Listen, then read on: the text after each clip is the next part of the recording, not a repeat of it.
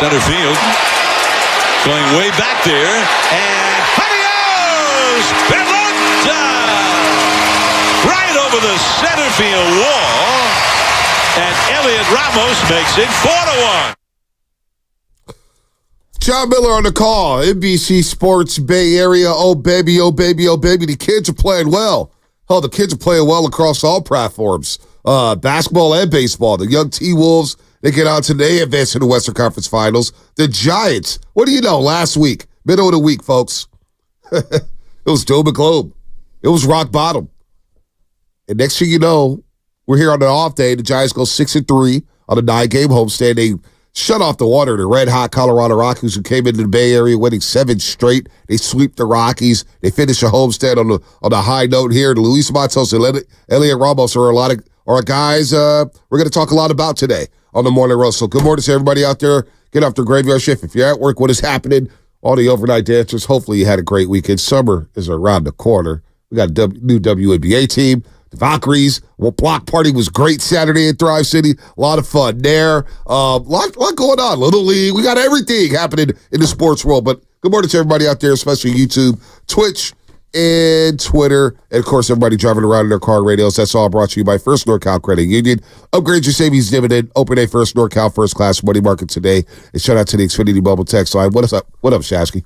What's up, B? You know, It's interesting how the older I get in life, the more I realize that you have to make the most of opportunities when they present themselves. And this can go to like real life situations, whether it's your significant other, maybe it's a job opportunity, maybe it's a home that you're looking to acquire. Just things that pop up in life. You know, there are windows and you got to make the most of it. You look in the sports world right now, Anthony Edwards, boy, that felt like the coming-of-age series for a young man. I mean, going into Game 7, he's averaging 36-6. And to knock off the Nuggets when he did, just sitting there on a platter. The Knicks, conversely, had their opportunity. Yep. And because of a lot of reasons, injuries of it, they don't seize it. I look at Brock Purdy and what he's done because of the injuries. He gets an opportunity. Boy, did he make the most of that opportunity. And he's ran with it. I don't know if these young players for the Giants would have been up here if it weren't for these injuries. But I got to give these guys credit. Luis Matos, Heliot Ramos, and to a lesser degree, because it's been very small, Marco Luciano. I really don't think these guys get a chance unless there are injuries. No, they don't. This time around, they don't. They've made the most of it. I don't think they do. I don't think they're up. Matos, I mean, what a weekend for him. What a weekend for him. The 3-run jack on Saturday. He could do no wrong right now. He drove in 5 runs Friday night. He has 6 RBIs in his last 6 games. He set a franchise record with 17 RBIs in his first 6 games of the season with a plate appearance. And, you know, I know a lot of people say, well, he's not a center fielder. He can't play center field. And that may be true. That may be true. When Jung Hoo Lee gets back next season, and I still don't know who he is quite yet, I think he's going to be a good player, but I personally want to see more. Matos is getting better and better in the field. He's made 2 dynamic catches over the last 4 games at Oracle Park, knowing where the wall is, tracking the ball right. Luis Matos, get this young man some credit. I get it. He was hit. He was struggling in AAA, probably lost to Sacramento thinking, boy, am I ever going to get a shot? Am I ever going to get a shot? Agreed. I just need a crack. Well, he's got his crack, and he's making Bob Melvin look like a prophet here for putting him into the lineup. So you got a lot going on there. We talk about young kids taking advantage of opportunities. Hopefully, Luis Matos and Ramos run away with this opportunity, and Marco Luciano for that matter. Yeah, we'll get to Luciano in a second. Oh, by the way, real quick, Sean Jelly. Give him some love. Well, I have him written down. Give Sean Jelly some love. I'm glad. How about this month of May? Yeah, how about this month of May? He's only given up 2 runs in the month of May, and if you take out the Mets game, I mean, this is a guy that's got an under 2 ERA. He's been brilliant right now. 17 innings pitched, 17 Ks in 11 games. He's been awesome. And quite honestly, if you asked me at the beginning of the year in April, I'd have been like, yeah, Sean Jelly's not a player. Yep. And he's completely rebounded. He seems to be one of the more reliable arms they got out of that bullpen. Bonte, getting back to the outfield, offense is going to draw a lot of headlines, so you're going to get a lot of the highlights, and Ramos hitting the home run, Matos hitting a couple of gappers. Those things are absolutely sexy.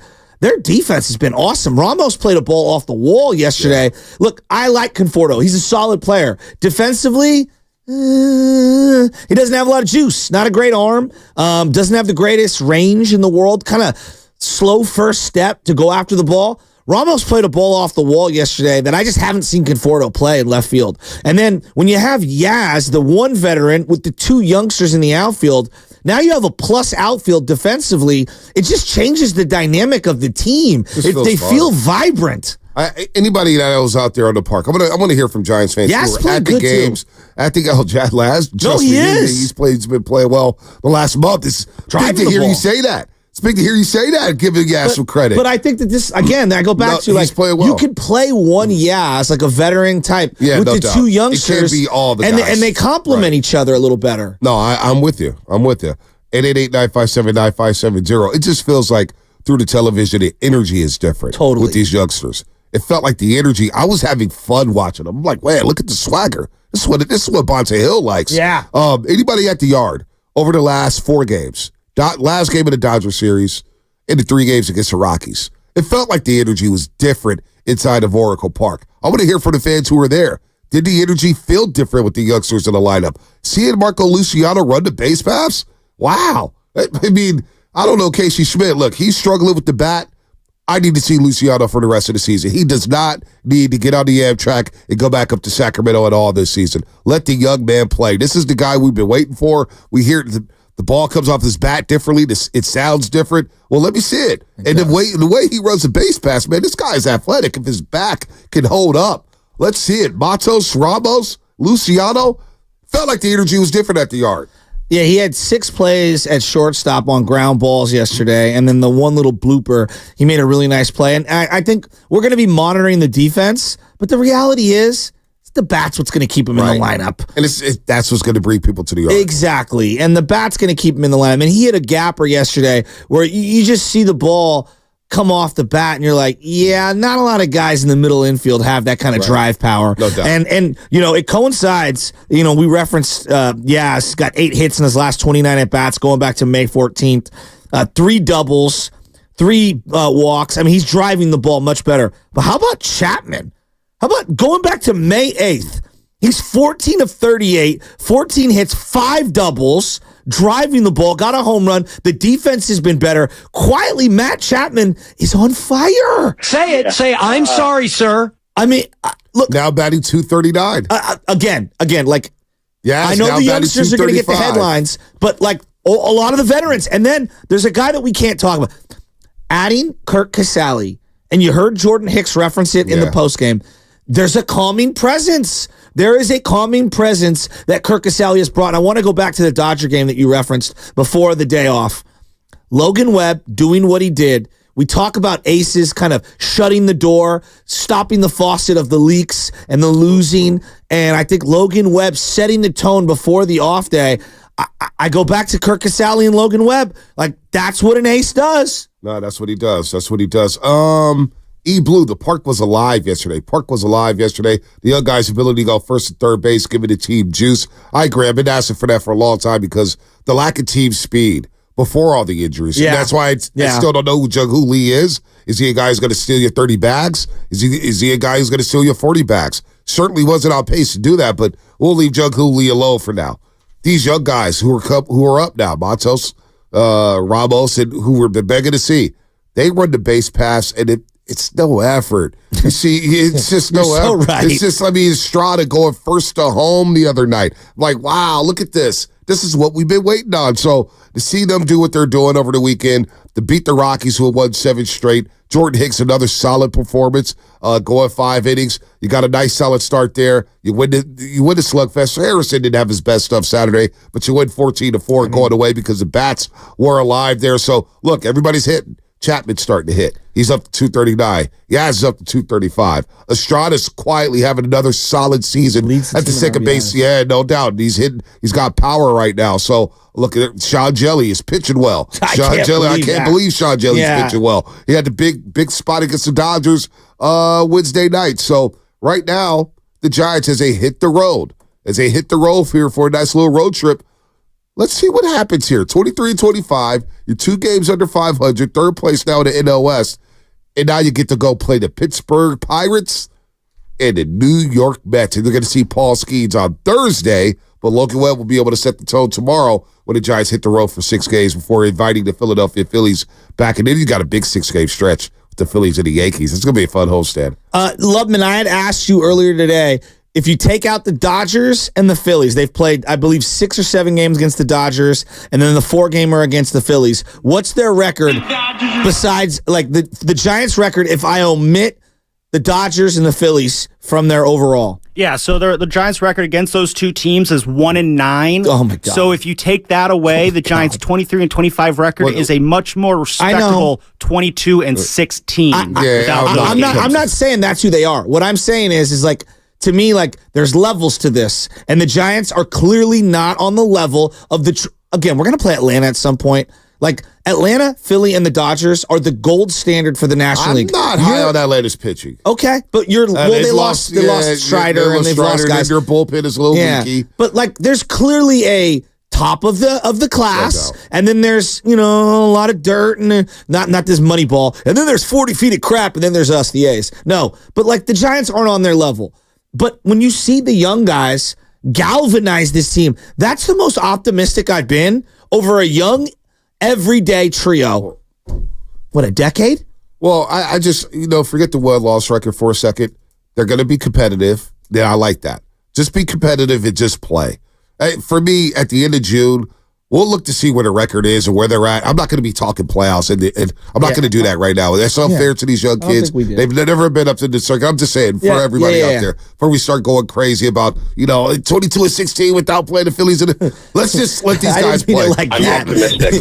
No, I hear you. I didn't mean it like that. Wait a minute here. No, but what I meant was, we can't be rock bottom against the Dodgers after losing 10-2, and then 6 days later we're talking about, hey, we're 22-16. If you omit the Kansas City Chiefs from the Kyle Shanahan era. Right, yeah, exactly. We got 2 Super Bowl wins. Guys. We got 2 Super Bowl what I wins. was getting at was that there's clearly a top of the comp or whatever, the division team in the Dodgers, and you're just not there. But you are really competitive against everyone else, and that has me optimistic. I don't think you're not on the same timeline as the Dodgers. Hey, Spadone, if you take away all the Warriors' double-digit blow leads, they're a top 4 seed. Well, in the Western Conference. If you take away the Denver Nuggets, the Lakers might have been champions. Oh, that's a good one.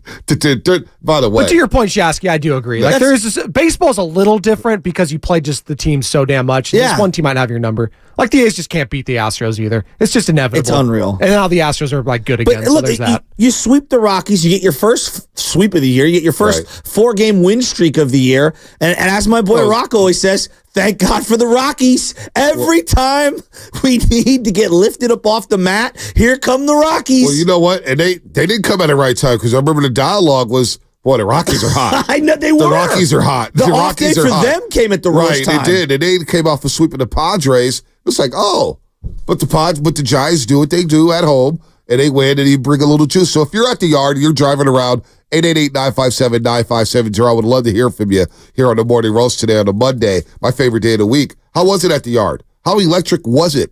Well, because it felt like it through the television. Friday night felt fun. It felt the fan. What was it, about 25,000 Friday night? Yeah, but it felt fun because of the youngsters. Exactly. I thought there was an energy out there, and so I'm really enjoying watching the development of these guys. And then look, I can live with a Yastrzemski and a Chapman and an Estrada if you're giving me 3 of these youngsters simultaneously. Like that to me is what I think most Giants fans have been waiting for. We want to see the young players because we want to know, are they keepers or not? We're willing to move on, but we want to see them for an extended period of time. And now you're seeing Ramos and you're seeing Matos, because of the injuries, play for 2 weeks unobstructed. And it's like, wow, like, I didn't have to think about, Matos might not be in the lineup because the righty's in there. It's like, no, we're just gonna play him, and we're gonna see what ends up happening. Luciano, he goes 0 for the next day. Let's see if he's in the lineup the next day. Like, no, we're just gonna play these guys, and we're just gonna see what happens. JW, it was fun, loud. Everyone loved the youngsters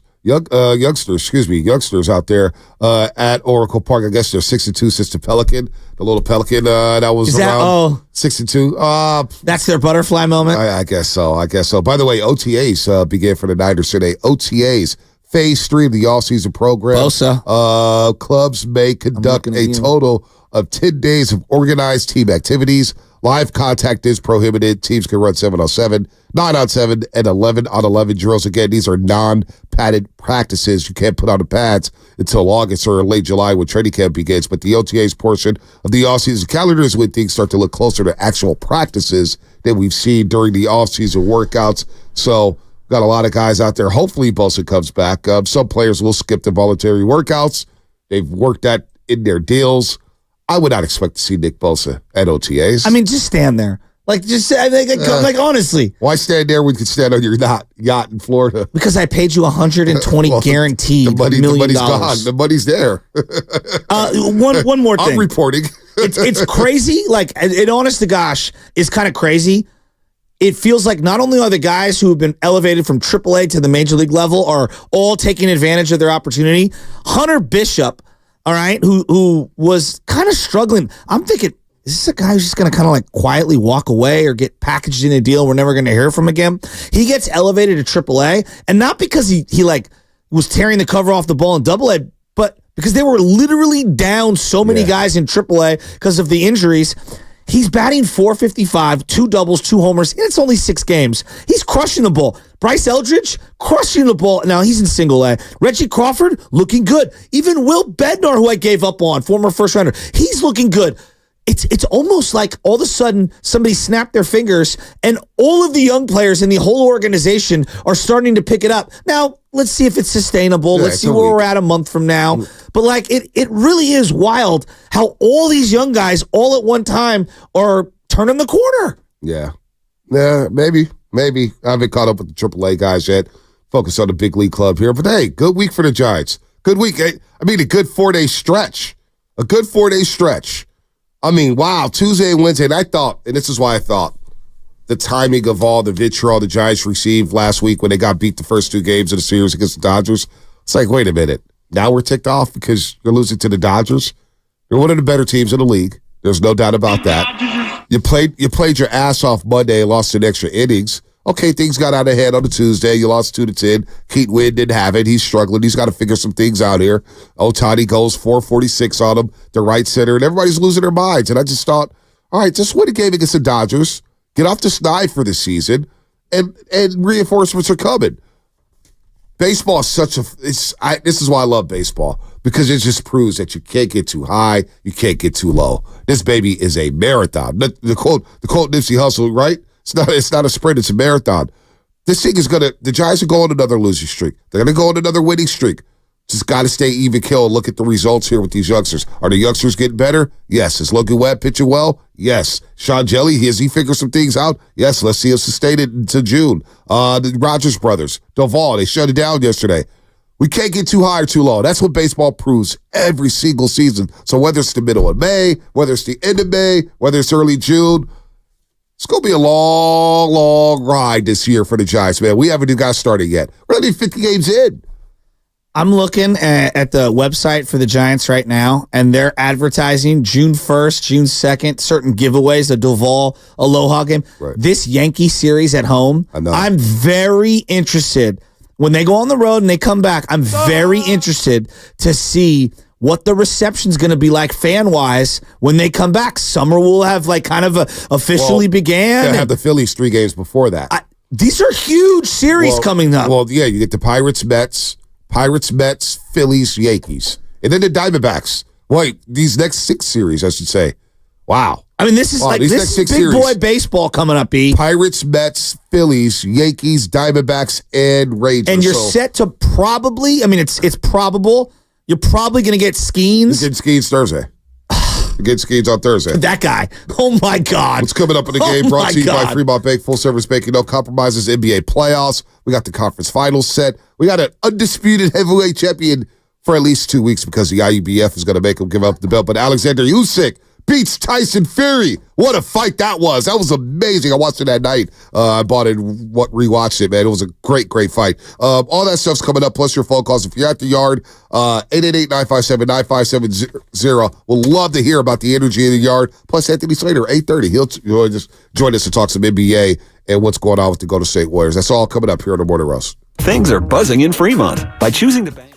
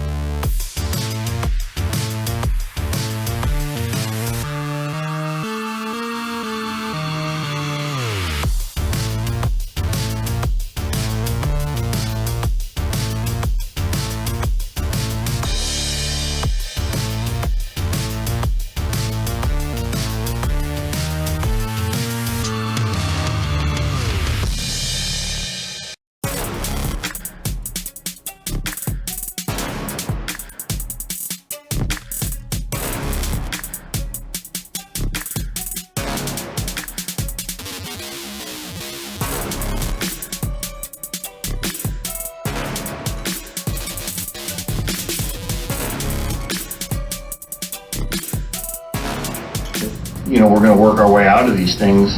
We've done a lot better in every facet here recently during this stretch. And when you win, you get bogged down with, 2 and can't get that third one. Now we got the fourth one. We get an off day, probably so.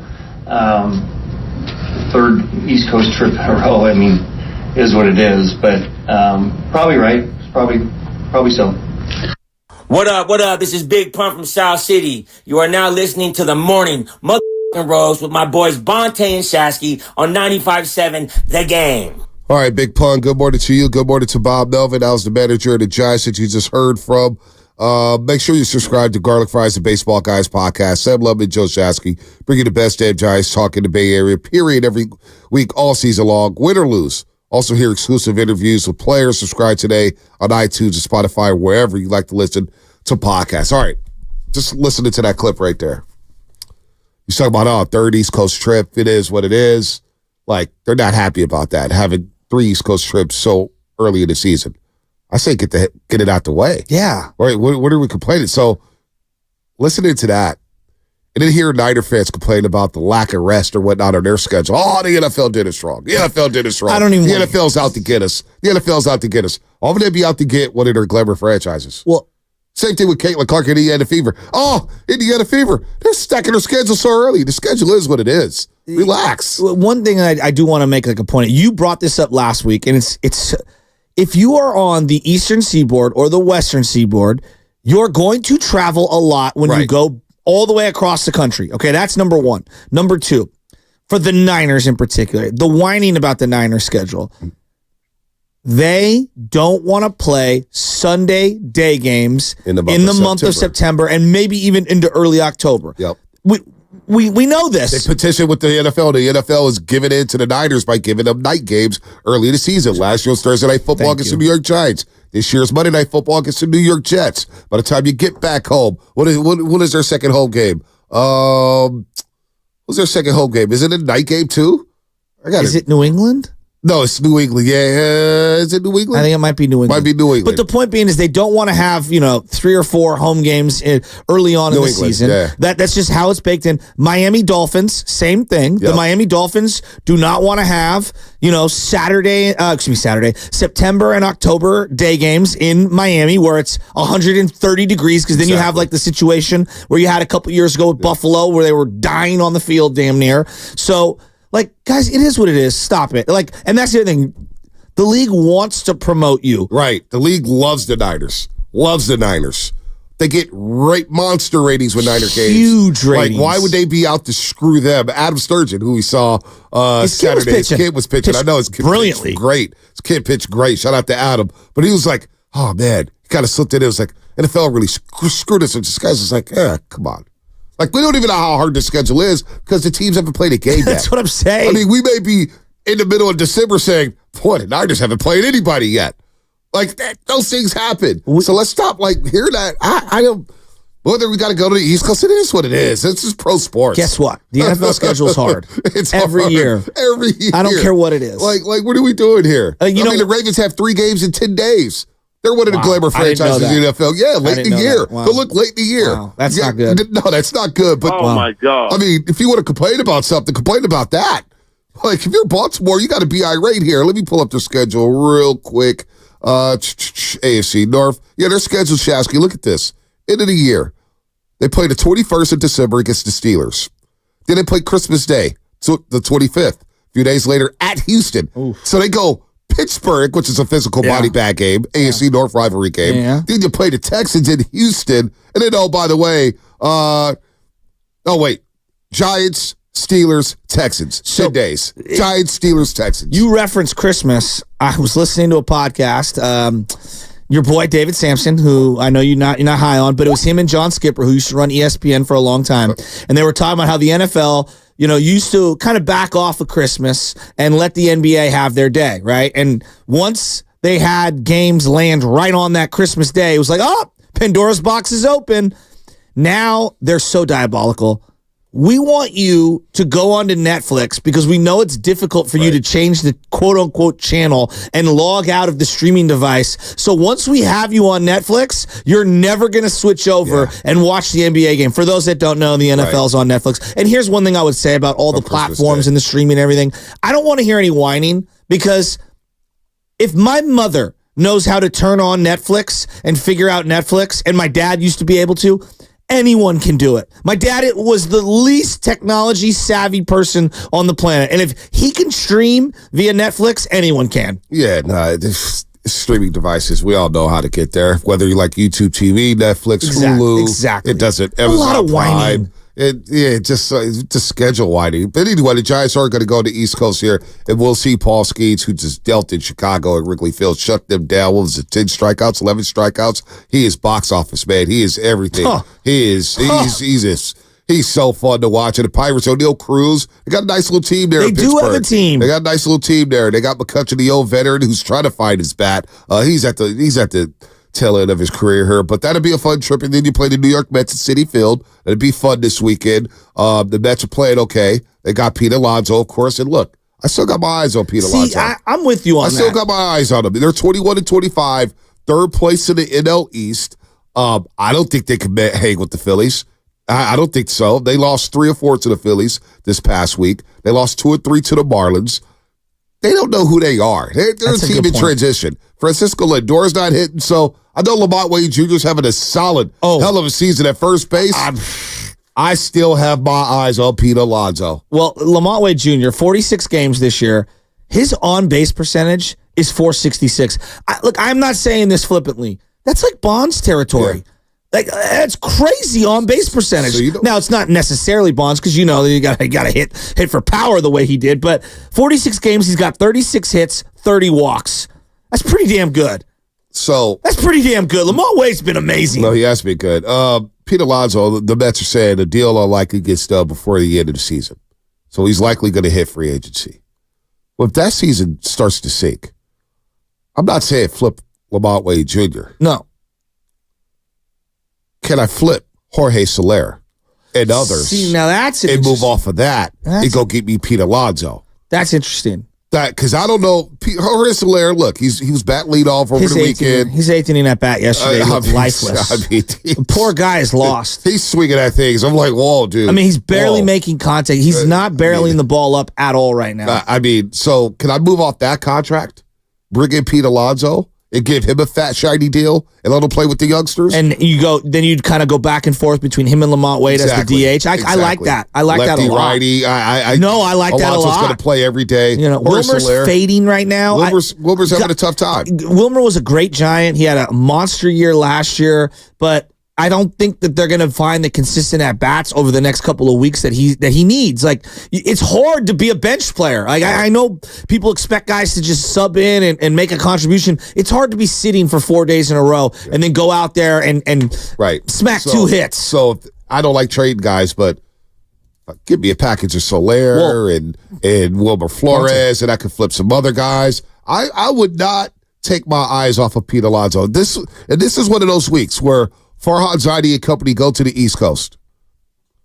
You need to have these conversations with New York Mets. You need to kick the tires. Yeah. No. Matter of fact, maybe we need to see a Larry Bear out there. I don't know if sending Farhan out there is the best deal. But you're the president of baseball operations. I'm counting on you to do something, homie. Go talk to the Mets. What's going on with Pete Alonso? What is going on? Well, it does feel like, in New York right now, you have Juan Soto and his representation, Scott Boras, talking with the Steinbrenners, and Hal is coming out saying, like, well, we normally don't negotiate during the season, but in this particular instance, he's having such a great year, and like they want to not let him hit free agency. It would be smart. I can't wait to see him out here at Oracle Park. Juan Soto, it's going to be awesome. He's having a great year. I have to go to one of those Yankee games. He's having that may be the first game of the year I go to. Stanton's quietly having boy Volpe's balling too. Volpe's balling. Yankees are fun to watch. Yankees are fun. Yankees are fun to watch. But I look at both the situation of Pete Alonso and Juan Soto, and I say to myself, yes, Scott Boras is his representation in both situations. He says, I want to make a deal. We all know if you eclipse the $400 million mark, Soto's yours. Yeah. And if you give Pete Alonso $250 plus, he's yours. It's a lot of money for Pete. A lot of money for I Pete. agree, But I get it. You kind of got to overpay. You got to pay to play. Situations. You got to pay to play. For exactly. You pay to play, and that's how you get going. Boy, you get all these youngsters playing here. You bring in a guy like Pete, who's all business, who's got power. Now, some may say, what are the trade chips for the Giants? I don't. That's for Farhan and company to figure it out. Let's real quick. If you added a Pete Alonso to this kind of a lineup, now someone like Matt Chapman is not in the cleanup spot every day. He's batting He's fifth. not a like I like Matt Chapman. He's not a cleanup He's hitter. batting fifth, and now all of a sudden your lineup looks deeper. You look deeper. Now you got the speed in front of Alonso. You got Chapman behind him. Because I don't know about Jorge Soler. And look, full truth here. Full truth there. I tried to like the free agency class of the San Francisco Giants. Now I'm warming up to Chapman. Chapman, I get why you bring him. Defense, hot corner. I'm not worried about him. Yeah, they needed a guy who's an Chapman is who he player. is, and I get it. Yeah, he is. I agree I'm not with mad you at on him. that. Yes. Blake Snell, I think, will come around. I think he will start to pitch well. Pretty good in his rehab. Rehab, but it's rehab. Yeah. It's rehab. You could be terrible in No, rehab. I'm with you. Trust me, I hear you. He's given up more runs than innings pitched this year on the big league team. But the Soler move, you got to think, like, when you really look at it, the guy's he's had 2 years where he's hit more than 14 home runs. He's never healthy. Was last year a fluke? I get you needed a power hitter. This guy, is he going to bat 200 this year? They were down bad. They needed something. They needed something. I get it. They were but now down I'm bad. looking, hey, can maybe I move off this guy for a bigger piece? That's just something to bookmark. No. I like it. I'm not going to look at wins and losses, but I am going to monitor now that we know the Mets are kind of scuffling here. We're going to see them on the East Coast. Just wonder, what would it take to get a guy like that? If you're in a race now, you may just wait until free agency and then try to offer him a big boy deal. But now you're inviting all the teams. I'm always a believer bringing in the guy and getting that first crack to negotiate. Get this guy in my hallway. And this is why it's so important that, like, I've got my eye on the minor leagues because guys are actually playing well, shockingly, down there. They haven't for the last couple of years. Not that that's going to be oh my God, now we want all your prospects because they were good for a week. But it's better than them being struggling prospects. Right. No, and it's not just, you're not going to trade Jorge Soler for Pete Alonso. That's not going to happen. But I'm just looking at guys maybe I could pivot off of, and maybe he's part of a package. I agree. With a lot of players in the minor league system where you can get a guy like that. It's not a one-for-one deal, but boy, I don't know what you do here. But the Giants are playing well. We're going to get to Game 7. Game 7, baby! What ask Shasky how he watched the Game 7 yesterday between the Knicks and the Pacers, and, of course, the T-Wolves and the Nuggets. I think, folks, I'll say this going to the break. That may be the most impressive Game 7 road win I've ever seen since I've been watching NBA basketball. I'll explain why on the other side. Brought to you by Fremont Bank, full-service banking, no compromises. Nothing easy! Flowing Water Plumbing and Drain brings over 6 decades of plumbing expertise to the Bay Area. Whether it's service.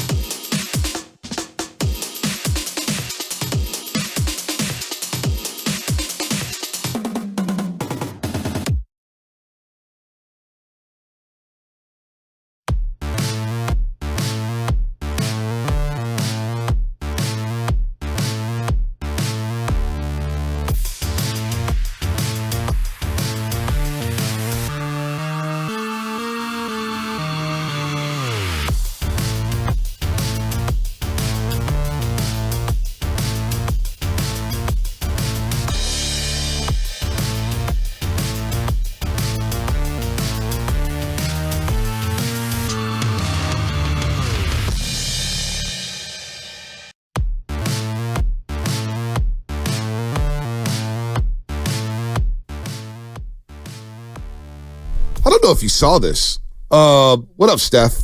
What up, Steph? The segment was sponsored by Golden State Lumber, Southern Bay Area for 3 generations. When you succeed, we succeed. Visit GoldenStateLumber.com. Anthony Slater, 8:30 here on the roast.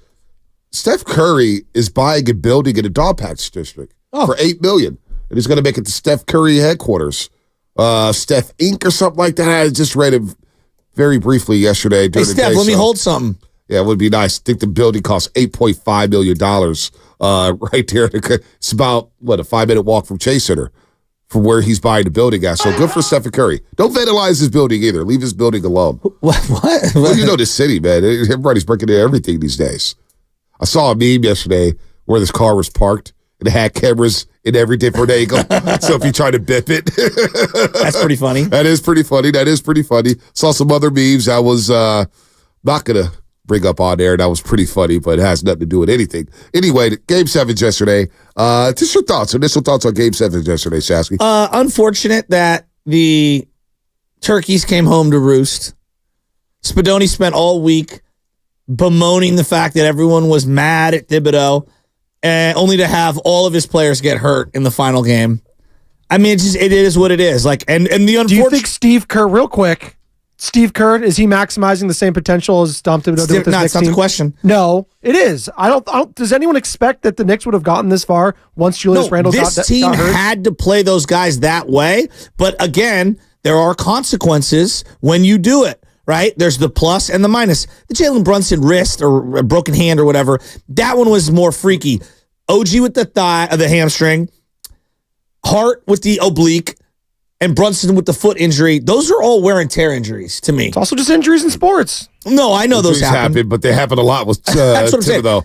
But with Julius Randle, I'll say this, they're better without Julius Randle. No question. I think they're better without him. And remember a couple years ago when they did advance to the first round, they got smoked in 5 games by the Atlanta Hawks, and Randall's just kind of a black hole when he gets the ball in his head. He's a one-on-one player. He's good. He's solid. I'm not trying to say he's weak or whatnot, but I don't know how well he fits on a lot of teams because of his style of play. Mm-hmm. And he needs the ball, and it's dribble, dribble, dribble, dribble, dribble, dribble, get out of my way, dribble, dribble, dribble, let me make a play. Kind of like Brunson. I think Brunson sometimes has the ball in his hands too much and he needs to move it a little bit. And then he had to just started blitzing him. I don't know why more teams don't do this. You saw this with Sacramento last year against the Warriors. You saw it this year in the play-in game with the Warriors and the Sacramento Kings. You started to see it over the course of the series with Indiana or TJ McConnell or whoever was guarding Jalen Brunson. We're just going to pick you up 94 feet and we're going to make you work. You may end up making a basket, but we're going to make you work. And by the time you get into your set, offensively, there's only going to be 14 seconds left on the shot clock. I thought that was genius by Rick Carlisle, and they wore the Knicks down in a war of attrition. That's what the playoffs are all about. Tibbs has got to play other guys, though. There's no doubt. Barkley said a couple weeks ago, you can't play Alec Burks for 10 minutes a game, Precious Chichua for 10 minutes to spell some of your guys. Why is Josh Hart playing 48 minutes? 48 minutes in playoff games. Multiple 48-minute games. I mean, but that's a team that's going to make moves, right, in the offseason. Oh, there's going to be a lot of teams that's making moves. No doubt, but I'm just saying, that's one of the teams that they have a piece who's making $30 million a year in Julius Randle. So if you're a Warrior fan, you're sitting there and you're going like, all right, who is acquiring Julius Randle, right? Right. I don't want him, but I'm just saying, who would want him? Somebody's going to make him play. If Julius Randle can get moved, Andrew Wiggins can get moved. That's the way I'm viewing it. Yeah, Andrew Wiggins has done more in the playoffs than Julius has ever done. People thought Jordan Poole's contract was going to be untradeable last offseason. Well, they did. And the Warriors said, hold my beer. They had to staple some things to it, too. But you still were able to move off of them. There's always a sucker in the NBA. So the Pacers moving on. Halliburton, I love Nembhard. I'm just a fan of his. I think he plays hard. Yeah, he does. He plays really hard. And we get to see Pascal Siakam, who Warrior fans are obsessed with. But then I look at Boston and I say to myself, Boston, there should be no excuses for you to get to the finals. Yeah, they'll get to the finals. But that's a team that if they don't get to the finals, they could break out. But you know what, though? This Pacers team, the way they shoot the ball, the way they push it. Remember, Boston and Indiana, they're the top 2 teams in the league when it comes to offensive rating in the league. Indiana does score. We know that. I remember breaking down the Pacers when they came out there to Chase Center and the way they could explode offensively. Without Kristaps Porzingis, Boston, Miles Turner, Pascal Siakam. This is a big series for Pascal Siakam. People know who listen to this show. We're not the biggest fans of Pascal Siakam. Well, I'm not saying he's a weak player. He's a solid player. He's a solid, very solid player. Yeah. I think he gets a little too much hype, but that's just me. I agree with. But I give him credit. He played his ass off those last 4 games against the New York Knicks, and he took advantage of the situation. This is a huge series for him personally going into free agency because the last time I know he ran into Tatum and Brown, this was in the bubble. And they exposed Pascal Siakam. I mean, they really addressed this guy. Who did you become when you said that? I mean, it was just unbelievable. Exposed. They just exposed him. Tremendous exposure. Exposed. There's a lot of exposure. And they don't play much defense in Indiana. They don't play much defense. Can they give Boston a run for their money? Sure. But I see it as a 5 or 6 game series. All right. 5 or 6 games. So then let's go to the West. Okay. You're saying Boston needs to go to the finals, right? They have I think to. we all agree. Yeah, they have to. No, or they're breaking it up. Like, I think time is running its course. They make the finals or you break it up. All right. And then I go to the West, and it's like Luka, who's hobbled right now, and obviously Kyrie, but their entire team. Before we get to the West, not to cut you off, Jessica, I'm sorry. But this is what I wanted to ask you. And mentality just jogged my memory. What's that? Has anyone ever thought, could we be in the Pacers situation if we had Pascal Siakam? Obviously, mentality's a Warrior fan. Or Warrior fans watching Pascal Siakam or any of the other guys saying, dang it, that could have been us. Were we a Pascal Siakam away from being in the conference final? I don't believe so. And I know the Warriors tried to get Pascal Siakam at certain times. Just didn't happen. Masai Ujiri, from what I heard, was that Pascal said, Masai Ujiri is basically like, look, we just moved off of OG Anunoby. We got RJ Barrett. And they came down here. I remember Mike Dunleavy Jr. and Masai Ujiri was talking. Mike Dunleavy, I should say. He doesn't like to be called Junior. They want the Junior dropped off. So they're talking to Masai Ujiri. He's the team president of basketball operations in Toronto. And look, Siakam, there was no guarantee he would even sign an extension here.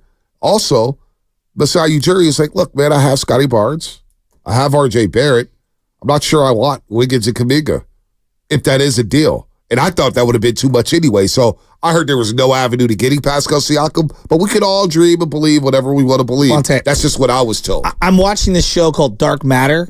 It's on Apple Plus, and it's about limitless possibilities and alternate universes, the multiverse, if you will. Limitless possibilities. There is not one multiverse out there where Pascal Siakam makes the Warriors a Western Conference team. I'm sorry. I don't see that at all. All right. That's like saying, Joe, you're $2 short of being a billionaire. Right. No, I'm not. I'm many millions and millions and hundreds of millions of dollars away from that. In fact, I'm $1 billion away from that. But point being is, no, I don't envision that. And if others want to believe that, fine. Santa Claus is coming in on the 25th, and the Easter Bunny will be here next year. You can believe in those things, too. Those are real, kids. Those are real. I believe them. You believe them? Yeah, seeing is believing, believing is seeing. Oh, Shout out to Santa Claus. Attaboy, Tooth Fairy. Thank you. I like the Tooth Fairy. I'm trying to think of what other... Tooth Fairy's getting A, man. Tooth Fairy must got a lot of cash on her or his hands. I don't know if it's a boy or girl. I heard they're handing out $5 bills nowadays. I got fives when I was a kid. I heard Fives? there's tens now in certain neighborhoods. What? I was getting quarters under my fives as a pillow. kid? Hell yeah. Are you kidding me? What neighborhood was that? Yeah, dog, we got like a quarter, a dime. Neighborhood Pacific Grove, a.k.a. the Shire. Oh, it's a lot of money. Shake a tree and get a hundo. Tooth Fairy takes care of the kids down Pacific Grove, I Pacific guess. Grove sounds like a lot of money. Sounds like a lot of money. All right. We weren't getting $5 bills at Fillmore. I know we're going to get back into the Giants fans, because this is a great weekend for the youth. But looking at the West, obviously Luka is hobbled right now, so there's this whole matchup between Anthony Edwards, McDaniels, and Luka and Kyrie. We'll get to that. OKC, to me, I think they need to shake up and get a veteran and get Giddey out of there, and they're going to figure something out there. They have plethora of picks. They're Absolutely. fine. You know, somebody said, bringing up Oklahoma City, because I tweeted out Saturday, it's like, hey, man, they're going to be back. That's a great experience for them. To take the Mavericks down to the wire like that in Game 6 against Kyrie and company, sure, they had a monster lead, and that's a young team that just hadn't been there before. And they had the Mavericks on the brink. Who knows what happens in a Game 7? They're fine, but I tweeted, I was hey, man, they're going to be back. They'll be back with SGA and Jalen Williams and Chet. They're all going to get better. Somebody's like, well, you said that about Memphis and blah, blah, blah, blah. Well, Memphis is a different story. Ja was suspended for the first 25 games, and he comes back and he gets hurt. Everybody dropped like flies in Memphis. But with that said, they did go back-to-back years and winning the 2 seed in the Western Conference. I do believe Memphis will be back next year. OKC has assets. to make a big boy type of move this year. But the only reason why I have a little pause, and again, I'm not saying I dismiss what you're saying. I have pause because the way the NBA salary caps are set up, who you pay and how much you pay them is extremely important. Yep. And so OKC does have some financial decisions, not this year, but on the upcoming years, and bringing in a high-priced number 2 alongside SGA, it could upset their financials. And they're a team that I don't see, dipping deep into the luxury tax. Could it change? Absolutely. I just think the way the NBA is structured right now, the top 2 dogs that you pay, if you're a small market team, they better be the right 2. Yeah, no doubt. SGA actually, making $180 million for a 5-year deal, not bad for him. Lou Dort's got the deal. He's got the big money deal. They have assets to move money around. Essentially a rookie. Yeah, he's a rookie, so they're going to be fine. I think the cap. They learned their lesson. They learned their lesson a decade ago with James Harden. They know if you want to play with the big boys, you're going to have to pay.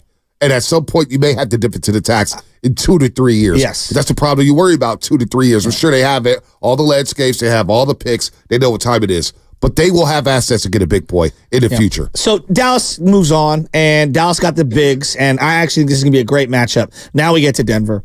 Denver, you had a great year. A great year. You're the defending champs. It's so difficult. Let me get in on this conference final real quick before we move on to Denver, because I want to set up the Denver thing with the sound. This conference final is going to be fascinating. Mavs, T-Wolves, I don't just want to skip over this. Kyrie, Luka. Yeah. Luka Doncic, one of the faces of the league, against one of the new faces of the league, and Anthony Edwards. Is this his second Western Conference Final? Second Western Conference Final, 2 of the last 3 years. Play that one more time, because that is aging well. They got KD, but we got Jaden McDaniels. 23 points last night in Game 7 on the road. Corner threes, a little floater. Huge, and he's a lockdown defender. Yeah. And then Anthony Edwards during the post-game interview with TNT yesterday, I'm probably going to be guarding Kyrie. What? So you're telling me, and that's why I love this kid, because he will go out there and check Murray. Mm-hmm. And Murray was checking him, and I said, okay, we're back to old school basketball. No cross matchups. This guy's taking this dude. And he said, I got this guy. I'm one of the best two-way players in the league. Yeah. This is Anthony Edwards. Nothing drives me more crazy than watching, you set a light screen at the top of the key. We'll switch. Yeah. It drives me nuts. Not even fighting through the screen. Boss, it's time for you to do the legal. Okay, we'll get to the legal. It's only 7:02. We got 8 minutes to do the legal. So you got Anthony Edwards guarding Kyrie. Luka Doncic, whether it's Jaden McDaniels, whether it's Nickeil Walker-Alexander, I don't know who guards Luka. You got the bigs, so Gafford and Lively, and you got Karl-Anthony Towns and Nasri. Nasri reached fourth quarter yesterday. Yeah. And Rudy Gobert's fourth quarter yesterday. Cat picks up his 5th foul, and they have the luxury to go to the 6th man of the year. 6th man of the year. And he goes in there. It scores buckets and makes defensive big time block shots yesterday on Jokic. Defending Jokic as well as I've seen. Even Karl-Anthony Towns, for that matter, guarding Jokic the way he is. I don't know who wins the series. I don't know. I think it's a 6 or 7 game series. This is a great matchup. Well, Minnesota just extinguished a dynasty per Mike Malone. Well, Mike Malone. Everyone's favorite dynastic Michael, coach. Please, not Mike. Michael Malone. This guy. Michael Malone. Never have I been more satisfied to watch a coach bow out. Well, listen to Michael Malone after the game yesterday. Well, we knew it was hard. Something I talked to our team about in training camp. I think the last team to do it was the 17-18 Warriors. And with the rules being what they are now, I think it's going to become even harder and harder to repeat as champions. But the one thing I keep on going back to right now is that I consider the San Antonio Spurs a dynasty. And they never won back-to-back. So losing, the hurt of it, the pain of it, it helped us win our first championship. Can we use this year? We tied a franchise record, 57 wins. We went 21-6 out of the All-Star break. We really stepped up. Beat the Lakers in the first round and lost to a very talented Timberwolves team who held the number 1 seed most of the year to the very end. So it is hard. It is hard. It is hard to repeat. It's hard to win. And we all got to do whatever it takes to not have this film again next year. Now, there's another Mike Malone cut that we're going to effort to get up here where he did not come off well. He came off as a straight-up loser. And Spinoni, if you look at our text thread, it starts with, season's over. That's what's hard, and I'll let the rest go. And I don't want you to give it away yet, Shasky, but speaking of Denver, are they ever going to be able to live down the fact that a 20-point lead a 20-point lead at home, and they got outscored 60-32 from the 9:51 mark in the third quarter. Lost a 20-point lead at home as the defending champions to a team led by a 22-year-old Anthony Edwards. I don't know if they went 1-3 at home in the series. Think about that. One of the most treacherous home court advantages in all the NBA, hell, in all the sports, the altitude and everything. They went 1-3 at home against the T-Wolves. I don't know if they ever come back from this. Well, I don't know how many teams in the league have the elite perimeter defense plus the wall of players they have who can like stop you at the rim, right? The rim protection of Gobert, Cat playing his butt off, and Naz Reid. How many teams have three guys that athletic? Not many. Okay. And then I look at what they can do on in terms of dribble drive penetration.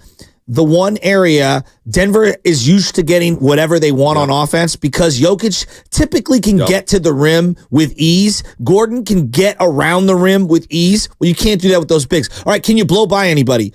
Outside of Jamal Murray, nobody else could beat anyone off the dribble. Nobody. I just look at what Minnesota's put together. Yeah. We made this big thing about offense this year, and it's right. Denver last year was the first champion in 40 years to not have a top 10 defense. Yep. Did you know that? I did not know that. I didn't know that either. I did not know that. And now their usually playoff, you need top 10 defense. Their playoff defense was good. Was really good. But their regular season defense last year was not.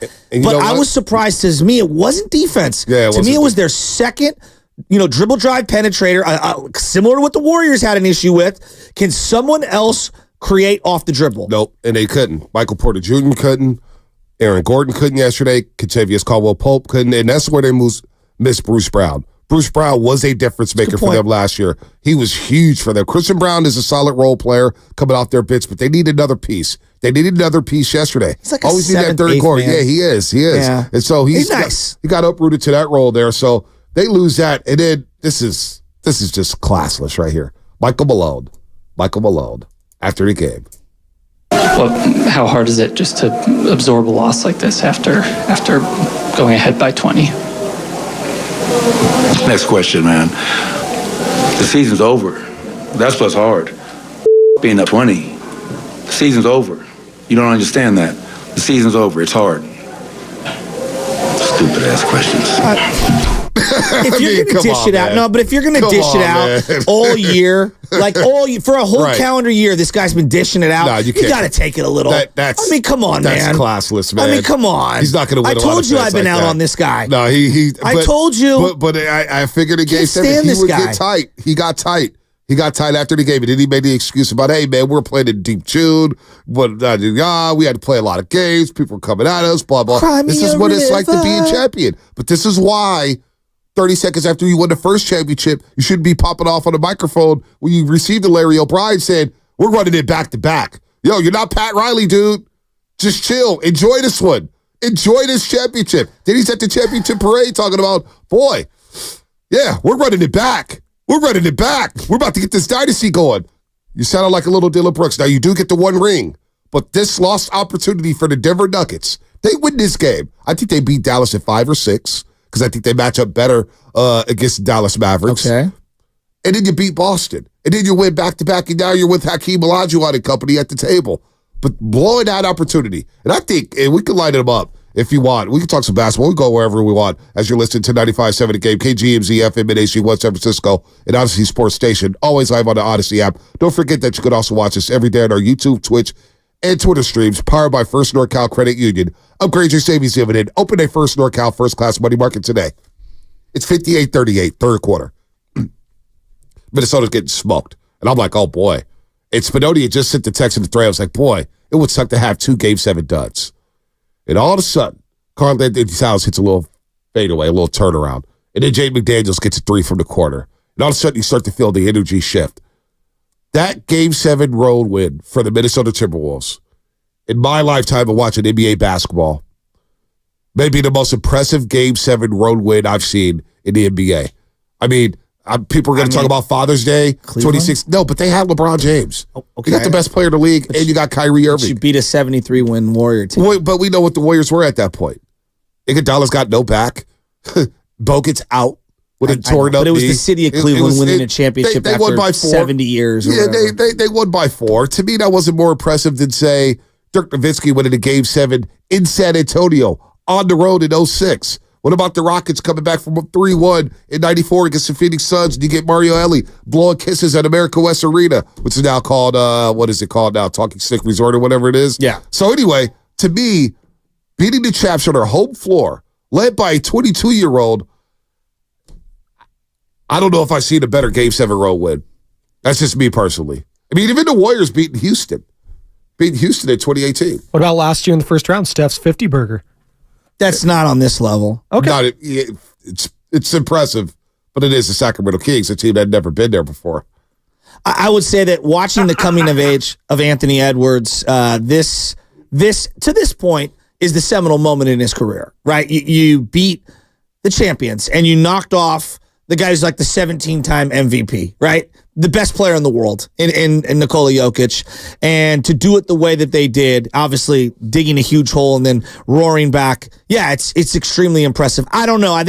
Let's see what ends up happening from here for Minnesota. We might look back on this as the moment for them, you know, in the same way we looked at the catch. Like I always think about this, like what if the Niners lose that game in the Super Bowl after the catch? Does it still hold the same, value? Probably not. No. Right? No, it's not all over NFL films. Exactly. Like the Travis Ishikawa home run. You lose in the World Series the next round. It doesn't hit the same. So it's extremely impressive. I was pulling for Minnesota. I mean, Karl-Anthony Towns coming of age.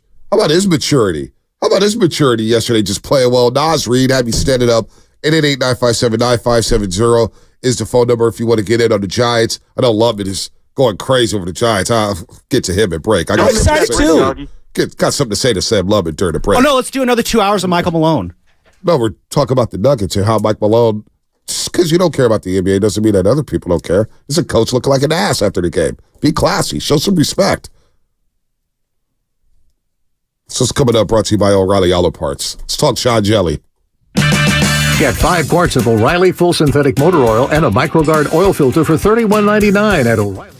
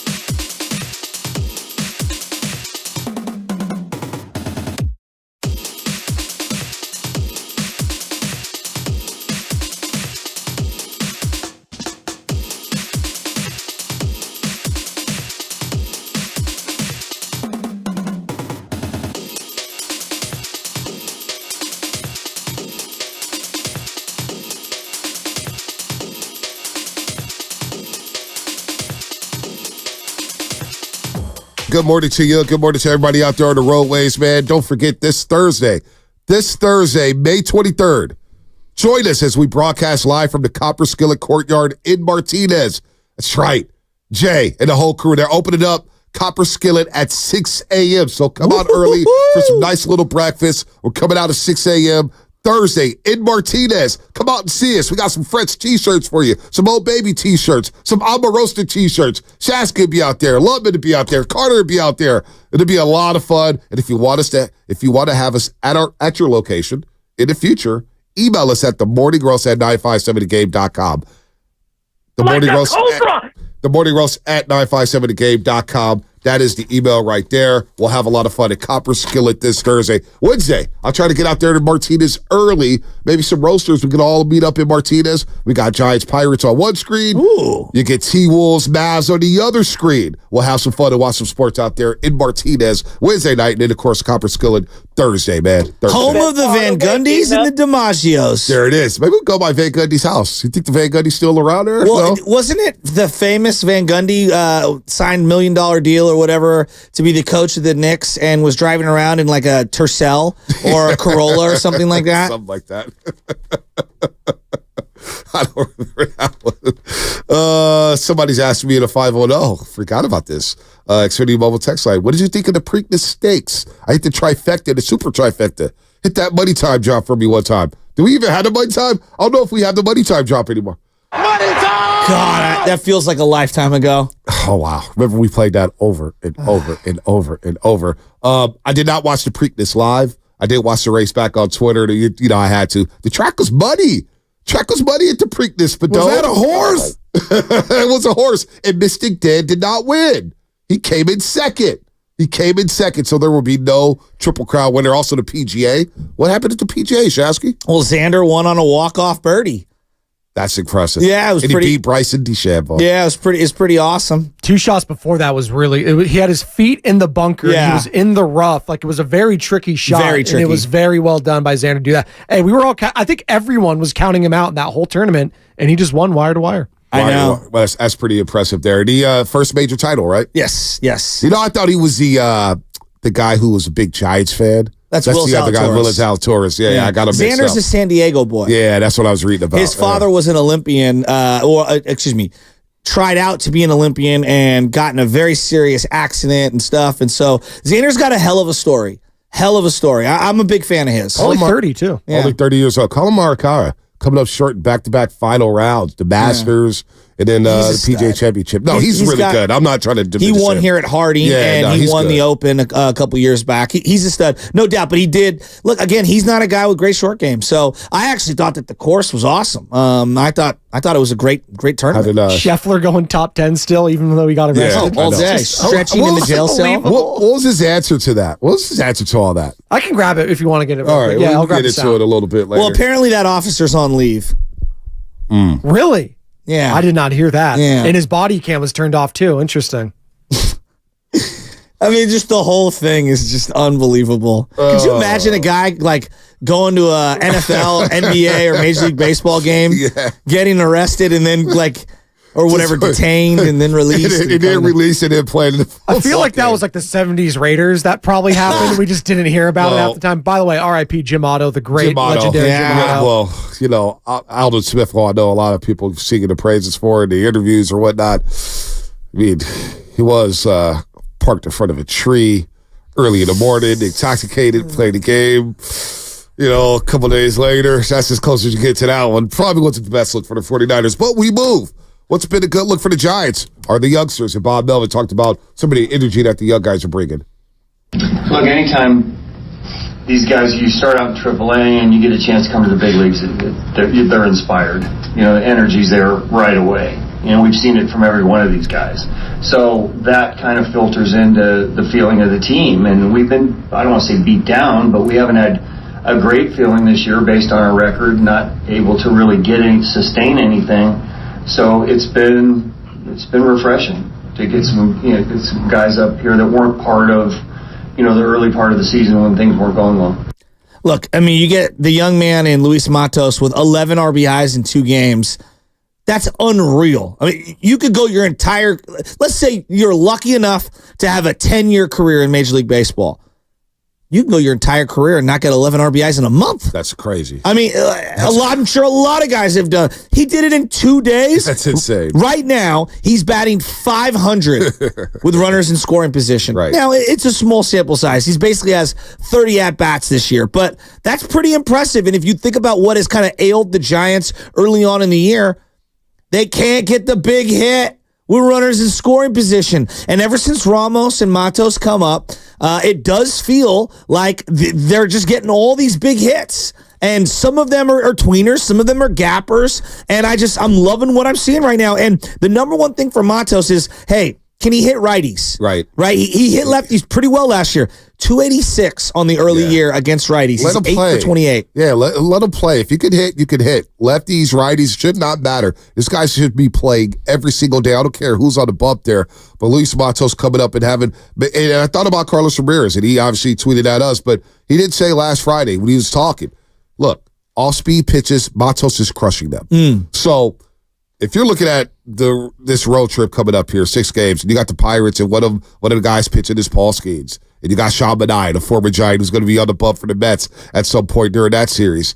Why would you throw anything off speed to Matos right now? Throw him fastballs, because right now he's tagging them. Yeah. But I do think he'll be able to catch up the fastballs. This guy looks as locked in as I've ever seen. He's got his opportunity. And you know the best thing is for youngsters, and this happened with Jonathan Kuminga with the Warriors. What's that? He no longer had to look over his shoulder. Yeah. To see if somebody's grabbing the bat to replace him. Right now, Ramos and Matos, and for, you know what, Luciano may be doing the same thing. We know we're going to play. We know we're going to play every single day. So that loosens you up a little bit, doesn't it? No, it absolutely does. Like, we know it's been since Chili Davis that the Giants have had their own homegrown outfielder at the one of the 3 positions. It's been forever.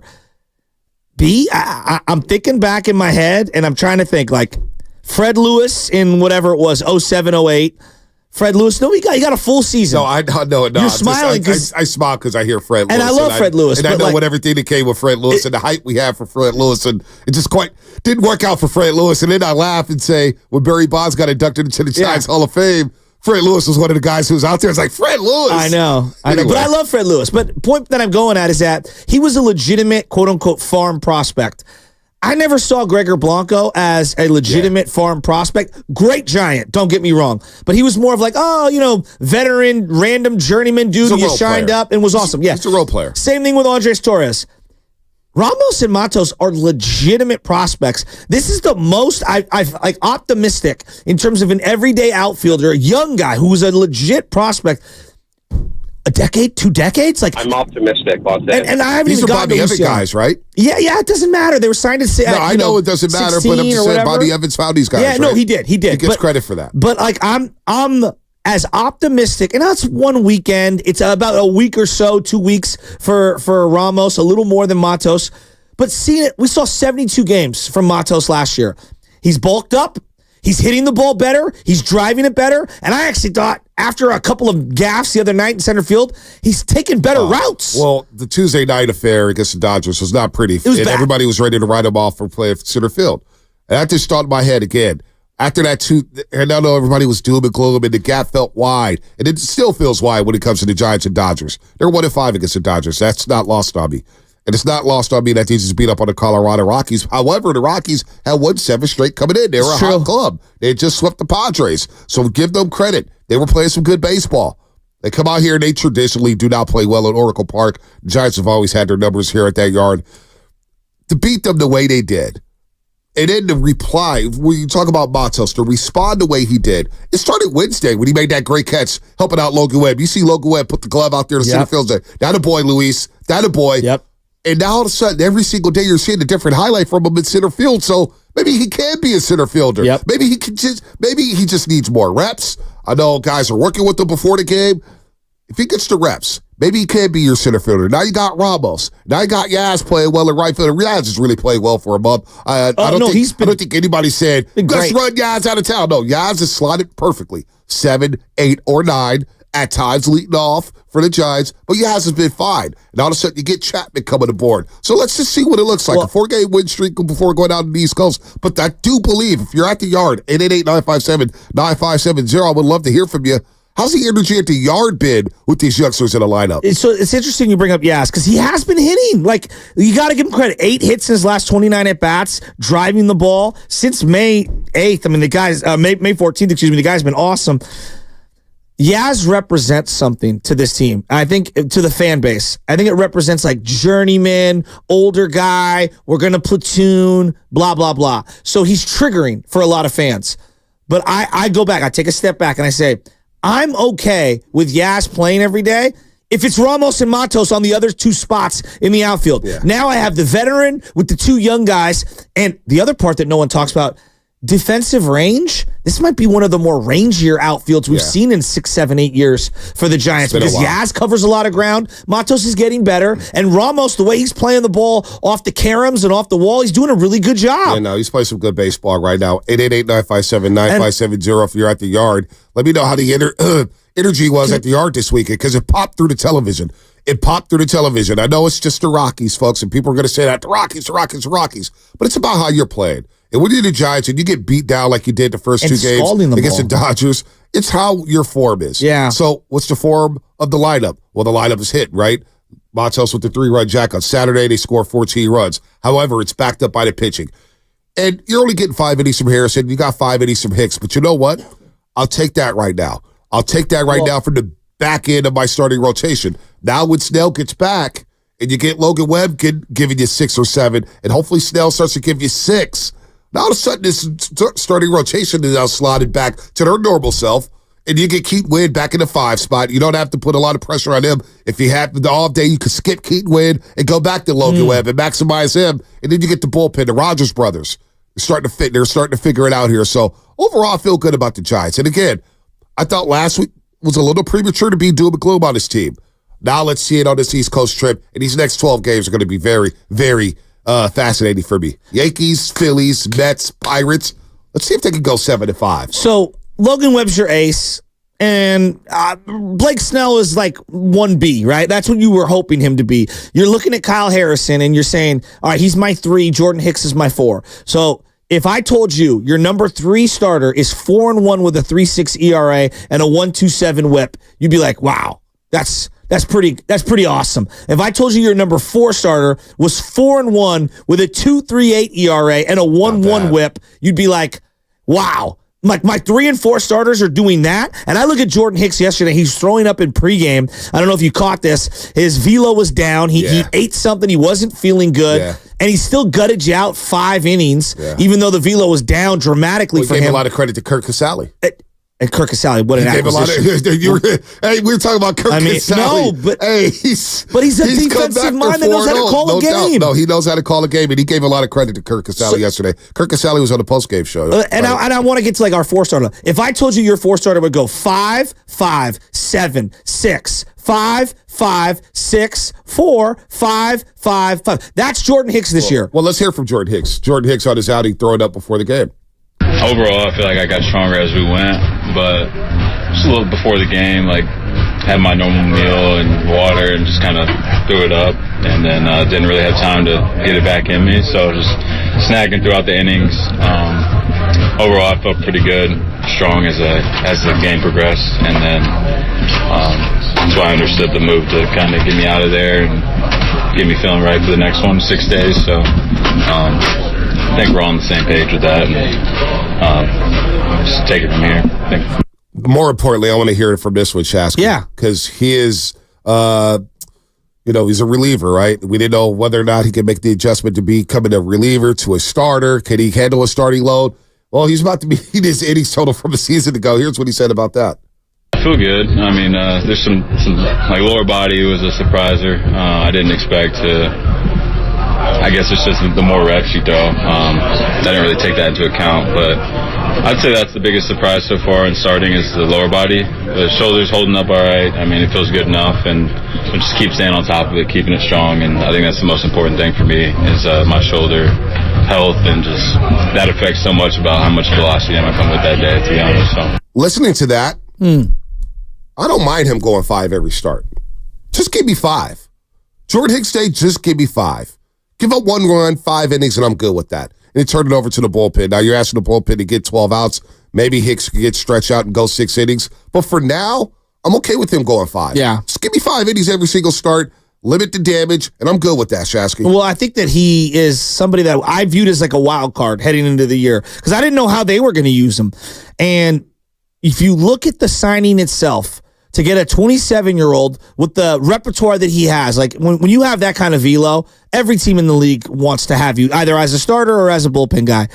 But he's really found his niche here. And I think taking a little off of his pitches, understanding command, how to work it, how to pace yourself throughout a game, and then pairing him with the veteran, Kirk Casale, he looks really good right now. He looks like one of the better bargain deals that Farhan has found. It's got a Gosman-like feel to it. And unlike Gosman was a 1-year deal, this is a 3-year deal. Yeah, it's a 3-year deal. This is a nice signing. No, it's a nice signing. 405 Xfinity Mobile text line. Robbie Ray should be back soon. Let's see about that. That's a good point. I'm point. excited about Robbie Ray. Point. Blake Snell will be back soon. Hopefully, Blake Snell rejoin. Is he supposed to rejoin the team on this road trip coming up? Or is he going to have another rehab start? It sounds like he was started sack and he was lights out in that rehab. Yeah, start. he's been brilliant in the rehab. I feel like rehab, he's just over it, you know, and he's ready to come back. And they need him. I mean, like that. They need this guy. They gave this guy $30-something million a year, and he's a frontline player when he's healthy. Sounding like it's going to be Wednesday against the Pirates. So that'll be Skeens. No, Skeens is Thursday. Oh, so Skeens is Thursday. Okay. I know at one point Skeens was projected for Wednesday. He's projected Thursday. The projection's been all over the place. Yamamoto was supposed to pitch yesterday. He didn't pitch for the Dodgers. Harrison was supposed to pitch Friday. They pushed him back to Saturday. So they've been all over the place. But I look at someone like Jordan Hicks, and he's been awesome. Now let's get to Kyle Harrison, who you just referenced. Kyle Harrison, 22 years old, and I went through the Matt Cain year where you get about 180 innings. This is Matt Cain's first full season. He was 21. Harrison's 22. High school players that were drafted to be starters, front lines. I feel like Harrison's been awesome this year. Now, I don't think he's had his best quote-unquote stuff overall. He uses the fastball more than any other pitch in his repertoire right now. I think if I told you, hey, Giants fans, through a month and a half, 2 months in the year, he's going to be 4-1 with a 3.5 ERA, 50 strikeouts, 55 innings pitched, I think most Giants fans would like, sign me up. Would they? What, you think they want a little more? I don't know. You tell me. Well, he's 22 years old. You tell me. 3.60 ERA, 1.27 whip. He's been solid. Again, I told you what I like more about him so far this season. It's not the stuff per se. It's the resiliency. The moxie. Of battling when you don't have your best stuff. Yeah. Again, Saturday afternoon. Didn't have his best stuff, right? He gives up a 3 spot in the third inning. You want a shutdown inning, right? Giants go out to a 5-0 lead. You're like, oh, wow, they're going to run away with this. Next thing you know, the Rockies are back in the game. But he does give you the 5. I'm not mad at that. 4 strikeouts. But he's walking some guys lately. He's got to stop giving those free passes away. You know, you're allowing 7 pitches, but the command right now is a little spotty. But I think, rookie season, he's 4-1. I'm not mad at it. I'm not mad at it whatsoever. But I wonder if Giants fans expected more from him. Skeens is a guy, like we were talking about, Paul Skeens, number 1 overall draft pick from LSU. I mean, he's a 23-year-old college player, right? And clearly has pitched a lot of innings in college and is ready to go and contribute right away. I feel like the Giants' entire approach with Kyle Harrison has been like the long view, which is we're going to try to keep this guy healthy for as long as we possibly can, and we're going to ease him into the role that he's going to be in. And they're just very different kinds of players. One guy is a power, high velo. I'm going to attack you. I'm going to accumulate a ton of pitches in the first 5 innings, and however many I can go after that is all gravy and Skeens. Whereas Harrison, they're trying to teach him the art of pitching. Not that he's Andy Pettit or Tom Glavine or anything, but like I just think that they're going in a different direction with him in terms of how he stylistically is throwing, and they're just on different trajectories. But I really like where he's at. Think of Paul Skeens, 6 innings, 11 Ks, Friday against the Cubs, 9-3 win. He's just didn't give up a hit, only walked 1. Was working on the no there. He's throwing 102. He's throwing that walk hard. should have been a strikeout, by the way. Yeah, he got squeezed. Oh, he got squeezed hard, dude. He came out right away. Boom, boom, boom, striking out the side. No, he's amazing. He's amazing. He's amazing. So I'm looking at all these youngsters, right? He's 21 years old. We see Anthony Edwards. He's 22. We see the youngsters with the Giants. They're starting to ball out here. the youngsters are starting to make their presence felt in these pro sports leagues. Yeah. Hell, even in football, you see a lot of youngsters pop off the screen, right? Mahomes was relatively young when he started popping. Purdy, last pick of the draft, very young. Young players are popping here. Young players, these leagues, we always worry about what's life going to be like without Tom Brady? What's life going to be like without Michael Jordan and LeBron James and Steph Curry? What's life going to be like without the big boys in Major League Baseball? But look around the league, all these leagues. Youngsters are holding their weight. Well, I think that's the thing that I'm coming away with after watching this weekend with the Giants. It's like, I know we want to make excuses on why we can't play a young player. Well, we want to win, and young players prohibit you from winning. Yeah, but they also do exciting things that some of the veterans can't do. And you have to take some of the bad with the good. I understand development's not linear, right? But if you want to reap the rewards of the youth, you have to play them, and you have to ride out the bumpy. The journey is going to be bumpy. Up and down. It's going to be turbulent at times. I'm with you. And so, so whether it's an Anthony Edwards or whatever, I don't know if Ramos, Matos, Luciano, I don't know if any of those guys is going to have even half the imprint of an Anthony Edwards on their particular sport. But I'll tell you this. For a week, I felt the presence of Ramos and Matos. I felt the energy and the presence, and it was fun. It was fun. I was like, hell yeah. Got me standing up off the couch for a second there. Hell yeah, let's go, youngsters. Now, these youngsters in the NBA, they're doing their thing. I was standing up. I don't know about you. I was standing up in the fourth quarter of the Nuggets T-Wolves game. I was feeding my little guy with the phone off to the side on mute. So I had to volume up as Baby Chaz was doing makeup for mommy. I screamed at the Nas Reed dunk putback. Oh, my Jade God. almost choked on her sushi because she thought something was wrong with one of the kids. Was the sushi good? Oh, well, it was like Whole Food sushi, but yeah, it's fine. Hot clock at 5. Edwards Gordon is there. Backpedals, jab, shot. Slammed in. Reed parachutes in. So I got to send this video to the thread. So Anna had a video up. Baby Chaz was doing her makeup, her little playpen. Was doing fake makeup. Okay, which is face painting mama, right? And so they had the video up, and this is during the fourth quarter T-Wolves game. And I'm standing up, and I'm seeing the makeup stuff, and they're talking. And next thing you know, you hear, oh! And in that sequence after the putback dunk, they get a steal a half court collie. They find Anthony Edwards in the corner. Biggest lead is 7. It's stolen by Conley. He pickpockets Murray. He gets it off to Reed. Corner, Edwards, and shoots. Score! Timeout! So you get that. You get Ramos with the solo home run. Center field. Going way back there. And adios! Pelota!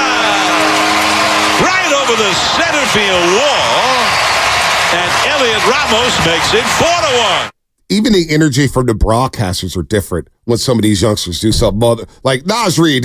We always loved Nas Reed. Mm-hmm. We were loving Nas Reed for 3 years. Yeah. It's the worst secret. He's not just a warrior killer. He's just a killer. 6 man of the year. He's 6 man of the year. Hitting threes, the blocks on Jokic down. Yeah. That's what got me up on my seat when they blocked Jokic on the triple tip. I'm like, whoa, what's going on here? Crunch time, money time, 2 putbacks. Karl-Anthony Towns had a putback. Ramos hitting home runs. Matos hitting home runs. I was too geeked up. Was I too geeked up as a Warrior fan watching the T-Wolves and the Nuggets? I'm telling you, man, some people think I'm delusional. Been watching this league a long time. I can't think of a more impressive. I know people are going to say Father's Day because it's our team, but I look at it and say, that was a 50-50 game. It's LeBron James. It's Kyrie. I get it. But for that young team to be down 20, how many of us are close to saying, you know what? Let's just enjoy our Sunday night to watch a movie. We were so close. I know we were all close. Spinoni sent the text. Boy, these Game 7s have been a dud. And that's when I was like, oh, come on. Just please come back so I can stick it to Spinoni. Just please come back. But they did. They kept us all in our seats, and they kept us all watching inside the NBA. I don't know, man. These youngsters, man, these leagues, basically the bigger point is these leagues are going to be okay. They're going to be okay with the turnover of some of the younger players. I love the succinctity, I don't even know if that's a word, of my mother-in-law. Oh. How do we get an Anthony Edwards? It's we actually took the guy right after him, and then the guy a few picks after him is also in the Eastern Conference Finals. Can we have Jaden McDaniels first? They got KD, but we got Jaden McDaniels. He's not lying. It is unfortunate. That's the word I will use. We took Wiseman. Edwards goes 1. Halliburton with 11, 12, whatever he went. Is that the biggest, darn it, in Bay Area sports recently? Because Alex Smith, right? Niners have the number 1 pick. Well, they had the choice. And they had the choice, and they made the wrong choice, right? The Warriors have had choices before. Yeah. They made some bad choices. They made some really good choices. That one's pretty high for up Sacramento, they took Jimmer instead of Clay. Thankfully for Minnesota, they took Johnny Flynn and Ricky Rubio instead of Stephen Curry. Well, I was still mad that we took Lucky us. Joe Smith instead of Rasheed Wallace. Or Antonio McDyess. I mean, or like, Jerry Stackhouse. And then obviously Todd Fuller instead of Kobe. Or Kevin Garnett in that draft. There's a million different what ifs that we could talk about. But yeah, I mean, that one sucks. That does This suck. is James Wiseman. Oh, man. And we took Dunleavy. I wanted Jason Williams. I wanted Yao Ming. Like, that year, we should have had the number Yao 1 Ming. pick. Like, that should have been our pick. Right. And instead, Houston gets it. And, we ended up getting Dunleavy 3, and he had a great, finals game or whatever that game was, where he had all those threes. And it's like, ugh. A Warrior, I do wonder. We'll get back into Giants. But I do wonder, Anthony Slater's going to join us at 8:30. But how are Warrior fans watching these playoffs? Because the Siakam thing, to me, is polarizing. Siakam is a name like Bradley Beal, for example, has been Pascal Siakam ever since the 2019 NBA Finals. I don't know if Warrior fans even knew who Pascal Siakam was, the casual Warrior fan, until the 2019 NBA Finals. So he made a name for himself, winning that championship alongside Kawhi and Kyle Lowry and Marc Gasol, Fred VanVleet, Norman Powell, Serge Ibaka. It's a good team. But now you watch him in the Eastern Conference Finals. And Indiana made the bold move by saying, we're going to make a move here. We believe we have something. Now, they would look a lot scarier if they had Benedict Mathurin on the team, but he's hurt. A young man out of Arizona who's playing really well off their bench. But you see Pascal Siakam. Do you look at the Warriors and say, man, I wish... Is that a difference maker for the Warriors this year? Is that a difference in terms of making the second round or conference finals? I don't, but I understand other people's perspectives. I don't think people are longing for him. I think that's an internet thing. There's a small select few on the internet that think that the Warriors should have gotten this guy and that guy. Right. Like even Halliburton to a point, right? We should have drafted Halliburton. He went 12th overall. He did get traded from the Kings to the Pacers. Yeah. Yep. We could have this same conversation with the Kings had him. The Kings had him. And he's now gone farther with the Pacers. And that's a different conference. Maybe the Kings today they're talking about, man, should have kept Halliburton over Fox. That's a conversation for them. Well, but that's kind of where I'm going at. It's like, I don't know. I don't view Siakam that way. Good for him. I'm rooting for him, I guess, in an indirect way. But like, whatever. It's the same thing I say about Miles Turner. Miles Turner gets brought up every year. The Warriors should trade for Miles Turner. Okay. He's been so up and down in these playoffs. They're not a Miles Turner or even a Siakam away. Like they're a team that needs a lot of work. And where does Siakam play alongside Draymond? Yeah, it's a good point. It's a good point. He'll figure it out, I guess. I mean, well, no. Where does Draymond play? He roams. Draymond's gonna be at the top of the key. Okay. So look, in the end, I'm not gonna blow Siakam here because somebody sent me a text and said, "Boy, Siakam stock is high right now." Let's see him against Boston, against Tatum and Brown. Let's see it because it's one thing to miss Giannis in the first round, and then you miss OG Anunoby for the last 5 games of the series, and he could not run yesterday. And Mitchell Robinson. Guys are banged up. We'll see him against Boston. Now, do they have a puncher's chance against Boston? Yeah, but I don't see him winning in that series. Now, with the Final Four, Shasky, I will ask you this before the injury report. Was that the championship game last night between Minnesota and Denver? And what I mean by that is I saw a lot of people I was talking to was like, boy, it feels like the winner of this game is going to go on to win the NBA championship. I got to see Luka play first, right? I do believe the winner's coming out of the West. Yeah. I got to see this Luka game. I'm not going to count out Luka and Kyrie. Kyrie and Luka. How impressive was that Saturday? Well, I mean, it was awesome. I thought it was incredible. But, to your point about dribble, SGA. That will work. That will work. A lot of dribbling. Yeah. Josh Giddey on a milk carton. He probably will get moved. Josh Giddey did not. They benched him. And that's, we talk about chaos in the NBA. You're saying there's going to be a lot of movement. I believe there's going to be a lot of movement this year. The Lakers, the Clippers, the Bulls, the Magic, the Heat, the Knicks. What if Boston doesn't win it? The Hawks. Mavericks may make more moves. I mean, there's going to be moves galore in the league this year. This offseason is going to be absolutely wild. What is OKC going to do? They have a plethora. They have 9 guaranteed first-round picks over the next 5 years, 6 years, and then they could get up to 15 first-round picks. So they have picks to dangle. Now, we all talk about Kevin Durant coming back to the Warriors, and maybe that's a move. Why not going back to Oklahoma City? You talk about a redemption story for Kevin Durant. How did we not even bring this up yet, Shasky?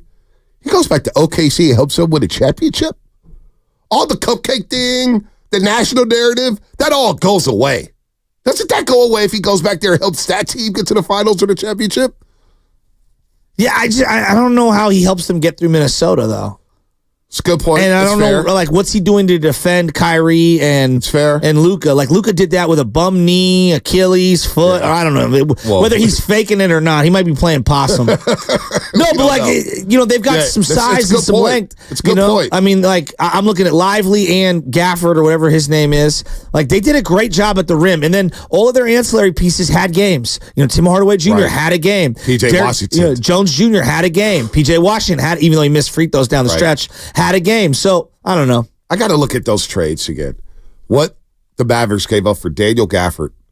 Well, they had the cap room to absorb it. The Warriors didn't have the 18 or whatever $1 million to absorb. But just to get them, they were the 8th seed at the trade deadline. I know. They made those moves. PJ Washington. Who's our guy? Derek White's playing Derek White. The guy on the Mavericks, not Derek White for the Celtics. Jones Jr.? Jones Jr. Derek Jones Jr. playing really well for them. And then you bring in Lively, the rookie, who's playing well. I think he was plus 71 on the court with OKC. By the way, Anthony Edwards, during this post-game presser yesterday, they were looking at plus minuses. Anthony Edwards like, don't nobody care about this BS. Very interesting to hear from him. So, I don't know, man. This is fascinating stuff here. Let's get to BPA before the injury report. BPA is on the roast. Here on 95.7 The Game, wants to talk about how the playoffs affect the Warriors. What's up, BPA? Hey, guys. What's going on? Yeah, I think, I've said this. I think the Warriors are actually in pretty good shape. You look at all of these top contenders in the West, almost all of them are, like, beyond the second apron and not, likely not going to want to pay the freight for that, including Minnesota, by the way, if you want to look at their cap situation. Denver, they're paying Michael Porter Jr. like $40 million next year. Like, the Warriors are in position to make some smart, sound decisions to put themselves back in the mix. Guess what? You got to do something, though, right? Dallas did something, and they gave up 2 late first-round picks to get Gafford and Washington, and they're in the Western Conference Finals. And those 2 decisions are directly linked to that. And so, yeah, I think the Warriors are in position, but you can't just sit on your hands, which they've been doing for a while on Steph. And Steph deserves, to be given a chance. That's what I'd say. All right, BPA. Spinoni sent an interesting tweet from Chris Mannix, and I'm not the biggest fan of Chris Mannix, but it was very interesting here. Boxing expert Chris Mannix? I don't even know if he's a boxing expert. I'm like, when he's on the covers, I'm like, come on, get this guy out of here. Anyway, that's just me. Big weekend for boxing, by the way. Alexander Usyk, first undisputed heavyweight champion in the last 25 years, beat up on Tyson Fury. It was a really good fight. But beating up on Fury, this guy came from cruiserweight, Shasky, 6'3", wasn't even a heavyweight. Got the cruiserweight undisputed championship, moved up to heavyweight, and has knocked all these dudes off. This guy is sick. Big week for the country, or big 2 weeks for the country of Ukraine. Lomachenko, another guy beat Navarrete Saturday night. The name is evading me, but I was watching that fight late night Saturday. Anyway, Chris Mannix. For years, the NBA has chased NFL like parity. Well, 3 to 4 conference finalists are new, and the league will crown a new champion for the 6th straight season. Dynasties, it seems, are dead. Now, where do you land with that? Because we always talk about the NFL being a year-to-year league. Is that where we're at with the NBA? And if so, that gives me a lot more optimism about the Warriors. Is the NFL parity ridden? Kansas City's been in the Super Bowl almost every single year since Mahomes has been quarterback, and their season starts in the AFC Championship game. I feel like I can predict all of the division winners outside of one based on quarterback. But you have different champs, right? Outside of the Joe Burrow v. Matt Stafford Super Bowl year, I think every Super Bowl, like the last 20-plus years, had either Tom Brady, Patrick Mahomes, Ben Roethlisberger. So not really parity, we still have great teams. No, when they say parity, I think what people mean is you can go from worst to first. Exactly. That's different from parity. Right. Parity is what actually Major League Baseball has, whereas they've got literally a different champion every year, it feels like. Well, NFL, who you had? Kansas City Chiefs have won 3 of the last 5. And then they lost one to Tom Brady. Yeah, they lost to Tom Brady. Brady's lost a few. The Eagles have 1. the NBA, I mean, I don't know if you have parity because the Warriors are going back-to-back. Cleveland's going to the finals every single year. Now, you have had different champions. LeBron winning one with the Lakers. It's LeBron, so it's different. Celtics have been to 6 conference finals since the 2016 or 15. I believe the Miami Heat have been to 2 finals.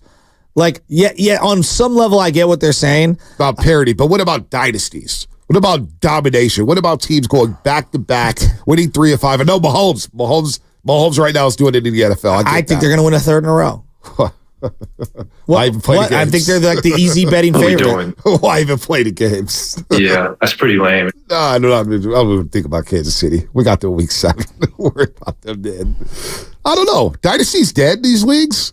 Like, it feels like the Dodgers are set up for a dynasty, right? It feels like the Braves are set up for a long run. Set up for a dynasty. They've won 11 divisions out of 12 and have won the one Disney, World Series.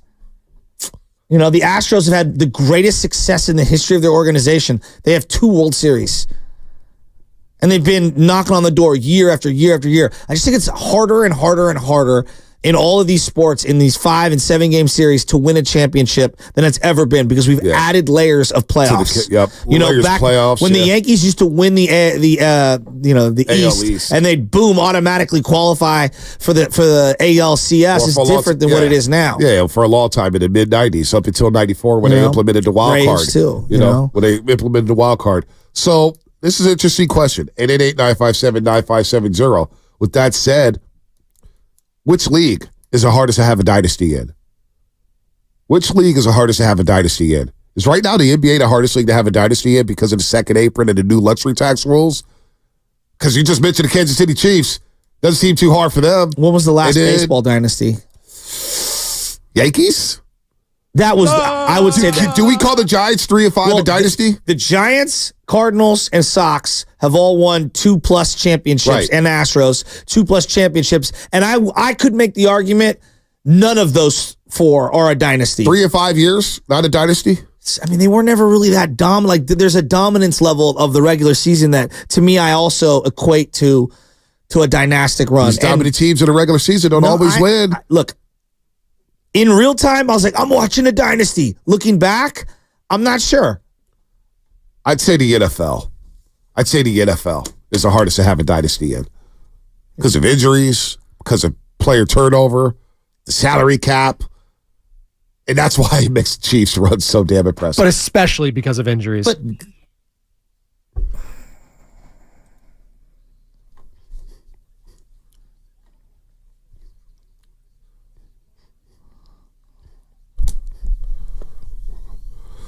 all sides are pointing towards Blake Snell rejoining the Giants rotation soon. He struck out 10 over 5 no-hit innings on Friday in Sacramento.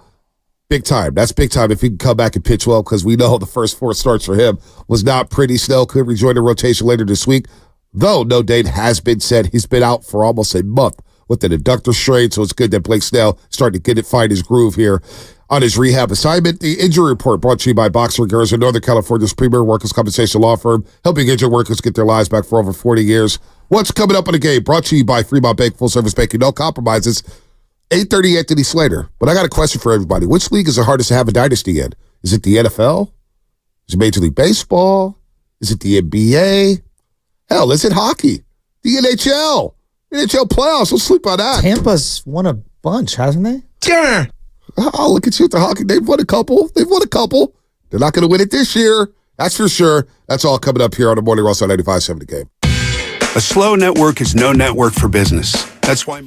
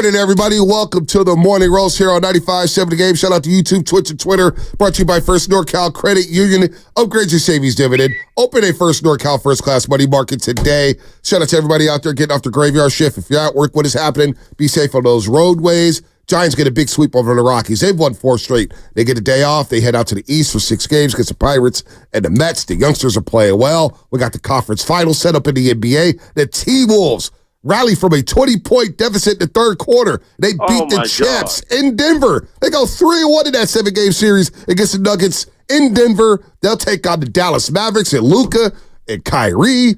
On the other side, you got the Pacers going to New York City and shutting them down and quieting Madison Square Garden. They beat the Knicks. They'll take on the Celtics. Well, look, no Triple Crown. Mystic Dad doesn't win the Preakness. You got a new undisputed heavyweight champion. A lot going on in the sports world, Shasky. You know, Bonte, a lot of people are going to say that there's other weeks on the calendar that they love the most when it comes to just being a sports fan. Yep. As a family man, it's one of my favorite weeks of the year. Do you smell that? I smell summer. It's right around the corner, baby. Some of your favorite season? Well, Memorial Day, to me, has a significance because it signifies the opening of summer. Barbecue season, the Russian River for me, baseball, all the standings start to solidify and clarify, if you will. And what's great about this week, if you're out there, you're going to try to make this a short work week. We all want to get out of there on a noon or on Friday. I get it. Thursday, we're going to be out at the Copper Skillet in Martinez. Yeah, cannot wait. So this Memorial Day weekend starts on a Thursday, Roasters. Well, I want to see you out there. Well, I think it starts Wednesday night. Why's that? So I'm going to get out to Martinez Wednesday. Well, I got playoffs Wednesday night, so I don't know about all that. Well, I will be out there. Right. I will be out there with some roasters. We're going to watch Giants Pirates. Ooh. And we're going to watch Mavericks and T-Wolves. Okay. We'll just have some fun. We'll watch some sports, and then we'll get ready for Copper Skillet, 6 a.m. Thursday morning. They're going to open up early for everybody out there. We'll have T-shirts. We'll have games. And we're hoping to do this all summer long, going to a different restaurant, going to a different locale. I was talking to Jordan Watkins Saturday at the block party for our new WNBA team to go to St. Valkyrie's. And Jordan was like, we got to get you down to Stafford. We got bars and clubs down in Stafford. Oh, yeah. We'll go to Palo Alto any day of the week. Old Pro, I believe. Well, was it Old Pro, though? Because I asked him about that. It was something on campus. Don't remember the name. Maybe J-Dub's out there. He'll text us. Saw the great Kevin Dett out there. As he indicated, did a great job hosting that bad boy. DJ D. Sharp was out one time. DJ D. Sharp was on the 1s and 2s. Oh, yeah? Guapale was out there. It was a WNBA's going to hit. Were there more people at the WNBA Valkyries event or at the SFYBL championship game for Broncos? Oh, that's a at tough West question. Sunset? Because that was a who's who, too. Standing room only. Standing room only. I got to say, Guido stock went up with his 49er takes. Oh, what was he giving you? He's aligned with me on a lot of things. And I said, you know what, Guido? So now you two are friends. So you know what, Guido? You know what I'm talking about. You know what I'm talking about. Rocco's out there running materials always. He's got his daughters out there. Beautiful. He looked like he was ready to go to a Niner game. Yeah, he was fitted up here. But before the break, we're asking, which league is the hardest to have a dynasty in? Guido. Obviously, and his football takes. Hey. Now I'm imagining, because he's the biggest McCaffrey fan of anyone I know. Well, we didn't get to McCaffrey. We talked about some other things. Some quarterbacking? Well, the quarterback is a hit out here. You see about the Luke Holmes? You see about the concert Saturday? I saw Purdy? George Kittle. Shotgun at beers? Shotgun at, what are they? Shotgun at Bud Lights? I don't know. Luke Combs was at Levi's. Friday and Saturday, right? Yeah, and everyone I knew went to Luke Combs. First off, didn't know country was so big in San Francisco or in the Bay Area. And second off, clearly Luke Combs is a star. Yeah, apparently he's a star because George Kittle was out there, who's a star of all stars. They're out there. But boy, it was a lot of fun this weekend. And the SFYBL, hold your heads high. I know you came in second, but you got to the championship game. It was cool. It was cool. We were outclassed. And real quick on that, that entire team, the Senators, excellent squad. Sturgeon, I think it's Alex Sturgeon, pitched absolutely amazing. The father. Gillard Ducci and Coach Renneria, they did a great job. They're a better team than us. They played a better brand of baseball. And it all started with a second and third bunt hit by Gillarducci's kid. Yeah. And that's what it's all about, putting the ball in play. Even, so congratulations to them. Sidney Sturgeon hit me up on Facebook. Great day for baseball. So they were trying to win that championship. We had music. And then Adam, shout out to Cheese. Shout out to the Moylans. I talked to Christy Moylan. I see where Charlie gets the swagger from Christy. Mr. Moylan, he ain't got no swagger whatsoever. Oh, dude, why are you hitting my guy? It's all about Christy is the man. I was talking to Christy, and we talked for a few innings, and she goes, man, Charlie's something else. He's special, too. You gave him love advice, and I have the video, and later this week, it's you holding baby Ches, him holding my son, and you giving him dating advice. And it's going to start off our new segment where Bonte gives love advice. Trust me. Romantic advice. It doesn't go wrong. Undefeated, never lost. Which league is the hardest to have a dynasty in? Because we see the chaps go down with the Denver Nuggets. Woo. And Mike Malone, he's tired of your questions. Well, how hard is it just to absorb a loss like this after going ahead by 20? Next question, man. The season's over. That's what's hard. Being up 20. The season's over. You don't understand that. The season's over. It's hard. Stupid ass questions. I mean, come on, Mike. Why are we so disrespectful? Come on, Mike. Why bothers me? But why? But honestly, why? I just don't understand in this society that we're in this day. Why we have to be so. Someone's asking you a question. They're doing their job. If you don't like the question, and I understand the season's over. You're frustrated. I get it. It's a professional frustration. Why do we have to be so utterly disrespectful of the person on the other side? Well, it's just low class. Not giving respect to the opponent. That's why I don't like Mike Malone, man. It's low class. It's not classy at all. And all you got to do is praise Minnesota, have some class, keep your composure, and say what you want to say behind closed doors. But to do that and sound like a sore loser the way he did, man. And he got outcoached by Chris Finch. Finch outcoached him.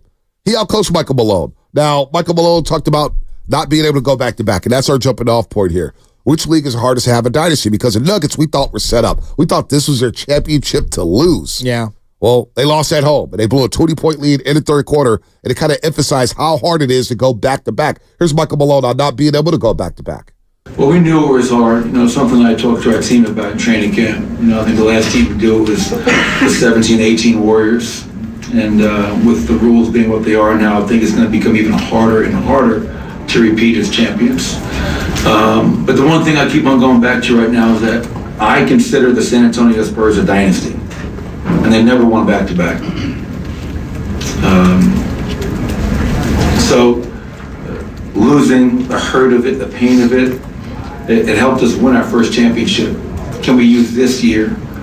We tied a franchise record, 57 wins. We went 21-6 out of the All-Star break. We really stepped up. Beat the Lakers in the first round and lost to a very talented Timberwolves team who held the number one seed most of the year to the very end. So it is hard. It is hard. It is hard to repeat. It's hard to win. And we all got to do whatever it takes to not have this film again next year. See, the only way you can ever utter as a coach or an organization the dynasty word is if you've won 2 and at minimum 4 years. Yeah. Yep. Well, and even that's a stretch, right? Once you have to win 2 and 3, some would say, right? Typically, yes. Because I'm gonna let you continue. 3 and 5 with the Giants. Exactly. A lot of people don't consider that a dynasty. Yeah, and he's like, well, the Spurs and they won 5 over a 20-year period or whatever it was, 18-year period. 5. You won 1 championship. I just don't understand why we're bringing up dynasty for him. Right. But number 5. What do I believe to be the most difficult of them all? I mean, you would think football, but when you have a great quarterback and you have a 40% roster turnover every single year, that is the stats. Good teams, bad teams, doesn't matter. 40% roster turnover. As long as you have a great quarterback, I feel like you're in the mix every year. Window's open. Even though I know the NFL's so hit hard with the injuries, I feel like baseball is really difficult because of the arm injuries and just the randomness of a 7-game series and one pitcher dominating you over a 2 or 3 game stretch. Yep. Hockey's definitely in the mix. You get a hot goaltender, boom, next thing you know, you move on. And the randomness of goal scoring and stuff like that. Basketball, though, because there's only 5 guys on the floor, if you have a LeBron, if you have a Steph, you have an Anthony Edwards, you're in the mix for a decade. Right. Hardest league to hold a dynasty. Mike Trout was the best player in the game, and Shohei might have been the second best player, and then they flipped, and Shohei was the best player in the game, and Trout was number 2. They didn't even make the playoffs. They didn't make the playoffs at all. They didn't make the playoffs at all. Baseball might be the hardest because of the added wild card rounds. It's because of the really extra long, mileage and the teams that dominate throughout the regular season, they get that week off and they're just not quite right? So you get that wild card in, you get hot, and all of a sudden you got momentum going in. Baseball might be the hardest, believe it or not. Football, with the injuries, I can listen to that argument. Basketball, if you don't have... We've seen dynasties in basketball. Yeah. I think now, though, I'm very intrigued to see what happens now with the new CBA. I agree. And the second apron and the first apron and all the taxes. Like, OKC may be in position to create that next new dynasty because Minnesota's going to have to make some decisions soon. Dallas will have to make decisions soon, but I want to hear from the fans. 888-957-9570. Let's start off with our boy, Will in Marin. Will, what's happening, man? What league is the hardest to have a dynasty in? So I'm going to say baseball for sure, but trip out on this real quick. So it says a dynasty is a team or individual that dominates their sport or league for an extended period of time. Some leagues keep official lists of dynasties often as a part of the Hall of Fame, but whether a team has achieved a dynasty is subjective. Some say that back-to-back championships or 3 titles within a 6-year span should be enough to merit consensus acclamation as a team's stature as a dynasty. So the Giants are, in fact, a dynasty. The Astros may be a dynasty. So if they say it's kind of weird, it's loaded, right? Because it could be, they could say that an individual is a dynasty, because you got to think about like MMA, or you got to think about like Tiger Woods. He could be a dynasty. He dominated his sport. But I personally think baseball, because how many times do you get like these loaded Dodger rosters or these loaded Blue Jays rosters with all these arms, and they have this sick young closer, and they're coming up, and then homeboy doesn't even, like, the closer that they have is no longer usable, so they're on like a merry-go-round, and like there's 2 injuries, significant injuries to a lineup, so then other people that are just guys or role players have to step up, and then the pressure gets to them because it's a game based around failure. So to give us some like more props, the Giants, yes, you're right, Shasky. They never, ever truly dominated except for 1 year, I think 2010 or 2012. 2012, they were really good. Yeah. Yeah, they were first place in the league at the half, but then that kind of changed. They still kind of slumped, but then got ice water in their veins during the playoffs. Thank God we had Bumgarner. So I'm going to say that the Giants are a dynasty, and I'm going to say baseball, hands down, is the most difficult because, dude, Tom Brady had skeleton receivers and carved people like Thanksgiving during the playoffs. Joe Flacco, probably one of the worst regular season guys, won it. So I'm just saying it's baseball for sure. Thanks, guys. No, the good call, Will. I'm kind of with baseball. And Tom Brady, got to remember, played in the AFC East. Now, you can't do anything about that. But they basically knew they were in the playoffs every single year. The Jets, Bills, and Dolphins during that era of Tom Brady, they all stunk. Horrible. How many playoff appearances did all those teams have combined? The Dolphins won the division with the Wildcat 1 year. Chad Pennington. Yeah, that was the year Matt Castle, I believe, took over. The Jets had a couple years when they went to the AFC Championship game, and they beat the Patriots in the divisional round in New England 1 year. Other than that, they didn't win a lot of playoff games in that division outside of the Patriots. He brought up baseball, and you've brought up baseball. I've brought up baseball. Like, when I think of dominant teams, and then you look up, they only have the one championship. Braves. I see that here. The Philadelphia Phillies. Oh, did someone text that in? The Braves, with the Atlanta Braves in the 90s kind of as a dynasty. So that's from the 6-1-2. When you brought up the Dodgers earlier, winning 11 straight division. Yeah, I thought Atlanta totally Braves in the 90s right away. And, like, I think of, like, one of the greatest teams I've ever seen assembled was the early, 00 to 2010s Phillies. They had one championship. Wow. They should have been better. Texas Rangers, that same time, they were awesome. Awesome. They got nothing. Check this out. The last back-to-back World Series champion in Major League Baseball. The last one. Yankees. In 2002 or whatever? 99, 2000. 98, 99, 2000 when they won 3 in a row. It's the last time a team went back-to-back. Wow. Now, the Chiefs just went back-to-back for the first time since the Patriots did it in the early 2000s. Think about that in football. You went damn near 20 years without a back-to-back champion. It's pretty crazy. Now, the NBA, you had the Warriors and you had the Miami Heat. Yeah. Spurs never went back-to-back. Interesting. Lakers did it before them, and then Boston won the one. I'm just trying to I'm walking my head through it. So you got the Warriors back-to-back. You got the Miami Heat back-to-back. You got the Lakers going back-to-back. So, like, if I were to say, like, the greatest players in their respective sport, in the NFL, almost every one of them, outside of, like, Barry Sanders, has a ring. Reggie White, Lawrence Taylor, Peyton Manning, Tom Brady, Joe Montana, Jerry Rice, they all have rings. When I look at the NBA, all of them, if you're one of the greats, you got a ring. Even Wilt, for as much as he lost during that time. He's got 2 rings. Yeah, right? All the great, it starts rings. Oscar Robertson. Baseball is really the only sport where it's accepted you could be one of the greatest players of all time without and not a ring. have a ring. Wow. Tony Gwynn, Barry Bonds. Go right down the list and think about it. Willie Mays only has the one, right? 1954. And they were in New York City. Cried out loud. I don't know. I look at baseball. It's just so hard. difficult, man. NHL is interesting. I'm looking at the list of champions in the NHL because I don't want to omit them. And Tampa's I know won it how many times the last recent years? So Tampa, they went back to back in 2020 and 2021. Okay. And they lost the cup before. They lost 2 finals. So they've been in the Stanley Cup finals 4 times since 2015. That's they pretty won 2 incredible. Of them. They won 2 of them. They won 2. Let's go to Vincent, our man Vincent in Columbus, Ohio. Pretty incredible. What's going on, Vincent? What's up? So I think football is the harder dynasty because of the finality of the playoffs itself and the injuries and the salary cap. But you think about it, if you're a number 1 seed, you could lose that first divisional round game and you're done. So I think it's football. But I also wanted to ask, do you guys think the Spurs don't get the credit for being a dynasty because they didn't go back to back? Because I think about it, if you win 3 and 6 years, you're a dynasty in my eyes. Yeah, I think they get credit for the success they had over 20 years. They were a top seed for so many years. Now, they had some injuries. They lost in the first round. Remember, they lost to an AC, Memphis Grizzlies. I consider the Spurs, what they did a dynastic run. Well, I do. You know why I think that they get diminished unfairly? They came on the heels of Michael Jordan, and they weren't as sexy as the Los Angeles Lakers. Yep. And that's why I truly believe they get diminished. Absolutely. And it's unfair, but I believe that anything after Jordan was going to take a hit, right? And they were kind of the first, them and the Lakers, and they weren't the Lakers. Right.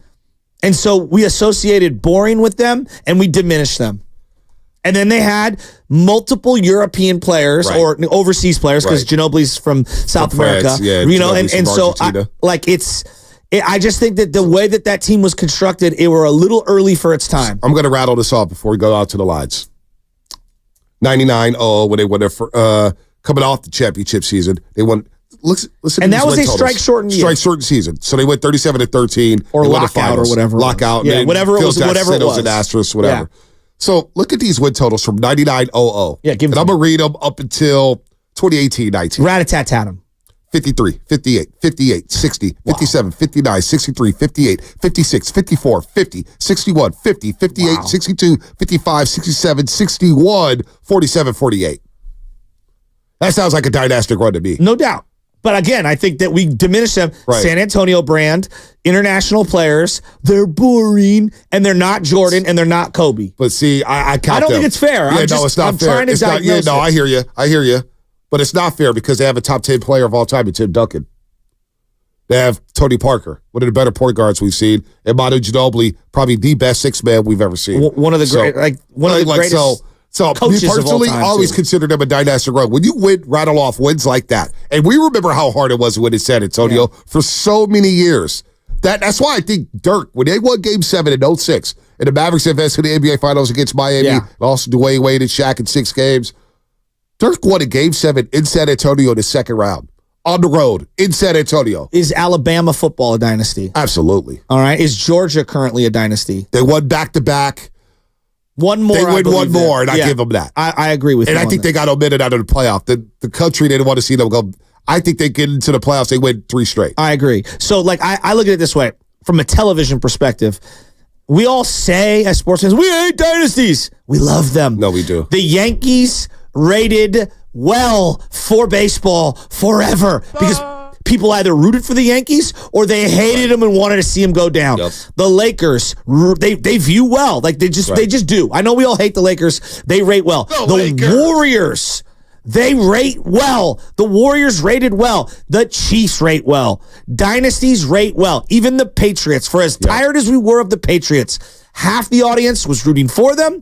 Half the audience was rooting against them. I believe dynasties are great for sports. Yeah, I love dynasties because we love somebody to hate. We love somebody to root against. And I like excellence. So you brought up last week, are people going to get tired of Mahomes? I don't think people will. I think Mahomes has everybody eating at the palm of his hands. He could do no wrong. I feel like he's underrated. You think so? I don't know how. He's won 3 rings, and I think he's already the greatest quarterback ever. I don't think he's underrated. I think he's properly rated. I don't think his star is even as close to what it will be in 5 years. Oh no, it's only going to grow, no doubt. The best. I mean, but from where he is right now, he's an absolute rock star. Real quick, let's get to before Anthony Slater. Let's get to Antonio in Oakland. Spinella, I'll let you jump into here. Antonio in Oakland, what's happening? Oh, yeah, guys, I think it's football because, the injuries and free agency. And then ever since 2011, the Niners have had probably a top 2 roster, and we have no rings to show for it. That's how hard it is winning football. And I don't think the Giants are a dynasty because, they weren't really dominant in the regular season. And on top of that, when they didn't even go to the playoffs in a lot of those in-between years. So, that's my take, guys. The Giants are so unique. They did it with 3 different aces, 3 different closers, 3 different center fielders. Really the only constant, Bochy and the catcher. Yep. Buster Posey. That's it. It's crazy. Like Hunter crazy. Pence only had the 2 rings. Panic had 2. Belt had 2. Crawl had 2. It is wild. It is kind of fascinating to me that when you say Giants dynasty 3 of 5, and they scoff at it like that ain't no dynasty because of the regular season. But it doesn't matter. It's all about getting in. Well, they and were once you get in, wild right? Card but then we've seen a lot of wild card champions. But wild cards, we see that. Hell, do people realize that the 0-2 Giants with Barry Bonds were a wild card team? No, do people forget that the Diamondbacks won that division that year, and the Giants ended up in the World Series. The team they lost to, the Angels, they're a wild card team too. But I think as we talk about all these different teams, you have to have a signature player at the front end of that dynasty to kind of headline it. Yeah. And I don't think Posey carried the gravitas the way that some of these other marquee players did. If the same thing happened for the Giants, but Bonds was there, there's no doubt about it. It's a dynasty. Yeah. So right now, Red Sox, do we consider that a dynasty? I do. Because of David Ortiz. He's one of the guys that was there from the beginning to the end, and I feel like he has that gravitas. Yeah, I mean, Manny Ramirez, Dustin Pedroia, they had great pitching. Let's squeeze in Jonathan and San Leandro. What's happening, Jonathan? From 04 to 18, it's pretty incredible. Jonathan, what's happening, buddy? Good morning, guys. Good morning. Good morning, Chasky. Good morning, Vontae. How are my 2 favorite people on radio? Oh, man, we're not bad. Great. Not doing bad. Hey, I hear that, and I gotta say, every day I hear you two, and it's a little victory for the little guys like us over here. But I did want to bring up a good point. I wanted to bring up the NHL. I did a little bit of homework while I was on the line, and so I guess if Google's lying to me, I did a quick Google blast back-to-back Stanley Cups, and it looks like the 60s, the Montreal Canadiens. And it was Toronto, all in the 40s, 50s. And then you look past that, I don't really see any back-to-backs. And I know we're not big on hockey in this radio channel, but hey, we still get it in there, right? We do get it in. We do get it in. I was watching Rangers-Panthers last week. Or not Rangers-Panthers, Rangers and Hurricanes. Here, think about hockey. Edmonton Oilers, we know about Gretzky and all those guys up there. 84 and 85 and 87 and 88. Gretzky, Messier, they were legit in Edmonton. The Pittsburgh Penguins, Mario Lemieux, Jaromir Jagr, 91-92, and then Sidney Crosby, Malkin, 2016-17. Of course, they beat the Sharks in one of those championships. And then the Tampa Bay Lightning, who you referenced there, going back-to-back in 2020, 2021. But hockey might be the heart, because those are grueling. I feel like the Avalanche were great. The Blackhawks were great for years. And only had the 1 ring or whatever, no back-to-backs to hang their hat on. Red Wings as well. New Jersey Devils will go for a second, but they didn't go back-to-back. Wow. Make sure you don't miss that break. All right. More coming up here.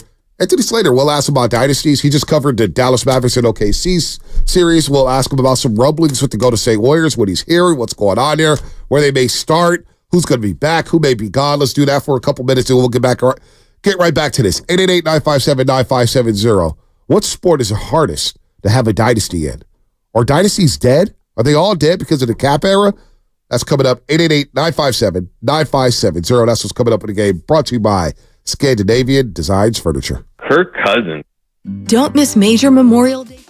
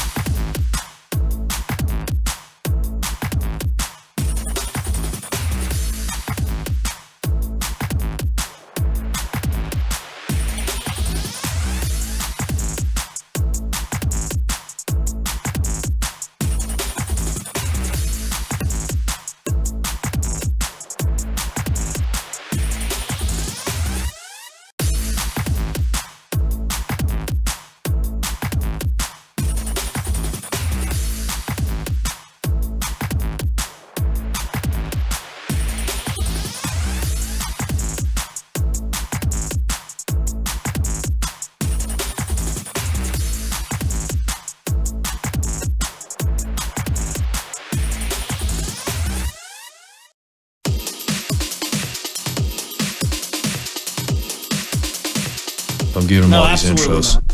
All right, make sure you subscribe to the Garlic Fries and Baseball Guys podcast. Sam Love and Joe Shasky bring you the best damn Giants talk in the Bay Area, period, every single week, all season long, win or lose. Also hear exclusive interviews with players. Subscribe today on iTunes and Spotify or wherever you like to listen to podcasts.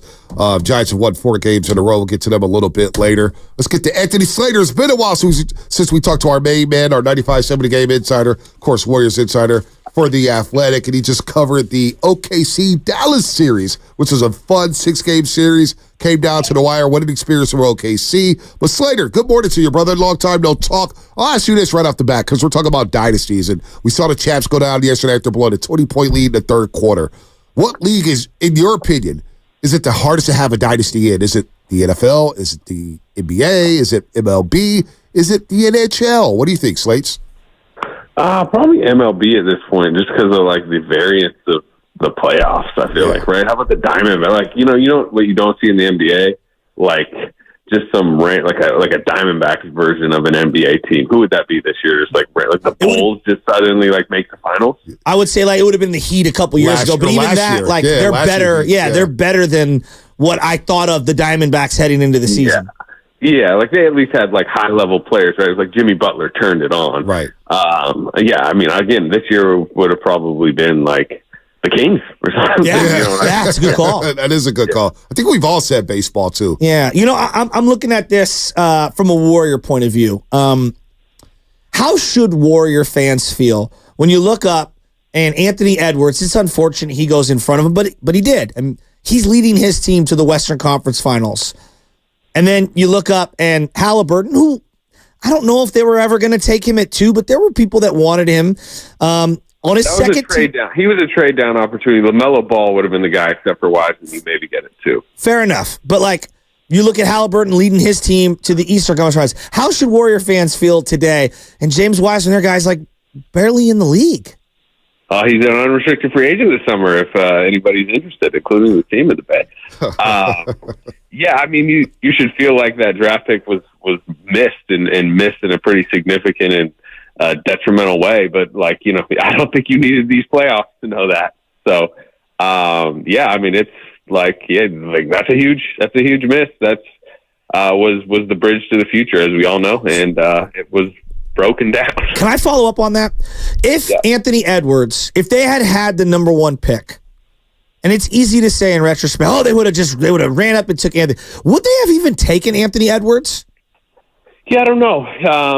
That's like, I guess kind of a little bit depends on who you talk to. But, they were pretty, I mean, I reported it in the lead up. They were pretty, enamored with James Wiseman. And to be honest, like, I was kind of thinking it was a good pick at the time. I think a lot of people were, I mean, we can all have our second guessing in retrospect, but we felt at the time, especially because like it did not feel like they were zooming back into title contention immediately. Right. That shocked a lot of people. And at the time it felt like, yeah, look, this, rim protecting, skilled 7-footer that can maybe step out to 3. And that was the idea of what James Wiseman could be developed into at the time, was the wave of the future. We've seen it with Chet Holmgren. We've seen it with, even Evan Mobley was kind of, at the time, somebody we talked to. Now you can say, you should have seen it within the small amounts of tape that James Wiseman had that he wasn't going to be that. Sure, you can criticize the scouting of Wiseman, but that was the idea of him.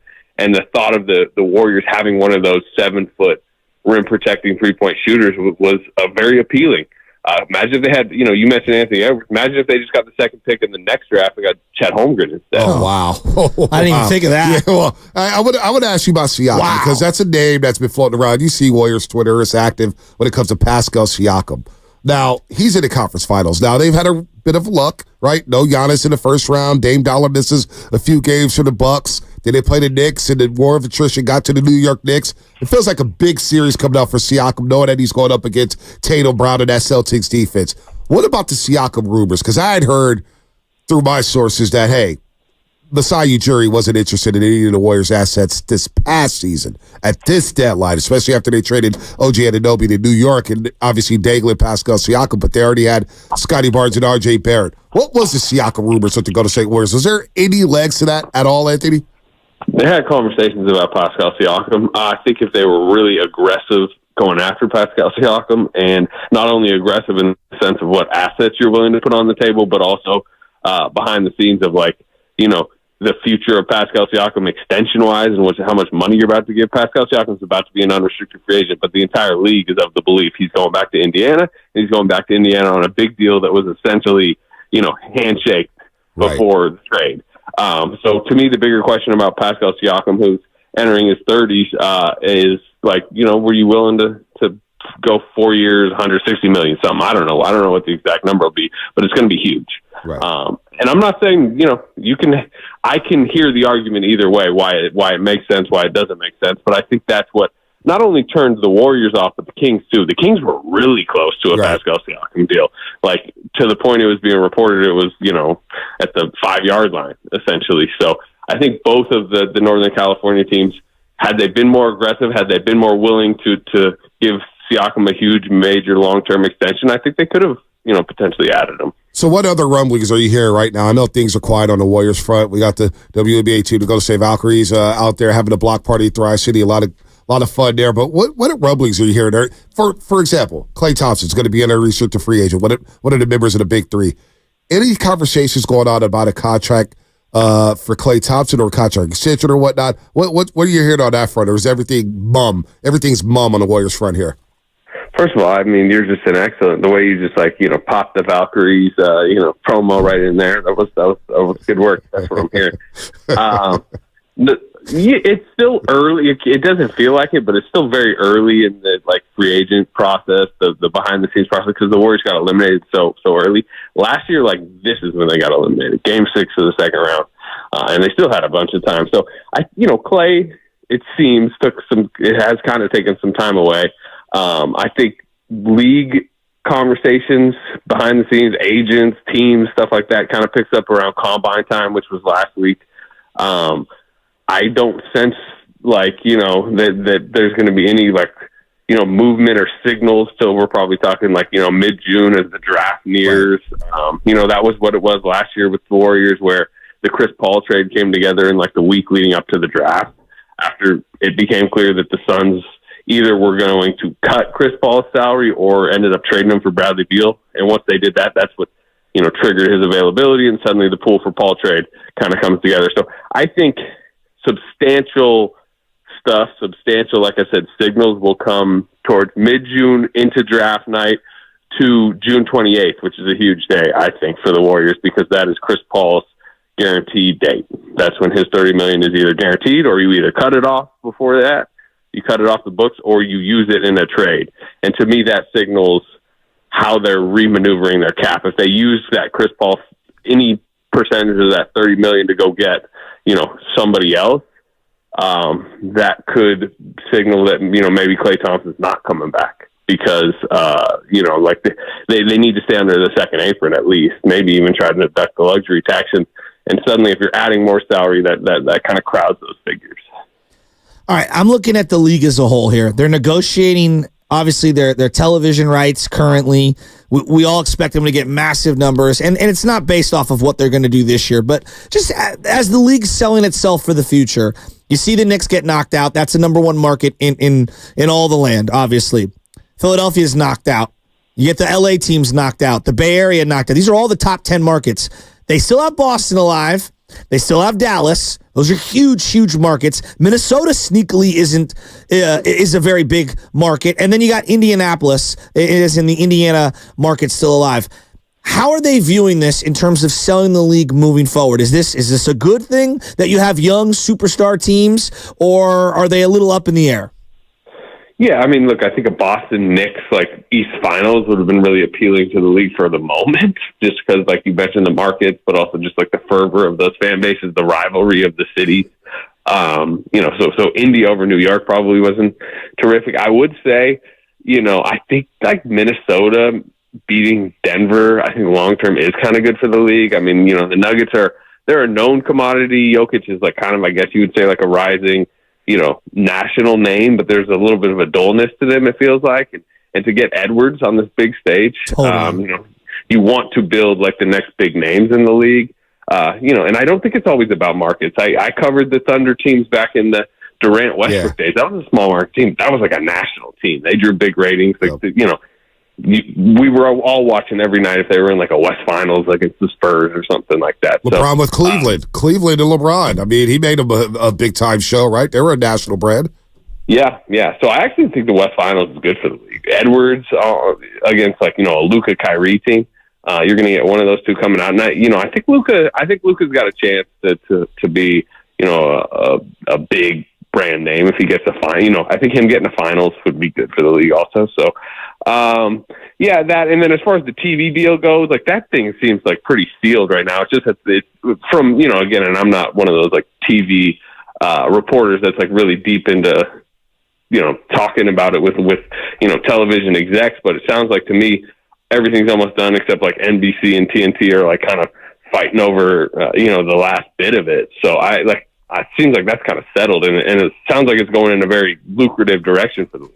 Yeah, no doubt. Real quick before we get you out of here, OKC just lose. I think they're ahead of schedule. They have many assets, many picks. I think 9 guaranteed picks over the next 5-6 years. They could go up to 15 first-round picks. When I say guarantees, that is. What are they going to do? Because it feels like, Anthony, and are you getting the sense that this will be a chaotic offseason in the NBA in terms of trades, free agency signings, because everybody's trying to get under that second apron? Yeah, I mean, every time like a team goes out, I could see, people wondering what that could potentially mean for the Warriors, right? Cleveland goes out, is Jarrett Allen available?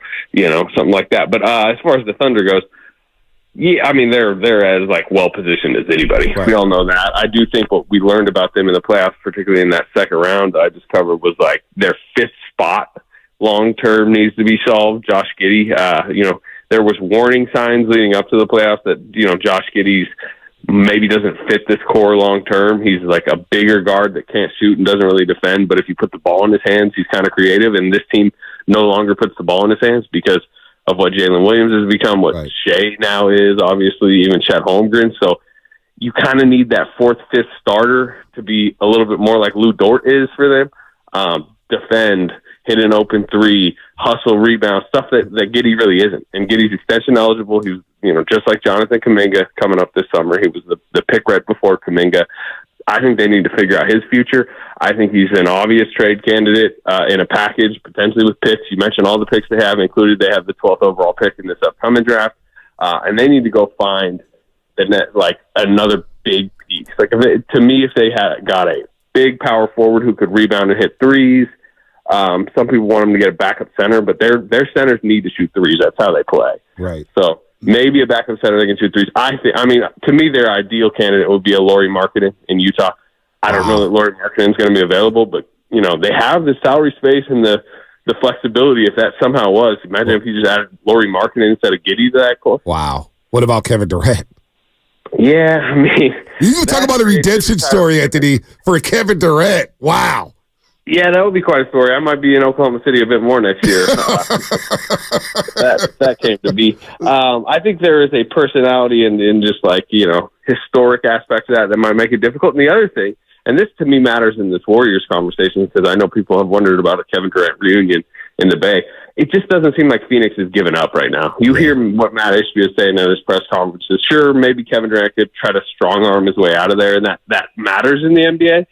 But I just don't think Phoenix is ready to hit the eject button. They seem pretty stubborn that, they're going to make this core work. They just hired Mike Budenholzer not to, start a rebuild. You know what I mean? Yep. So I don't think Durant's leaving this summer, would be my guess. Real quick, after watching Minnesota win that Game 7 yesterday on the road, before we get you out of here, Anthony, I think it's one of the more remarkable Game 7 road wins I've seen watching the NBA basketball down 20 in the third quarter.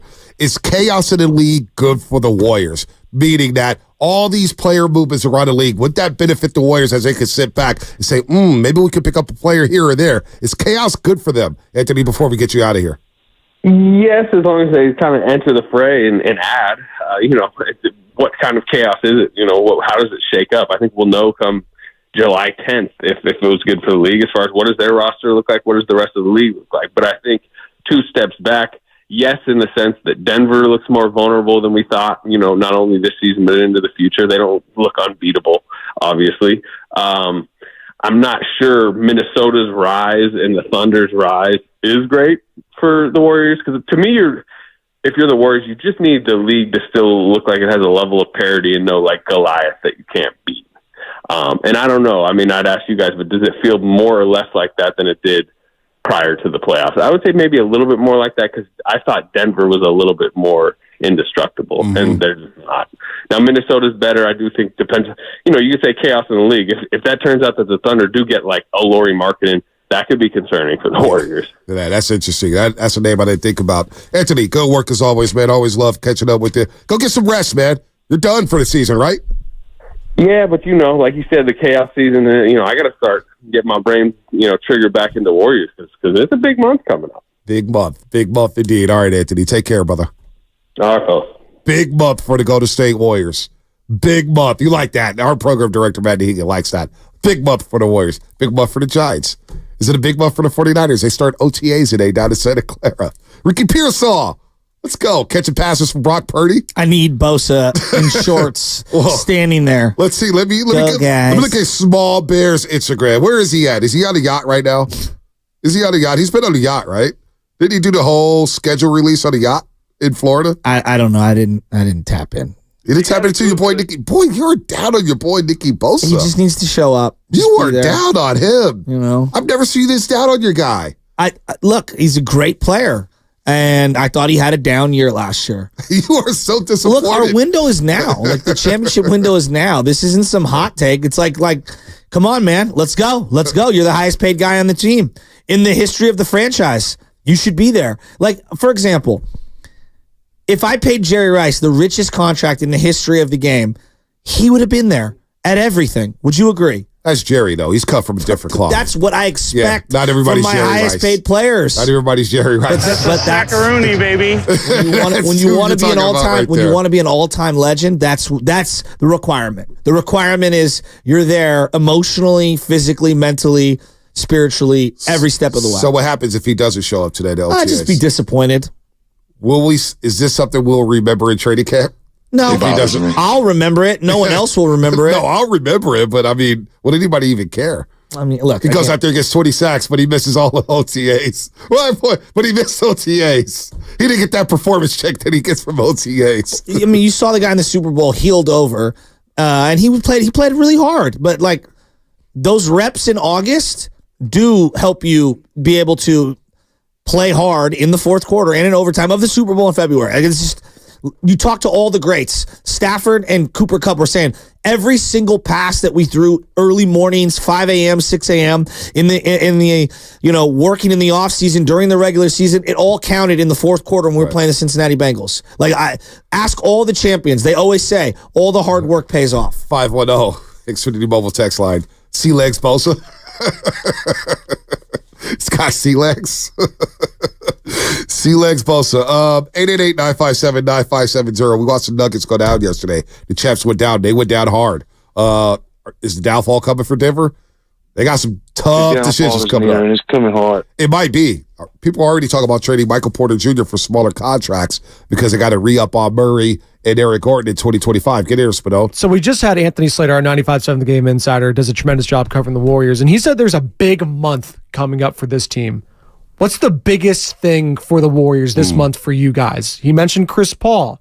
Is it Klay Thompson? Is it finding another, like he was mentioning all these players that could be available? Is it finding the next piece to the puzzle? What do you think he meant by big month? Big month means do something. Do something. You cannot stand pat. Well, I think it's a big month in terms of what direction you go into, right? And then we talked about this a few weeks ago. The discussion we were having is what's the number one priority for this team? So I think this next month on how big it is, okay, what's priority number one? Trading Wiggins and something else, whether it's Kuminga or not. And like, what are you getting? And how does trading Wiggins upgrade your team? June 28th. Chris Paul's contract's guaranteed. What do you do there? Is that a big priority? That may be priority number one. It depends on whether I'm bringing back Klay or where I'm at financially. Like, I want to know, this is what I really want to know. What is the amount of money that they're preparing to pay for this team? Because then that tells me whether they're willing to guarantee money for CP3. Well, if they know they're going to be in contention, and if there's a move that could be made, Joe Lacob will go back into the tax. I don't think it's off limits. Now, it's not ideal. I don't think they want to do that. I think they want to slash his payroll to get under the second apron so they have to forfeit picks or have to hold picks for potential trades. However, if there's something out there, I think they will go for it. I think the Warriors will go for it. What if they try to jump the line to go get Lauri Markkanen? Is that? I don't know.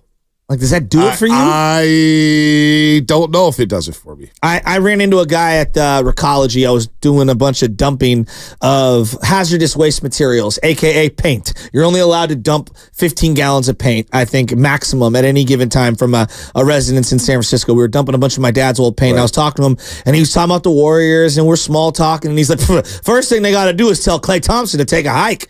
And I was just surprised at, like, the rhetoric surrounding Klay Thompson. You're surprised? Yeah, I am. He's a legend. I'm not surprised. Like that's what everybody says. I was on a flight to Vegas for the Super Bowl. Took that late night flight after the Warriors beat the Suns and that great three-point shot by Steph Curry. Guy sitting in front of me. Oh, Bonte, what's up, man? Hey, you just got to get Klay the hell up out of here. I was just like, okay, buddy. So I'm not surprised. No, let me ask you this question. We've taken phone calls the last 2 years. We've had dialogues about Klay Thompson the last 2.5 years since he come back and helped to win that championship in 2022. I'm not surprised by the rhetoric. I am, because he's an all-time legend. Yeah, like when we bring up the name Madison Bumgarner, in real time, I do remember a portion of the fan base, and I was one of them, like, you got to keep this guy. And then another portion of the fan base, no, you got to let him go, right? And I don't remember what the split was. Maybe you can remember. It wasn't like this with Klay Thompson. What do you mean? There's a lot more vitriol for Klay Thompson than there ever was for Madison Bumgarner. Who's more of a legend for their organization? You can make the case for both. What Bumgarner did in 2014, you could never take that away from him. No doubt. But what Klay Thompson did during those playoff runs, you could never take away from him. I know. Game 6 against Houston, 2019. Game 5 against Toronto. We know about Game 6 against OKC. I mean, he's had some monster games. But what if I made you choose? I'll probably choose Klay because I've been closer around the Warriors. Okay. Because Bumgarner, he wasn't the biggest factor in 2020, although he did pitch well in Arlington. He had that dynamic game in Arlington, which gave the Giants a commanding 3-1 lead in that series. 2012?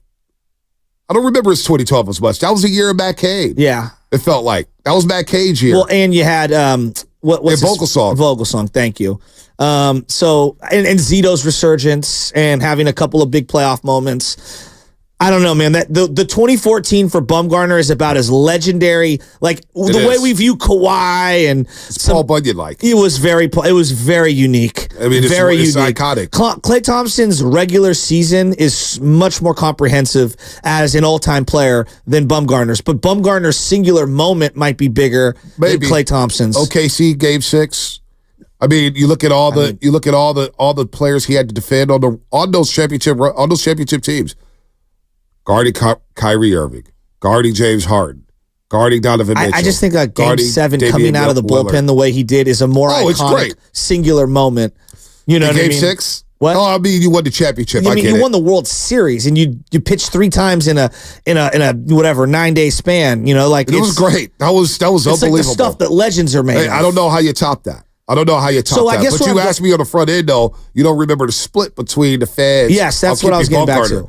I think what Klay Thompson has endured coming off those injuries, and we had a discussion one show meeting when our program director Matt Nahigan said, we need to do something. Let's pump Klay up because the fans are just so down on him. I'm not going to do that. I'm not going to tell people to turn into cheerleaders about Klay Thompson. But when we think about the dialogues we've had about Klay Thompson ever since he's gotten back, it's been mostly negative. It's been mostly, and it's disappointed me in the sense that we're the Bay Area. We root for our guys. We still hold Dwight Clark in the highest regard. Dwight Clark hasn't played football since 87 with the 49. You know what I'm saying? That was a long time, but we still hold him in high regard, as we should. Why can't we do the same for Klay? And I always thought about that. Like, this guy had 2 gruesome injuries, got the game that he loved. He's low maintenance. You're not going to get a lot of drama from him other than he wants to play. And he may shot hunt at times, and he may shoot you out a game here and there, but the guy's trying to win. That's what it comes from. It comes from winning. Guy wants to be a champion. And so the vitriol that he's received over the last 2.5 years, Bumgarner never received this type of hate. Not from his own fan base. Not even close. I remember, maybe not as close as Klay, but I do remember a large vocal, like the dirt bike thing, he ruined that season. It just straight up ruined the season by getting in the dirt bike incident. And then all of the stuff with him and Puig and him and Max Muncy and everything, it was starting to rub people the wrong way. No, not even close to the degree of the vitriol that Clay got. I guess where I'm going at is once he left and went to the Arizona Diamondbacks, a team that's in the Giants division, we just don't have a lot of it's like he didn't go to like the Dodgers, you know. Yeah. I don't know. I felt like almost immediately out of sight, out of mind, and people stopped caring about Bumgarner just in general. I just wonder, after a couple of weeks, let's say hypothetically Clay goes to the Orlando Magic, I wonder what the overall sense is going to be. We'll move on. And I think we'll be very sad. Well, I don't know. Initially, I think we're going to be really sad. I don't know. The conversations I have every day with Warrior fans, it always starts... It ends with Klay Thompson. What do you do? What do you do here? There's an interesting question on the Xfinity mobile text line, 415. The question has become, can you keep Klay and get better? And no slander, but it's tough to see how. And I'm kind of in that camp. How do you get better? Now, you're going to have one of the better shooters in the league. There's no doubt.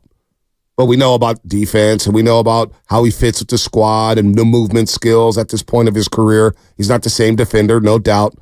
The body language was bad at times last year with Klay Thompson. I get it, because he's not the same guy. He lost his superpowers. And when I talk to NBA players about that, what is it like when you know you don't have it? It's a dark, dark world. When you're accustomed to playing at a high Hall of Fame level, then all of a sudden it's like, damn, I'm not playing at a Hall of Fame no more. At a Hall of Fame level no more. I can't play at a Hall of Fame level no more. That's a hard reality. Klay Thompson went through that last year. But that question, can they get better by keeping Klay Thompson?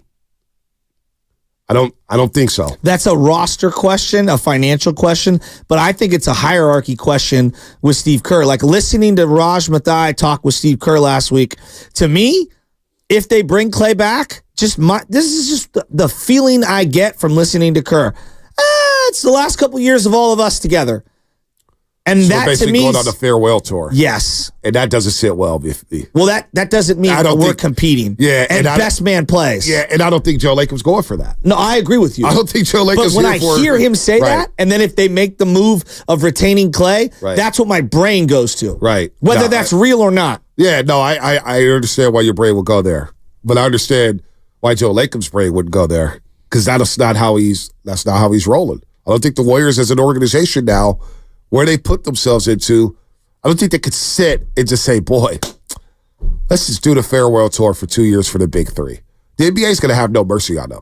These teams in the Western Conference has been salivating for many years to destroy the Golden State Warriors and to end this dynastic run, which many can say that it ended this year when you don't even make the playoffs, for crying out loud. Does Bumgarner leaving the Giants affect the feeling, how people... The emotions he evokes when you bring up 2014 and the championship, and if he were to come back to AT&T and get, announced before a game, do you think that affects it at all? What do you mean? Like him leaving, do you think there's any, like Jeff Kent, it took a long time for Giants fans to embrace him. Right. Now, he didn't win a championship. But he also said he also was talking that on talk. the way out the door. Right. And so Giants fans don't let that go easily. Just like we saw with Pablo Sandoval. Right. And so, but eventually fans turned around on Pablo Sandoval, and now they're all back in his corner. Now, I don't see Jeff Kent around much. No. I heard he's in Scottsdale at times, but I've been what's going on with Jeff Kent? I want to see Jeff Kent. He's one of my favorite Giants ever. And I know he was different, but Jeff Kent had a 5-year run at second base that was historic. As good as any. We should be embracing him. Why isn't he back? It's just like it took the Giants so long to embrace Brian Sabian. He's still not on the Wall of Fame. It's him, Robbie Alomar, Altuve, and Chase Utley as the gold standards of second base in the last 40 years. So I don't. If Bumgarner comes back, will he get to steady go? Of course. Yeah, no one's going to think about him leaving. Nobody. They're going to think about the good times. So I guess where I'm going at with this is I know we all want the feel good of everyone retires with one team, and if Klay, goes away, I'm sure there'll be some people that'll, feel whatever. But if he ever gets announced back, people are going to give him the craziest standing ovation of all time. So what I'm learning is that the online world and the real world are completely different. Unequivocally different. But there is a lot of people in the real world who say, so what are we going to do with Klay? What are we going to do with Klay? Now, a lot of people wanted him to come off the bench. He eventually did. And he got better. He got better. And it was like, wow, don't have to worry about Klay Thompson no more. from the All-Star break on, Klay was not a problem with this basketball team whatsoever. There were other problems, including Andrew Wiggins and productivity. And that's where I think, to me, that's number one priority. What am I doing with two-way wings? Can he turn back into the player that we had in 2022? Or is he the guy we saw last season?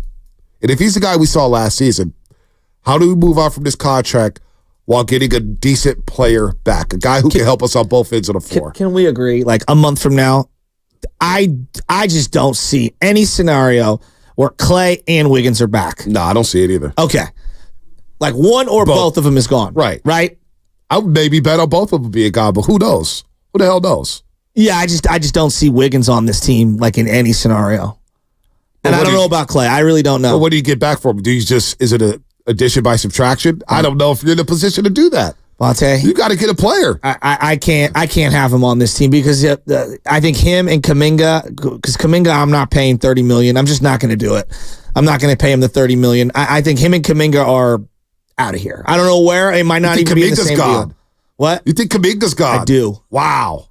I just think he's the only thing that's going to net you back something. And if you're going to trade Wiggins and he's not that desirable, you have to attach something that is desirable. What is Jordan Poole was so undesirable, you had to put another pick in there and acquire somebody else who everyone else thought was being bought out. But you're getting off the money, though. So you're off the Jordan Poole money, and you're going to be off the Chris Paul money. Bonte, it's time for you to do the legal. But JK, where do you get back for JK?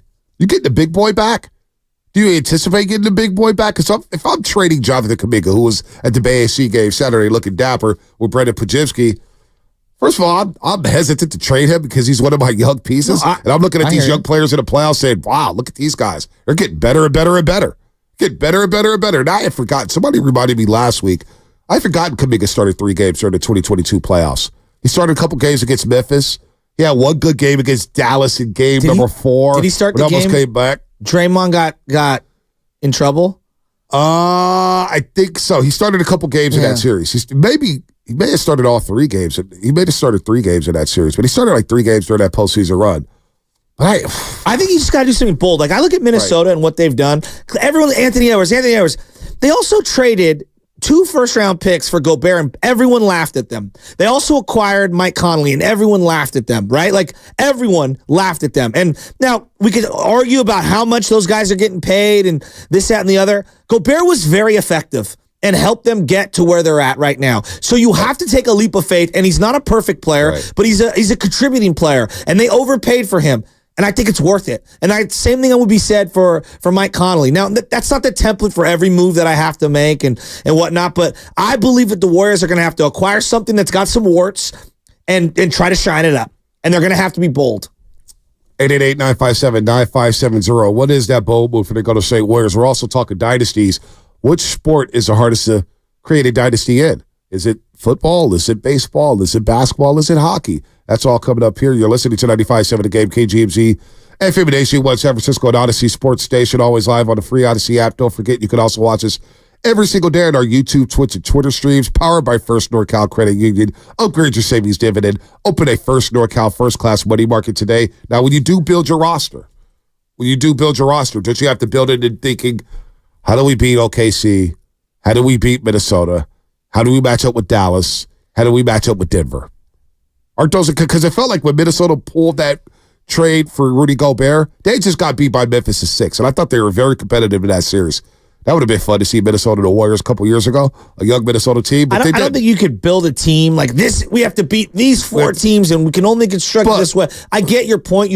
They need size. They need size, but they traded for Rudy Gobert, knowing that, hey, defensively, we have to get a lot better. But you also need complementary pieces. So, I look at Dallas as more of a template than like Minnesota, because you're not going to finding an Anthony Edwards is very difficult. No, it's not Anthony Edwards. I'm talking about the Rudy Gobert trade. Oh, yeah. Adding Rudy Gobert, retaining Naz Reid, you still have Jaden McDaniels, you have Nickeil Walker-Alexander, Mike Conley Jr., and so you saw the vision. Okay, we're built to play a smaller team like the Warriors. We're built to play a bigger team like Denver. Yeah, but they did a lot of that through drafting.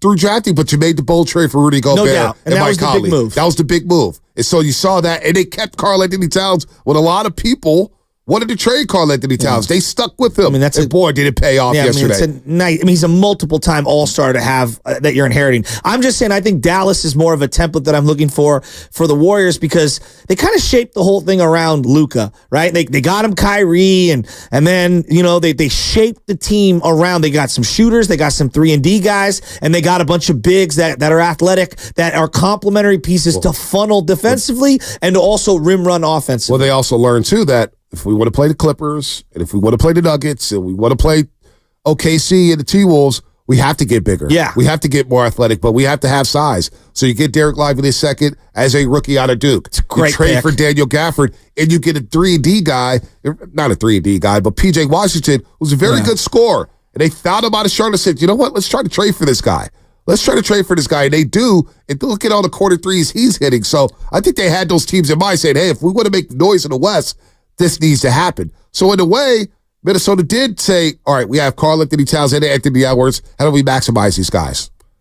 They make the bold move for Mike Conley, a leader, a veteran, a guy who's going to run the offense, and then you bring in Rudy Gobert. Let's go to Austin to San Francisco. Austin, what's happening? You're on the roast.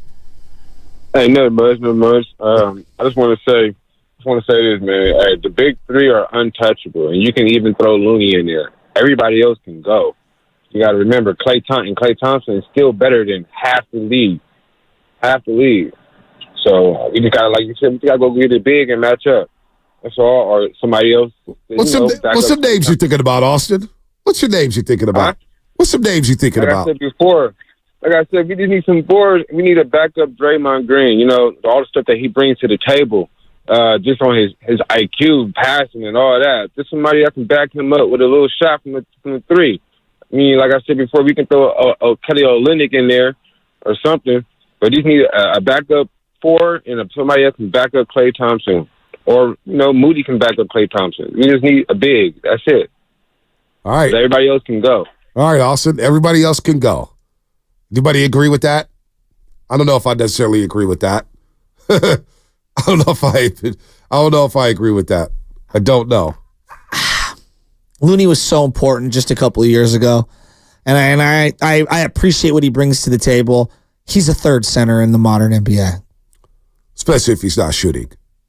And I think he can shoot. Like, I watch him in pregame warmups. The guy shoots. Yeah, but you're at an athletic disadvantage on multiple ends of the floor, and it's tough. If he did hit a shot, if he did shoot jumpers, I think there's some value there. But I'm not saying he's a 30-minute per game. I'm not saying that at all. I'm not saying Looney's going to turn to an all-star. But if he could shoot, and you look at these bigs here that can shoot and space the floor, you may have something there for a cheap price because he is a cheaper contract.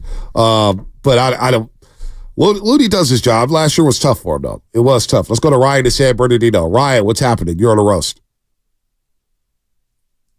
What up, Ryan? Going once? Going twice? Flush him. He gone. Yeah, flush him. There you go. So to our friends at Floyd Water Plumbing Drain, you haul him to the roast. You better bring it. You better be ready. Because if you don't, that's what happens. Let's go to Steven in Oakland. Steven, what's happening? Hey, guys. I just wanted to say that the Warrior fans that want to get rid of Klay so easily, they don't really know ball. We were in the same situation in 2021 where we had a horrible season. People were talking about it's over, blah, blah, blah, and then we win a championship. If you look at the teams that are in it right now, they ain't that good. We beat the Mavs at the end of the season, and we were playing horrible that game. I saw that game live. If all we need is for Draymond to not get suspended and for Klay to come back a little bit with a little bit more life in his legs, and we're good. Did Luka play in that game? Luka played that game, but he didn't play in the Friday game that they lost in Dallas. Kyrie played that game. He's talking about the game at Chase Center. The game where Luka and Kyrie played, we won. So the idea that we couldn't beat the Mavs, the idea that we couldn't beat, these other teams. So you believe, hold on real quick, Steven, you believe if the Warriors had snuck into the playoffs, they would have been able to beat Dallas in a 7-game series or Minnesota in a 7-game series? Yes. And not only that, I believe we could have also beat the Thunder because we have more experience. And the Thunders, the people were saying the Thunders had no chance, even though they were a number 1 seed. It's different when you get into the playoffs. Steve, do you believe in the Easter Bunny? You gotta flush that. We can't sit back here, not make the playoffs, and then say we could have beat that team in 7 we games. have experience. Shout out to our friends at Floyd. I'm gonna be humble in this one. Denver had all the experience in the world yesterday of 23rd quarter. But it's crazy. I'm not even mad at him. Shout out to our friends at Floyd Water Plumbing and Drain, by the way. A lot of people feel like that, which is crazy. And then you know what? That's what being a fan is all about, right? More of your phone calls coming up. What league is the hardest to have a dynasty in? 888-957-9570. The Nuggets come up short. They don't go back-to-back. Giants have won 4 in a row, but they have the day off before heading out to Pittsburgh to take on the Pirates for 3, and then the New York Mets, and they'll come back home next week and take on the Phillies and the Yankees. That'll be a lot of fun at Oracle Park. All that coming up, brought to you by Safeway. Head to Safeway this week for these great digital deals. Lucerne cage-free eggs, 18-count, large grade AA, $2.97 each, limit 1. Pork sirloin chops, bone-in, only $1.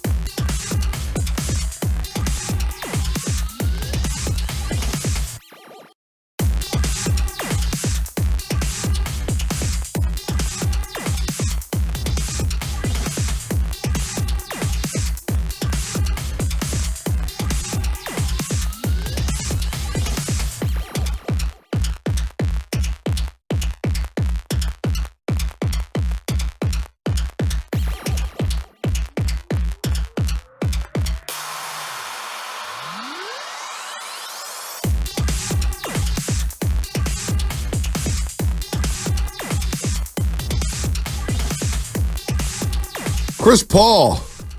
How long will he remain a member of the Golden State Warriors? They have a team option on him. Chris Paul was really good last season. Really good. By the way, join us this Thursday. This Thursday in Martinez. Broadcast live from the Copper Skillet Courtyard in Martinez. Special open time at 6 a.m. Martinez. We're giving away some T-shirts. We're going to have some fun with Jay and the whole crew at Copper Skillet. Have some breakfast out in Martinez, the Copper Skillet Courtyard in Martinez. I think I'm going to go out to Martinez on Wednesday. Hang out with some roasters if you're out there. We'll go to a bar or something. Walnut Creek, Concord, Martinez are all right there. Pleasant Hill. We'll go watch Giants and Pirates, and then game one in the Western Conference Finals between the T-Wolves and the Dallas Mavericks. Go figure. Minnesota or Dallas is going to host the NBA Finals this year. Minnesota! Earlier today, you... Not that you made fun of me, but like I was saying, hey, if you take away the Phillies and you take away the Dodgers. I wasn't making funny. No, I know, but like we all agree. We all agree, right? The Phillies and the Dodgers are two teams we expect to be there somewhere near the end, right? In the National League, correct? Right. Yes. The Giants are 1-9 against those teams, all right? And against everybody else, they're significantly better. What was the Warriors' record against winning teams last year? Like the best teams in the West? It was not good. It was like 5-100. Yeah, it was not good. All right. It was not good. So, I could just go down the list right now. 0-3 against Minnesota. 0-4 against Denver. That's 0-7 for anybody keeping math. 1-3 against Dallas. So that is 1-10. 1-10 against those three teams. OKC, you're 1-3. So that's 2-13. The Clippers, you're 1-3 against. So that's 3-16. Who else was in that top 6, top 7? New Orleans?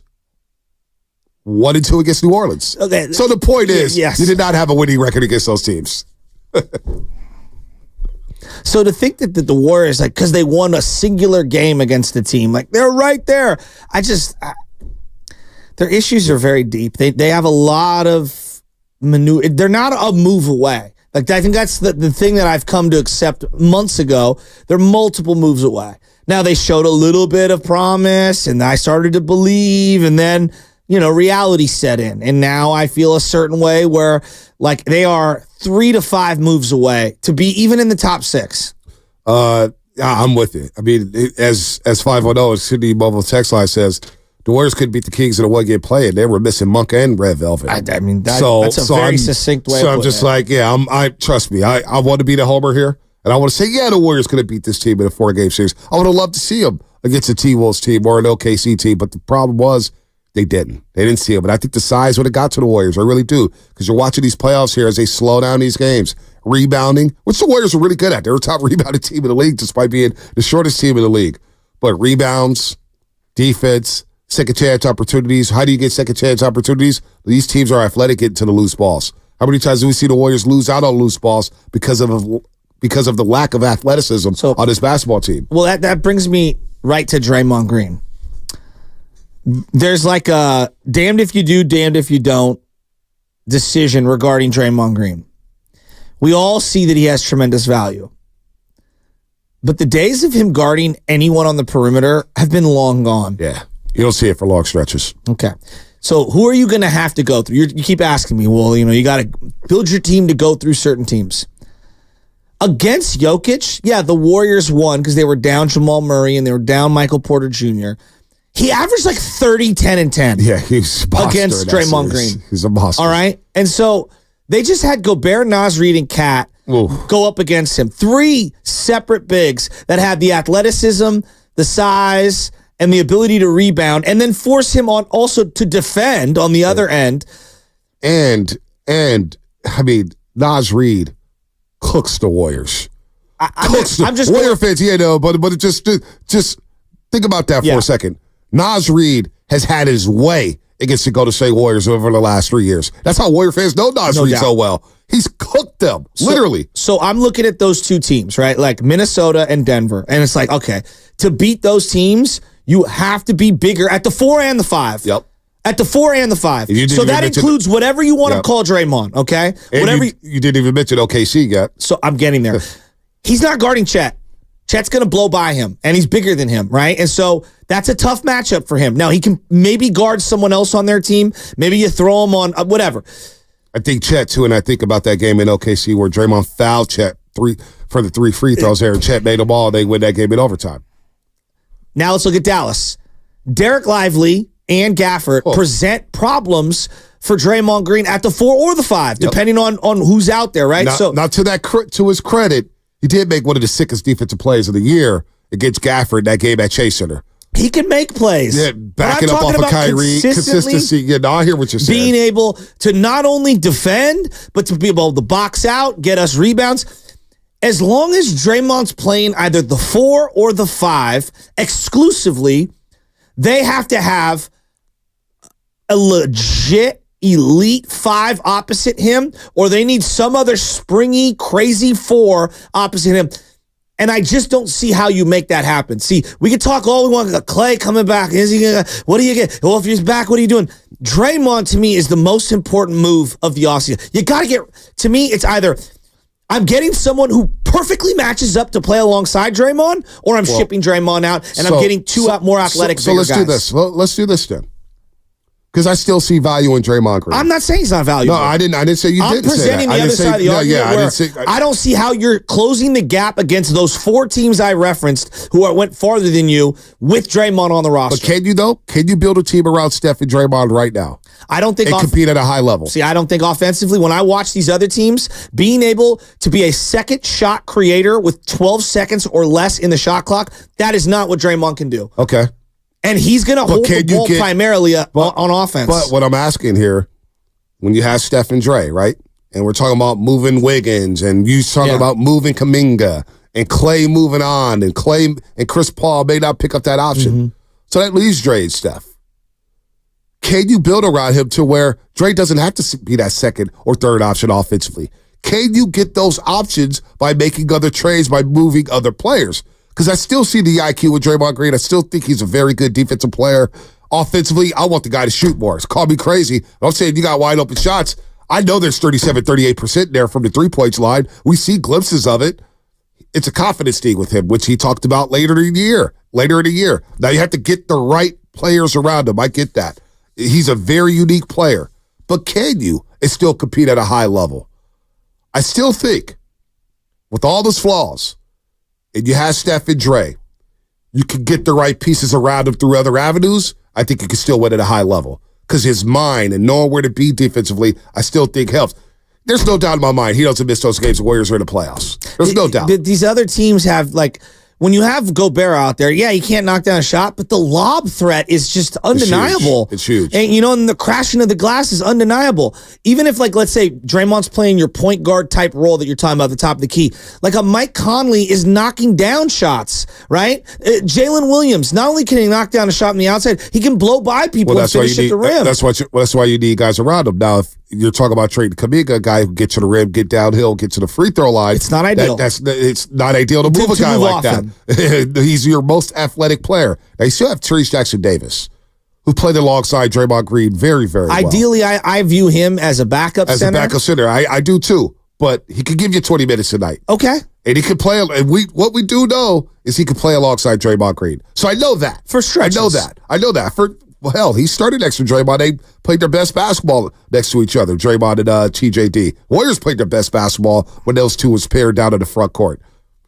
So I know I could play TJD. Do I want him as a starter? No. Ideally, no. I don't want him starting in most starting lineups. But coming off the bench, being a 6th, 7th, 8th, 9th guy, absolutely. TJD could play. He could play on the roster and he could play next to Draymond Green. Yeah, but so if I can move these other guys and get players, and ideally players around Draymond Green and Steph, it's guys who space the floor. That's what we're talking about. I guess where I come down is if they're rolling out TJD, let's just hypothetically, let's say they get a Brandon Ingram for Wiggins, right? And so it's Steph, let's say Kuminga, Brandon Ingram's, TJD. So I think you have a spacing issue. That's just not. I don't think it's good enough. You have a spacing issue. Yeah, you have a spacing issue. And I still don't think you're big enough. Like TJD is a very nice player. I really like TJD. Maybe he takes a leap forward that I'm not accounting for. But I view him as another undersized big. Even though he makes up for it with IQ and hustle plays, I like him as a player. I don't know, man. I still think you're at an athletic disadvantage. No, you are. So that's why you got to get shooting disadvantage. Well, that's what I'm saying here. Ideally, what we're talking about is if you're going to build around Steph and Draymond, you need floor spacers, you need athletic wings. You need guys who could D up, especially in the backcourt. So you need a big guard who could guard other perimeter players who are handling the ball, right? So that's number one. They are missing that. This year, Andrew Wiggins, at times he showed you, and then at times he did that. He could be that lockdown defender on the wing. You just didn't see it consistently enough, which is why everybody's up in arms over Andrew Wiggins, amongst other things. So getting a floor spacer and guys who could defend at a high level on the perimeter is ideal because Draymond Green, one thing we want with Steph Curry, and you're watching these playoffs, you keep your perimeter, you keep the ball in the heads of many players like Jalen Brunson, you're going to wear it down. And we saw that with Steph Curry, especially he's going to be 36, he's going to turn 37 next March. You don't want him with the ball in his hands all game long. So what is his biggest strength? Playing off the ball. But I need another guard here who could also handle the ball outside of Draymond Green. And what I'm looking at is a long, rangier defender. So that's where you got to start. How do you build around Steph and Draymond? Let's say Draymond is untouchable and Draymond is back. How do you build around those two? And is it enough? Can you get the right assets? So I need to see what it looks like. It has to be the right players, right? Like, is Lauri Markkanen the right player to play alongside Draymond and Steph? Well, Lauri Markkanen loves to be on the three-point line. He'll space the floor. He'll hit some threes, no doubt, but can he stay healthy? That's what we're talking about with a player like Lauri Markkanen. Now, Utah's going to want a king's ransom for that. I don't know if the Warriors have those type of assets to give them all those assets. I don't know what you get for Andrew Wiggins with that contract and the way he played. Other teams are going to say, well, what's going on with Andrew Wiggins? Why would we want him over here? I find it wild that after 24 months of what we've seen, that Draymond has become, not saying that it's what you're calling him, but like, he's untouchable. I don't think anybody's saying that. But I'm just working under the assumption that, if we say that, boy, Wiggins is almost untradeable, or, where's his value at, or if Kuminga has the most value. And I don't know what Draymond's value is around the league. I really don't. He's so unique of a player. So I'm working under the assumption that you may be stuck with him. And if you're stuck with him, how do I build around him? See, I can't sit here and go, oh, shucks, man, I'm stuck with Draymond Green. I got to figure out in the heartbeat, okay, I have Steph Curry and Draymond, and I know what Draymond is, and if I keep him on the floor, we are a better team with him on the floor, but he's very unique in the sense that I need floor spaces around him. Can I build around Steph and Draymond right now and get back to competing with the big boys? I wonder if Warrior fans think like that. 888-957-9570. I keep coming back to this. Like, we're going to find out in about a month whether Klay is coming back or he's leaving. If Dre's still on this roster and Klay's the one that leaves early, for some reason, that's not going to sit well with me. I don't know why.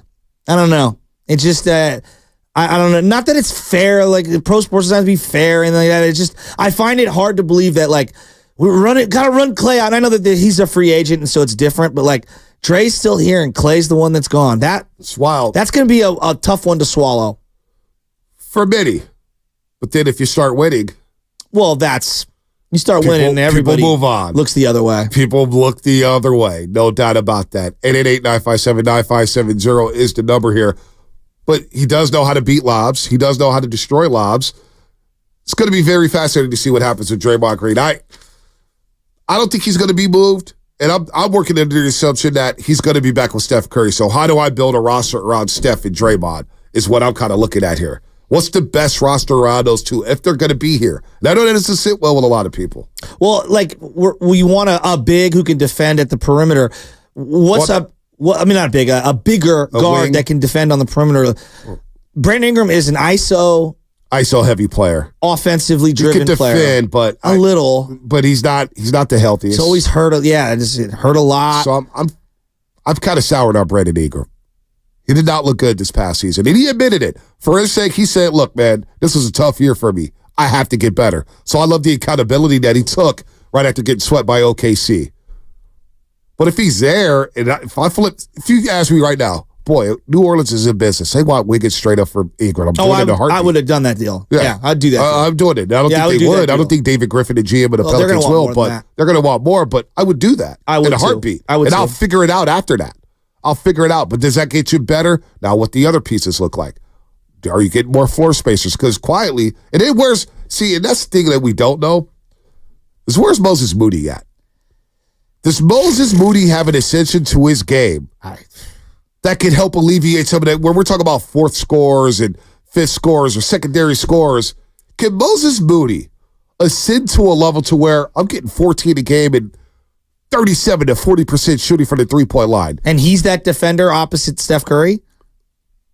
And he's that defender opposite Steph Curry. I don't know. I don't know what it looks like. I don't see Moses Moody taking some ascension with the Warriors if Klay is here.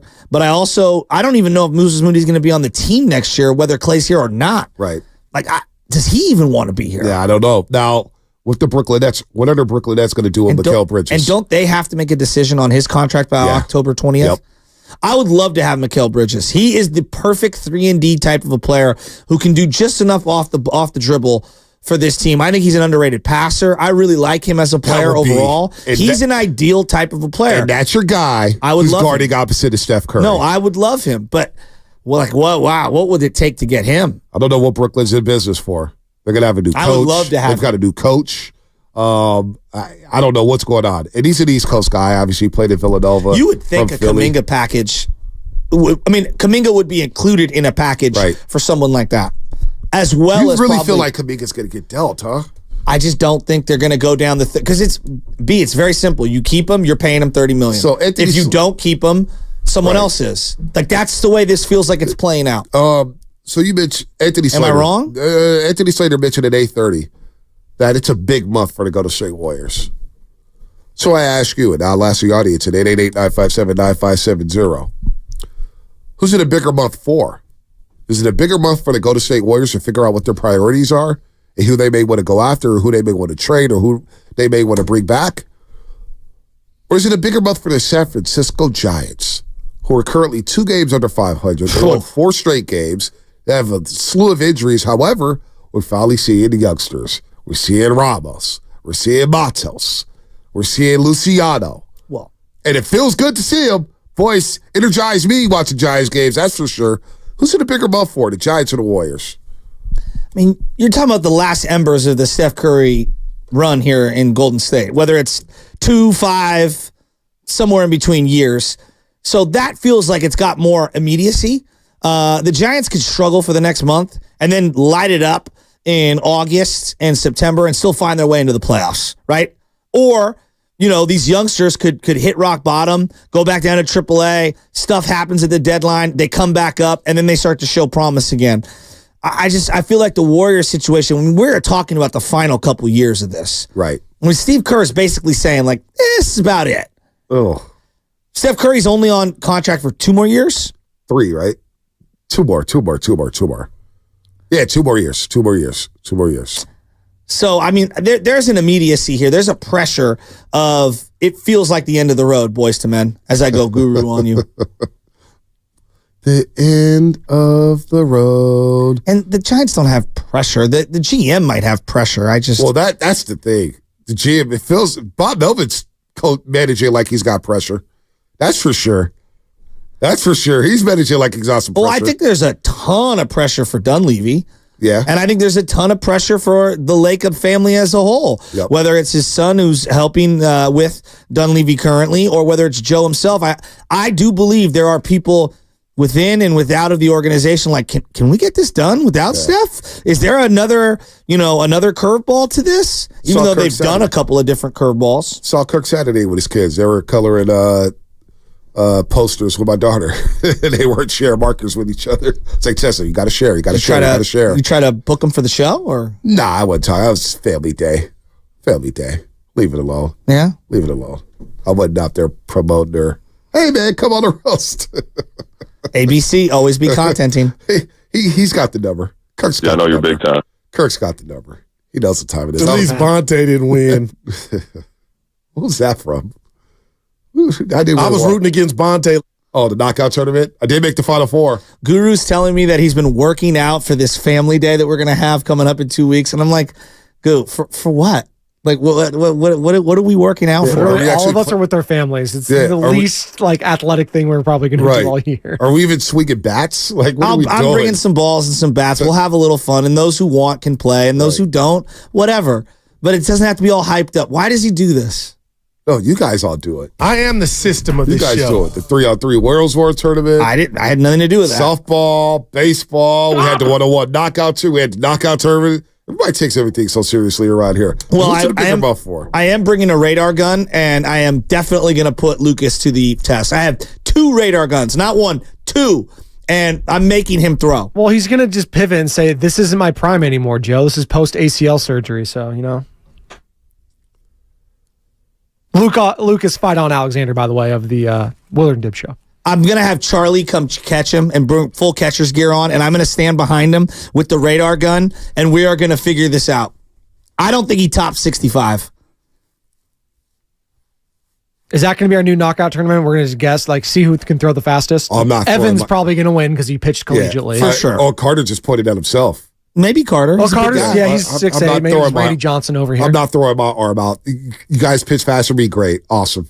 Good for you. I'll throw my 42-mile-an-hour knuckle. Yeah, I'm not. Were you guys ever good at that, guessing your speed at Boardwalk or whatever to win the prize? No, I was never good. No. The one that I think is the more fun one is what's the one where you smash down? Oh, the hammer. Yeah, is that called the Thor's hammer or whatever? Yeah, hammer. Yeah, that one's the cool one.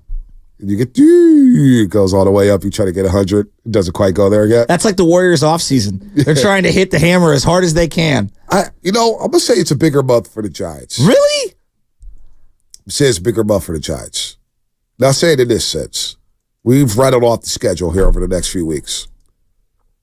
You got Paul Skeens and the Pirates, so Neil Cruz, right? It's a you got the Mets. big series. And then you get the Mets. 3-game series against the Mets. Mets trying to find their way. Then you come back home and take out Phillies, who you just got swept.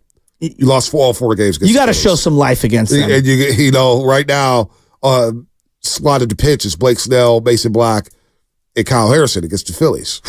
Snell would return for the Phillies? Wow. No, he's slotted to pitch Wednesday for the Giants. Here, I'm looking at the schedule now. We'll see. Let's go. See. Yeah, we'll see. It'll be Snell against Jones. But the really projections have not even been close. They haven't been close all year. They haven't been close. Because they had Harrison pitching Friday, and then he didn't pitch till Saturday. They gave everybody extra day off. They put Mason Black in there. So keep going. So they get the Yankees after the Phillies, and they go to Arizona to take out the Diamondbacks who are trying to find their way. Corbett Kell, by the way. I took him in the first round, and the Warriors were. I'm 0-7 in head-to-head so far. Struggling. He's my number 1 pick. Yeah, I hate him. Well. I lost by 5 points yesterday in the league head-to-head because Corbett Carroll. Corbett Carroll's killing me. Anyway, I can't stand him. So they go to Arizona for 3. I do love Kyle Nelson. Shout out Kyle Nelson, Galileo High School. And then they go to Texas to take out Bochy and company.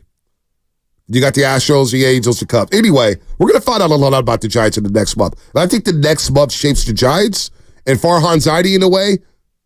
So what am I going to do at the deadline now? What am I going to do at the deadline? Wow. Am I moving youngsters? Am I moving older guys? That's, to me, the next month, we're going to find out a lot about Ramos, Matos, Luciano, Schmidt, and his pitching staff. Next month, to me, is bigger for the Giants. Corbin Carroll's hitting 167 against righties. Dude, he's got the 7th. Hold on. It's so bad. It's really bad. I didn't realize the splits were this bad. Oh, it's awful.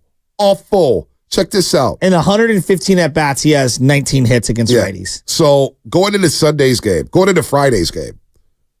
It's batting 170 on the Going into Friday's game against the Tigers, he was batting 193 with an OPS of 539. Only 7 qualified hitters have a low batting average entering play Friday. Oh, my God. He's had the 8th worst batting average.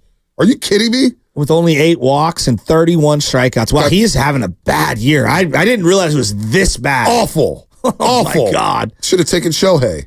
Damn it. That would have been fun. Wow. Oh, but I play Sheed this week. He's the other bad team in the league, so I should get a win this week. Get my first win in head-to-head. I hate head-to-head. Hate head-to-head. It's the worst. But no, I think it's a bigger month for the Giants. 650, we need a mobile text line. No, Warriors, no question. Warriors, no question. What are other teams going to give the Warriors for Kuminga?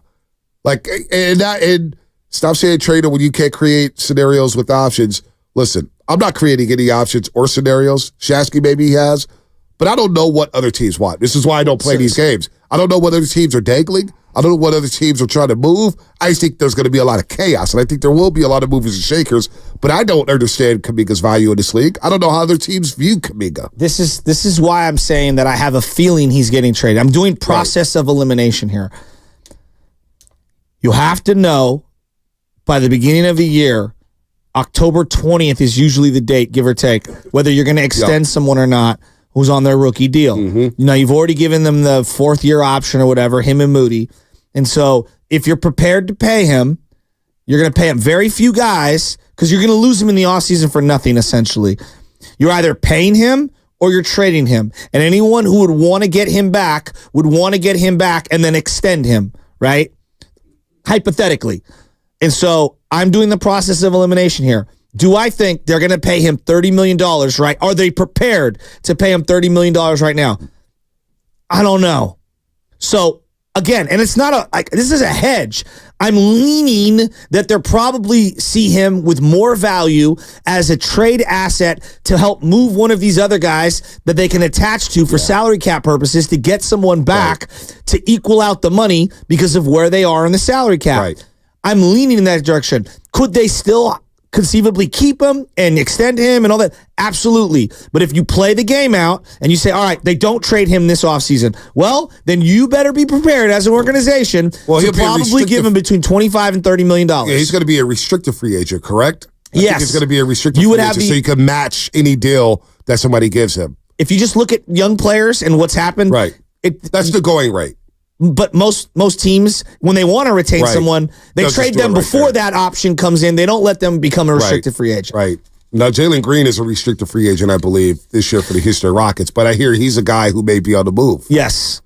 So that's interesting. And they've been wishy-washy on him from the beginning, and that's why they haven't given him. Did he play like one of the 10 best players in the league the last 2 months? But you know what? Give them credit for not just paying them like in a league where everyone gets the bag.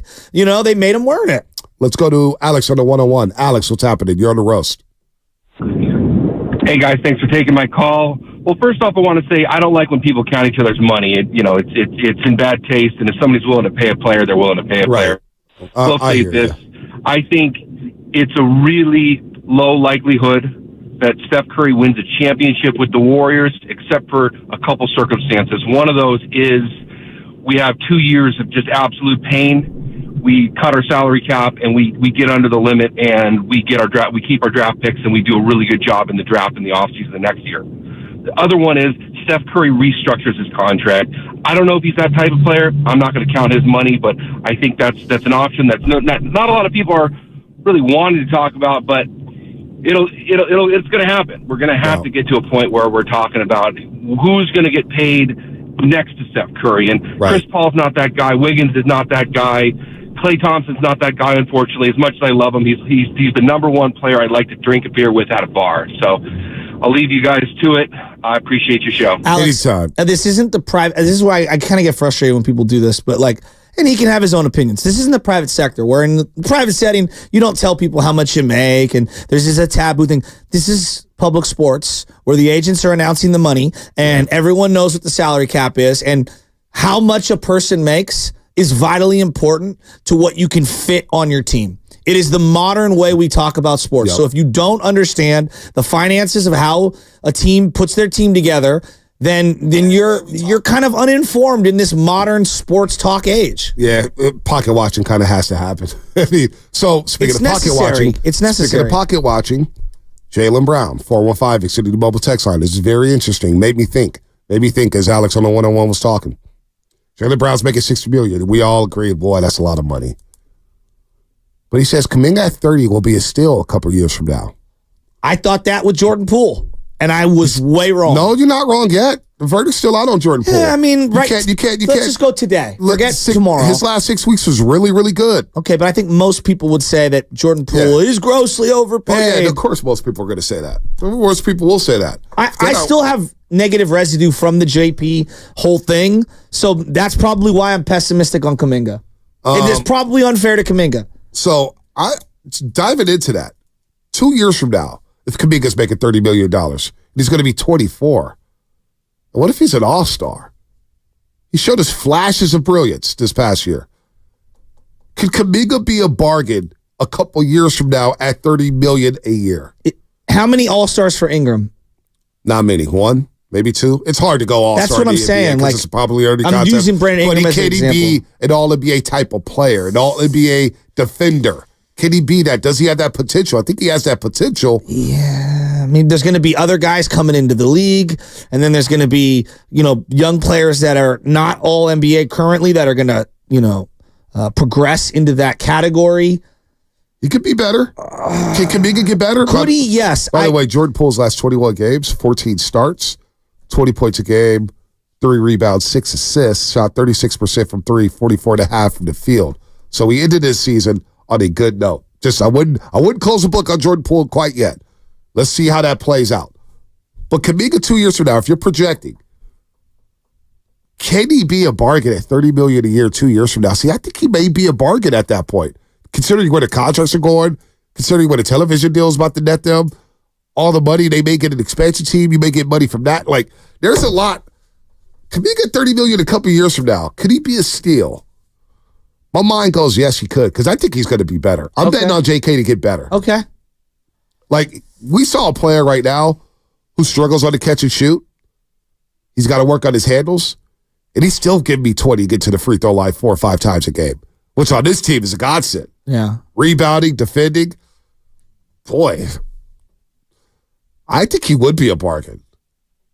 That's interesting. As the Warriors offseason. So you think it's a bigger month for the Warriors? I could see that. I think it's a bigger month for the Giants, big month for the kids. All that said, I think it is finally time for Fast Five here on the Morning Roast.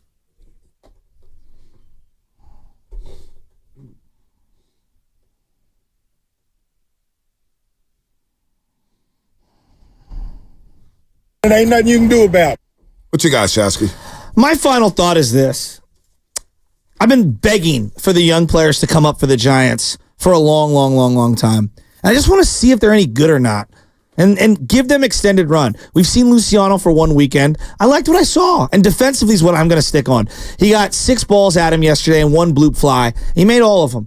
And the arm has been all over the place. He made some nice throws. I really like what I'm seeing from him. Matos, the guy's batting .500 with runners in scoring position. Look, it's diluted because he had a monster weekend. 17 RBIs. Yeah, he's 4th on the team right now. The guy's played for like 2 weeks. And Ramos, in 41 at-bats, has 12 hits. And he's just playing a brand of baseball that's fun. I am excited. So this young trio has me as optimistic as I've been about the Giants' young players 6, 7, 8 years. So kudos to the Giants farm system for the development where we're at today. Spadone, what you got? Spadone? Shout out Chris Finch, head coach of the Minnesota Timberwolves. You know what? He had a torn patellar tendon in this series, guys. We thought, you know what? It wasn't going to be much use. But I see that guy out there grinding. Now, he can't be stepping on the court. He's sitting down the whole time. But for this team to blow a 2-0 lead, lose 3 straight, and come back and win these last 2 games and knock out the defending champs by being down 20 on the road in Denver, this is one of the more impressive come-from-behind victories in a series and in a game I've ever seen. Yeah, I honestly, the more I think about it, I was thinking about it last night. I think it's the most impressive Game 7 road win I've seen in my lifetime. I was there in 2016 Father's Day. I get Cleveland coming back from 3-1, but I understood what the Warriors were at that point, so it didn't surprise me necessarily that the Cavs won that game. And then the T-Wolves are fun. How about Karl-Anthony Towns and Anthony Edwards after the game? This is for either one of you guys. And usually in NBA history, it says you have to lose and lose big before you win. What is it about this team that says we lost last year? Yeah, but that's different. You have to lose at a bigger stage. Usually, teams usually. It's the playoffs. We lost last year. We lost the last 2 years. Shit. Damn, how much more we gotta lose? Yeah, how much you want us to lose? Been losing for 20 years. I mean, that's just the truth, dog. Damn. That's a fun team. And this is going to be a fun series between the Mavs and the T-Wolves. Carter, what you got? You got something, Carter? Yeah, I'm just going to piggyback off what you guys said. I'm just happy for Minnesota as a whole. I think that it's been a place that's really struggled in sports just in general for such a long time, and for them to have kind of a cornerstone star, absolute stud there. It's just cool to see, and I'm for them the rest of the way. All right, that was Fast Five, brought to you by Xfinity. At home or on the go, you'll get the fastest internet to all of your devices. So no sports going on today, man. No sports.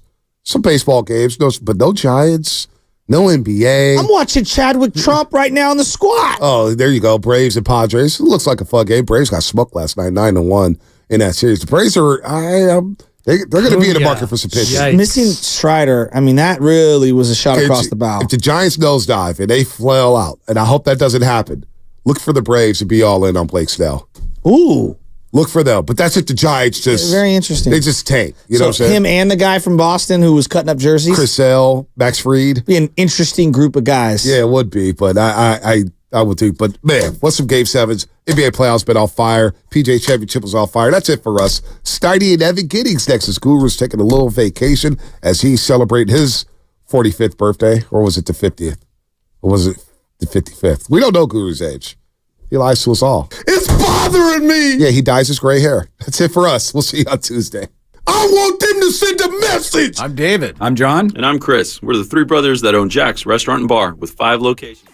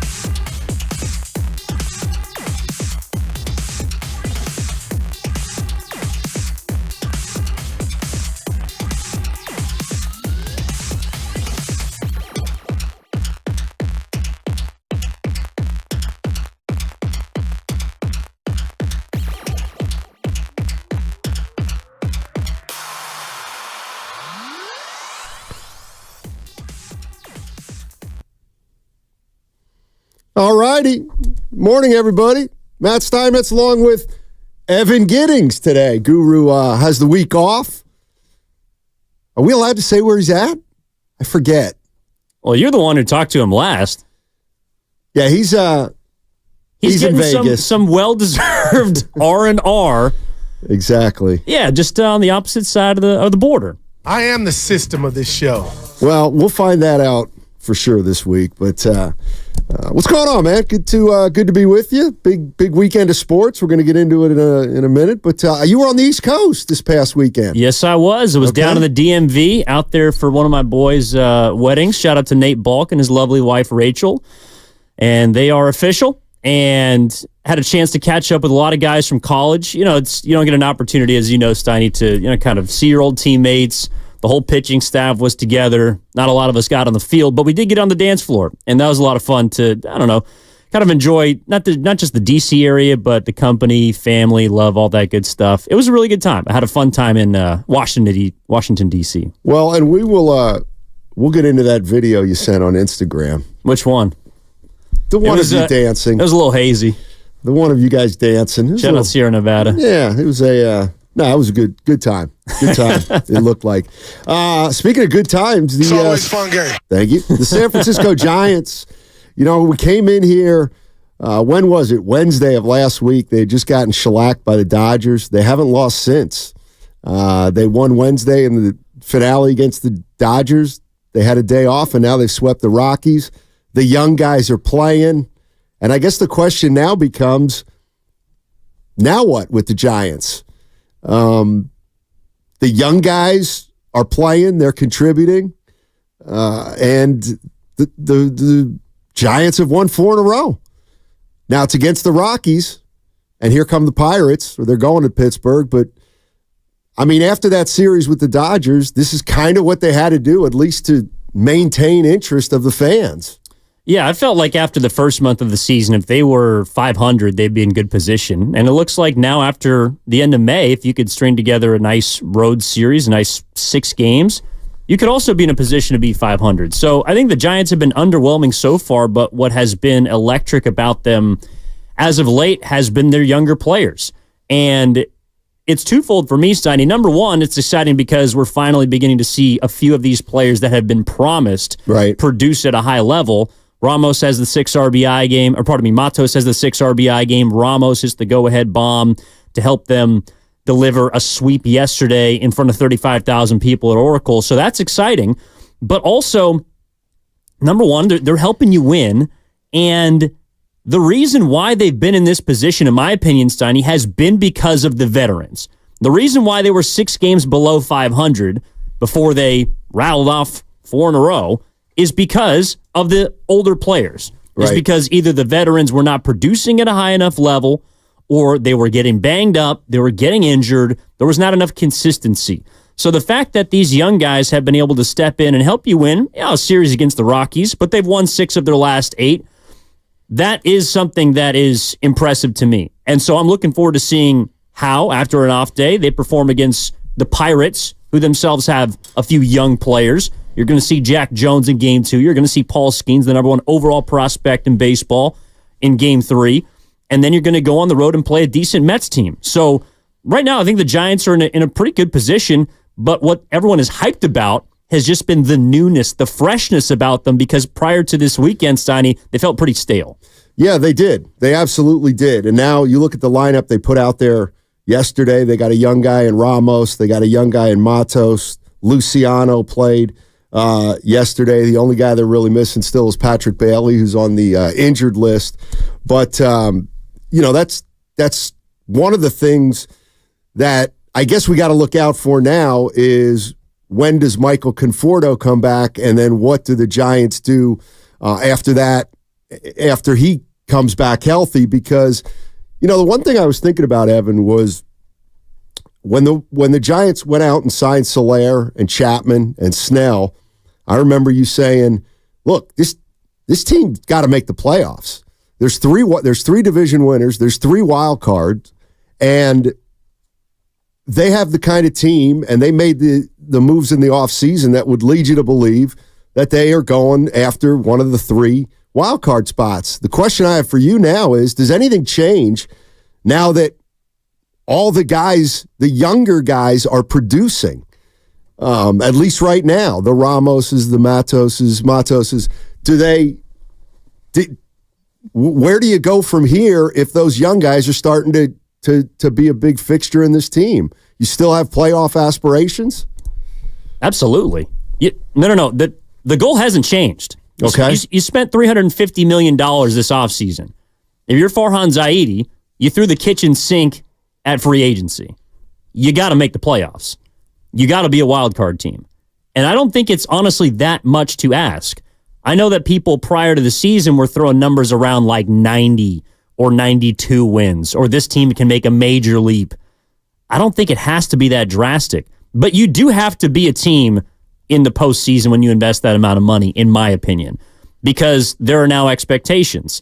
And while those free agents have not been able to help you as much, I didn't look at a lot of those guys as early season performers. I didn't look at Blake Snell as someone that's going to come in and win you his 4 first starts. Matt Chapman is a guy that starts notoriously slow. Jorge Soler is a guy that has played, I think, 2 full seasons in his last 8, so he may be banged up at some point this year, and they finally got him back.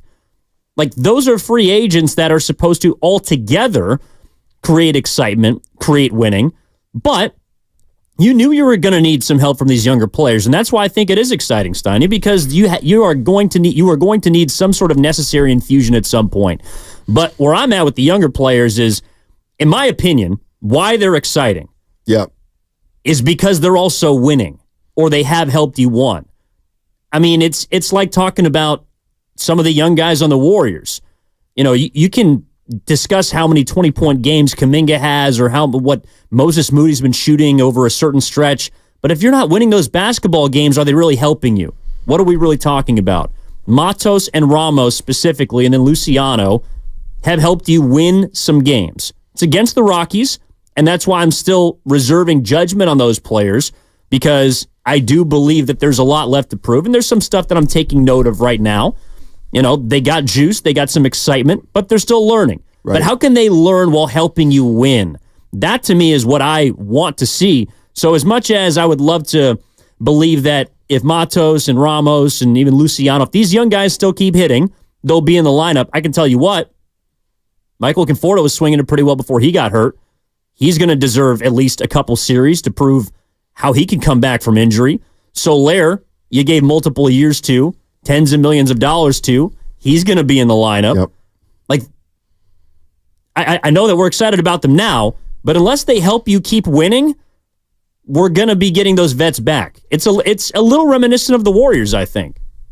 Yeah, there is a similarity there. By the way, it's a Monday, so we got to go to our money chat. Our Rich Mitchman has posted $1.99 for me to say. Can I guess? Go ahead. Get rid of Kuminga. Get rid of Kuminga. He says exactly. So I'm asking the great Rich Mitchman. Get rid of Kuminga. Okay. If you want to pay for a super chat, you can. But so what's going to happen when Conforto comes back? He's going to be right back in the lineup. For whom? You're going to have to choose. Now, I think that there's a discussion between who gets to stay and who gets to go. It's Ramos or Matos. Right. But that's the choice that the Giants are going to have to make. I think there might be room to keep potentially both of them if you don't want as many infielders on the roster. But one of those guys isn't going to be playing as much as they have been. And so that's where I think some Giants fans might be a little disappointed, because you're seeing these guys swing it. Matos has had some journeys in the outfield, but he's exciting. He's different. I think Ramos is a player that, to me, is maybe a little more pro-ready. He's a little more plug and play, and he'd be a little bit more like the Moses Moody of the San Francisco Giants, Mr. Stay Ready. But at the end of the day, if the Giants play these young players and they don't win games on this road trip, if they revert back to what they've done so far, which, like, they have been able to win at home. To be fair, the Giants haven't been that exciting yet, but they've won home games. Where they've really struggled has been away from Oracle Park. Yeah. So if they go on this 6-game road trip and they lay another egg, then I don't really think it matters to me what these young guys have been doing. Because at the end of the day, I'm still looking at this Giants team like a team that should be a wild card contender. Not a division contender, and that might not be sexy enough for some people, but you got to be a wild card team. 888-957-9570 is the number. The San Francisco Giants, they won a series. They swept the series against the Rockies, and the young guys really chipped in. The question is, how excited do you get after a sweep of the Colorado Rockies? Obviously, they'd come in and they'd won 7 in a row, but they're obviously not the Dodgers and they're not the Padres. So if you're a San Francisco Giants fan, I mean, is this exactly what you wanted? Is this what you wanted? You got 4 youngsters who are going to play what looks like a pivotal role this season in Ramos, Matos, Luciano, and Patrick Bailey when he gets back. Not to mention Kyle Harrison. But then you look at the rotation, and Snell's going to pitch Wednesday in Pittsburgh. Webb's going tomorrow. I'll tell you what, you get Robbie Ray back, and now you might have some action with your pitching staff, Evan. They got some arms there if they can ever get healthy. Well, and that's why what I'm most excited about in this road trip, yes, Matos has been playing well and Ramos is hitting well, and the fact that Luciano at age 22 is going to be able to give you something, that's exciting. But what excites me is looking at the pitching staff.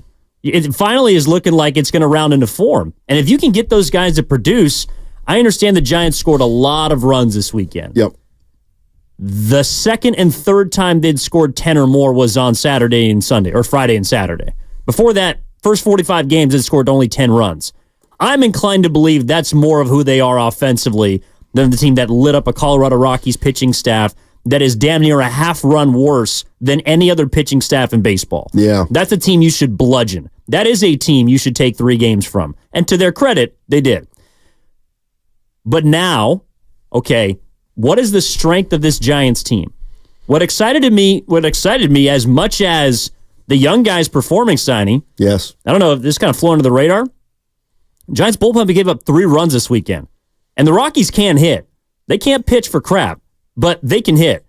And the bullpen had to cover 14 innings over 3 days, and they gave up 3 runs. That, to me, is where you can win a lot of games if you're also being able to put forth some semi-decent offensive days. They only scored 4 runs yesterday. Right. They won because of their pitching staff. Jordan Hicks battled through sub-velocity. I don't know if he was under the weather, saying he was he throwing had a gastric he had a gastric situation in his stomach. His stomach hurt. You know something about that, or what? No, he said, I heard him talking about it. It wasn't at full strength. His stomach was bothering him a little bit. Yeah, the velo was down from 95 to 91, battled through 5. I think that's the strength of their team, is their pitching staff. And they haven't been performing as well as I would have hoped. But now that you're getting guys back, you're getting healthy, and you're already getting contributions. I think their most exciting young player is Kyle Harrison. And I know he doesn't hit. I know he doesn't play every day, but that's a guy I want to watch every 5th day throw. So if you're getting production from him, Webb's already going to give you quality starts pretty much every time out. Jordan Hicks is going to give you 5 solid. If Blake Snell can get his act together, you got 3 or 4 solid starters. That's how you win series. Yes, Matos and Ramos and Luciano are putting barrels to baseball right now, but you need someone to get guys out. So the one decision I guess the Giants are going to have is if and when Conforto comes back, what do you do with most likely Ramos? Because he's a young player who's going to need at-bats. So do you see him going back down? I think the reason why Ramos would go down instead of Matos is because Matos plays center field. Right. And you no longer have your starting center fielder. He's out for the season. So Jung-Hoo Lee's gone. And I don't know about you, Steiny. The only other guy that I can see someone, playing center field, it's Austin Slater. I don't really want him to play center field.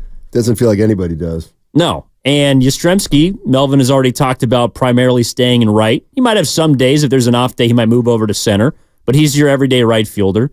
So to me, if I had to choose between which guy is either going to be prioritized, sent down, demoted, essentially, whether from role or down to AAA, I'm leaning Matos. I want to see more of that kid because I think he can go get it in center field. I think he's a raw athlete who's got great contact ability. Now, has some trouble laying off a pitch every once in a while, and I think that might come back to bite him, but he's got pretty damn good bat-to-ball skills, and he's also got some pop. I think he is the most explosive of the three right now. If we're thinking about Ramos, Matos, and Luciano, Luis Matos is the one that injects the most life, the most energy into that lineup for me. Yeah, to me, he's the most, I don't want to say volatile, but he's the most exciting. I mean, just watching him play center field has been very interesting this last week or so because he didn't look comfortable, a week ago, and now he looks a little bit more comfortable. Obviously, it's a long season, but here's what Bob Melvin said. The young guys are playing, they're helping. So, Bob Melvin, what do you think about these young guys? Look, anytime these guys, you start out in AAA and you get a chance to come to the big leagues, they're inspired. The energy's there right away. We've seen it from every one of these guys. So that kind of filters into the feeling of the team. And we've been, I don't want to say beat down, but we haven't had a great feeling this year based on our record, not able to really sustain anything. So it's been refreshing to get some guys up here that weren't part of the early part of the season when things weren't going well. I think it's kind of interesting, Evan, when you think about the Giants' glory days, you think of a veteran-laden group. And remember how we always used to talk about the Giants clubhouse was so professional, never got too high, too low. It sounds to me like right now, this youth group has, according to Bob Melvin, made the clubhouse livelier, put an extra pep in the step of maybe some of the veterans. And the only thing I would say is it was the Colorado Rockies, and you brought this up before the show, and that is sometimes you feel, or if we talk about the Giants like they've arrived after a sweep of the Rockies, it does kind of feel like praising the Warriors after they beat the not the Orlando Magic, the Charlotte Hornets or somebody like that. They're going to have to win. They're going to have to win on the road before I really start believing in this team. And they'll have a chance in the next two series against the Pirates and the Mets. And they've got Webb tomorrow and they got Snell Wednesday. So, I mean, this is the time to really get their season rolling, I would think. Well, what makes you feel good is they won games this weekend, but they also did it in front of the home crowd. I mean, there were 35,000 in attendance yesterday. And right now, as a team, you're top 10 in attendance. So there are people clearly showing up to see the Giants. And they're 15-10 at home. They've proven that they can win at Oracle Park. Now, I think a big test, not just for the young guys, but for this team, is how you go and play on the road, where you've been outscored by 32 runs over the course of 23 games, where you're coming off a pretty poor road trip. I mean, you just went, what was it, 3-6, 3-7? Yeah. So now you gotta prove you can win on the road. But this is a nice first step because to your point, the Charlotte Hornets are a team that doesn't make you say, wow, the Warriors beat them by 20 points. But at the same time, you got to win that game. You have to win those games. So the fact that the Giants swept the Rockies, they also got that Game 3 victory against the Dodgers, which I think gets a bit understated through all this because that was a game you'd like to at least get one of in that series with your ace on the mound. Now the Giants can begin to build something. But I think that's why it makes this road trip very interesting to keep track of. And I know some games are going to be during the day and it's at weird times, so we're going to be on top of it as much as we can. But I'm really looking forward to locking in on this series because I think that there are two teams in the Pirates and the Mets that have interesting challenges that can be posed for the Giants. The Rockies are a team you should score 30 runs against over 3 days. Right. That's a team that you should beat more often than not. I know they'd won 6 in a row. The A's won 7 games last year, I believe, in a row. They won 50 games. They were the worst team in baseball by far. So even bad teams can get hot. But if you're the Giants, you got to put them in their place. And to their credit, they did that. Yeah, and we'll see if they can do it against the Pirates team that's not great and a Mets team that's hovering around 500. That series starts tomorrow in Pittsburgh. And then I guess Thursday the Giants see Paul Skeens. Yeah. Who is the Have young you had a chance to watch him phenom. pitch at all, Steiny? Oh, I saw him at LSU. Oh, there you go. Yeah, I saw him pitch a lot at LSU. He's got that four-seamer. He's got that four-seamer that just is perplexing. Well, his last start, he struck out 7 straight to start the game. I mean, is that the game where he didn't give up a hit? Hmm? And he left after 6 innings? Yeah. Yeah. So Giants will get a first-hand look at him. 888-957-9570 is the number. We got some young guys playing for the San Francisco Giants. It does feel like we've waited a couple years for this. And now that it's here, I guess Giants fans probably want it to stay right here, which is kind of living and dying with the young guys. But I agree, and I don't want to paint this in a negative light, but the offseason moves that they made clearly indicated that they were thinking postseason by winning the wild card or by getting a wild card or possibly winning the division.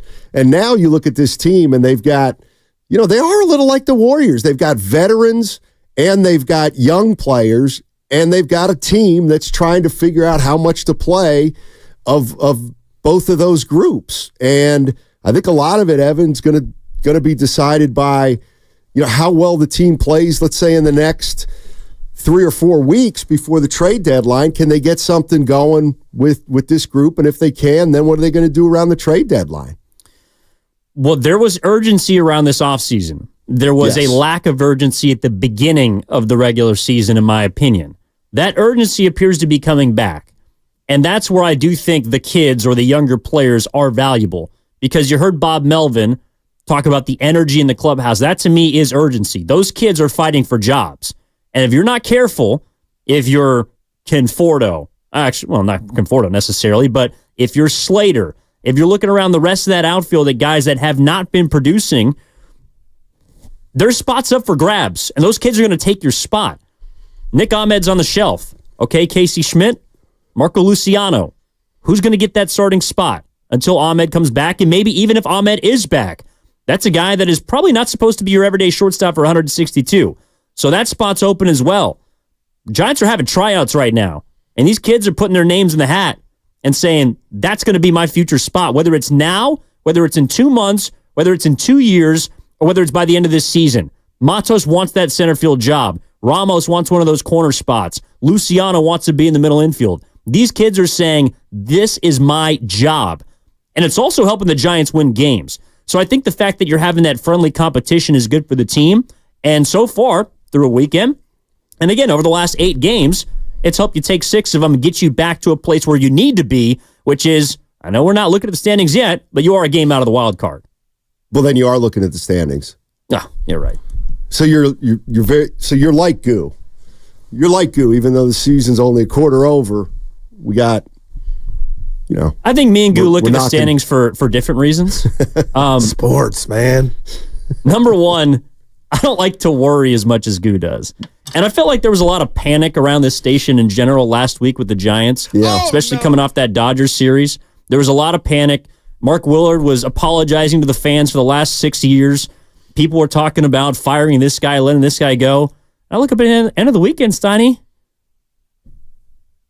Quietly, they're not doing too bad. No, they're not. They're not. They've won 4 in a row, and they've looked good since Willard buried them on Monday. I'm scared of Willard. 888-957-9570 is the number. On the other side, we'll get into some NBA playoffs and look at these teams that are still remaining through the prism of the Golden State Warriors and where the Warriors might be in terms of the Western Conference pecking order and whether or not they can make something happen in a year or two and get back with the elite teams. 888-957-9570. That segment was brought to you by Pacific Coast Termite. Americans pay about $5 billion.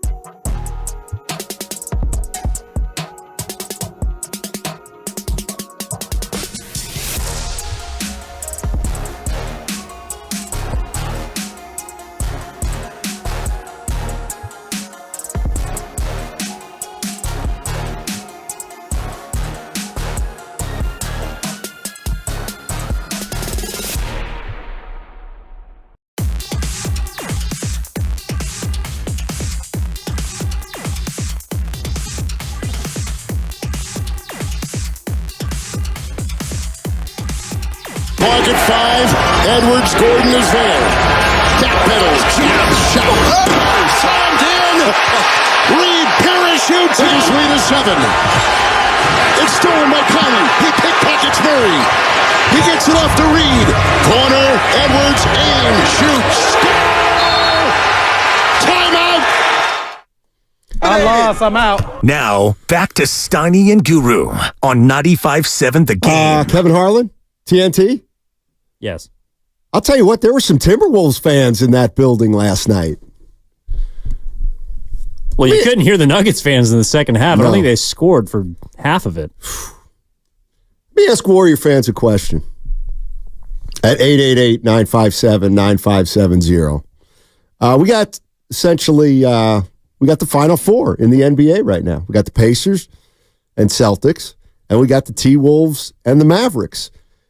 Number 4. How much better or how much worse do you feel since the season's ended about your Golden State Warriors? In other words, if you've been watching the playoffs, do you think you're closer than you maybe thought at the end of the year? Or do you think that what you've seen in the postseason scares you? Does it scare you what you're seeing in the postseason as it relates to the Golden State Warriors? Or do you see a way, Evan, where the Warriors can climb back in this thing in one off season? I think if you measure man for man against the top 4 teams, it's pretty daunting. You know, you're looking at, okay, how's this kind of going to match up? Well, the Warriors going to do this? How the hell are they going to, guard Anthony Edwards and, Naz Reid and Cat and all these guys? I mean, yesterday, Steiny, what I took away from that series was, dude, Minnesota's just a better team. I thought Jokic was the best player in the series. Didn't matter. He had 35, 17, and 9 in a Game 7, and they lost because nobody else could do anything. And it felt a little bit like I was watching Curry at times throughout the season, or the past couple seasons, where we're just begging for some help, begging for some guy to hit a shot. Somebody put the ball in the hole. Now, Minnesota's defense was suffocating, but I think that specific series, more than any of the rest that we've seen so far in the postseason, in a way, it does make me feel better because I feel like it proved everybody wrong. Like, everybody was wrong at some point in that series about whatever they felt. Right. After 2 games, Denver was dead. After Game 5, Minnesota was dead. After Game 6, they beat them by 45 freaking points. Okay, what's going to happen? Game 7, home floor. 75% of teams throughout the history of basketball win Game 7 on their home floor. Denver didn't do it. And it just makes you think that this league is a little more wide open than it's ever been. There's going to be 6 consecutive different winners of the finals since the Golden State Warriors went back-to-back. The Warriors are a part of that. They surprised people in 2022. I think the Timberwolves are surprising people in 2024. I think last year the Nuggets might have surprised some people. So the Warriors are in a different position because they're maybe not as young and up-and-coming as a lot of these teams that are jumping the gun.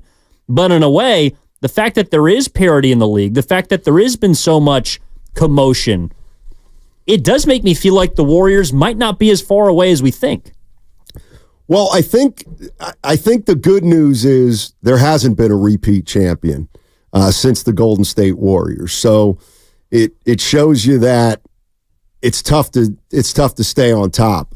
The one thing we've talked about with the Warriors the last 2 or 3 years, and many people have said it, and that's they got to get bigger, the Warriors. And I don't think there's any doubt about it. They got to get bigger, and they've got to figure out a way to get more athletic, because I'm looking at the Warriors' most athletic players, and I see Kuminga and I see Wiggins. That's about it. And you look at these other teams, I mean, Minnesota just comes at you with 6'7", 6'8", length, athleticism, and everybody's a threat from 3-point range. Even though they are a big team. So when I look at the Golden State Warriors, I mean, the way the Minnesota Timberwolves defend would concern me if I'm a Golden State Warrior fan, because they swarm. They're relentless. And they're not this team in the regular season. I don't think you can be for 82 games, Evan. But I look at the Warriors.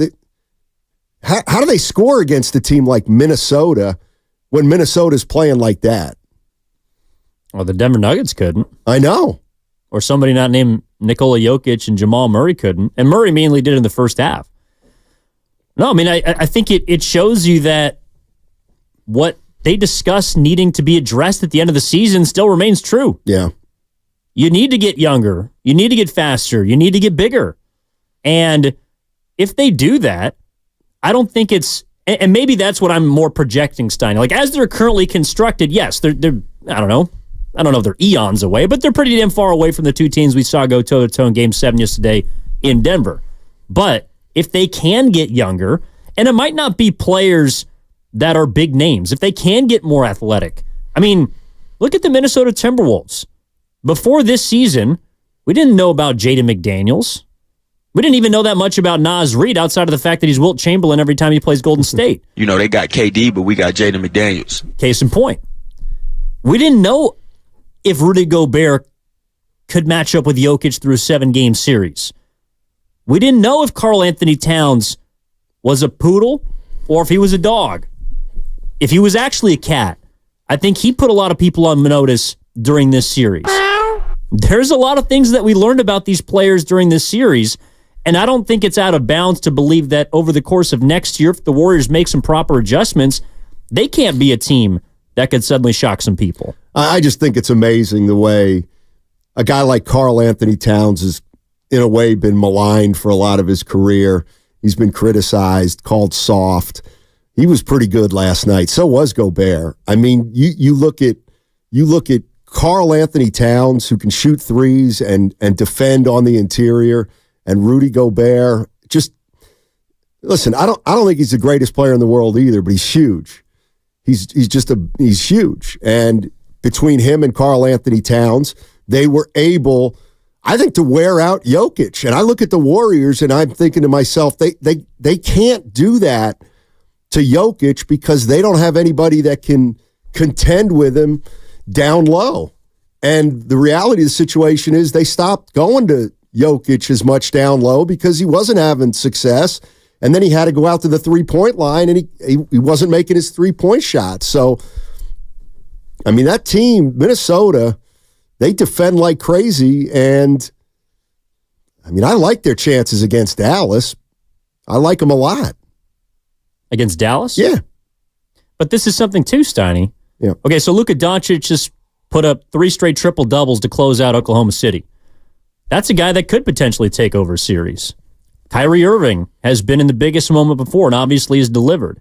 So I still think there's a lot to learn about where the Warriors are at, how far they are, and what they might even be needing to address. For example, earlier today with Bonte and Butch, Anthony Slater said there's a big month coming for the Golden State Warriors.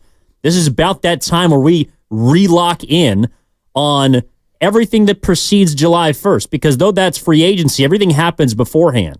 So there's still some time between now and when that period begins, which I think is starting at right about now, whether it's negotiations that are internal, the Warriors trying to take the sample size that's been the first 2 rounds of the playoffs, see where they need to address themselves, all of that. But there's still a lot left in the postseason. If Minnesota gets beat by Dallas, well, then we might need to have another conversation about what is actually going to work for the Warriors. If Boston runs the table, and I think they're set up right now to do so, because Indiana is a team that shouldn't necessarily challenge them. Right. Okay, so if Boston's a team that walks away winners, or if they get upset by Indiana, what is going to work?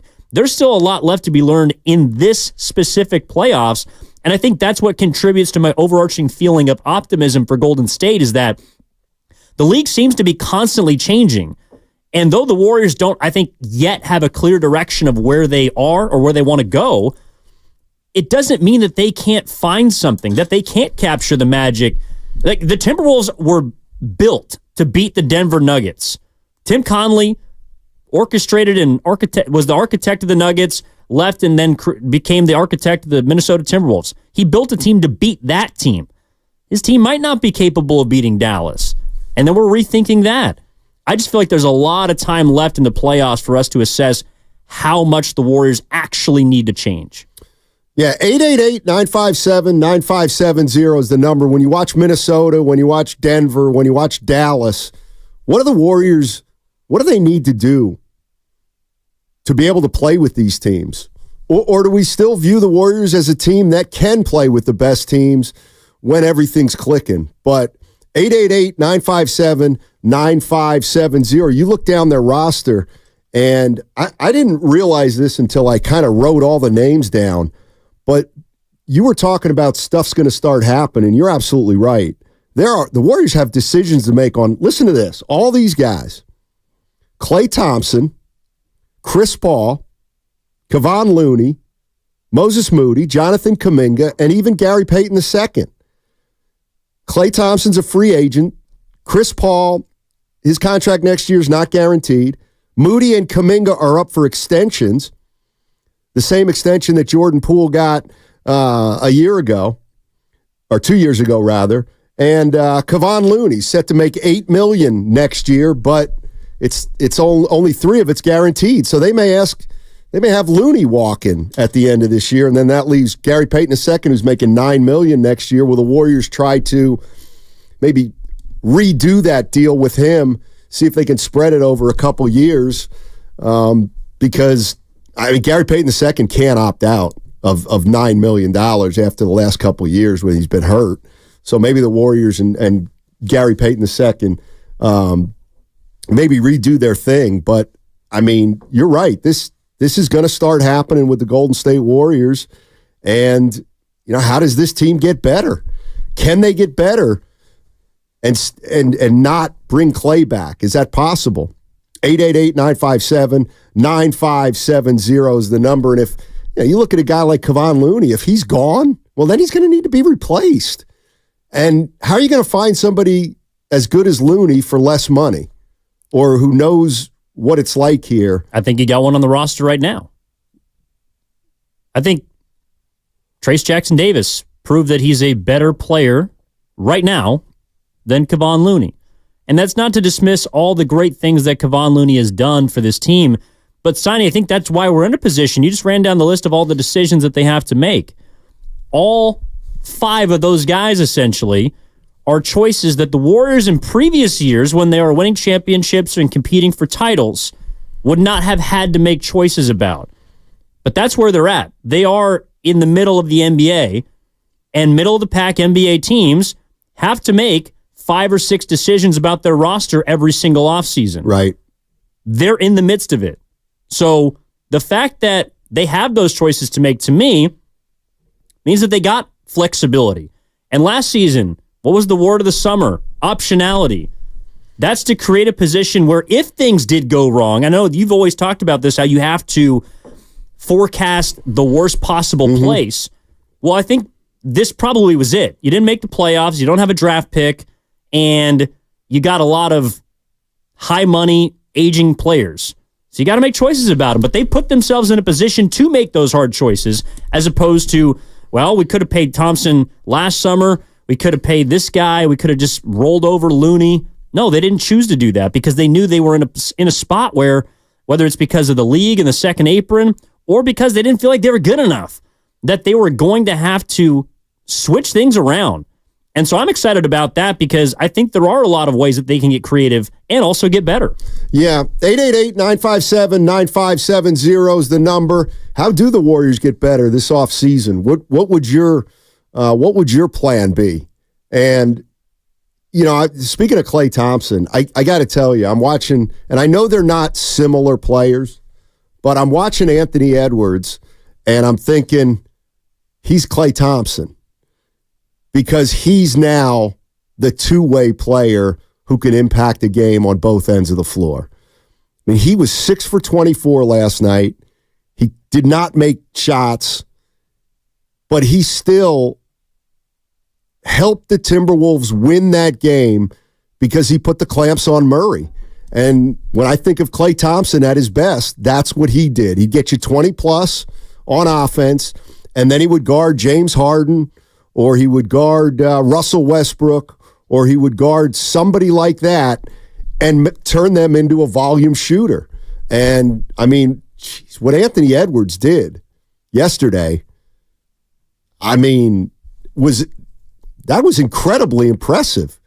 I mean, to impact that game without being able to make shots, that puts you in a different level of player, because most guys got to score in this league to impact a game. But, man, Anthony Edwards, I mean, we're looking at a guy who might be able to lock guys up. I mean, he is so quick and he's so strong. I mean, he picked Jamal Murray. He just picked his pocket. Well, and he needed to. Otherwise, he would have been 3 for 24 because he couldn't hit a jump shot. It was, I mean, seriously, that's how bad he was shooting. I mean, half of his field goal makes were transition dunks because he was ripping and running. The Thompson comp is interesting to me because, of course, the game that I felt like I was thinking about was the last time a team came back from down double digits at half on the road. That was the Golden State Warriors in 2018 against the Houston Rockets in Game 7. And if you just go through that box score, like James Harden had 32 that night. Klay Thompson's mostly on Harden. He took 29 shots. Yeah. Klay made him work for every single basket that he did or didn't make. And I know that a lot of people are going to remember that game as the game that the Rockets just couldn't make a three, but part of that is because of the defensive pressure of the Warriors. They missed some open threes. And I think that Minnesota, sometimes when, I don't know how you felt watching the totality of the series, Steiny, but it felt like sometimes the reason why the Nuggets were missing open threes is because they were expecting a defender to come, or there's so much pressure on hitting that one open look because you might not get one for the next 6 minutes of the game. And sometimes there is sweaty palms when you have an open look and you're not accustomed to getting that. And I felt like the Warriors would always do that to teams because you had to capitalize on those situations. You had to maximize your opportunities when the Warriors were at the peak of their powers because you might not get a better chance to knock them off. That's what it felt like Denver was playing with this entire series, and specifically last night in the second half, that they were playing with sweaty palms, that they felt the pressure at home, and they felt like this young and up-and-coming Wolves team that was throwing bodies every which way at them was going to find a way to claw back and win that game, or at least put themselves in a position to win that game. And when they drew even, the other part of it too, Steiny, was when they drew even, what was it, 72? Michael Porter hits a three to tie the game. Yep. You look at the next 4 or 5 scores for the Timberwolves, Anthony Edwards doesn't come up.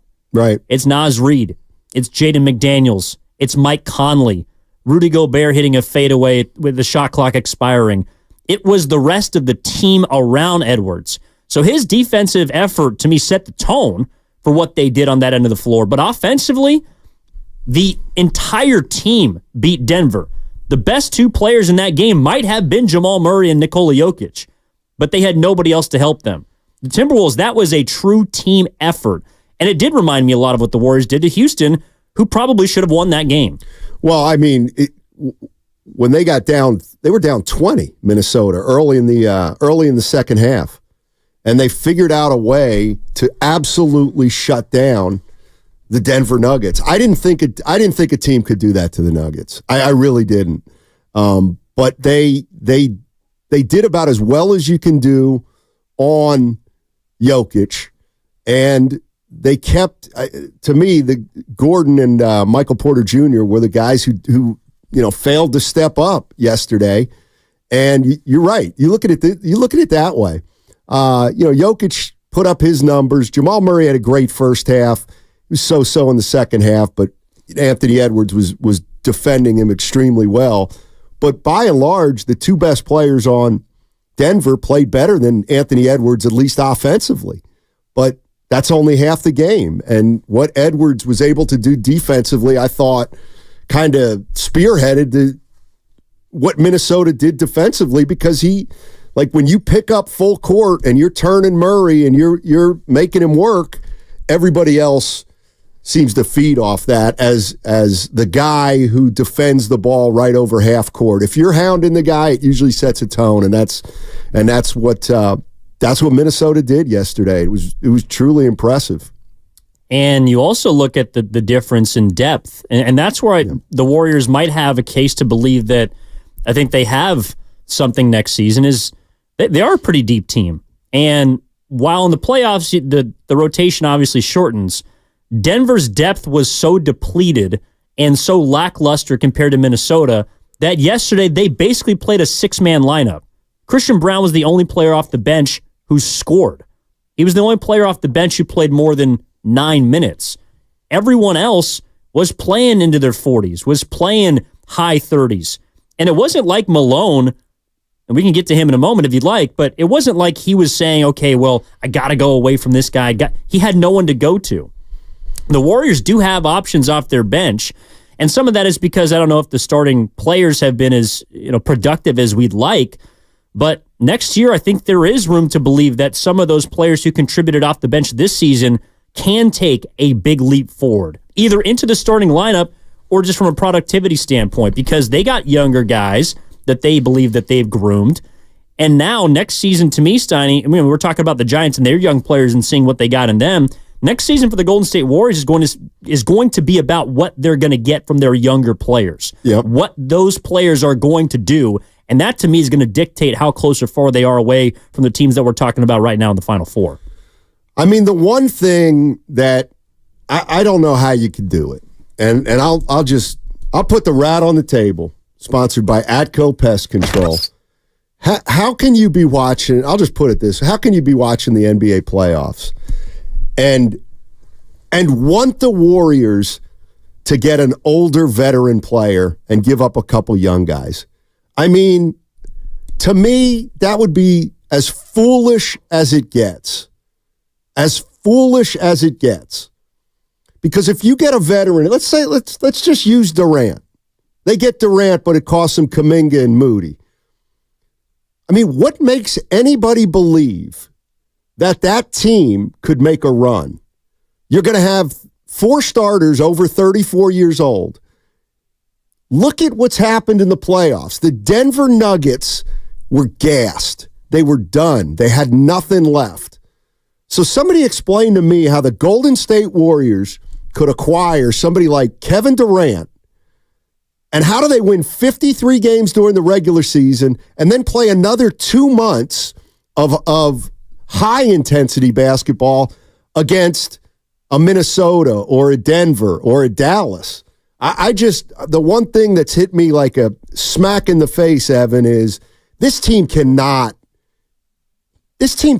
go all in this year and move some of their young guys. I just don't see it. I do not see how the Warriors can get older and be successful.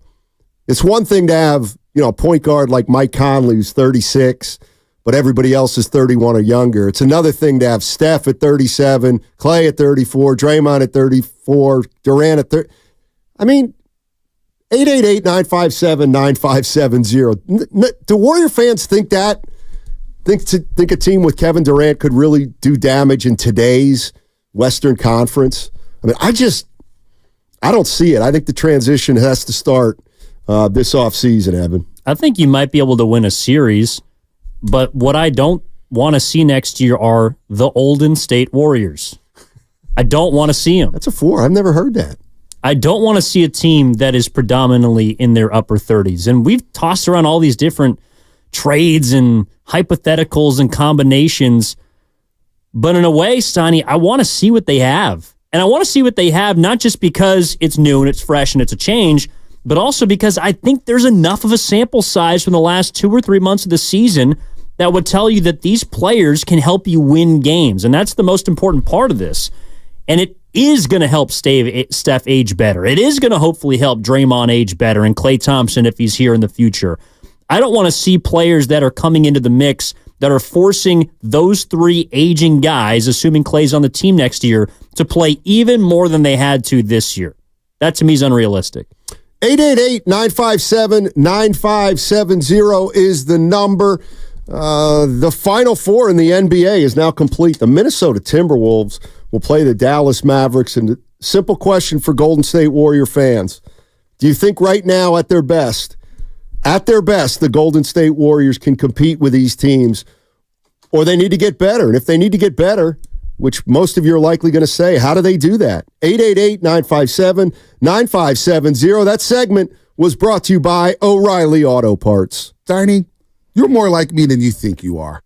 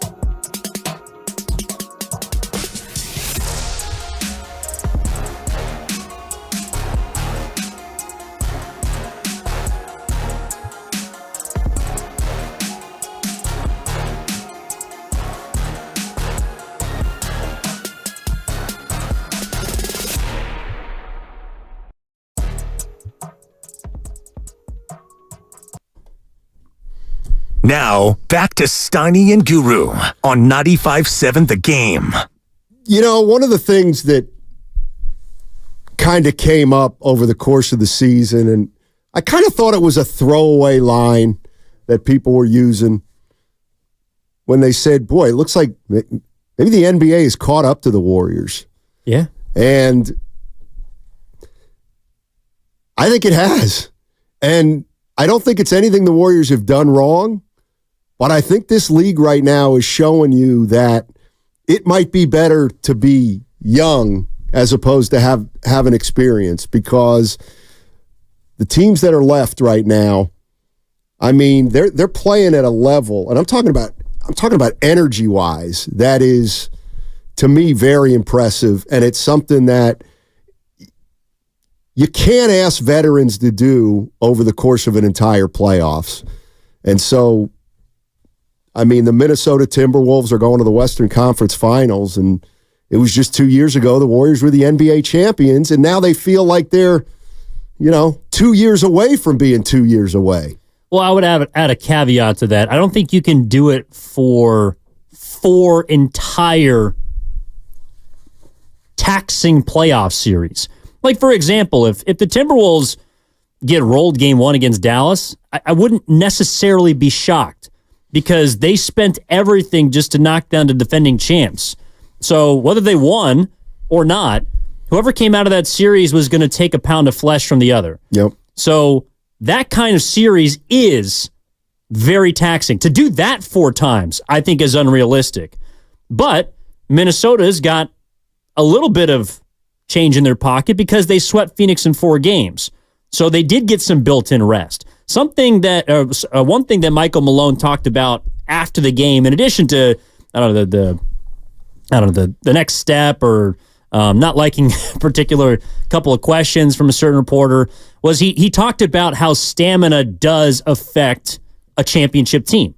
Not just the short off season afterwards, but also how much you have to push yourself at the end of the regular season. And he referenced the fact that when the Nuggets won the title a year ago, they kind of put it in cruise control the last 10 or 15 games of the regular season because they could.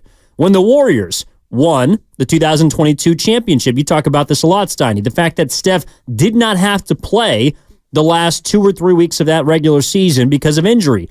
That's built-in rest. So then you're fresh when the postseason starts. They also had, not a built-in bye, but they played a Nuggets team that had no chance of beating them because they were down 2, I think, of their best 3 players. So all of those things factor in. One of the reasons why I think right now the NBA is set up for Boston to win. If the Celtics don't win the championship, they will look at this season as a failure and a lost opportunity because they have not had to play anybody. They have had to beat an 8 seed, a Cleveland Cavaliers team, and now they'll have to beat the Indiana Pacers, who are a 6 seed.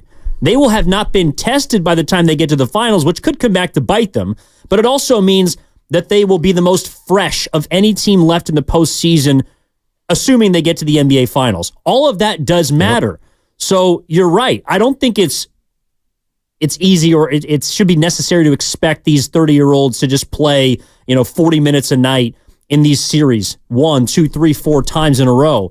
But if you can get that built-in rest, if you can catch a couple breaks, I think that's also what the league is telling us. Yeah, I agree with that. I agree with that.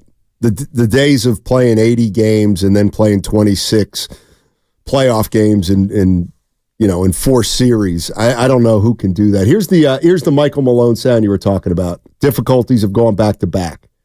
Well, we knew it was hard. Something I talked to our team about in training camp. I think the last team to do it was the 17-18 Warriors. And with the rules being what they are now, I think it's going to become even harder and harder to repeat as champions. But the one thing I keep on going back to right now is that I consider the San Antonio Spurs a dynasty. And they never won back-to-back. So losing, the hurt of it, the pain of it, it helped us win our first championship. Can we use this year? We tied a franchise record, 57 wins. We went 21-6 out of the All-Star break. We really stepped up. beat the Lakers in the first round and lost to a very talented Timberwolves team who held the number one seed most of the year to the very end. So it is hard. It is hard. It is hard to repeat. It's hard to win. And we all got to do whatever it takes to not have this film again next year. Yeah, that was Michael Malone, the head coach of the Denver Nuggets. I mean, if you look at, here's the one thing I do think the Warriors have going for them, is if you look at, let's just take the Timberwolves. I mean, they probably will not be able to stay intact. They won't. I mean, they've got Towns and Gobert making a ton. Edwards' extension kicks in next year. Jaden McDaniels making over 20. I mean, they're probably going to have to lose Karl Anthony Towns or Rudy Gobert. And then what does that team look like? You know, the Denver Nuggets, I think Caldwell Pope is a free agent at the end of the year, but they've got guys who are under contract for big money. And I think that's what Michael Malone means when he talks about how tough it's going to be to repeat, because no matter what team you are, you're going to have to pare down your roster. Look at the Oklahoma City Thunder. I mean, how long can they continue to play with this unit? Probably not much longer, because they're going to have to start paying guys. And that to me bodes pretty well for the Golden State Warriors, because I don't see a team out there that can stay intact for the next 2 or 3 years. But what'd you think of Mike Malone, saying Denver still has a shot at a dynasty because the Spurs never won it back-to-back? Well, I would say, number one, the biggest reason the Spurs probably didn't win it back-to-back years is because there were also other coinciding dynasties during their run. Like, the Lakers were a dynasty. They won 5 during the Spurs stretch. I know that they weren't necessarily a traditional dynasty, but Miami's big 3 went to 4 straight finals. They won 2 of them. And then on the back end of the Spurs quote-unquote dynasty, it was ended because the Warriors started. So I think it's a little bit different now. And if the Nuggets win their second out of 3 years next year, we're still not going to look at them, in my opinion, as a dynasty. I mean, to me, you have to be in the... I think 4 championships is the minimum to be considered one of the NBA dynasties. 4? I mean, look at all of them. How many dynasties have 3? How many? Didn't the Lakers were the last team to three-peat? Yeah, and then they won 2 more in 2009 and 2010. Right. So that gets them to 5. You know, maybe the Shaq and Kobe teams were elite, but I think we look at the Kobe teams as dynasties, in my opinion, because they did it further along down the line. I think we look at the Spurs as a dynasty because they did it over an extended period of time. The Bulls were obviously more condensed. You go back to the Lakers, the Celtics. I don't think we look at the bad boy Pistons as a dynasty. Even if they had won a third, we might not look at them that way. We look at them as a great group, but they kind of get lost. The Houston Rockets get lost in the 90s because they won 2. So maybe it is 3 or more. I'm not sure. The point is, where the NBA is going, I'm not sure it's going to allow for dynasties or for teams to win 3 or 4 or more championships because of the tax issues, because of how many rules and regulations are placed on teams that spent the amount of money that they do. And that's why, Steiny, to bring it back to the Warriors, I do think that they are in a good position when you examine those teams, which is OKC, Denver, and Minnesota. They have players on the same contractual timelines. That's why they're going to have to get off some of their guys. And that's where the Warriors are at the end of, I think, right now. They're at an inflection point because they had players after the championship. They rewarded with contracts that put them on the same contractual timeline. They're now beginning to have the ability to move off of some of those players. That gives them flexibility, that gives them freedom, and that gives them optionality. So that would make me optimistic about next year as well, because they're beginning to, I think, finally understand that those players are not going to be ones that they just re-up and re-up. For example, Denver. I mean, yesterday, their bench was horrible. You know how they lost from their bench the last year? Bruce Brown and Jeff Green. Those were 2 very important players to their championship run a year ago. They have no bench because they're going to have to pay Michael Porter Jr., because they got to pay Jamal Murray, Nikola Jokic, because they're going to have to make room for some of the younger guys in contracts. So the Warriors have moved off, or have the opportunity this offseason to move off contractual timelines. And that's why I think is another reason why they can, I don't know, get right back in the mix next year. The 925 agrees with you. The fact the Mavs are still in it should give the Warriors more hope than anything that they're not that far off. They could win. They could and would be a coin flip in a series against the Mavericks. Yeah, I don't think so. But that's where I differ from a lot of Warrior fans. I think, let me ask you this, Evan. Do you think the dynasty's over for the Warriors? Probably. Yeah, I think so too. And the question is, when will the Golden State Warriors feel that the dynasty is over? But let's say they won the championship in, 2027. So that would be 5 years. Would you consider that a part of the dynasty? Which? The 2027 championship. If they win in 2027? Yeah. Would you consider that a part of the dynasty? No, because Curry won't be here in 2027, you think? Well, let's say Curry, Curry's age 40. He might, he's not the centerpiece of that team, but they build enough around him and they win a title in 3 or 4 years at age 41 or whatever. Like, is that a part of the dynasty?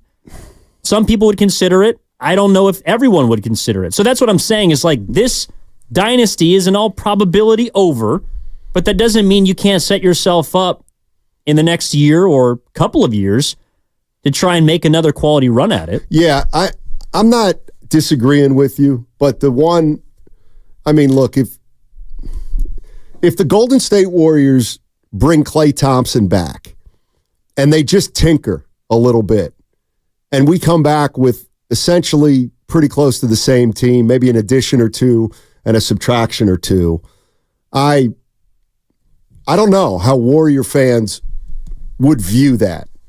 Taking essentially the same team and trying to compete next year. And I know I harp on the age thing, but I think that thing is I think the activity of these young teams should give the Warriors some pause if they're thinking about just a tweak or two to try to get this thing back. This is Anthony Slater on how the Warriors are viewing the postseason. If you're the Warriors, you just need the league to still look like it has a level of parity and no like Goliath that you can't beat. And I don't know. I'd ask you guys, but does it feel more or less like that than it did prior to the playoffs? I would say maybe a little bit more like that because I thought Denver was a little bit more indestructible, and they're just not. Now, Minnesota's better. I do think depends. You can say chaos in the league. If that turns out that the Thunder do get like a Lauri Markkanen, that could be concerning for the Warriors. That was Anthony Slater. He was on with the Morning Roast today with Bonte and Shasky. That was a new one. I didn't know Markkanen to the Thunder, huh? Why would Utah do that? Well, Josh Giddey would be a part of that. Sorry, not to cut you off, Evan. So Anthony Slater, who joined us around 8:30 this morning on the Morning Roast, he basically insinuated like chaos. Like if the Warriors are rooting for chaos, that would be a chaos type of thing where Josh Giddey would be moved, because if we've learned anything from these playoffs, that some players just aren't fitting, Josh Giddey being one of them. So maybe he'd be on the move. Interesting. Well, he also talked about the Warriors at the trade deadline. They didn't do anything except move off Corey Joseph, but they had second round picks, Danny. Yeah, they had a little action according to Slater. They had conversations about Pascal Siakam. I think if they were really aggressive going after Pascal Siakam, and not only aggressive in the sense of what assets you're willing to put on the table, but also behind the scenes of the future of Pascal Siakam extension-wise and how much money you're about to give. Pascal Siakam's about to be an unrestricted free agent, but the entire league is of the belief he's going back to Indiana, and he's going back to Indiana on a big deal that was essentially, handshake before the trade. So to me, the bigger question about Pascal Siakam, who's entering his 30s, is were you willing to go 4 years, $160 million something? I don't know what the exact number will be, but it's going to be huge. Right. And I'm not saying, I can hear the argument either way, why it makes sense, why it doesn't make sense. But I think that's what not only turned the Warriors off, but the Kings too. The Kings were really close to a Pascal Siakam deal, to the point it was being reported it was, at the 5-yard line, essentially. So I think both of the Northern California teams, had they been more aggressive, had they been more willing to give Siakam a huge, major, long-term extension, I think they could have, potentially added him. Interesting. Interesting. And now you take a guy like Siakam, and now I wonder, were the Warriors not as aggressive as they could have been because the Warriors didn't want to pay him the $40 million he was going to need? Or did they not be aggressive with Siakam because they didn't think he would want to sign here long term after being acquired? That to me is the big unknown with Siakam in terms of why they didn't acquire him. Did they not acquire him because they knew they weren't going to be able to pay him starting next year? And if that's the case, Warrior fans, then we've already seen the effects of the salary cap, the luxury tax, and the second apron on the Golden State Warriors. If that's the case, that they don't, that's why they didn't go after a guy like Siakam. Well, I think that's part of it. You might not want to have acquired a player that you're going to have to immediately pay big money to because you already have multiple albatross contracts involved. But I also just don't think they wanted to strip down what little young talent they have. I mean, that's kind of an all-in move. And we saw the all-in move work for Indiana, but they have promising young players. So if the Siakam move, for example, didn't work out, and you could make a case that it shouldn't have worked out. If you don't catch the Bucks in the first round and you catch a better team, you're probably losing that series. And then what are we saying? Why did they go out and waste that much money and that much draft capital to go get a player that helped you get bounced in the first round? Yeah. Go ahead. Also, I think part of it is probably that there were other teams in on that move, so the destination thing could be something as well. I heard from some people that, for example, Sacramento was at the 2-yard line with Pascal Siakam. They decided not to go get him because they didn't feel like they could re-sign him. Maybe he thought Indiana was a better place for him. So I think that is a little revisionist history, and I honestly don't believe that Siakam would have moved the needle that much for the Warriors.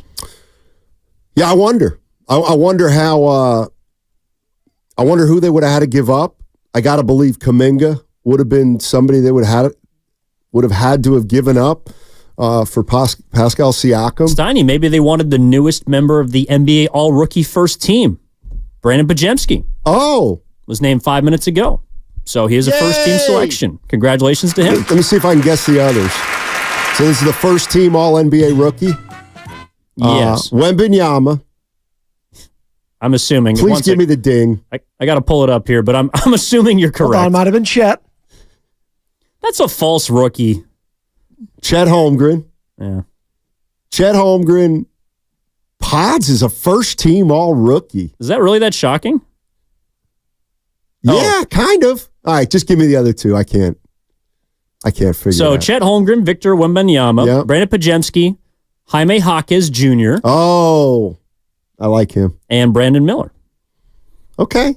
Pods was the only one outside of the top guy. Well, I guess Jaquez. Well, yeah, Jaquez. Jaquez is a 4-year player, but... And he got picked one spot ahead of Pajemski, right? Yes. Yeah. 888-957-9570 is the number. And, I mean, Steph Curry has 2 more years left on his deal. And there's a lot of people clamoring for the Golden State Warriors to make one more big push with Steph Curry. And I got to tell you, I'm not really sure what that means. But it sounds to me like it could mean bringing Klay Thompson back and trying to get a ready-made star in here to play with the Warriors' veteran core. And, I don't...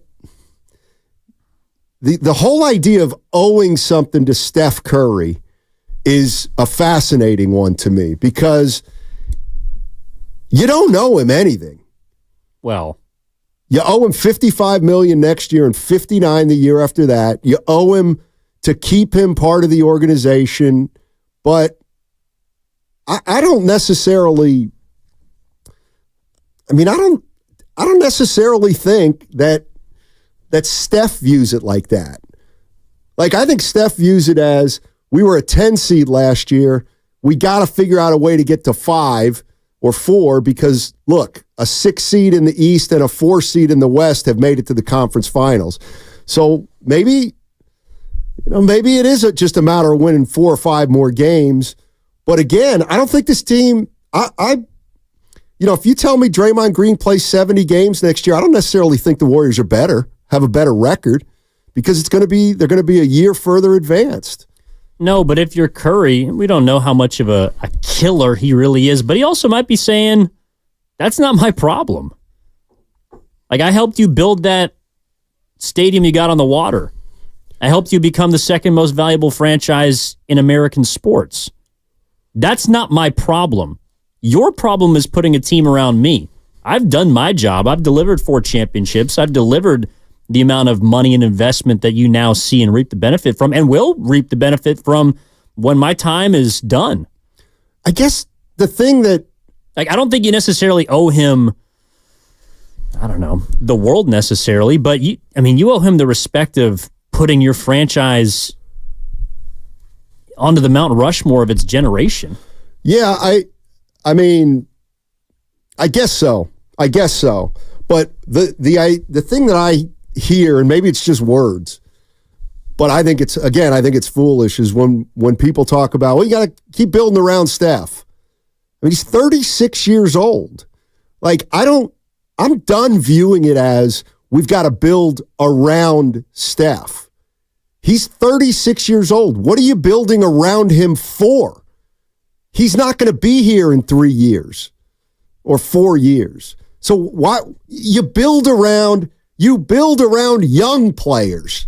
You build around Anthony Edwards. You build around, Karl Anthony Towns. You build around Jason Tatum. You don't build around a guy who's 36 years old, because you can only build around him for 1 or 2 years. And if you're building around him for 1 or 2 years, that means you're eschewing essentially the future.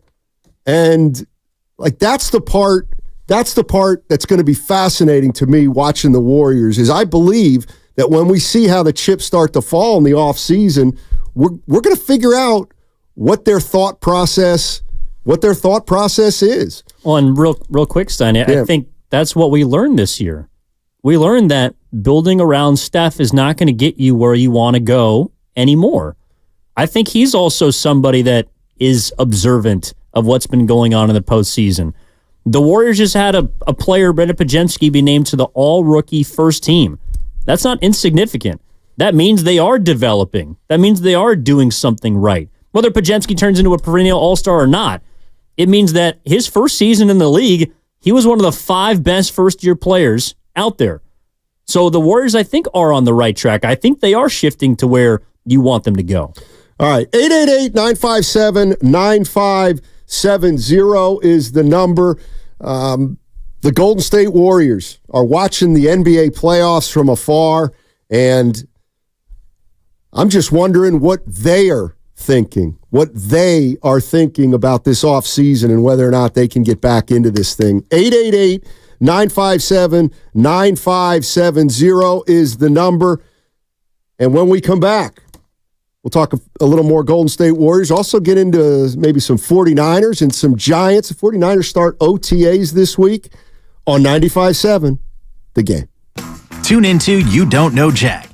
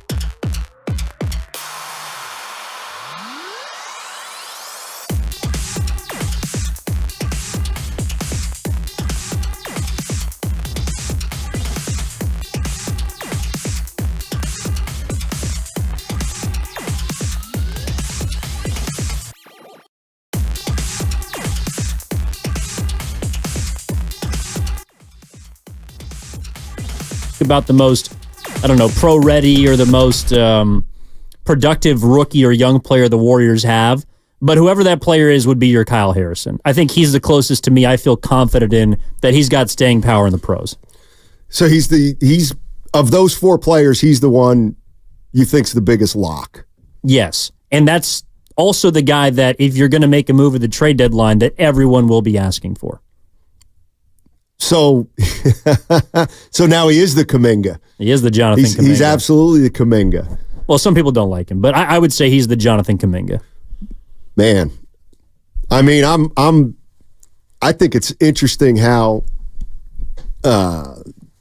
compatible these two teams are. I mean, if you're a Giants fan, there's no way you want Kyle Harrison traded. Just like if you're a Warrior fan, there's no way you want Jonathan Kuminga traded. No, some people do. I don't understand why, though. Maybe it is because they have to pay him.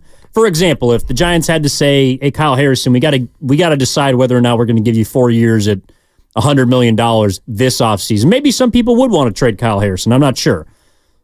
And I don't know how much of the contract extension people put into Kuminga. For example, if he was still going to be on a rookie scale deal for the next 2 or 3 years, right, we might not be hearing that as much. But the NBA forces you to make that choice quicker than baseball. Yes, absolutely. I wouldn't want to move either of them. I mean, seriously, if the Giants, by the time the trade deadline comes around, are in contention and it looks like they're making strides and they have a chance to go out and acquire a big boy, Kyle Harrison's off limits. Right now, for me, this summer, the Golden State Warriors, if they're trying to go out and get better via trade, Jonathan Kuminga's off limits. Well, it's funny because when I look at the Giants, if they're still in it at the trade deadline, they're probably not going to trade any of their guys, I wouldn't think. And I would think it's also because Kyle Harrison is performing well enough to help you consistently. Exactly. I mean, the thing with Kuminga, to me, is it's going to be the same thing as with Jordan Poole. The minute he gets paid, we're going to look at him differently. And we're going to have, next year, no matter what, Kuminga's only going to make $7 million or $8 million, something like that. But it's the year after that the extension will kick in. And that's another one. I mean, do you just pay Jonathan Kuminga $30 million over 4 years? I mean, Jonathan Kuminga, and we talked about this with Brock Purdy. When we talked about his K, that's just going rate. Going rate for a good quarterback, $40, $50 million. That's just the way it is. It's just the price of business.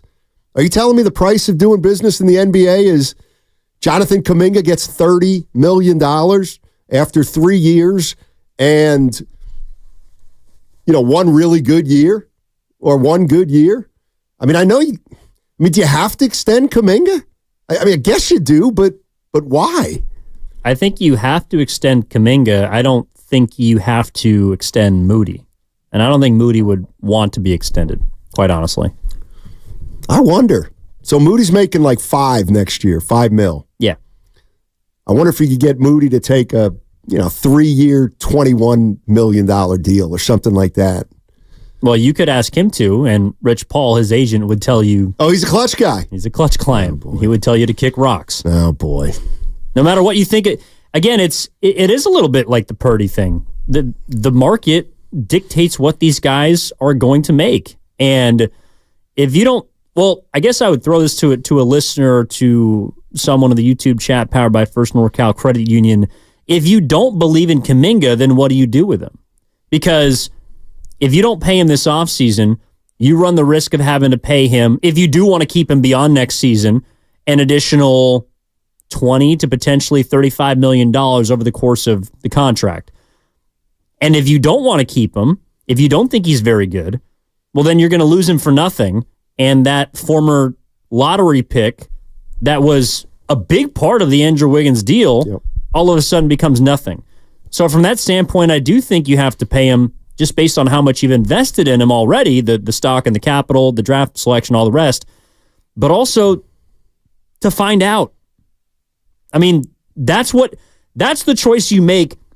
And quite frankly, that's the choice every NBA team now makes when you draft someone who's 19. I don't think that a player by the age of 22, unless they have room to grow, is going to be a finished product. Anthony Edwards is the exception. He's the outlier. The amount of guys at age 19 that come into the league that are immediate studs, it's rare. Yep. And if Kuminga was that guy, I also don't think he would have fallen to the Golden State Warriors where he did. This from the 916. The Warriors have a good young core now, and they can add to it. And most importantly, can the veterans accept this playing with the young core? If they don't, well, it's sad to say it's time to move on. Yeah, listen. Let me be. How can you finally? This is the other part. How can you be the Golden State Warriors, and you've been great for 10 or 12 years, and you've watched the core grow up, and now they're 33, 34. How can you move off these young guys right now? I would be shocked if the Golden State Warriors bring another 30-plus-year-old guy in here and move two of their young guys. I think it would be. I just don't. I think the time is now to start to transition, and I'm not giving up on next year when I say that. But the idea of you're gonna bring Clay back and you're gonna pay Kuminga.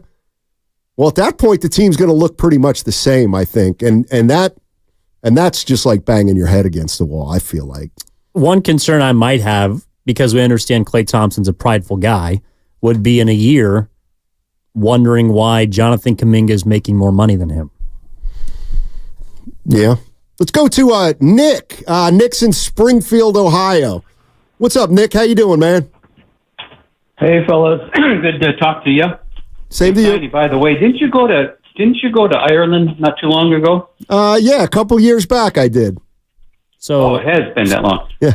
Okay, I just got back from Ireland, Scotland, and England. Man, it was awesome. Yeah. And the pub life.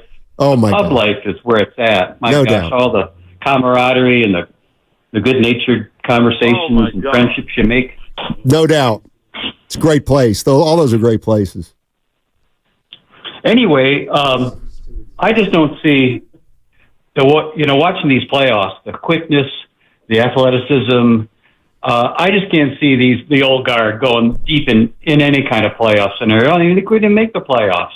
I think what you suggested a few weeks ago, Steiny, was to pick up some pieces, even if you have to get rid of Clay or get rid of Wiggins and even maybe Draymond. Get these pieces here and there to build. You can still build around Curry, but you can't bring these 3 or 4 old guys and expect them to go all the way into the playoffs this deep. I just don't see it. Yeah, I'm with you. I'm with you, Nick. And hopefully the Warriors front office sees it too. I mean, you've got to start getting younger. You've got to get bigger.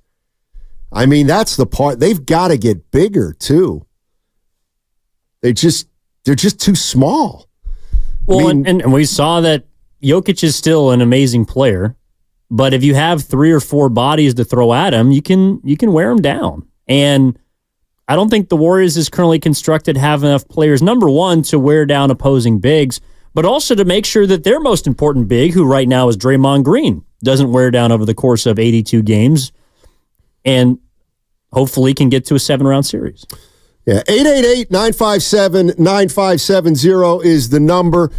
The Western Conference Finals set, the Eastern Conference Finals set. It'll be Boston against Indiana, and it'll be Minnesota against the Dallas Mavericks.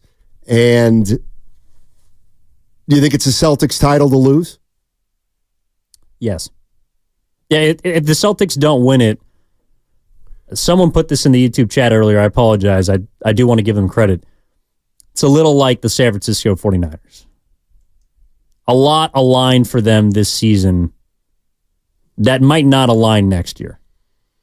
You had to beat a 7 seed who upset Dallas, and then a Lions team which might have been there a year before the year to get to the Super Bowl.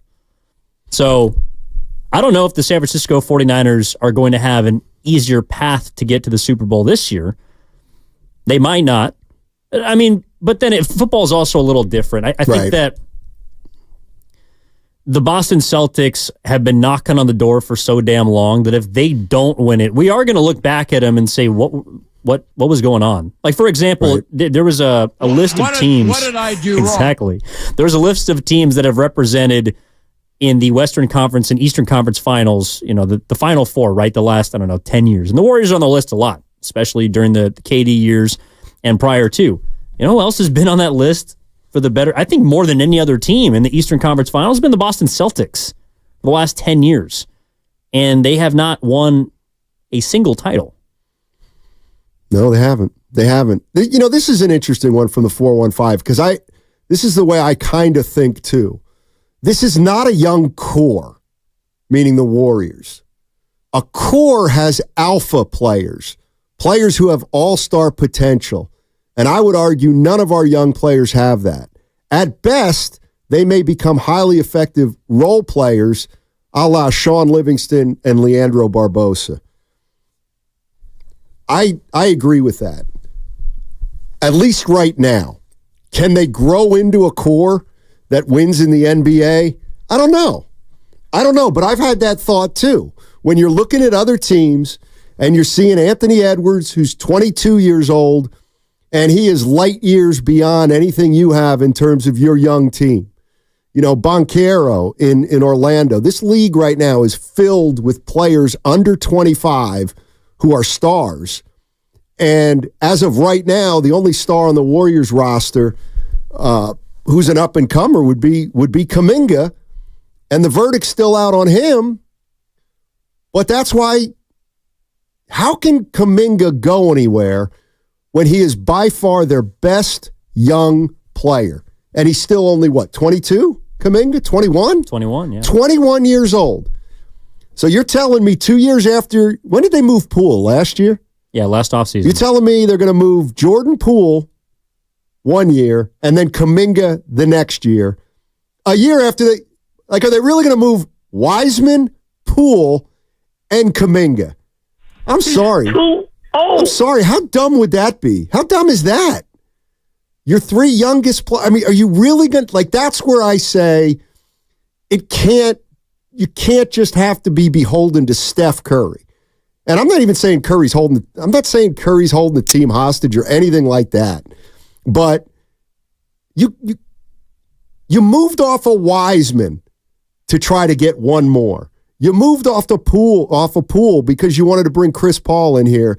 And now you're going to move off Kuminga because there's going to be another player who you're going to bring in here who's going to be old and that you're going to have success with. You can't do that. You just can't do that right now. I mean, you could be looking at 2 or 3 years of really bad stuff if you end up moving Kuminga. Well, in a vacuum, yes, but what we're talking about is Kuminga. The other two to me are irrelevant because those were obvious choices, I think. What do you mean? Trading James Wiseman was an obvious decision. He was not very good. He hadn't helped you. He was injury prone. He was a bust. You moved him. Moving Poole was necessary for reasons we don't need to rehash. And I think it was more about getting off of his contract than the player itself. So those two decisions I cannot come down the Golden State Warriors road for. But trading Jonathan Kuminga would be a mistake because I don't think we've seen the best of him yet. I thought we saw, for the time that we were given, what the best of James Wiseman could be at that stage in his career. It wasn't good enough. Jordan Poole, I thought we saw the best of him, and it was as a sixth man.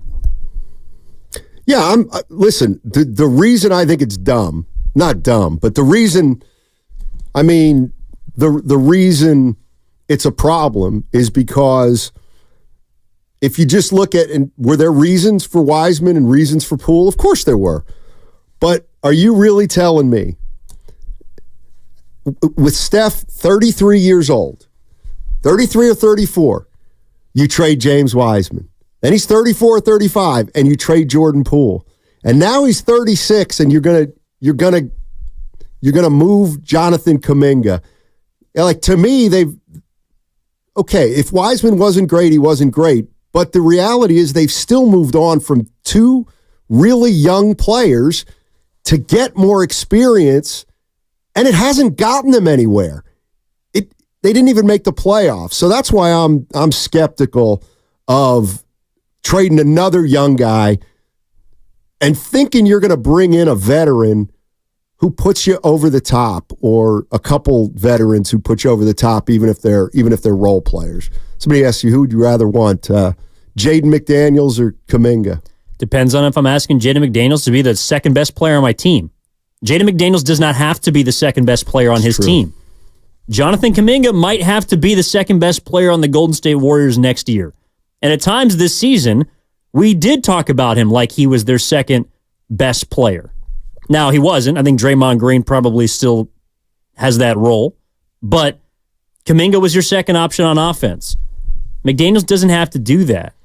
Now, he was huge in Game 7, and the question is loaded because, one is proven that he can be a part of a team that can knock off a defending champ. The other, we're still in or out on. One's been paid. One's a first-team all-defense player. The other is still up and coming, and we don't know enough about him yet. But what if I told you next season that Jonathan Kuminga is a 25-point-per-game scorer? Would you then swap them as well? Because that's the kind of leap he took from year 2 to year 3. He took a leap from 9 points per game to 16 per game. I feel like if he's you move averaging, next year. Yeah, I feel like he's averaging 25. I need to know what kind of year the Warriors had. You know what I mean? Because I don't want him getting 25 if we're not a good team. Well, I don't think Jaden McDaniels would necessarily. I think Jaden McDaniels is a solid player. He's obviously someone who can help you win. If he doesn't have to be your first or second or maybe even third best player on a given night. Yeah. He can be great, but it's because all the attention is on the Ants and the Cats and sometimes the Conleys and sometimes the Goberts and sometimes the Naz Reids, and he fits with what they do. We're still trying to figure out if Jonathan Kuminga fits with what the Warriors want to do. Let's go to KB. KB's in Toronto, wants to jump in here. What's up, KB? What's going on, fellas? How you guys doing? Doing well. That's great to hear, bro. I've seen the comment about building around Steph at the age of 36 on Twitter, and I was quite intrigued. Honestly, I still think you should build around him because this season was a little bit weird in terms of how the Warriors went about handling their offseason situation.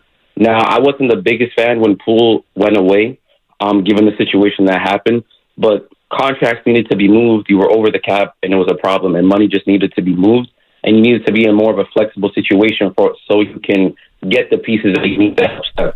And KB, we lost you a little bit. Point taken, though. What point? About building around Steph. Didn't sound like he was on board with it. Yeah, I mean, to me, there's a difference between surrounding Steph with as much talent as you can get and building around Steph Curry. I mean, I think a lot of people interpret those things as the same. Like you're making a distinction between building, which is, okay, mortgaging your future for the next 2 or 3 years. I view building around Steph as actually empowering Kuminga, Podziemski, Moody, Trace Jackson-Davis. I think that is also a way to build around him. And then bring in a couple pieces that can help you on the outside. Again, according to Steph, they needed 3 wins last year. They couldn't find them. Right. Can they find those 3 wins this offseason? Why isn't that viewed as building around Steph? I mean, to me, when you say you're going to build around somebody, it's a process that takes a few years. Yeah, but he doesn't have a few years. I know. That's why I'm not building around him. Or that's why I'm not, I shouldn't say building around him, because if he's the best player on the team, you're going to build around him because he's the best player on the team. I'm just talking about, I guess the phrase I'd use is I'm not mortgaging my future at all. Under the guise of, you know what, we're gonna get more experienced, and then we're gonna come back next year and be better than Dallas, and be better than Minnesota, and be better than Denver. That's the part I can't see. And I think if the Golden State Warriors go all in for 1 year and move a young guy or two, I think they're going to end up regretting it. I think you can be a better team a better team by letting these guys grow, and you might be a better team in 3. What about being a better team in 3 or 4 years, too? It doesn't seem like anybody cares about that, but I think that's a big deal. I mean... Well, because we're trying to solve now. Right, but... We're trying to figure out how the Warriors can get back into relevancy right now. I know, and I think that's a mistake because that's too much pressure on a team. I didn't say win a title. I said become relevant again. Well, they're going to have to be better than last year probably to do that. And you don't think they can? All right, they can, but I don't think they can by getting older. I think they can by empowering the young guys a little bit more, and the young guys are good enough to take some playing time away from the veterans. But we'll see. All right, 888-957-9570 is the number. I see a couple Warrior calls. We'll get those on the other side. Also, the Warriors aren't the only team that's going to have to make a decision on some young players. The San Francisco Giants may have to, too, and they may have to do it pretty soon. What's coming up next on The Game is presented by Fremont Bank, full-service banking, no compromise. That segment was also brought to you by Meineke Car Care Centers. Brought to you by Meineke, your one-stop shop for total car care. With over 50 years...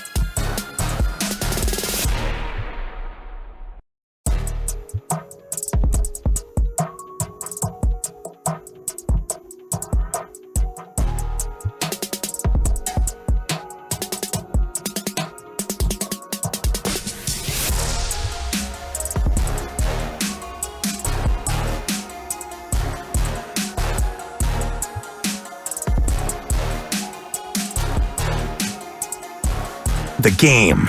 Wait, I missed that. Hey, what do you know about Reading, PA? Mad far away from where we at. Who's that? Sounds like somebody from New York. Yeah. Jeez. The Mad was a giveaway. By the way. Yeah. So I was on the East Coast this weekend, out in D.C. Yeah. I do have an issue with kind of like the sub-American cultures, like kind of the coast issue. I don't know if in Reading, PA, if y'all do Sunday brunch, but nobody should be required to wear a suit to brunch, ever. I know it's a big thing. They dress up like it's the Kentucky Derby, but on Sunday, wedding was Saturday night into Sunday morning, and was feeling a little slow waking up on Sunday, so I walked down to brunch in some sweats and, a little Willamette baseball t-shirt because they're playing right now in the regionals right now. Shout out D3 baseball. And everyone was wearing suits. And I immediately had to go back upstairs and change to fit in, and I didn't like it at all. I had to go put on buttons for brunch. Yeah, that's unusual, but for a wedding, it's not unusual. You can't wear sweats on a Sunday brunch. Well, they were Lululemons. If it's for a wedding. So I'm a little surprised. But it felt like it was an East Coast thing. It wasn't just a wedding thing. No, I think it's more of a wedding thing. Well, but okay, have you been to brunch? Like, I don't know. It's mainly in the Carolinas that I dealt with this issue, but it was in North Carolina, specifically down in like Charleston. Yeah. Like Charleston, they'll dress up like it's the Kentucky Derby for Sunday brunch. Some people do that.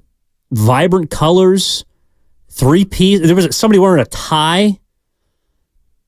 Sounds to me like you just didn't pack enough clothing. Some chubbies, or is what the shorts are called? Cargo shorts. Don't talk about that. Let's go to Priest in Palo Alto. Save us.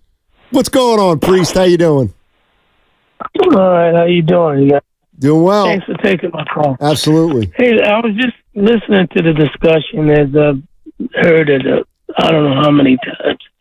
And this whole idea that we're trying to get a championship for Steph Curry before he retires, get him his 5th ring, I think it's done a lot of damage to this team. And it could continue. He was just talking about James Wiseman being traded because he was a bust. He was a this. He was a that.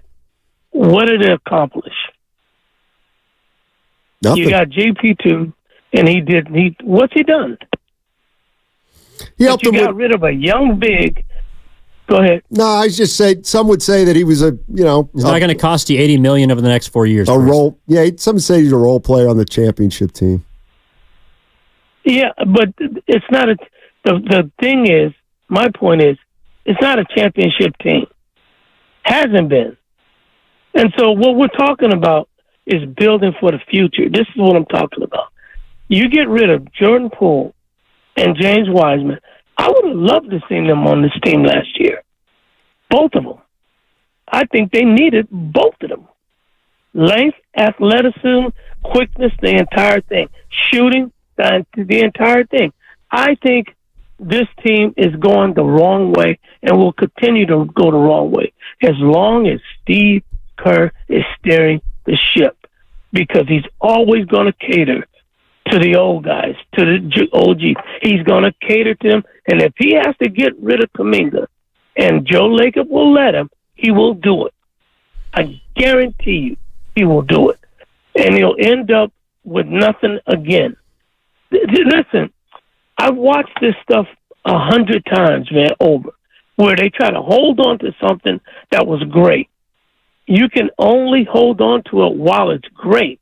Once it diminishes and you get passed up, the league has passed up the Warriors 2 years ago, not just this offseason.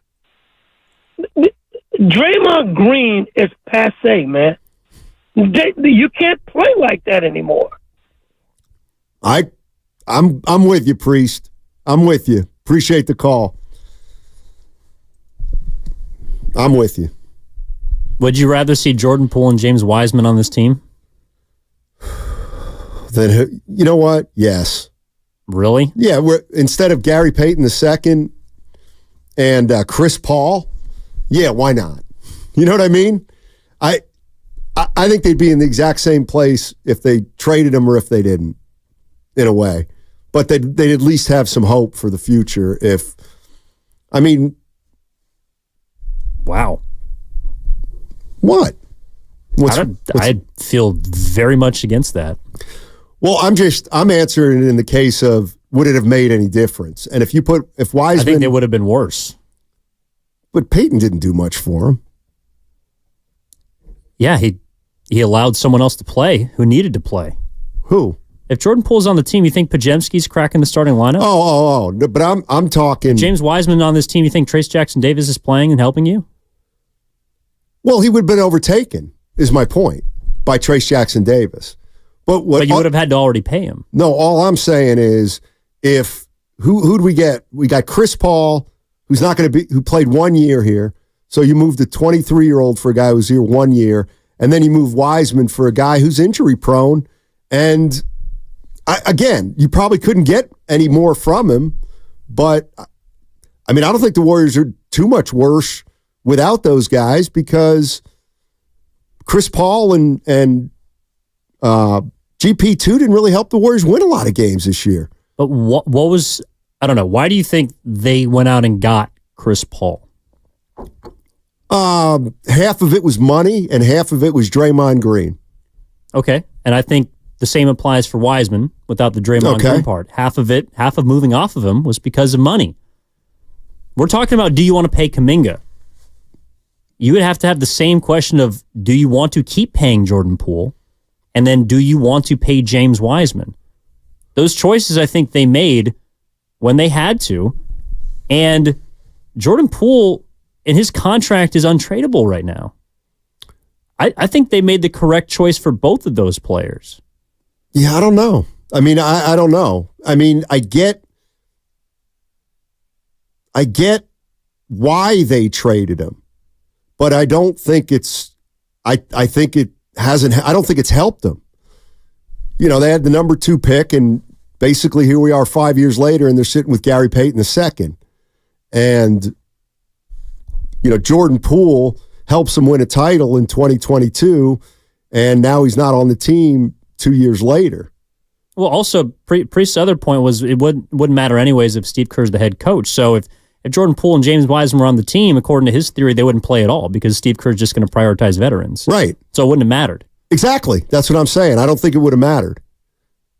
But whether Wiseman and Poole were on the team this year or not. Yeah, the only difference is you would be more financially strapped. Well, unless Jordan Poole was still the Jordan Poole of his of the 2022 season. We're still waiting for Andrew Wiggins to be the 2022 version of himself. Let's go to Austin. Austin's in San Jose. What's up, Austin? How you doing, man? Hey guys. Happy Monday. Listen, I can't believe we're still litigating James Wiseman. I mean, that ship sailed, and it was probably one of the biggest draft busts in the history of the NBA. I mean, if you really look at it. So I don't think we should be talking about. I'm with Evan. There's no justification for keeping James Wiseman. He couldn't play with the best player on the team.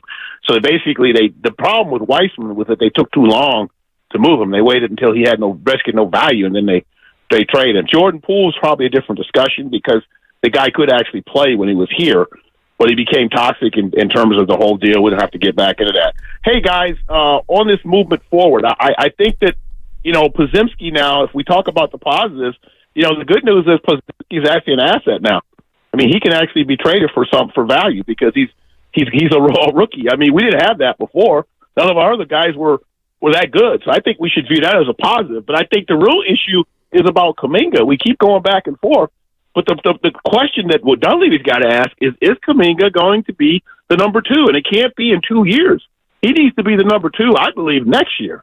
And whether Clay comes back or not doesn't really solve that problem. We know that Clay is the number 2.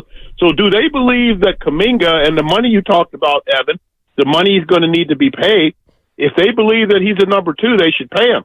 If not, then they got to go. To me, they have to look elsewhere and try to bring in someone else. That's kind of the way I did because they don't have time to mess around, Steiny, for another 3 or 4 years. How are you selling tickets at $200 or $300 a piece to watch guys develop over the next 3 or 4 years? I don't think that's a good business strategy, man. That's all I got. Thanks. Well, what's the business strategy in 2026 when the cupboard's bare and Steph's not here. I also think as long as Steph's here, you're going to sell out the building. That's kind of the way I feel on that. But I mean, Podziemski, Trace Jackson Davis, Kuminga, Moody, they've all shown that they belong at this level. And I just think they got to be part of the future, because if they're not part of the future and they get moved, I don't know. Am I the only guy that worries about 2026 and 27? Yes. Well, I don't want to hear it in 26 and 27 when they're back to 22 and 60 because their core's gone and they have no young players. And we can pull the tape in 2026 and 2027. I mean, I hear what you're saying, and I don't think we're that far away from each other. What you're talking about is not mortgaging the future for this season, which is probably not going to net you a championship no matter what you do. Unless you, I don't know, bring in Giannis or Embiid or somebody. Right.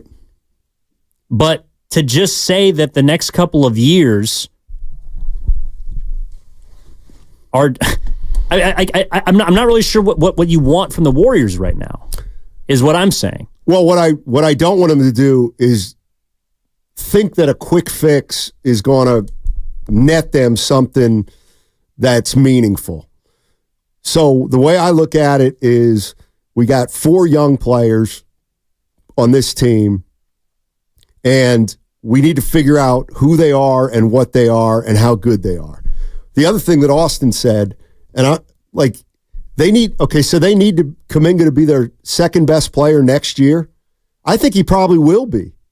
But you know what? That's not going to be good enough. If Kuminga is your second best player, there's a chance you might be pretty bad.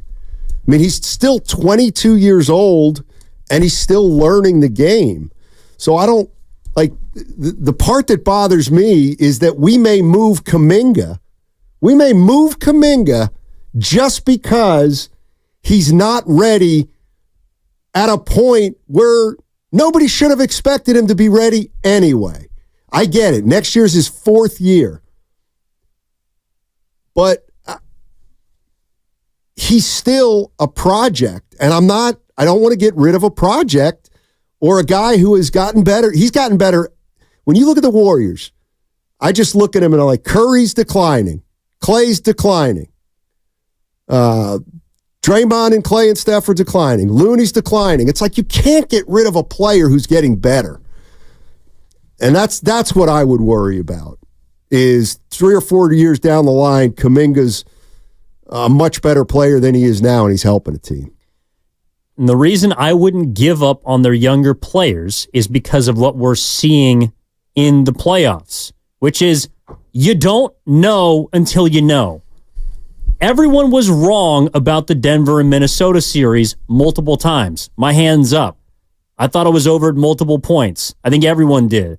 What we found out, and what we did find out, for example, you know what? You want to know, Steiny, why I really love watching the Minnesota Timberwolves? Why? Is because I feel like I'm watching the 2015 Warriors over again. Figure it out in real time. That 2015 team lost in the first round the year before, and they ran the table.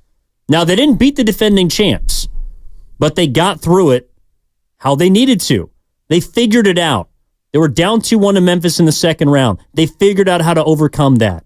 They beat James Harden in the conference finals. They figured it out against LeBron James, even though he didn't have his guys. They figured it out in real time. So the reason why I say I'm not worried about 2027 is because I think what we're learning about the NBA is you don't know who's going to be good in 2027. There's going to be 6 consecutive winners, and they're all different in the NBA since the Warriors went back-to-back. 4 years ago, you didn't know the Timberwolves were going to be good. 2 years ago, you didn't know that the Nuggets were all of a sudden just going to be the team that could rise up and win the championship. We don't know. I think that's why my emphasis is on the now, because saying that such and such and such is going to happen in 2027, from what we've seen in recent memory from the NBA, is just irresponsible. Why? I mean, the difference between the Timberwolves and the Nuggets and the Warriors is 2-3 years ago, the Nuggets and the Timberwolves were young teams, like building something. That's kind of like, everyone thought that they were stupid for trading 4 first-round picks for Rudy Gobert. That turned out to be a move that helped them get over the hump this year. Well, that did to help them get over the hump. But what I'm saying is the Minnesota Timberwolves are sitting there with Anthony Edwards at 21 and Karl Anthony Towns at 27, and they think that they need a veteran piece. That's different than the Warriors, who have an older core. They have an older core, and they've got to figure out whether they got to figure out kind of the direction of their team as we move forward. And I don't know. To me, the only thing we can count on, like, this is what can we count on? I think we can count on the big 3 declining and the 4 young guys getting better. So if that's what we can all agree on, I just don't see why you would move some of the young guys. I don't want to move them either. Okay. So then we're not. What do you want to do? What I want to do is empower them, because I think that what we've seen work is that you lean into players that can get better, and you don't dismiss players that are declining because they do have value. A big piece of the Minnesota Timberwolves is Mike Conley. A big piece of the Dallas Mavericks is Kyrie Irving. A big piece of the Boston Celtics right now is Al Horford. All those players are in their 30s. Conley and Horford less so than Kyrie. So, like, there needs to be both. I mean, that's what a championship team has. Even when the Warriors were running things back year after year, Sean Livingston, the Barbosas, role players that are not yet or not still in their prime, but are still contributing members of a championship. Those players can help you. I'm not looking at the Warriors like they're all of a sudden going to be a title team, Steiny, but I'm not going to dismiss the possibility of it, because what we've seen the last couple of years is there's some teams that just come out of nowhere. The Warriors being one of them. Right, but those teams tend to be younger teams that get better. But I hear what you're saying. Let's go to Lance is in Guerneville. What's up, Lance? How you doing, man? Hey, guys. Thanks for taking the call. Sure. Great show, as always. Thank you. Steiny, listen, I just want you to know that I actually think that you're not the only one that's worried about 26 and 27. I'm with you 100% on that. It's a business, and you have to make moves that not only address the team's needs in the short term, but you also have to have a strategic eye in the long term. And I think that's at the heart of what you're saying. Yeah. The reason why they didn't get to the playoffs, the reason why they didn't get to the playoffs last year, in my opinion, is because of 3 key veterans letting them down throughout the course of the season. Overall, Draymond, Clay, and Wiggins had a negative EV impact on the team, in my humble opinion. And I respectfully disagree with people on the show dogging CP3 and GP2. I mean, if I'm not mistaken, the bench performance and output for the year last year during the season was top 3 in the league, and that was primarily because CP3 anchored that unit down. And GP2 is a huge part of this team from an energy standpoint and from a defensive continuity standpoint. More often than not, he's on the floor guarding the other team's best player when he's on the floor.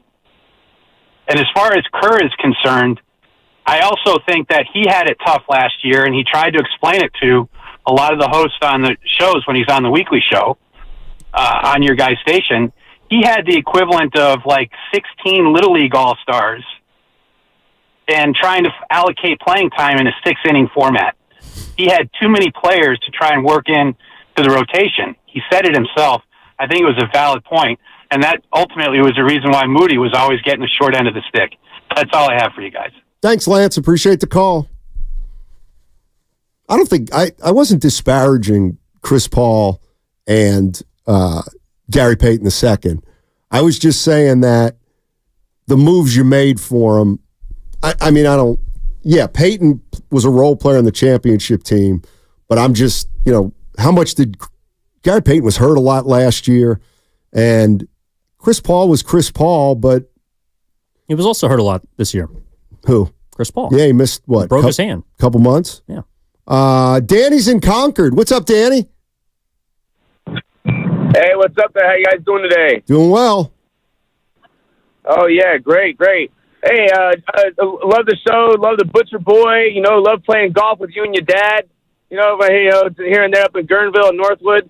And I wanted to congratulate you. Well, I'm saying I agree with you going back to, I'm a little late to the party, but I agree with what you're saying about Steph Curry. That Golden State seems like they're kind of locked in with him. You can't trade that guy. You can't get rid of him. It's like he's a franchise guy forever. And it's like, do you pay homage to that guy forever and then you let the franchise suffer a little bit? Like, that seems to be kind of the topic that was going on a few minutes ago. Yeah, it essentially was. Nobody's saying move Steph Curry, though. Steph's got two more years left in his deal, and I don't think he's going anywhere this year.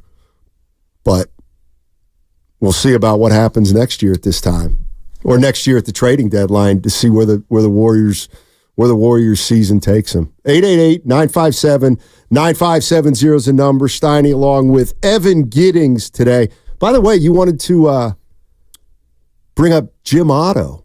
Oh, well, I was lucky enough to interact with Jim Otto when I was in high school. RIP, passed away over the weekend. Would you like to, you got 2 minutes now, or we could wait till the other side? Yeah, so I attended St. Mary's College High School in Albany-Berkeley border, and every year they have, instead of like a traditional spring break, they do what's called like an enrichment week.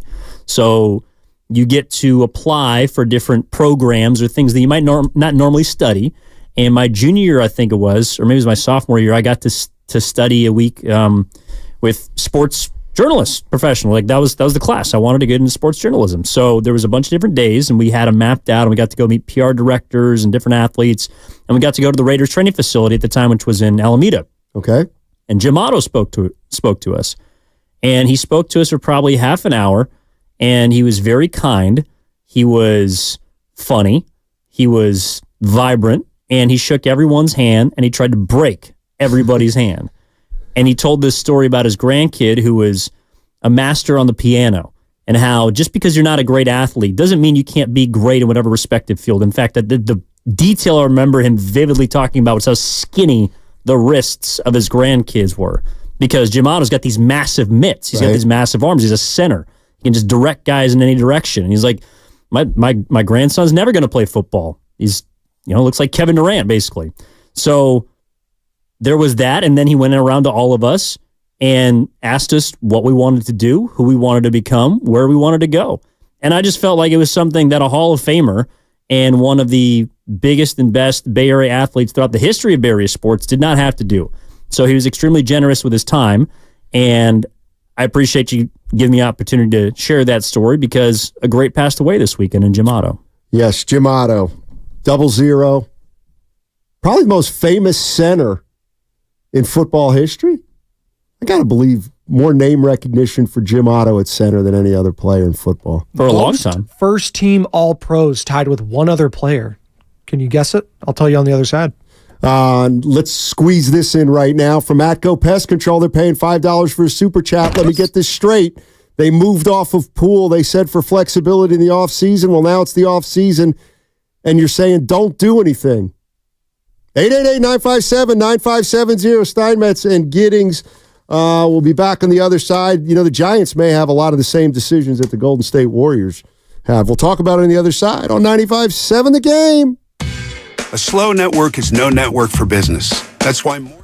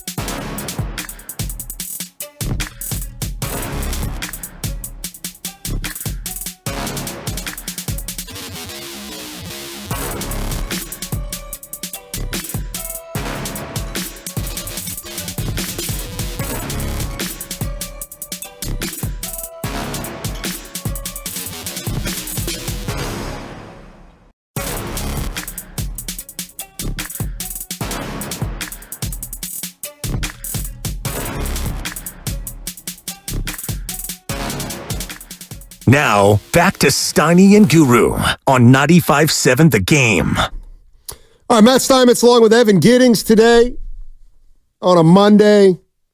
Big weekend. Giants sweep the Rockies. We're down to the Final Four in the NBA. Minnesota versus Dallas. Boston versus Indiana. 49ers start OTAs today, or actually tomorrow, but they're starting to report today. Yeah. And Xander Schauffele won the PGA. Yeah, but he wasn't the story of the weekend. Let me ask you this. Did you come away thinking more of Scotty Scheffler or less of Scotty Scheffler after the weekend? More. Why? Because I don't know if there's a single athlete that I can recall that's had to go through what he went through. Still showed up after getting bailed out at 8 a.m., made the tee time, birdied his first hole. What, he shot 4 under that day? He played well on Friday. Saturday was so-so. But that's a legacy round. That's a focus round.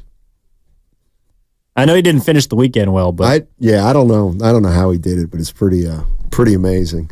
We got a couple calls here. Let's quick go to Bob's in Marin. Hey, Bob, how you doing?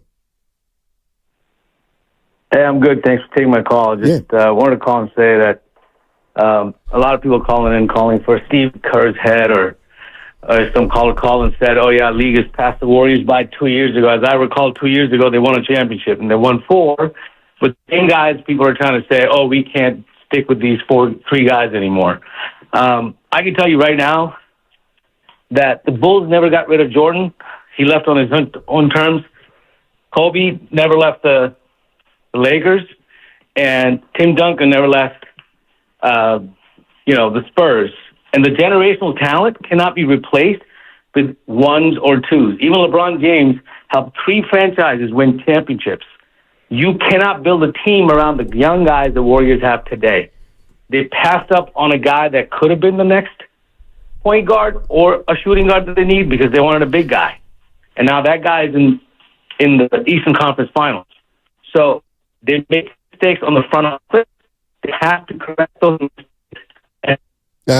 Keep around. Bob, you're breaking up, but he's for who's he talking about playing in the Halliburton? Oh, he's talking about Halliburton. Yeah. Who was picked 13th the year the Warriors took James Wiseman. But I mean, listen, the Warriors are going to have to figure this thing out this summer, and I guarantee you, when we start hearing some news and Anthony Slater says it's going to start happening soon, the bottom line is we're going to know the direction the Golden State Warriors are in. Let's clean up John. John's in San Francisco. What's up, John? How you doing, man? I'm doing pretty well, thank you. Sure. Hey, I think Minnesota. I think the Warriors need to trade for a big guy, and in Minnesota, because I am from Minnesota, so I'm happy as hell that they're doing well. But they're not going to be able to afford Karl Anthony Towns just because they're cheap, and I know that organization. But if we could trade for him and maybe include more from Minnesota for Chris Paul, Klay Thompson, and Moses Moody, and probably take 1 or 2 draft picks or 1 draft pick and a couple of swaps or vice versa, I think that would win for both teams because they need some more scoring and they need a backup point for Conley, and we need a big, and Karl Anthony would supply that for us. And I think that's a great pick. And if we also have to include Santos in the transaction, that will work as well, too, according to the trade machine on ESPN. Either one of those scenarios. I mean, we need a big, plain and simple. Yep. And the other situation would be to try to get Murray out of Atlanta as well. If we trade Wiggins and maybe a first-round pick, because that's all they're requiring on all the trades I'm seeing from Murray is a first-round pick, that would work for us too, because that would give us another point guard / shooting guard that can attack the basket and score, and that's one thing we're lacking as well too. And as good as he is, and he's at a great price, but the big one we need is Karl Anthony Towns. Or Lively from Dallas, who's going to be a free agent as well, but he might be harder to pry away. What do you think? Well, I appreciate the call. I don't think Lively's a free agent. Maybe he was talking about Washington. Not sure. PJ Washington.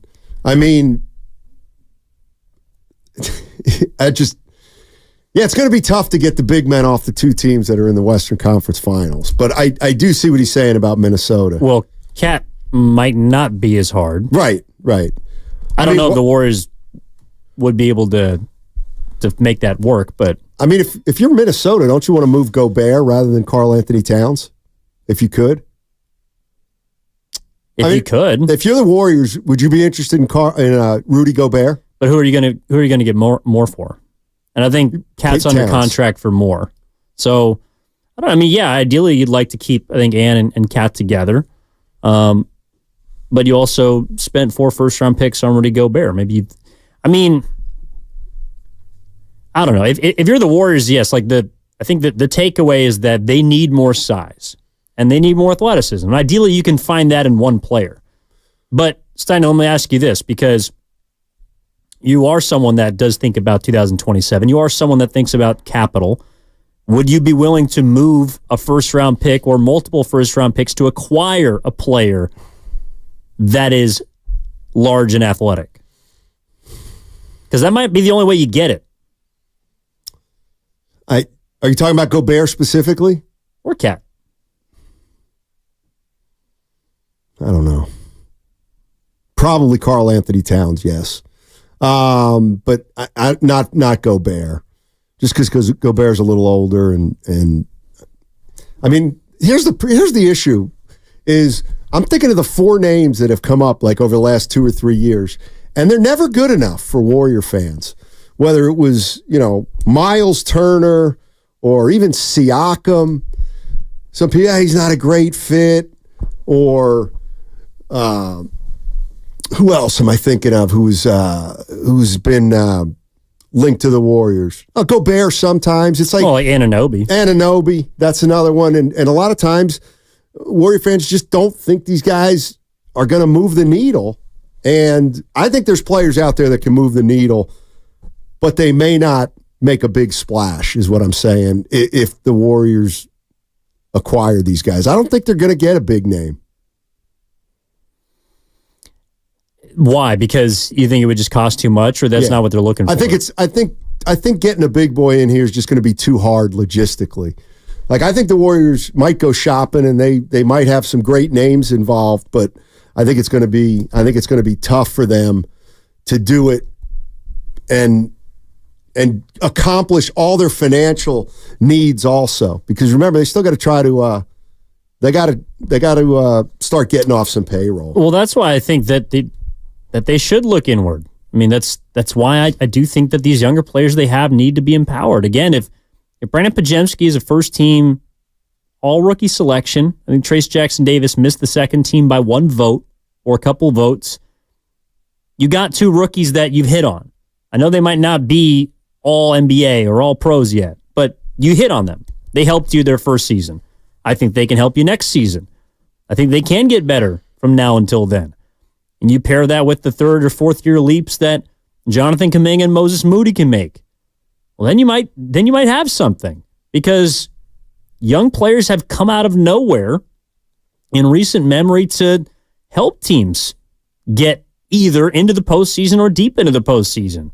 I don't think the Warriors are in a position where they should give up on their young guys. And it's not just because they're young and the older players are declining. It's because they might be able to find something in them.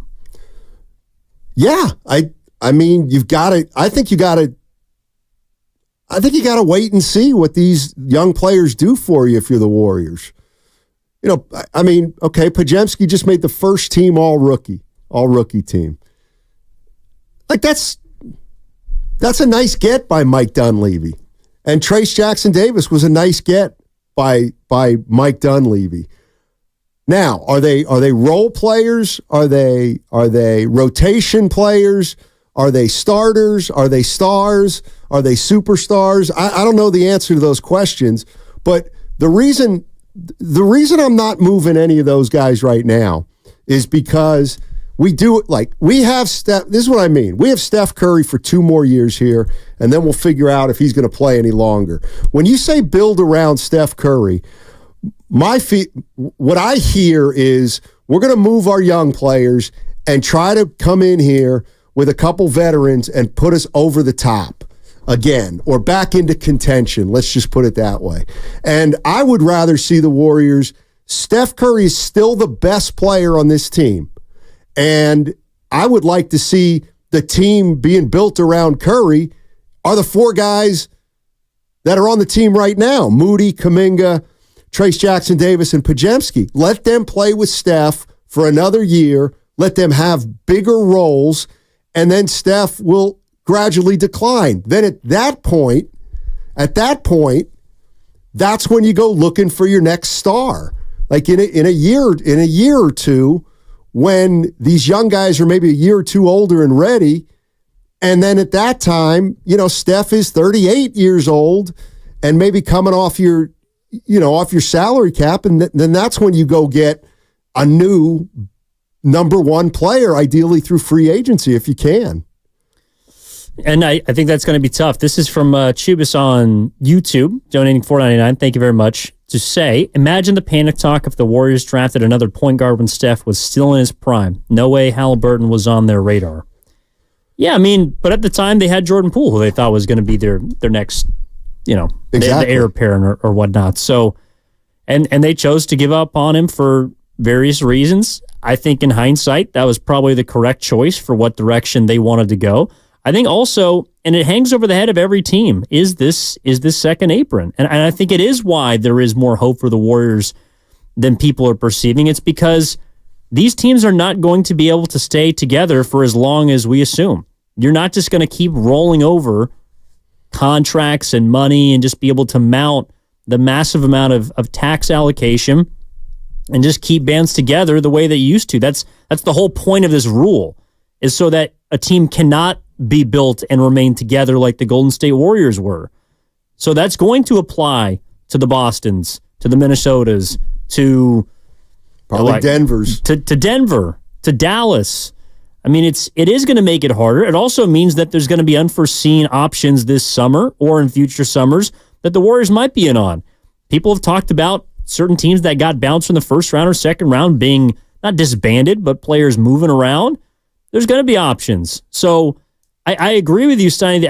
I don't think there's a big name that the Warriors are going to get, but I think that's just because when I see the lay of the land as it is right now, and we'll have a better view of it over the course of a month, I don't think there's an obvious big name out there for them to acquire right now that helps them get better. That doesn't mean in 3 weeks, after we start to hear breadcrumbs and hints and things trickle out from camps about who's disgruntled, who wants to be moved, who might want money that they can't afford in certain places, who might not be as valued around the league as we perceive them to be. That is when I think we can make more, informative decisions about what the Warriors should do. 888-957-9570 is the number. You want to jump in on some Warriors talk? We're trying to figure out where this team goes after watching the playoffs. We're down to the Final Four in the NBA, and have things become clearer about what you think about the Golden State Warriors and where they are right now in the pecking order? I'll tell you one thing that doesn't do them any favors, and I think it's a factor, and that is you're in the Western Conference. You're not in the Eastern Conference. If you were in the Eastern Conference, I think this would look a lot different. I think you'd be a 4 or 5 seed in the East, but the fact that you're a 10 seed in the West, in a way, is a blessing because it really tells you where you are. But it's a curse too because you don't have the luxury of playing the teams that the Eastern Conference teams play. Yes, but again, it's a year-to-year league now more than ever. For example, last year there were 4 50-win teams in the East. This year, there's 2. Last year there were 2 50-win teams in the West. This year there's 5? So, yeah. What's to say that next year isn't a down year for the West? Maybe there are injuries that happen. I know we want to think about all the rest of these teams that are up and coming and that are on the heels of the Warriors. There might be a catastrophic injury next year or something that happens. There might be player movement. I guess why it's hard for me. Yeah, you want to think about the future, right? You want to make two-pronged choices that help you for now and later. But it's hard for me to just jump into 2027 when, again, 3 years ago, the Warriors were on top of the world. They were champions 2 years ago. And you say it all the time, Steiny. That was a long time ago. So why am I going to say in 3 years, well, this looks like it's going to happen. This is going to happen. When in 2 years, the league has been completely flipped on the Warriors' heads. They were kings, and now they're a 10 seed. A lot happens in 2 years. And I just don't want to, I guess, put the cart before the horse in regards to the Warriors. Why I want to see them stand pat with their younger players and not move them is because of that. It's because there's a lot of unknowns. I think it's too early to write off Jonathan Kuminga and what his career can be. I think it's too early to write off Moody or Podziemski or TJD. Might they be in a couple of years? Perhaps. They might also be really good. And I don't want to take that away from them before we have to. Well, I hear you there. I mean, I hear you there. The only thing that I would say is, yes, 2 years ago the Warriors won it, and look at where they are now, so things can change in a hurry. But I think they change in a hurry the other way in terms of moving up the standings. I think that tends to happen with younger teams. And I wonder how big of a role, and I'm just going to call them the four young guys. The thing we got to find out next year, to me, is whether all four of the young guys can take as big a role as they have this past year or a bigger role than they had last year, and we can be better. Is that possible? Because if it is, to me, that's the direction that I would go in. If you don't re-sign Klay Thompson and you keep the young guys on the team and you do a couple other moves, I think it's possible that the Warriors could be better without Klay Thompson because, I just think there were times last year where he hurt him. Now you're gonna miss the big games. You're obviously gonna miss the big games. There's about a handful of games every year that Klay can win for you just by the way he shoots. But by putting a more well-rounded person or maybe more well-rounded player in his spot, a better defender, maybe a better passer, I think you could become a better team. And that's the way that's the way I'd like to see the Warriors kind of go, is to just make a commitment to incorporating these four young guys in the lineup more than they did this past year. Yeah, and I think it's because the league is not adjusting to them anymore. They have to adjust to the league. And the league is screaming at you from the top of the Salesforce tower. You got to be big. You got to be fast. You got to be athletic. And you have to be able to defend for long periods of time. I think Denver, in the series against Minnesota, had the best player. They lost. They lost at home. They blew a 20-point lead. Why? Because of what we're talking about. Because of what we're talking about the Warriors needing to emphasize more this offseason. Last year, the theme of the summer was experience, and it was optionality. And I think the optionality part of their emphasis has set them up to make a couple of choices this summer that could help them, and that could free them off of certain guys, whether it's Klay, whether it's, Looney, whether it's Chris Paul. They have options now. It's about what they do with those options. It's about what they do with those choices. And I think that if they make the correct ones, I don't think it's out of bounds for them to get 3 more wins than they did last year, which would put them as a top 6 team. I don't think it's out of bounds to believe that the Warriors can't get better. And I think you're right. That might mean asking Klay Thompson to walk and freeing up $40 million because at this point in his career, Klay Thompson's $43 million coming off the books might be more valuable to the Golden State Warriors than him being a 38% three-point shooter. No, I hear you. And the decisions that Mike Dunleavy and Joe Lacob are going to have to make this summer are going to be fascinating. Is this true, by the way? I'm looking at the YouTube chat. Okay. And Curry 900 says, darn, Mike Conley's in his 17th season and has never gotten a technical foul. Really? Is that right? If Curry so, 900? That's pretty impressive. Is that right? And if it is right, where do you come up with a stat like that? Talk about It is right. Carter Chickering with how do you know, Card? A cooler head. I've heard that before.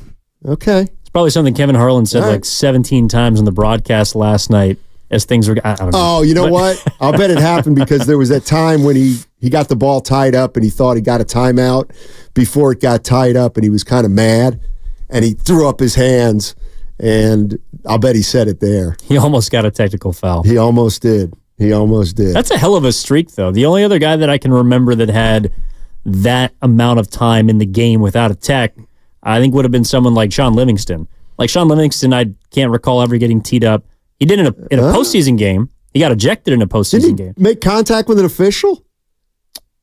Didn't Livingston, something happened with him and a ref? The I'm back game in 2016 by Curry was because Sean Livingston got ejected in the first half. So Curry had to play like 40 minutes. That's the only time I can recall him getting teed up. Maybe he did later on, but. Yeah, he was. But he also didn't start for 17 years like Mike Conley did. I can't believe that. 17 Did you ever get ejected from a Willamette game? Not from a Willamette game. I got pretty close to getting run in high school. Because, I don't know, when you're on the mound, there's a way to go about asking if a pitch is a strike. Right. Or how far are you going to go type of deal. And I wasn't very good at masking my displeasure with the umpire. But in college, I wasn't good enough to complain. So right. I got run out of practice, though. What'd you do? Oh, I yelled at my coach. Really? Yeah. Why? Because he was being an ass. I can say that. You're an attitude problem? I was. Oh, for sure. Yeah, but we just didn't see eye to eye about a lot of things. It wasn't about me more so. It was, look, if you're going to come down my road, that's fine. But I don't like when you go after my teammates, especially if they're on the team. Like, leave the freshmen alone. I don't know. You haven't been in that spot in a long time, but this kid's not trying to walk the house here. Get off his ass. So you came to the aid of a freshman. Yeah, because I've been in that spot before. Man, you're such a team player. Well, I try to be. Yeah. I was also a jackass, but I was also a jackass to my teammate on occasions. Yeah, me too. By the way, guys, really quick, Mike Conley in 2014 received what would have been the first tech of his NBA career, but it was rescinded the next day. That's pretty good. How about that? Nice. Well, he won he won some award, Citizen of the Year or Citizen of the Year in the NBA or something like that. He's a 4-time NBA Sportsmanship Award winner. Exactly. Oh, also, yes, from the 510 the Xfinity mobile text line, I was at the I'm Back game. That's right. I was sitting in the bleeds. That's probably why I remember it so vividly. All the Portland fans thought they were on cloud 9. This is from the YouTube chat. Garbage man trick. Steiny's a Division 2. Division 3. Got to clarify that. I did not play Division 2. You can give scholarships in Division 2. I don't know if you do this right before the break. I just got to say, when all the D3 guys get back together, there's not a whole lot of stories that are about the actual performances of yourselves. It's more about all the ridiculous stories that happen around the game. I got a few on the other side. You're probably right about that. All right, coming up next, whatever it is, it'll be brought to you by Safeway. Head to Safeway this week for these great digital deals.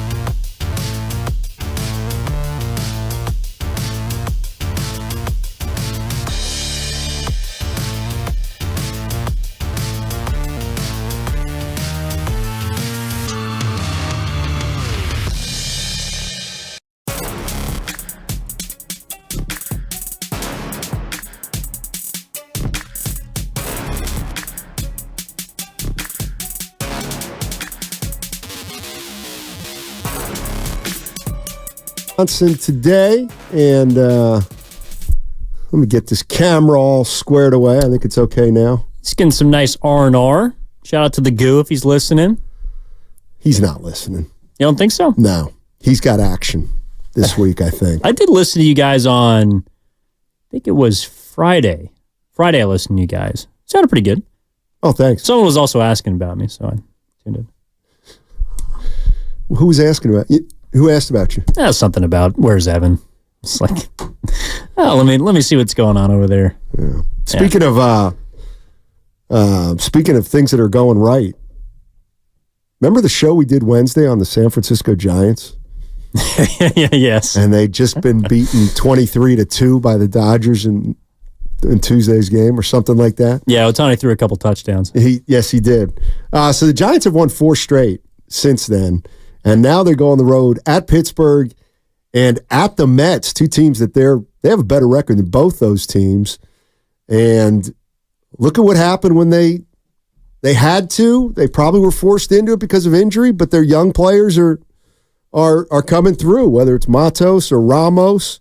And now the question is, to you, Evan, what happens if and when Conforto and or Austin Slater get back? What kind of decisions are the Giants going to have to make at that point? Well, they're going to have to decide which one stays, and I personally believe that Luis Matos would be my choice. I think he's a little more versatile in the outfield. I think he's got more upside and would like to see more of him, although Ramos is, to his credit, played very well. The one thing that does give me pause, I don't know if you caught this, but a few hours ago, the Giants just claimed Ryan McKenna off of waivers, got DFA'd by the Baltimore Orioles, and is placed on their 40-man roster. So he's going to replace Jung-Hoo Lee, who's on the 60 IL. It's going to be out for the season.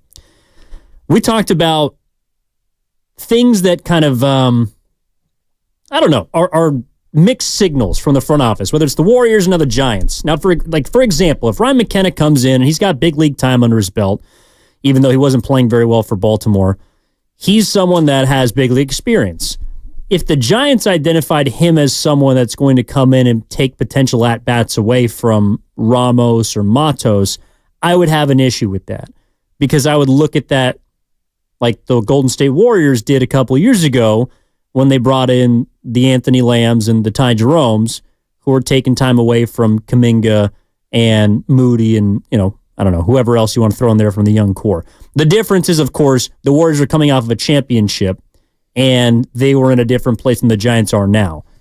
I don't know if that's just a move for depth. I don't know if it's a move to actually have someone come in and compete. But I'm in a place now where I've seen over, 10 games, 15 games, more from Ramos than Matos. But I want to see more of those guys. I don't want to see them be relegated to platoon spots or to not be given everyday opportunities. Because until they prove that they don't deserve it anymore, I think they should be in position to start every single day. At least until Conforto's back, and it sounds like he's going to be back sometime during the road trip. So for at least this series against Pittsburgh, I want to see Ramos and Matos in the lineup every single day. And I would also say the same for Luciano. Yeah, I mean, I think we will, at least for a little while. I mean, Bob Melvin, it was about a week ago that he said they were going to kind of live and die with Matos in center field. And it was after he, didn't take great routes to some balls in the outfield. But since then, he's made a couple incredible catches, and he's been anchoring the center field spot. Ramos and Matos are 2 guys that we've heard about for years, and now Luciano's up. But the one thing is about baseball, and you were talking about this last week. After the loss to the Dodgers, sometimes things look a little worse than they are, and that looked really bad. But the bottom line, and I said it at the time, is they were really, really banged up. And now the young players, the thing they had to do was win some games, scratch and claw out some wins like a backup quarterback. They've done that. Now if they get Conforto back, they get another. I mean, he still leads the team in home runs along with Estrada with 7. But when Conforto's back, you're right, he's going to play. he's going to play. The question is going to be where and for whom. Well, and I don't think it's just because he's a veteran. Like he's been one of their best hitters. And in fact, you can make a case for the first month of the season, he was their best hitter. And I think Michael Conforto is a solid everyday position player. So he's not just got the pop. I think he can hit for average. The interesting thing, though, looking back on the Dodgers series, for example, and this is why I think baseball is a sport that you do need to have a level head when observing, is you're an extra inning loss away from beating them in the series. Like you're 1 or 2 plays away in game 1 from beating the Dodgers.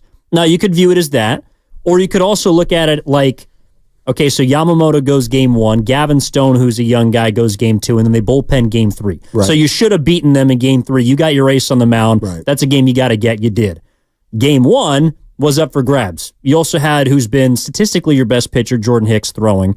So that's a game you could have gotten. I don't think they got the best version of the Dodgers, and obviously the Dodgers didn't get the best version of the Giants because they were hurt. But if you find out that some of these young players can actually remain in the lineup, that have staying power, well, then it's a very different Giants team. And over the course of 6 months, you're going to groom and grow. And I don't think we've seen even near the level of baseball that the Giants are capable of. I think personally that signing, it has to do more with their rotation and their bullpen underperforming than their bats. But if you're telling me the offense isn't very good, I'll hear you. I'd never looked at the Giants as a team that was going to outslug an opponent. Right. A lot of these games, like for example, yesterday, 4-1 against Colorado, the 4-1 win in Game 3 against the Dodgers. They had, a walk-off victory against the Reds. They beat them 5-1 the day before in Game 2 a couple weekends ago. Those are the kinds of games I see them winning more often than not. Those are the games that you should win. And so if you're losing 3-2 consistently, that's, I think, when you should be a bit worried about this team. And again, the young players were huge this weekend. My other big takeaway against the Colorado Rockies, a team that I think can hit, is the fact that you gave up 3 runs out of your bullpen in 14 innings. So the bullpen has been much better against a team that actually can hit, as opposed to the offense performing up against the worst staff in baseball. Can I assume that if you're a Giants fan, you don't want to see these young guys go anywhere? You want to see Ramos playing virtually every day, Matos playing every day, Luciano playing every day, Harrison taking the ball every 5th day, Patrick Bailey playing every day. I got to believe that that's what you want to see the San Francisco Giants do right now, because, for the last 2 years, they haven't won. And now, again, the thing I was telling you, the similarities between the Giants and the Warriors, to me, are kind of fascinating. They both have young players who are trying to emerge, and it seems like the fans want the young players to play, but for whatever reason, there's a little bit of a holdup or a little bit of a delay, and it feels like it is frustrating to the fans a little bit. Like I think the fans, they don't want to see Austin Slater back, in the lineup. Conforto, maybe he's somebody that you look to move near the deadline. But I do get the sense that the difference between the Giants and the Warriors is the Warriors did win it a couple years ago. And, the Giants have had 2 years now where they've been struggling, although, would they win 107 in 2021? Yeah. So they're 3 years removed from that great year. I mean, I think what's important to me at the end of the day is winning games. I think this weekend was so exciting for the Giants, or the last week has been exciting for the Giants, because Matos goes for 6 ribeyes. He's got 17 and 1 in 8 games. He's driving in a lot of runs. That's important. If the Giants had gone 0-4 this weekend and not 4-0, I don't think there would be as much juice around this team as there is right now beginning this 6-game road trip. Same for the Warriors. Right. People were clamoring for the Kumingas and the Moody's, one, because we're sold a bill of goods about their prowess, but also because the team last year, and at some points this season, wasn't really winning. I mean, they spent more time in 12th place this year than they did in the top 8 seeds. So they weren't winning consistently enough for you to say those young guys don't deserve to play. I think that's what we also heard last week after the Dodgers series, and you guys going back and forth on, well, the young players got to play because they're not winning anyways, so we might as well just throw these young guys into the fire and see what we got. Right. Okay, well, now they've won 6 of 8. Now we'll see how they play on the road. I have my reservations about some of these Giants players just the way I have some reservations about the Warriors' young players. But they need time. And that's what I'm hearing from fans. That's what I'm hearing on social media, is that these guys are earning more time.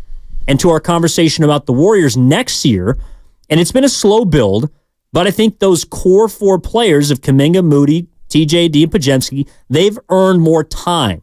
They've earned more opportunities to fail because they've shown that over an extended period, the Warriors in that case 3 months, the Giants are still progressing in that direction, but over the course of time, you can win with them. That's what I care about. You can be as exciting as all heck. You know, for example, Ellie De La Cruz for the Cincinnati Reds might be the most exciting young player in baseball. Right. He's on pace to steal 100 bags. He just stole 4 over the weekend. He's got like 30 stolen bases in, 40 games or whatever it is. You look at the Reds, they're 19-28. I'm watching them to watch Ellie De La Cruz, but if you're an actual fan of the team and you're watching them over the course of time, that's going to wear off if you don't win. And so that's what I was, excited about this weekend with the Giants, was the fact that they actually were productive, the young players were, and it equated into victory. Well, that's the part that I think you can't skip over. When you go to young players, you have to assume that they're going to struggle or they're going to suffer some growing pains. I guess what I like right now about where the Giants are is their young guys are playing, and in a way it's kind of a perfect stretch for their young guys to play. They're playing the Rockies, they're playing Pittsburgh, and they're playing the New York Mets. We saw what the Dodgers did to them in the first 2 games of that series, and so I look at where the Giants are now, and I think their young players can look at the next six games or so and continue hitting the ball like they're hitting the ball and pitching the ball like they're pitching the ball. When they come back, maybe they're at 500 or they're better. That should be the goal, I think, when you're going to Pittsburgh and you're going to New York. Yeah, and I think that, again, the strength of this team to me is their staff. So when they get fully healthy, right, when you get Cobb and Ray back and you actually look at a 5-man rotation that can go toe-to-toe with any in baseball, well then, by that time, you've built up enough at-bats or reps from your younger players that you feel confident that if Conforto has to go in the IL, or the fact that Bailey's missed some time due to a concussion, he's a young player too, but he's been one of their better bats, that you're not losing a ton when those players are out. Because one of the reasons that the teams around baseball are as successful as they are, like the top-tier top teams. So, looking at, obviously, the Dodgers, but the Braves, or if you move over to the division, the East, like Philly, the Brewers. I mean, those teams are at the top, yes, because they have top-tier talent, but because if those guys have to miss time, they have people that are inserted right there to replace them. I think the Padres are an example of this. They lost Juan Soto, their closer, Josh Hader, right, and a couple of other pieces. Juan Soto is an MVP candidate for the Yankees. Hader might have been the best closer in baseball over the last 3 years. They're better because they've had players in place to step up that are now ready. The Giants were finally now seeing these players be able to step in for injuries and not just keep you at the same level, but help you against those teams that you're supposed to beat. The Warriors next year are going to probably need to load manage, I think, Curry, Draymond, Clay if he's back. That means that those younger players are going to have to play more, and not just that, Steiny, they're going to have to win the games against the Charlottes and the San Antonios and the Detroits. Right. You can't afford to lose those games. So, yes, they swept Colorado, and that's all nice and good, and we'll see them against Pittsburgh and New York, but those are games that they had to win. And if those young players didn't help you win, well, then we'd be sitting here on Monday saying, what are we even talking about? Well, I mean, the one thing that is kind of hit me the last week or so, and you look at when the Giants had lost the first 2 games to the Dodgers, and it just looked so bad that... Especially Game 2. Yeah. I mean, Game 2 was hideous. The 9th inning of that game was unbelievable. It felt like there were 6 extra base hits in a row. But if you look at the Giants pitching staff, if and when it gets healthy, I mean, you're right. That's the strength of this team. And as bad as things looked in, a week or so ago when they were 19-25, Evan, now you look at this team and you start thinking, if we can get some pitchers healthy, if we get Conforto back, maybe we do have action. It's just amazing the way things have. And I wonder, have things really changed in the last week, or is that's what baseball is? You know what I mean? You go through a stretch, you look bad, you're never as bad as you look, and you're never quite as good as you look. Yeah, I mean, I think for me, I didn't expect them to get off to a hot start, and not just because of some of the players that they brought in, but I thought they were playing some really tough teams. And, I try and view baseball through the prism of series. Right. So we did overreact on Wednesday to the Dodgers, but it was also because there was a potential of them getting swept. Like that makes Game 3, in a way, kind of a must-win just to salvage something from that series.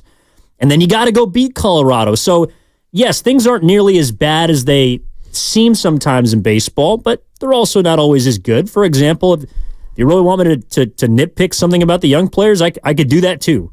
The fact that Luis Matos has not walked since he's gotten to the big leagues is a red flag for me, because it means that he's swinging at just about everything. Right. And he's got elite, contact skills, because he's also only struck out once. But that, over the course of time, is going to wear off. Pitchers are going to know, I don't have to throw you a strike. In fact, I don't have to even throw you a breaking ball, which you've been crushing. So there are certain things that over the course of time will play themselves out. But for right now, they're winning. And that's what they weren't doing before. So that is encouraging, the fact that they're able to make up some ground right now in a division that, outside of the Dodgers, doesn't really have a clear-cut second-best team right now, in my opinion. Why don't you go ahead and nitpick Ramos? Heliot Ramos? Yeah. He actually, to me, is... So he's kind of interesting. He strikes out a lot, but that's the way things go in baseball. Ramos is a player that is solid. Like I think I compared him earlier to Moses Moody. Like, I think he's solid, but I don't know how high of a ceiling he has. But one of the reasons we loved a lot of these great Giants teams from a decade ago is because they had a lot of solid players. Like, those guys are valuable. Right? You need players to keep you at a particular floor, to keep you at a particular level. Right. And I don't see Ramos going so far back that he is just going to get exposed one day and is going to be out of this league. So do I think that he has as much potential as as Matos, pardon me? No. But he's a guy who you can plug and play for Conforto when he's out. If Mike Yastrzemski needs a day off, you can put him in right field and not lose a ton defensively. And in fact, his bat might be able to help you against lefties. So they're puzzle piecing this thing together, but when they get healthy, particularly on the pitching side, I think this is a team I believe that should make the postseason.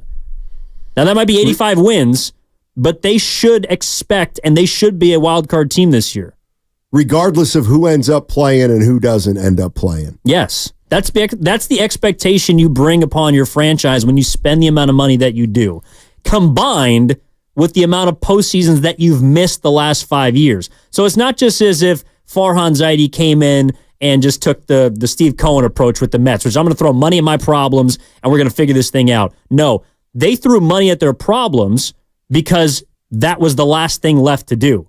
Because they hadn't developed enough. They hadn't been able to produce consecutive winning seasons to give you the benefit of the doubt. So what are we going to do? We're going to go out and spend on free agents. And that's how we're going to plug the sinking hole in this ship.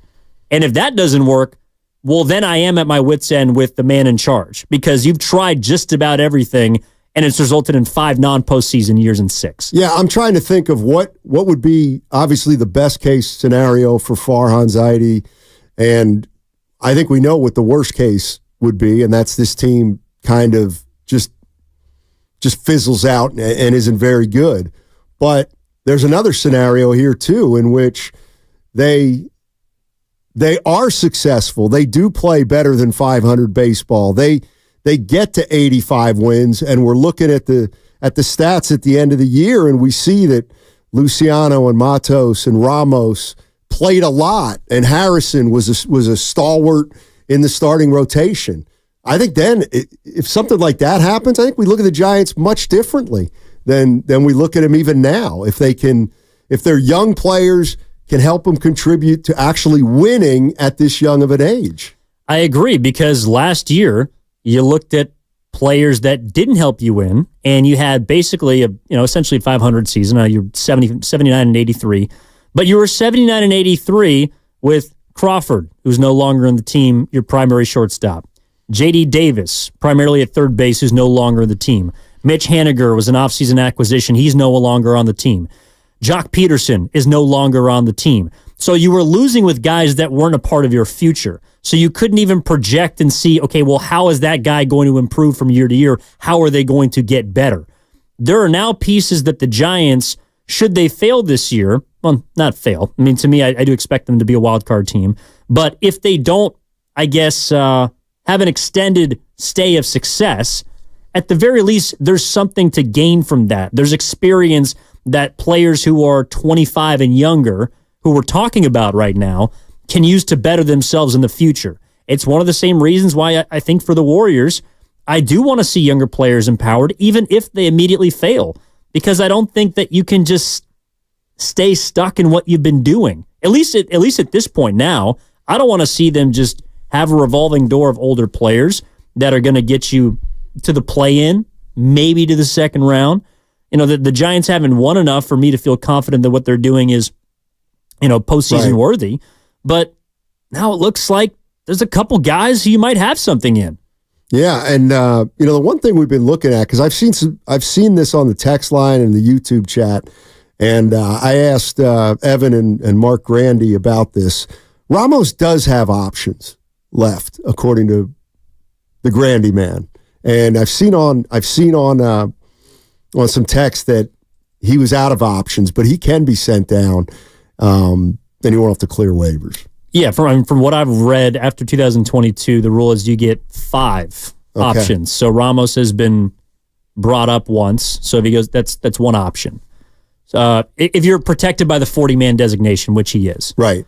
But I don't know if this guy Ryan McKenna is going to come up and that would. What position does McKenna play? McKenna's an outfielder. He also plays first base. But that would be something that would frustrate me because he's a right-handed bat. I mean, he's not the same player, but they profile the same, right? They're corner outfielders, they're right-handed, and he can do multiple things.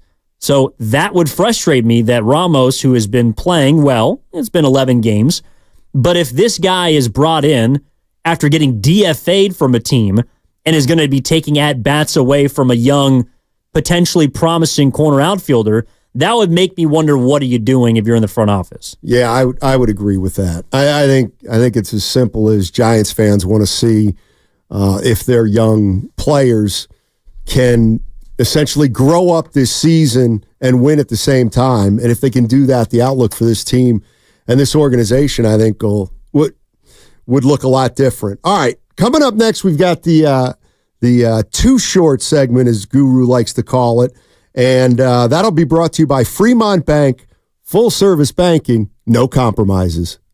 I'm what you might call very good.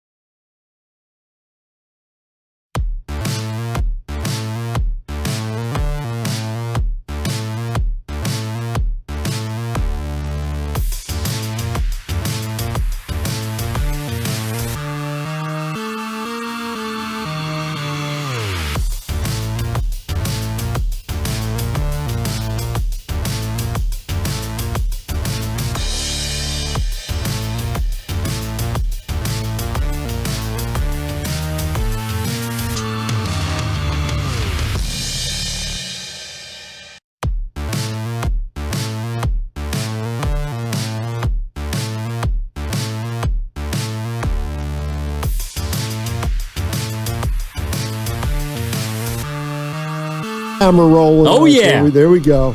Hey, Denver Nuggets, defending NBA champions, were eliminated last night by the T-Wolves. Gone. Well, okay, Steiny, do you want a moment to have the floor? No, not really. Well, one of your friends is succeeding right now. Yeah. I'm happy for him. I'm happy for the T-Wolves. I'm happy for the T-Wolves. You're happy for Chris Finch. I am happy for Chris Finch. Who also happens to be on one leg. Yeah, I think he's a heck of a coach. That team, I'll tell you what, their defense, I know people are going to, how the hell are the Warriors going to score off Minnesota next year? I mean, they're smothering. Somebody said Mike Malone was not happy at the podium. Michael, I'm sorry. Here we go. How hard is it just to absorb a loss like this after going ahead by 20? Next question, man. The season's over. That's what's hard. Being up 20. The season's over. You don't understand that. The season's over. It's hard. Stupid ass questions. I mean, yeah, I guess it was. I guess what was he saying? I don't know. I think there's two things after a game like that. One is the game itself, and then two is what it means. And the game itself, they gave up a 20-point lead in the third quarter.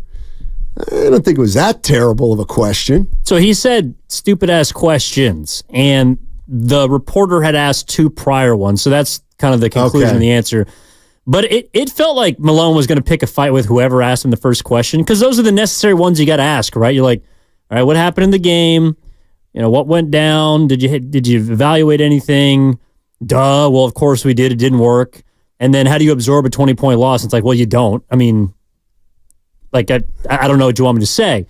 So part of it is Malone being fiery after blowing a 20-point lead in Game 7 at home. Part of it is, I think if you listen to it closely at the very beginning, you can hear the Wolves howling in the background. Oh, really? Play it again.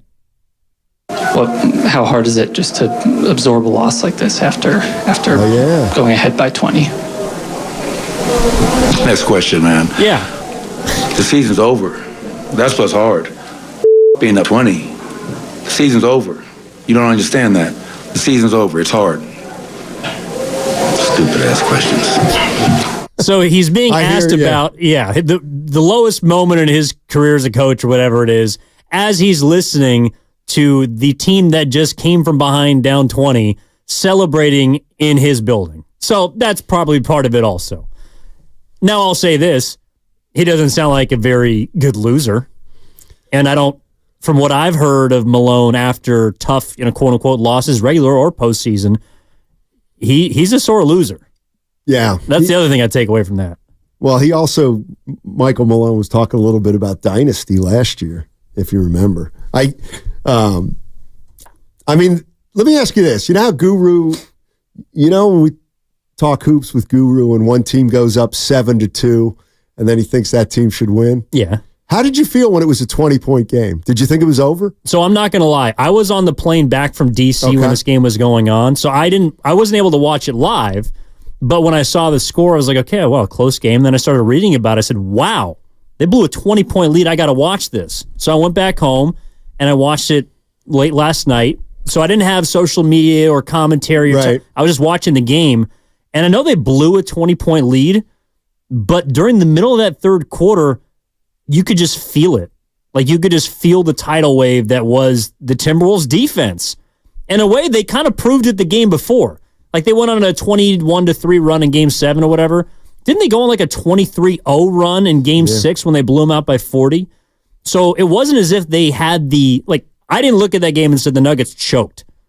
I looked at that game and I said the Timberwolves, they just came back and kicked their ass.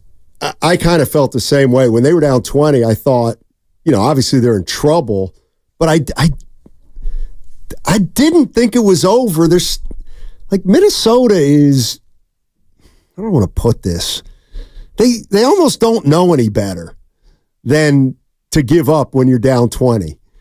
Like, they kind of play the same way all game long and kind of let the results speak for themselves. But the other thing that they can do is they can get a sense when they can lock a team up. And I thought, it went from 20 to 17. Then they got it to 15. Then they got it to 13. And by the time it got, they turned Denver over twice at half court for breakaway layups. It was a clinic that they put on. Defensively, and now it's going to be interesting to see what a player like Luka does against Minnesota, because Minnesota had the bigs to guard Jokic, and you would think they've got the wings to guard Doncic, but who are you rooting for in that series? I'll be rooting for Minnesota. Nice. But I will say I'm actually more interested to see how they match up with Kyrie, because I think a big reason why they could stay in front of Murray, or Ant can, is because Murray's bag isn't as deep. He's not really quick. Like he's a shifty guard, and he's got a good jump shot, but if it's not falling, he can't blow by an elite defender. Kyrie's handle is the best that I've ever seen. And so personally, I just want to see if Ant can stay in front of Kyrie Irving. Man, he was great defensively yesterday in that second half, Anthony Edwards. He's the best 6 for 24 I've seen.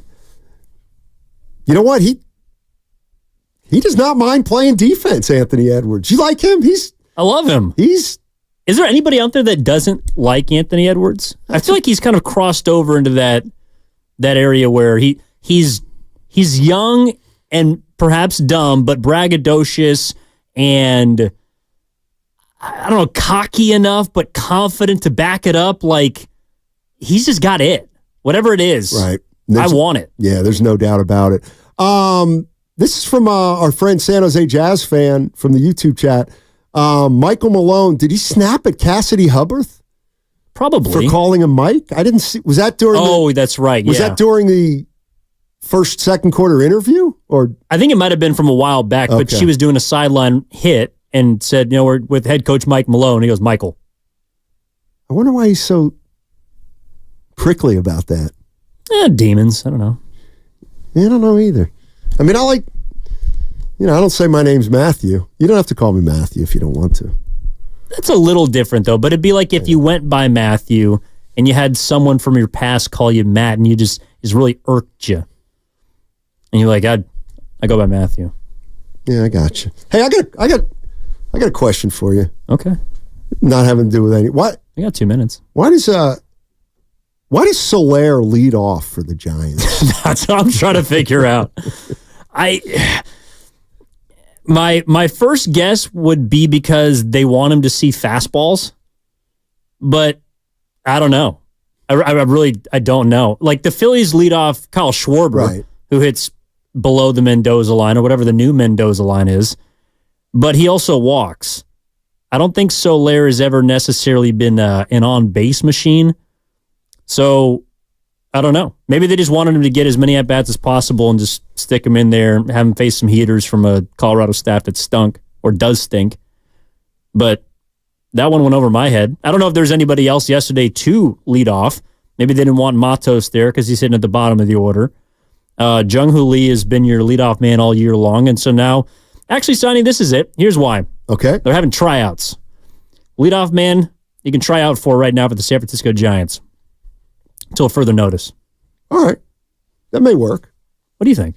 Well, who do you like better, Yaz or Soler? Leading off. What's that people normally do when there's multiple parts of an answer that you want to agree with and you just say yes? In this case, I would just say no. Yeah, I agree. Hey, don't forget to download the Odyssey app. You can listen to Steiny and Goo, in this case, Steiny and Evan, 24/7 if you want. Anytime you can download that Odyssey app. And that segment was brought to you by the Alameda County Probation Department. Want a career with purpose? Great.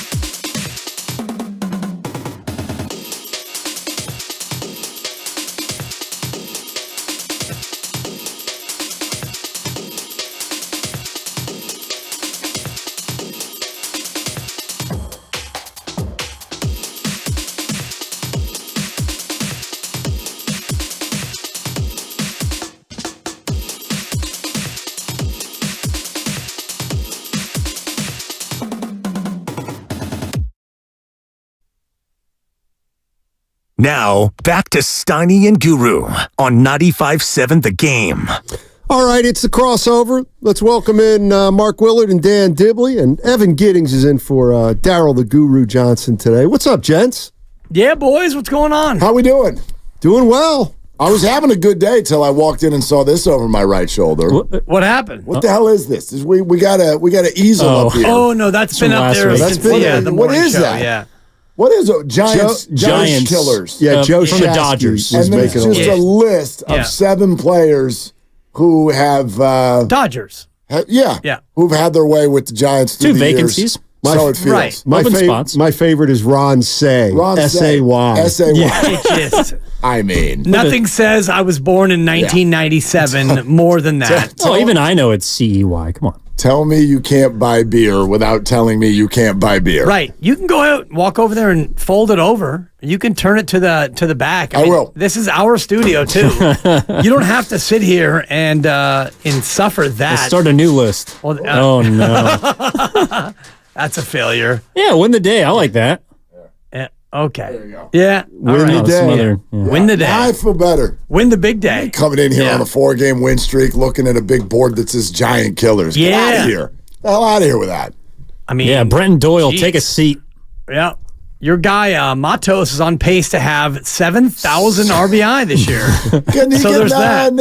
National League Player of the Week? Look out, Hack Wilson. Okay. He's coming for you. 2 guys just got Player of the Week. One of them's name is Aaron Judge. The other one is Luis Matos. Like 2 home runs that year. Right. It's about time your guy brought him brought him up.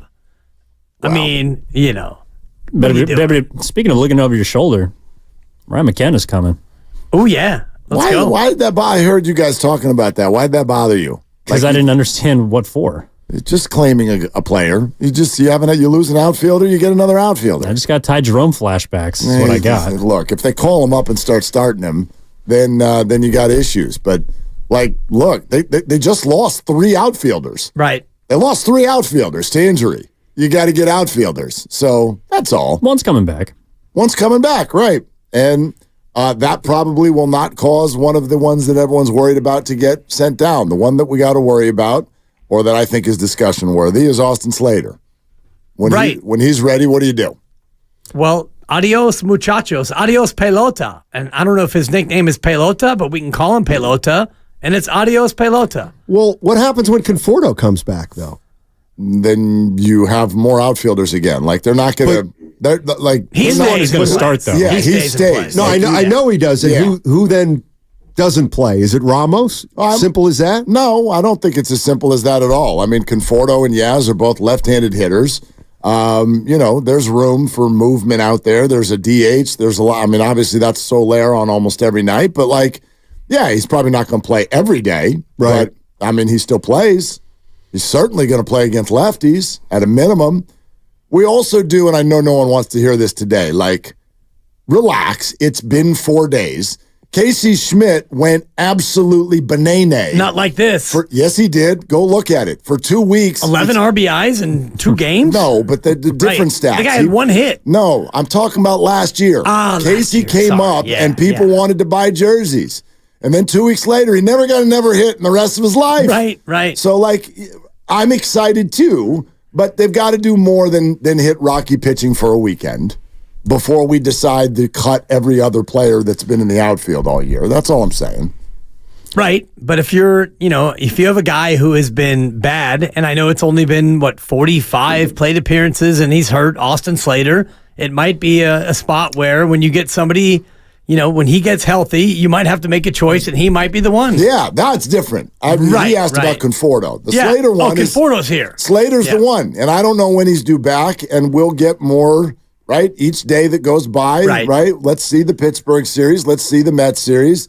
Let's see how it's going. The one that's also, infield might be more interesting than outfield.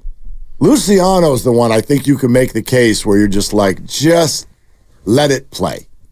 Let's see what happens, because I would argue, what's the alternative? Michael Conforto is a very good baseball player. So the alternative is a very good baseball player. What's the alternative to Luciano? I think you could take some bumps and bruises there and let him play the year, but that again, he had a few doubles over the weekend. Right. Let's see what. What do you do with Nick Ahmed then? Well, I mean, backup. I mean, ideally, he shouldn't have beat him out in the first place. Like, he wasn't brought in, I think, to be the starting shortstop. He was brought in to be given a chance, and he went crazy in spring. I don't agree with that. I think he was brought in because they did not like what they were looking at with Marco Luciano. Remember, he was brought in about 2.5 weeks before opening day, and it's because they knew. They felt Marco wasn't ready. We'll see if they were wrong. I think the bigger deal for Marco at shortstop is shortstop, not the bat. Right. He looked good over the weekend, though. He looked fine. Shortstop. Looked fine. And I wonder if, how he gets from he's not ready in late March to now in early May. Oh, now you're ready. I mean, well, we were forced into it. Right. All three of these guys, you were forced to bring them up. But if he looks ready now, and he looks like a fine shortstop to me. Then he stays. Right. But I mean, was he actually ready in March? And, I don't know. It comes down to their ability to identify what they think is ready versus not ready. Well, baseball's so quirky too, right? Like, I mean, I know, here's what I would sort of take issue with the front office and the way they've brought these guys up or not. Their philosophy has been stated as, we want the guy to dominate the lower level before we move him up. We want them to force their way up. Okay, sounds like a fair philosophy, but it's baseball. So when you're down in Sacramento for 6 weeks and maybe you're hitting line drives that just aren't finding holes or whatever. What was Marco hitting? 270? Yeah. Not bad, but not great. One homer. Right. So it's like, okay, you haven't been great, but it's baseball. It's not like basketball where you can just see it. Like, are you affecting the winning of the game or not? Baseball, you go through the ups, the downs, you find holes, you don't find holes. Again, what's the alternative? And Nick Ahmed is a fine fielding shortstop, but he does not have much of a bat. I would argue, though, Luciano has not dominated a level since he was 17. Yeah, because he hasn't stayed healthy for a year.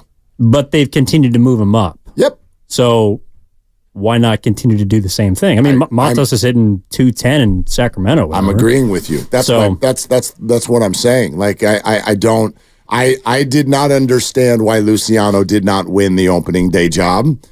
They said at the end of last year that they were going to give him the opening day job. That's why Brandon Crawford wasn't brought back. And then they didn't do it.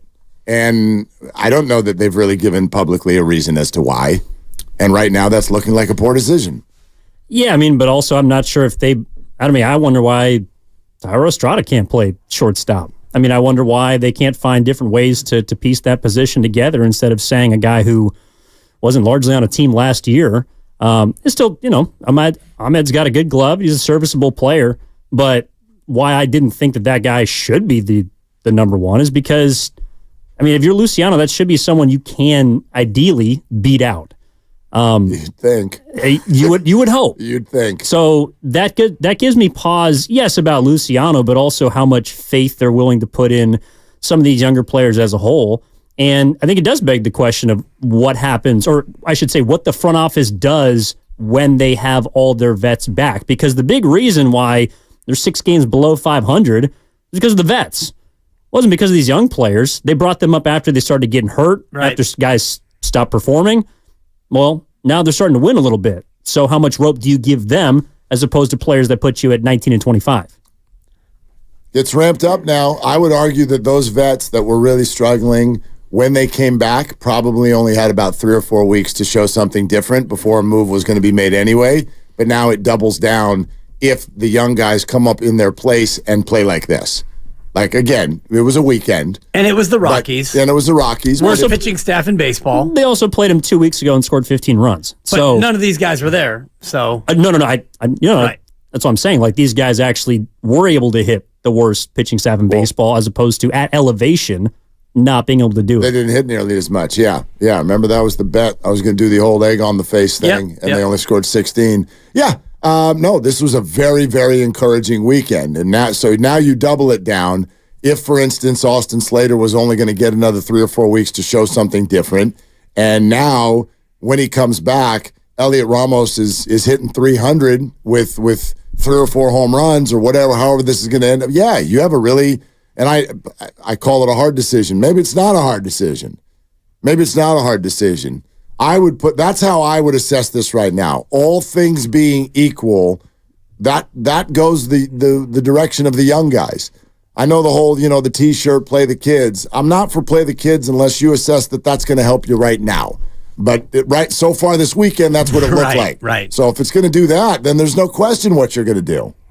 I mean, to me, the question is if they keep, let's say they win, they got 6 against the Mets and the Pirates coming up. They go 4-2, and that gets them back to 500.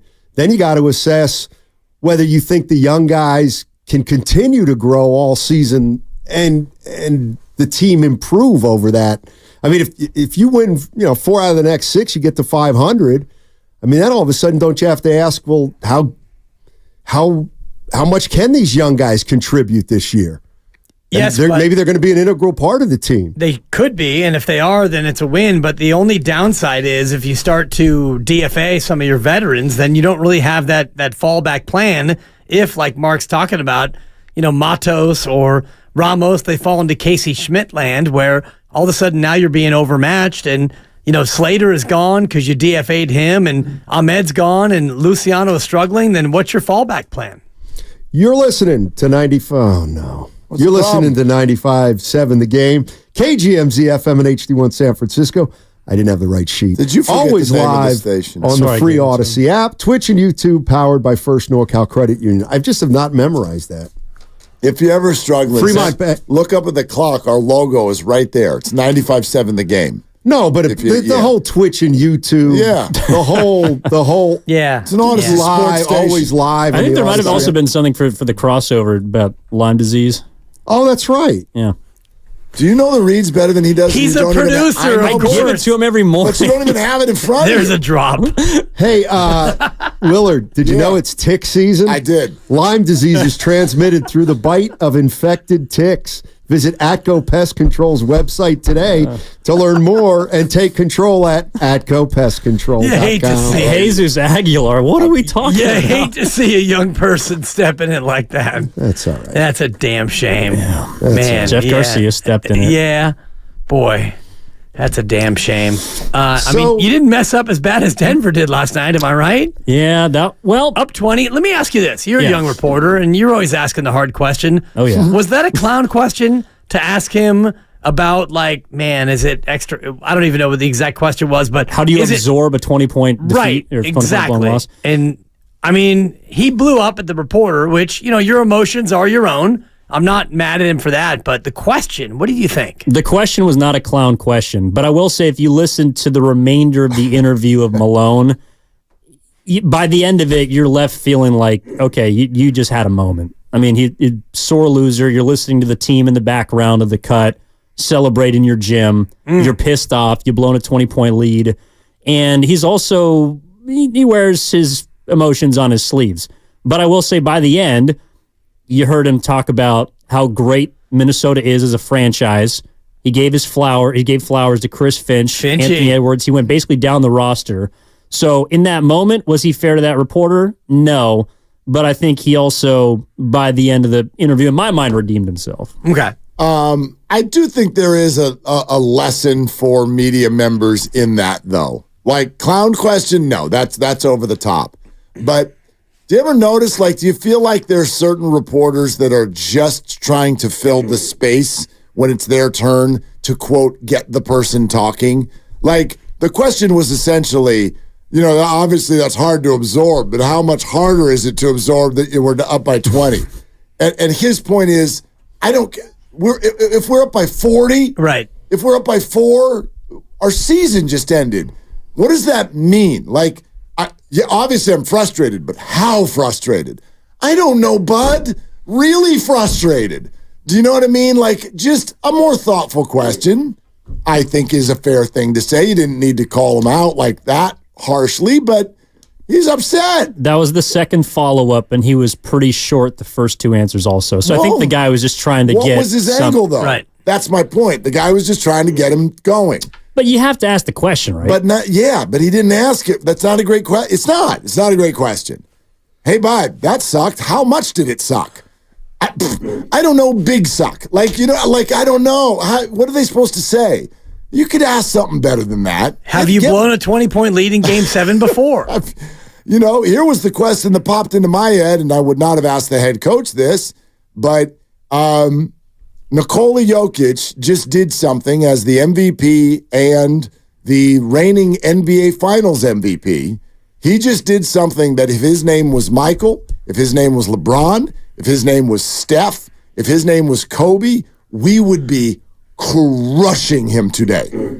Crushing. This person would be, the whole weight of social media would be on the shoulders of any of those guys if they had blown a 3-2 series lead and a 20-point lead in the second half in Game 7 on their home floor to a team that's never been deeper than that in the playoffs. We'd be crushing that guy. And Nikola were like, meh. And part of it is just because of who he is. I don't think that the NBA fandom has connected with Nikola Jokic at all. I don't know if it's because he's not from America or if it's because he tells everybody every day that he doesn't care. And his highlights aren't really highlights. Yeah, they are dribble, shrug. Oh, he scored again. He's 11 of 16, all on 18-foot, you can't stop me shots, and he distributes, he rebounds, and you wake up and he's got 31, 15, and 11, and it's like, that guy? The Stay Puft Marshmallow Man? It's hard to really latch on to him as a guy who makes you like, wow, and you don't watch ESPN and see him in the top 10 very often. I think part of it has to do with they kind of got back into the series because of him. I mean, they were down 2-0, which you could say, well, why'd you lose the first two on your own floor? I wonder if we'd be killing those guys, though, if they went 35, 19, and 7. Like, they were in the game because of him. He wasn't awful. He wasn't great. He was not great. By his standards, 35, 19, and 7. That's pretty, You're what was his percentage? That's a high bar. What was his percentage? From the floor? Probably 40. I mean, he shot 51% for the series, I think. Nikola Jokic last night He didn't shoot it well from 3. 2 of 10 from 3-point range. Okay. That's a lot What of about empty from the whole possessions. floor? From the floor? Yeah, 13 of 28. Okay. Kind of for Nikola. For him, For a big guy. Right. Under 50%. He wasn't. Not a lot of help from his team. Yeah, that's for sure. No doubt. Of course, you're going to point to Michael Porter Jr. and Aaron Gordon more. But again, if his name were Steph, Kobe, Michael, or LeBron, we don't do that. You can't point to your teammates. Can you imagine LeBron? Oh, Chris Bosh was brutal. J.R. Smith dribbled the wrong way. Yeah, we don't. That's not the way. That's not the way NBA fandom or NBA social media works. If his name was one of those names, he'd be getting killed today. Killed. Stephen A. Smith be losing his mind. Good thing he's distracted by his stupid Knicks, or else he'd be absolutely would be getting destroyed. But you watched that game and you didn't feel like again, that defense was suffocating. Again, I'm talking about what I've seen. I'm talking about what I've seen in the history of the NBA. I'm not telling you that I watched Jokic last night and I thought he was a bum. I'm just telling you that the way the NBA media works, if you're the big guy on campus, if you're the best player in the world, and you lose in the second round, leading 3-2 with a 20-point lead in the second half on your home floor of Game 7, that's a thing. And there hasn't been a peep. Steiny? I mean, it's a subjective argument. Like, I guess Jokic isn't getting killed like LeBron would, but I look at that game last night, and I mean, I give credit to the Timberwolves. I'm not saying that. I thought Jokic was absolutely gassed. That's why he went 2 for 10 from 3-point range. Yeah, because that's when you're tired, it's tough to make threes. But yeah, I mean, I thought in a game like that, I thought it was the other guys that hurt him. Porter Jr. and Aaron Gordon just didn't do much. Yeah. But I don't disagree with that. T-Wolves were incredible. Yeah, they really were. I mean, I thought the whole point of Denver's home court advantage was that the other team was supposed to be gassed in the fourth quarter. But when you play 6 guys, it's hard to stay fresh when you're getting deep into 7-game series. They played 8. Yeah, kind of. So real quick. So this is it's off the beaten path. So I'm on Instagram, right?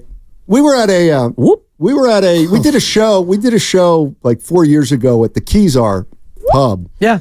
And a high school kid came. His name was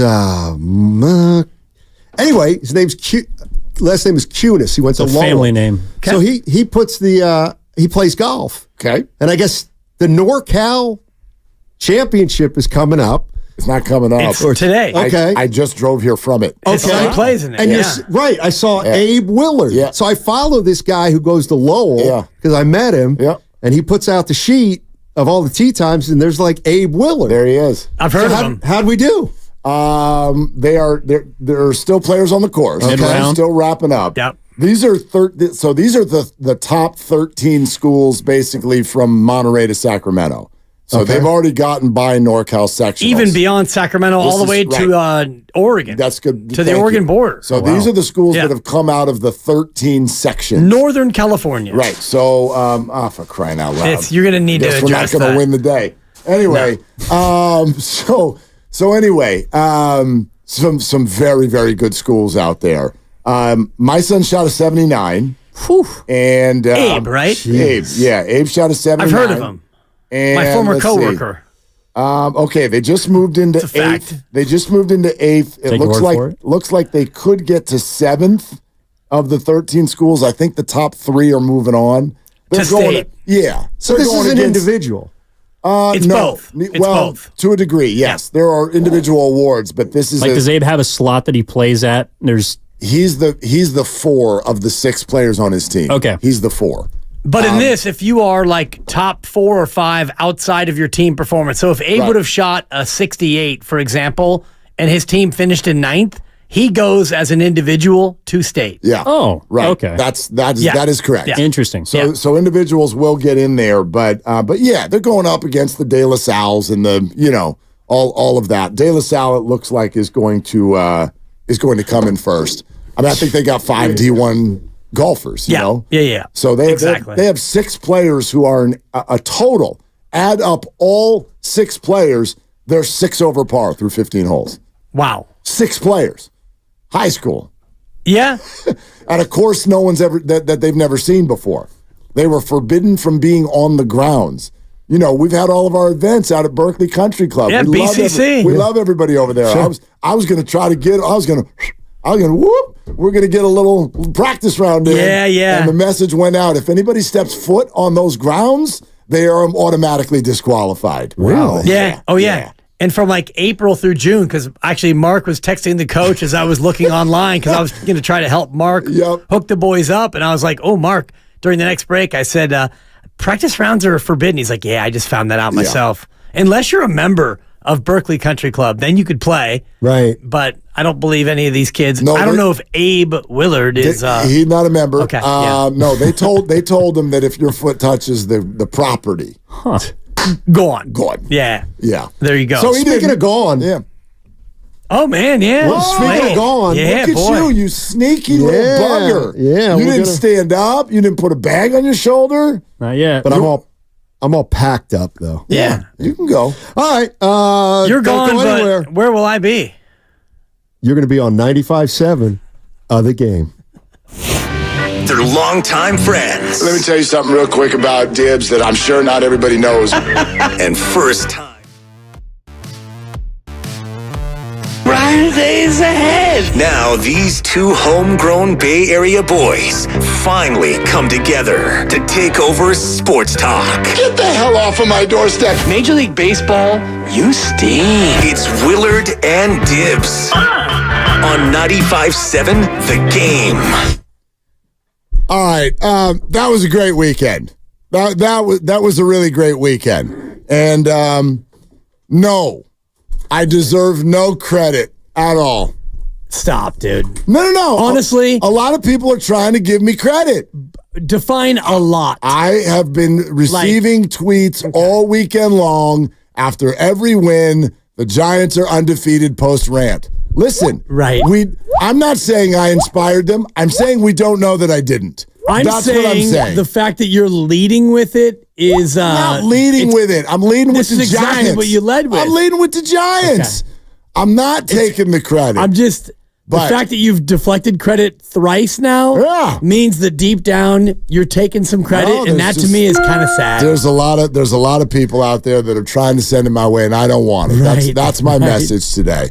The bigger question is oh God, take a joke and settle down, dude. I can't stop laughing. What the hell? Really? Are we going to do this to start the show? You're going to take me seriously? I'm dead serious. Look at your face. My God, dude. You're locked in. Okay. If they win tonight, then that's 5 in a row, and that one's on you. If they win tonight, then God's a Giants fan.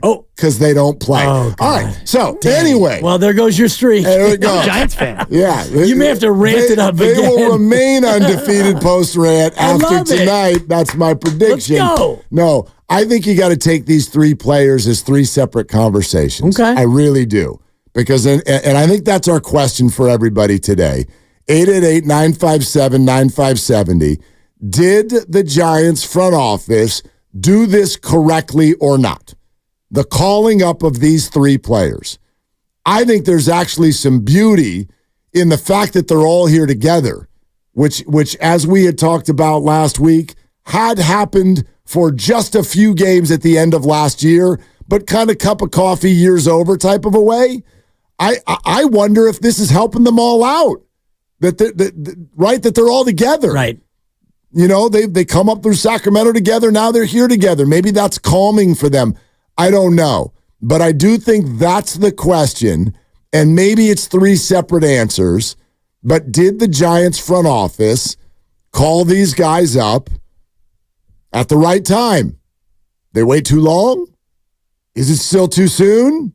What do you think? I think that it's the right time, but I think that it happened because of, happenstance, injuries. Yep. And, when you have that many injuries and you have that lack of an ability to have anybody else come up, you kind of got, I don't want to say lucky because you don't get lucky when other people get hurt, but I do think that the timing happened to be right because, for one, you had Colorado, a team that's not very good. You were home for the majority of it.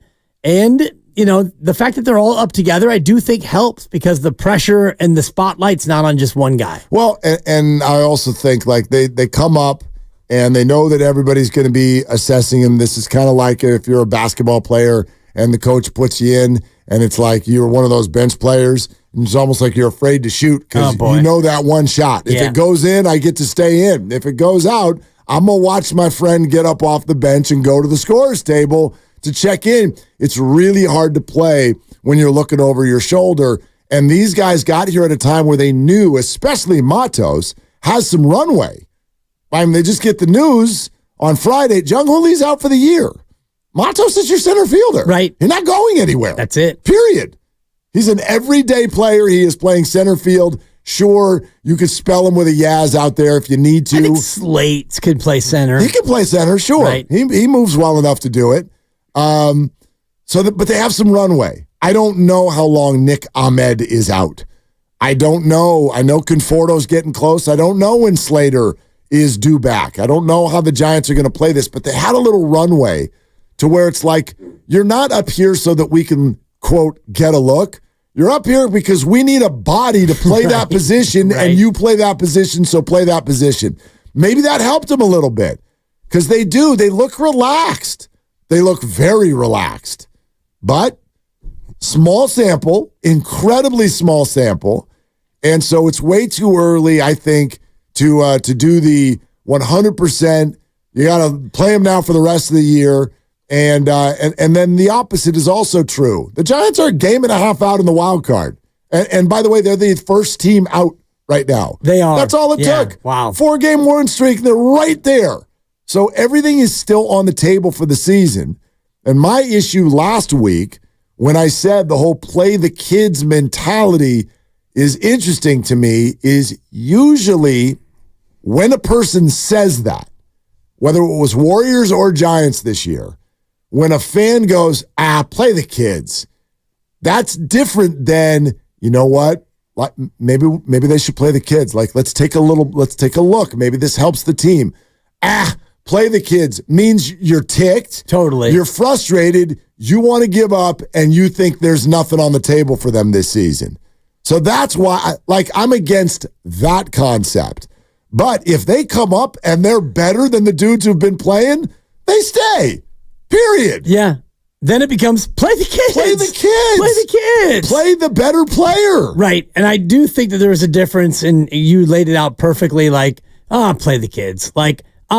Blanket. Right. Just play the kids. The season's going nowhere. Yeah. We give up. The guys we have aren't good. Play the kids, and if the kids aren't good, at least then we'll know about the kids. But now it's, play the kids, and we've gotten to after 3 or 4 games, and it's all right, play the kids. And so it does become interesting when all these other guys become healthy again, and we know that Jung Hoo Lee won't, so that kind of takes center field out of the equation, at least, as far as Matos goes, right? But the other guys, shortstop, Ahmed's probably a better defender still than Luciano for after sure. 3 or 4 For games. sure. So Yes. what do you want to value at shortstop? And, the corner outfield spot, Conforto's had a really good year when he's been healthy. So what do you do about that spot? Do you make him a guy who shares DH with Soler, or how do you navigate this? Yeah, I think there's plenty of room for Conforto, Yaz, and Ramos to be 3 outfielders who handle the 2 positions, especially because Ramos is only right-handed. Only one of the ones who's right-handed. Again,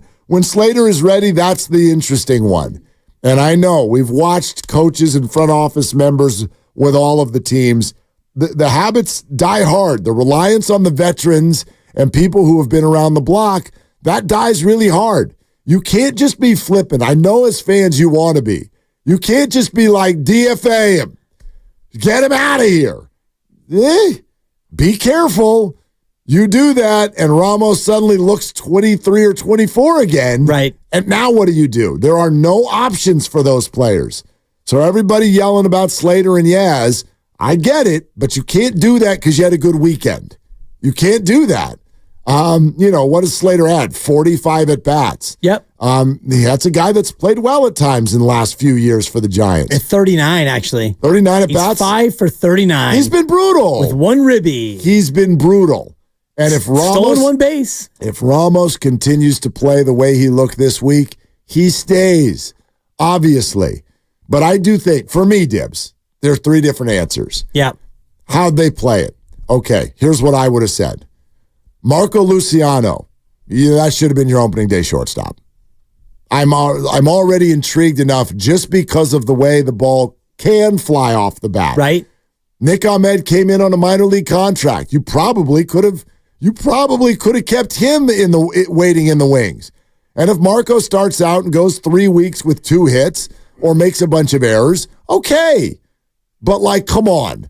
The talent is in there, and you know it, and it's been time. It has been time. Luciano probably should have been the opening day guy. Let's see how that goes. He's been here for the least amount of time. Ramos probably could have had an earlier look with how badly Slater was struggling. But again, until he gets hurt, what do? You're not going to just cut him. Right. You can't just get rid of him. But it would have been nice for them to find a way to get Ramos a few more at-bats a little bit earlier. Matos, I think, came up at exactly the right time.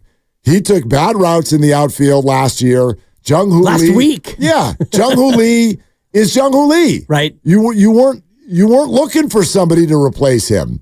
And Matos came up, and by the way, he was not crushing it in Sacramento. So that's what I mean. I think it's 3 different answers, but you certainly can do one of 2 things. A, you can question the way that these guys have been brought up. But for me, the bigger question is not what you did. It's what you're going to do. Exactly. And if these guys keep hitting the ball, you got to keep them. You got to keep them up until they really show you with their numbers that they're not ready. Until then, they stay.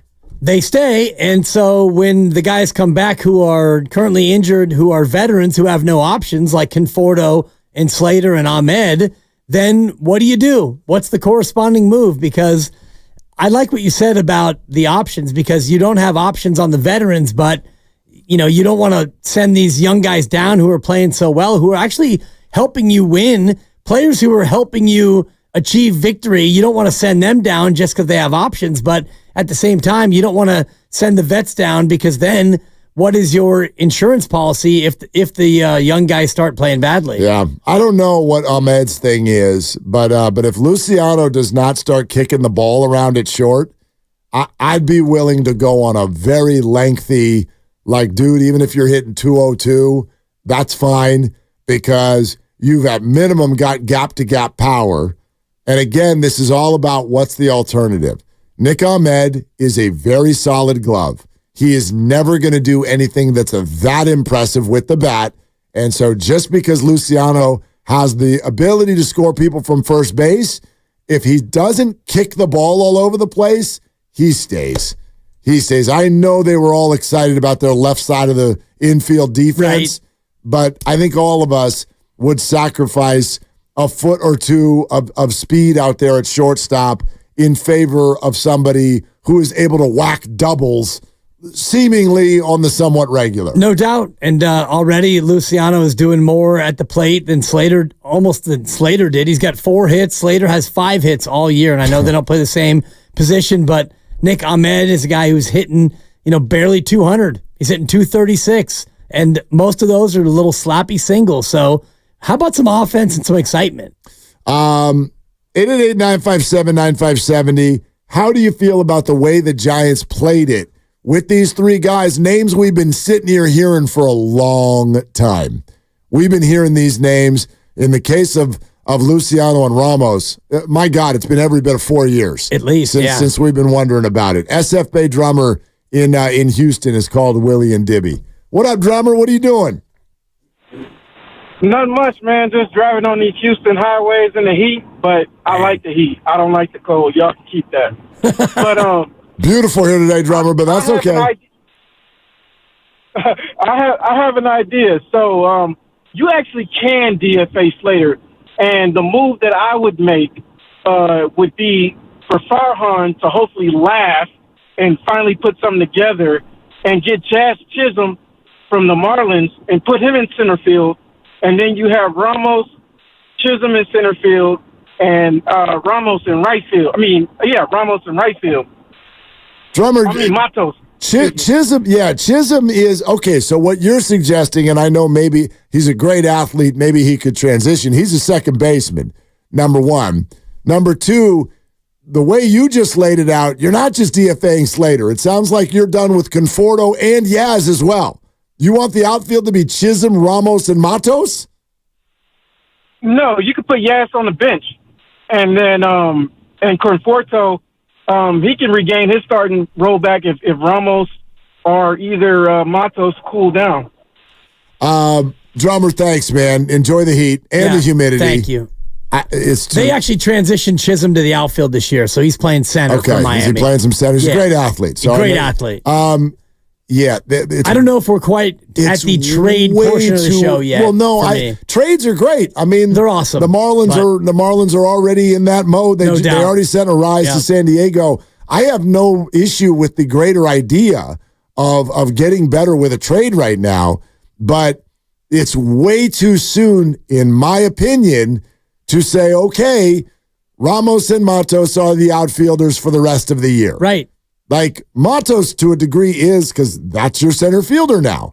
But, like you said, dude, Michael Conforto's been pretty good this year. Yeah. You're not having that guy come back in a few days and just being like, you don't play for us anymore. Right. You're not doing that. And you're not going to trade him at this point, and, you're paying him $18 million, so you're not just going to outright cut him and give him, $14 million that you have owed to him and let him walk. You do need to have a little bit of a cushion in case one of these 3 young guys, as you were saying, hits a rough patch, or if they get a little bit of an injury. What then if you don't have some veterans behind him?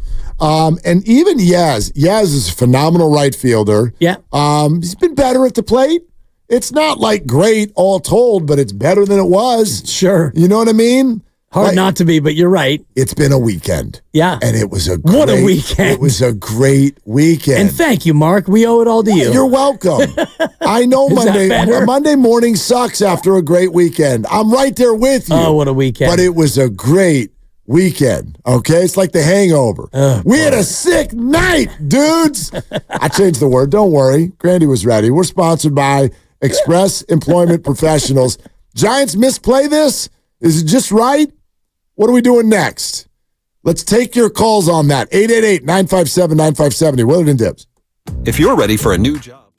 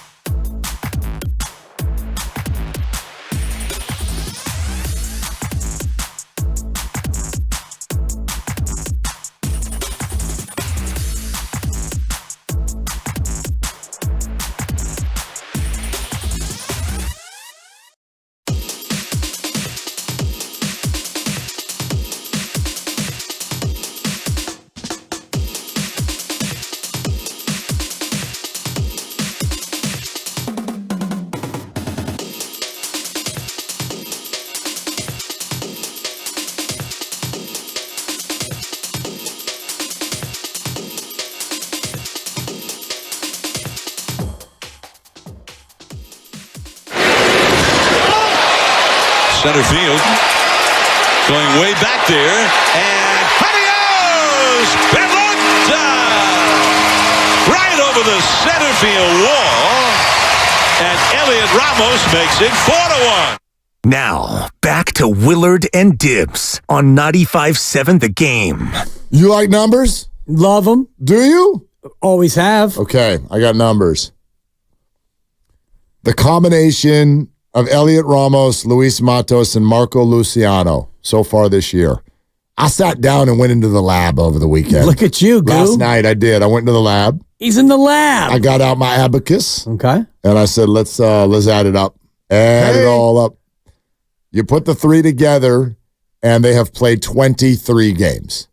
So, obviously, that's not right. You understand what I mean by that? 11, right? 8, and 4. There you go. So they have played 23 games. Collectively, they are hitting .313 with 3 home runs, 13 runs scored, and 26 runs driven in. Wow. They are driving in more than a run per game collectively. And again, let me say that batting average in a day and age where 235 is average. Yeah.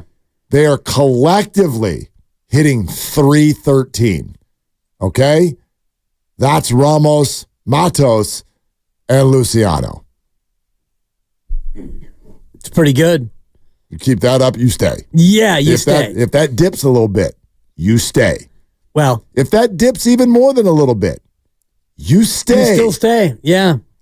If that dips a whole lot and errors start flying out of everyone's glove, then we can talk about you go.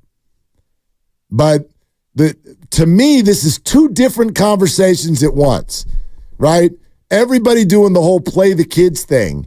If that comes from give up mode, bleep that, as evidenced by the 4-game win streak, almost has them in the playoffs right now. They're a game and a half out. Well, especially in May, you're not going to be in give-up mode unless you are the Chicago White Sox or if you happen to be the Miami Marlins. And Colorado might be in give-up mode. And Blake Snell, who threw a combined minor league no-hitter in his 2 rehab assignments. Right.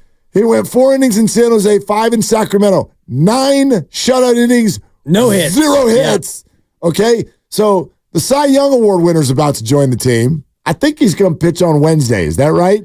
Does it sound like that's the deal? Logie and Blake, when they play again, if they win those, they're 500. Let's boogie. This is not about play the kids because we want to see what they can do. This is about play the kids because they might be better players than the people they are replacing. Well, and honestly, it's play the kids because you have no choice.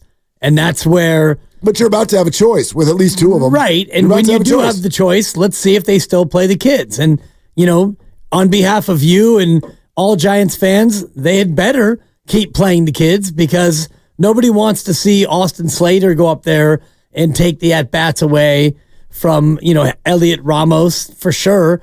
And Luis Matos is going to be here. And the fact that he's got 17 runs batted in and he's 4th on the team in a week, that is mind-boggling in and of itself. It's beyond. The guy had so many people on base seemingly every time he came up, and he caught a heater and just started firing line drives out to left, and some of them went over the fence. Yeah, he had an absolutely huge, huge weekend. He's the player of the week in the National League. Right. As he should be. It's awesome. Yeah, he's got 30 plate appearances, also 30 at-bats, which is hard to have, by the way, when you don't ever walk. Oh, they're swinging.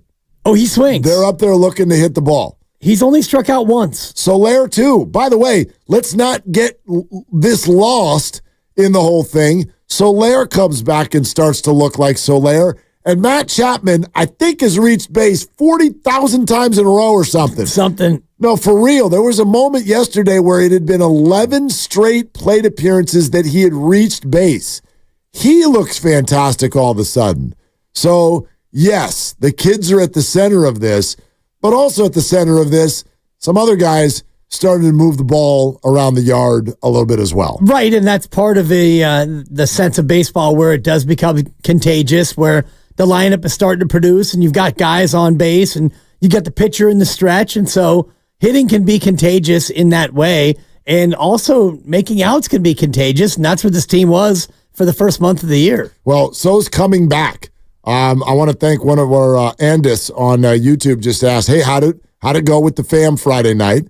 It wasn't actually the fam. It was date night. It was just me and the lovely Christy. Yeah. And we went and we found out that some very good friends were in the building, and we went to go meet them up in left field at Pete's because we always got to go get a coffee to make sure that we're bright-eyed and bushy-tailed on a Friday night. You guys are such nerds. For baseball. Thank you. I love it. And I go get a big iced coffee, and it's 40 degrees, and everyone's like, what the hell's the matter with you? And I said, just give me the damn ice in the coffee because I don't like hot coffee. I don't like hot drinks. So go get a huge iced latte, and we're sitting out there chatting it up with the friends. And if you're on that platform up there by Pete's and underneath, you can't really see the whole field. All I keep hearing is moaning. Moaning.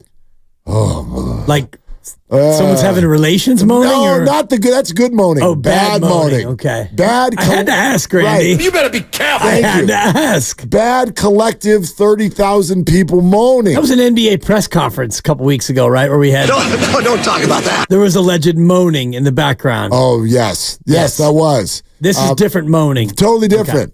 But every time I looked up, all I could see like the left side of the infield, and there was a different Rocky at third base, like every 3 minutes. Oh. And so we're up there for like a half hour, and we're like, what the hell's going on? I didn't even see it. The Giants are down 3-0.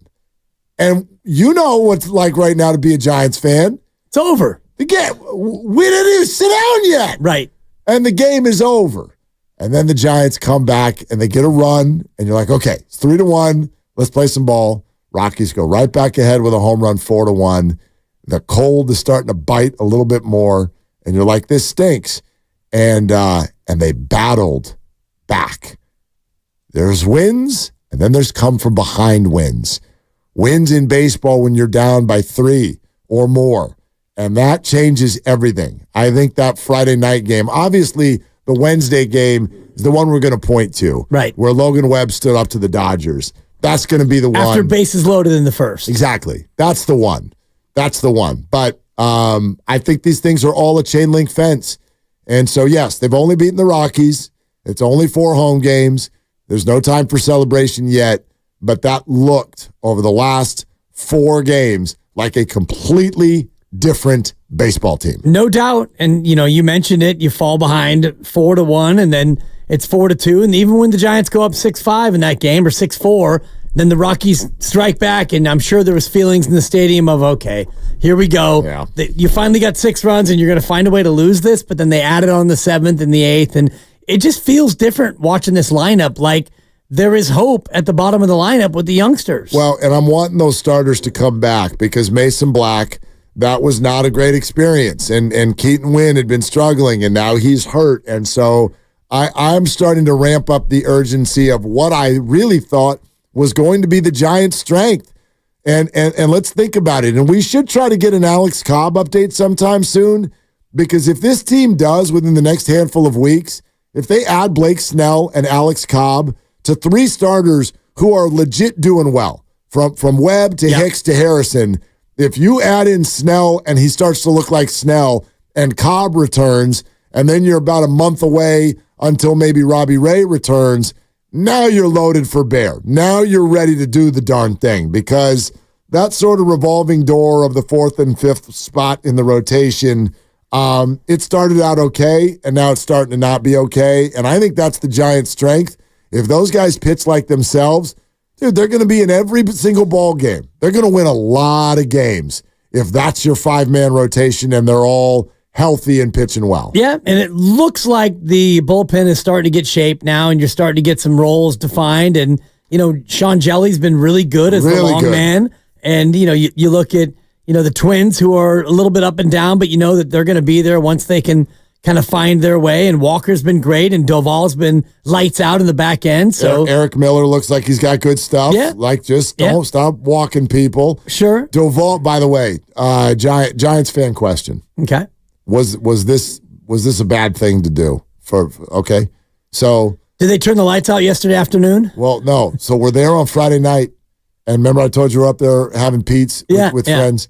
By the way, why does it make me a dork when we go get a coffee? It's just adorable. What's wrong with getting a coffee? It's a Friday night. Yeah, we're getting coffee. You're getting coffee. Yeah, let's get a coffee. Let's get a coffee. What's wrong with a coffee? Nothing's wrong with a coffee. What do you think the pizza's doing there? It's up there so that people go get the coffee. I get that. Yeah, let's drink. Thank you. Right. Normally, when you go to a ball game after a long week and a very stressful Thursday show that you nailed, we were awesome. You go to a game on Friday night, maybe you might, I don't know, have a beer. You might. But you don't. Unless you're coming off of a double cocktail Thursday, buddy. Double cocktail, yeah. And you know me, 2 drinks a week. That's it. Pretty much. I had some wine over the weekend. We're good. And I'm not saying being a dork is not a bad thing. Well, no. It's you know what? You're like the Sacramento Kings of radio hosts. You know what that makes you, right?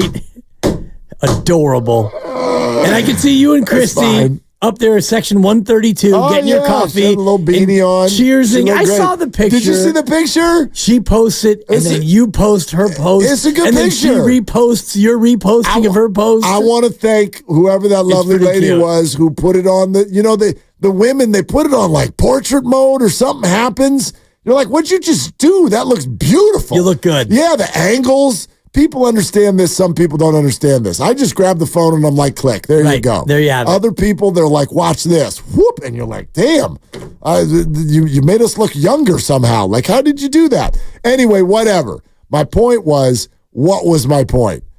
Your point was, Doval. Yes, Doval thank you. was your point. Thank My you. point was, you're adorable. Thank you. It's You're a great welcome. point. So we go up there and we're talking to my friends, and they've been to a few more games, night games, than we had so far this year. And lovely Elaine, our friend, she goes, hey, we were here for the Doval light show a few nights ago. She's like, it's pretty sweet. It's pretty sweet.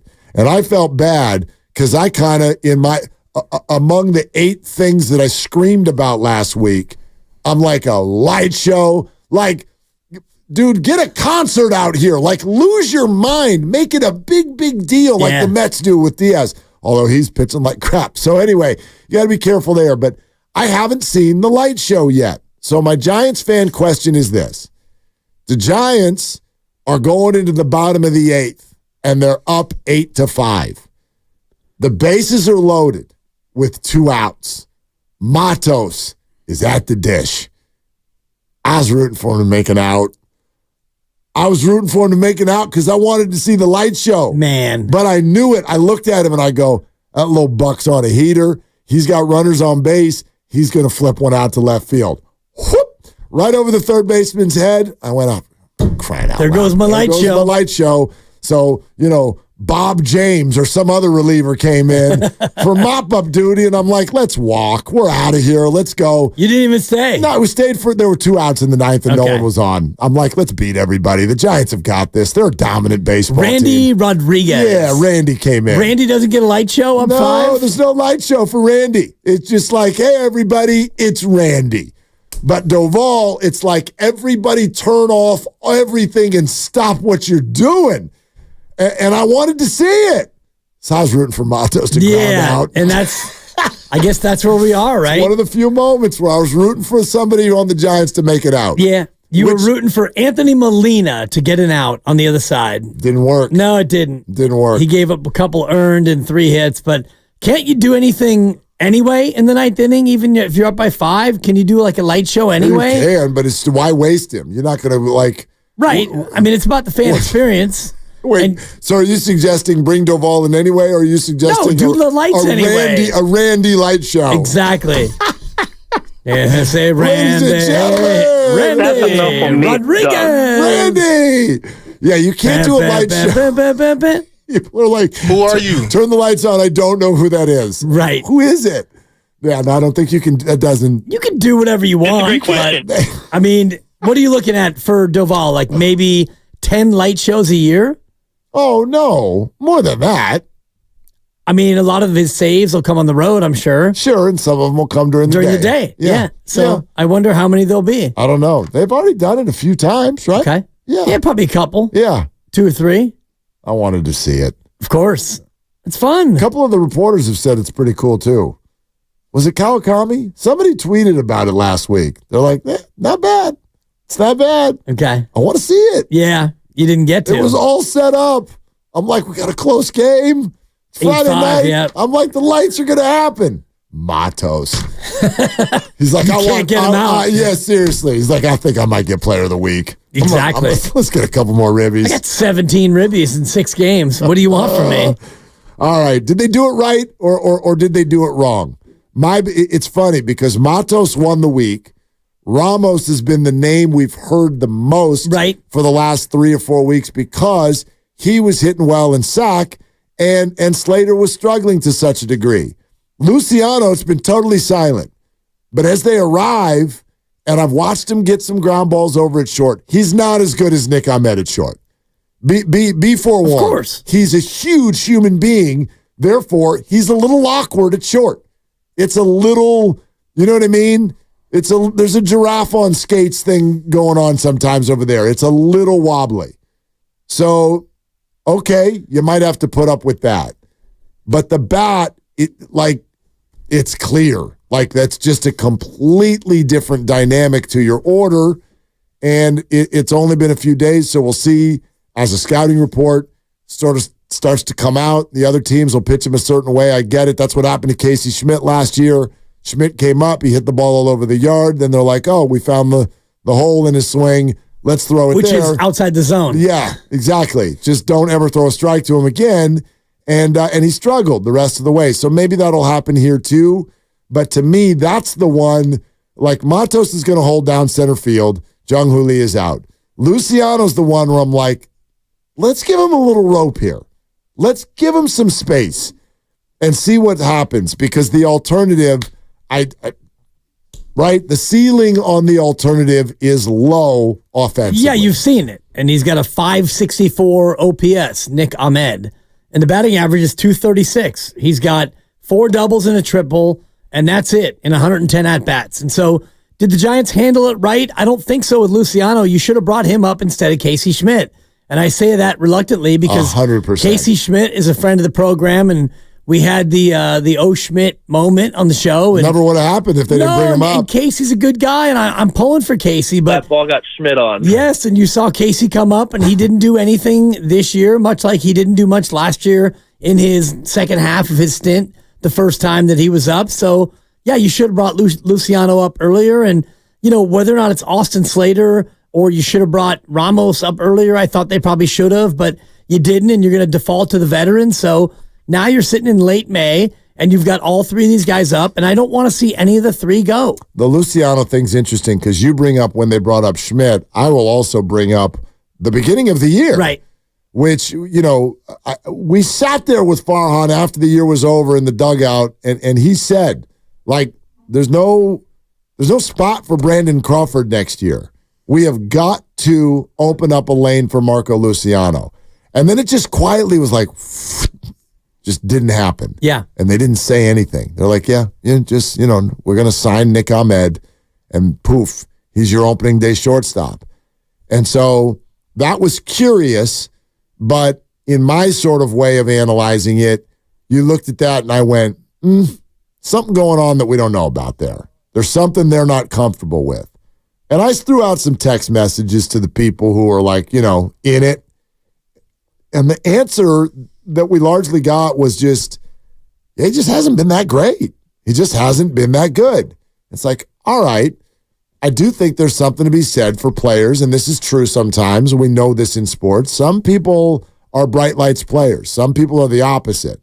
Some people will rip up the minors, and then when you stick them in the majors, they're like, nope, can't do it. Some are the opposite. Some need the lights. Maybe Marco is one of those guys. I don't know. But I found it head-scratching that he started the year in the minors. Couldn't really get a great answer as to why. And then, we said it that week. I love that Casey came on. I love that he got a walk-off hit.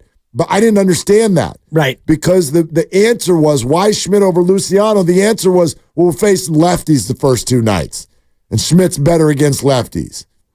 That's too robotic. It just is. Yeah.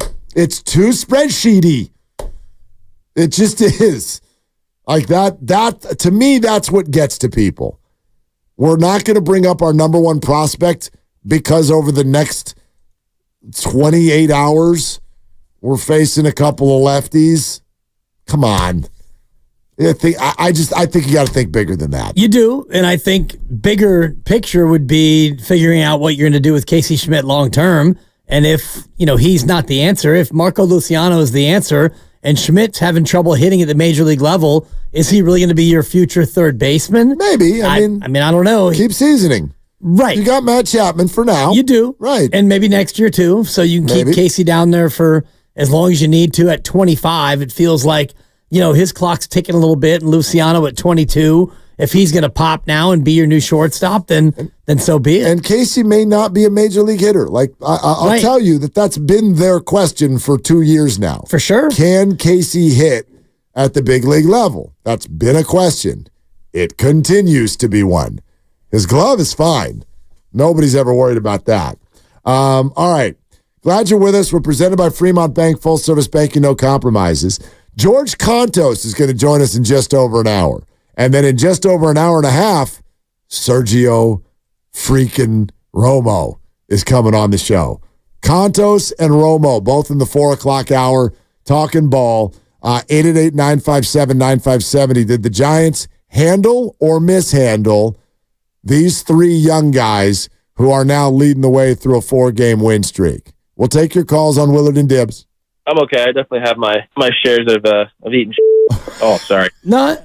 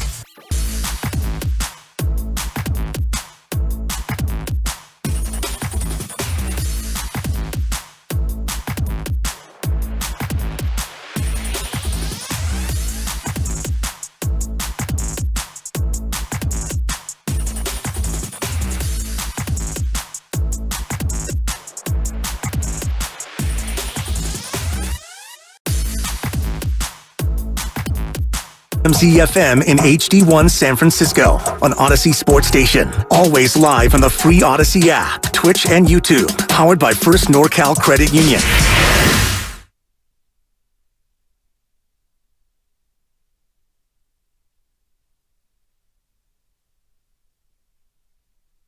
Now, back to Willard and Dibs on 95.7 The Game. Last segment, I asked you if you like numbers. I love numbers. You said yes. I do. I have another question. Yeah. Do you like fun? Depends what kind of fun. I had fun last night at the Town FC match. Oh, did you go? In Moraga. Oh, that's right. It was packed. Really? There were people everywhere. Yeah. And I was running after a 20-month-old. She had her first diaper change in the parking lot, which was pretty fun. Those are the best. All of a sudden, my wife says to me, hey, My, we call her My. My looks like she's hanging low. You want to check her? And I said, you check her. And she said, I check her, you change her. I said, all right. She checked her, and she looked at me, and she said, we got a code brown. Change her. Yeah, so we had to go. It was an emergency parking lot situation. Whoop, whoop, whoop. Daddy Dibs went NASCAR mode, and we are back in there. Shootout win for the Town FC. Let's go. Oh, gosh, man. Yeah. After that story, you said shootout, and it made my heart skip a beat there for a second. It was a Schmidt out first. You better be careful. I'm being careful. Please. Trying to fix the camera. Please, Randy. Mila. Better timing. Yes. Thank you. Yeah. No, let's in the 70th minute. Let's have some fun. This is actually this is an interesting stat, I think. It's not really a stat. It's a factoid. Oh. Okay? The NBA is down to its Final Four, as you know. Only one of the top 15 paid NBA players, only one is still playing. Oh, Schmidt. Can you name it? Oh, God. Let's go, Dibs. Who is it? Wow. Only one of the top 15 paid NBA players is still alive in the Final Four. It's tough because, you're looking at teams without a lot of high-paid players, not a lot of gravitas. That's the Pacers. I'd argue the other three all have some gravitas. Yeah, they do. Yeah. They do, but I don't think that Luka's yet in that stratosphere, and I'm not sold on Kyrie being there, so I'm going to put Dallas aside for now. Okay. I'm focused on Boston, and, they're youngsters. I know that Jaylen Brown and Jason Tatum both are making that Skrilla Manila, so I'm leaning that direction. And in Minnesota, I know that the Ant-Man's not. He's still. I don't think that his big extension's kicked in yet, and I don't know if. You know what? I'm going to do it. Do it. Meow. I'm going to go with the kitty cat. Who dat? Okay. Who dat? You went with Karl Anthony Towns. He's making a lot of money. Yeah. I know he's making like. Strike one. Try again. Try again. All right. You get three. What game do you think we're playing? Well, this is Price is Right, and you're hitting me with Number Family 3. Feud sounds, so I'm a little conflicted. Yeah, we could. I'll take 3 strikes. All right. You get one more strike then. All right. If you get a third strike, you got to take a lap. Jason Tatum. Wrong. Try again.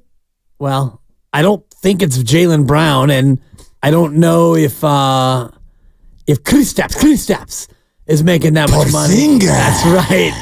You know what? I'm going to go off the board. Go off the board. I'm going to go across the pond. Do it. Rudy Gobert? Do it. Yeah! Rudy Gobert's making... is the highest paid player remaining in the playoffs. He's making like 35? 41. Shut your mouth. 41, although, which as...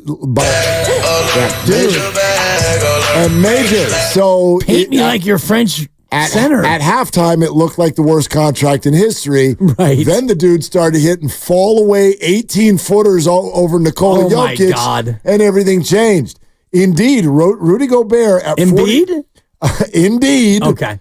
Rudy Gobert at $41 million is the 13th highest paid player in the NBA and the highest alive. Listen to these names as I go through the top 15, and all of them have been eliminated. In order: Steph Curry, Joel Embiid, LeBron James, Nikola Jokic, Bradley Beal, Fifth highest paid player in the NBA. Wow. Kevin Durant, Dame Lillard, Giannis Antetokounmpo, Kawhi Leonard, Paul George, Jimmy Butler, Klay Thompson, Jeez, Rudy Gobert, Fred VanVleet, God, and Anthony Davis. There are your top 15, 14 of whom go bye-bye. Oh, gone, yeah. It's a changing of the guard. Is it a temporary blip or is it a real changing of the guard in the NBA?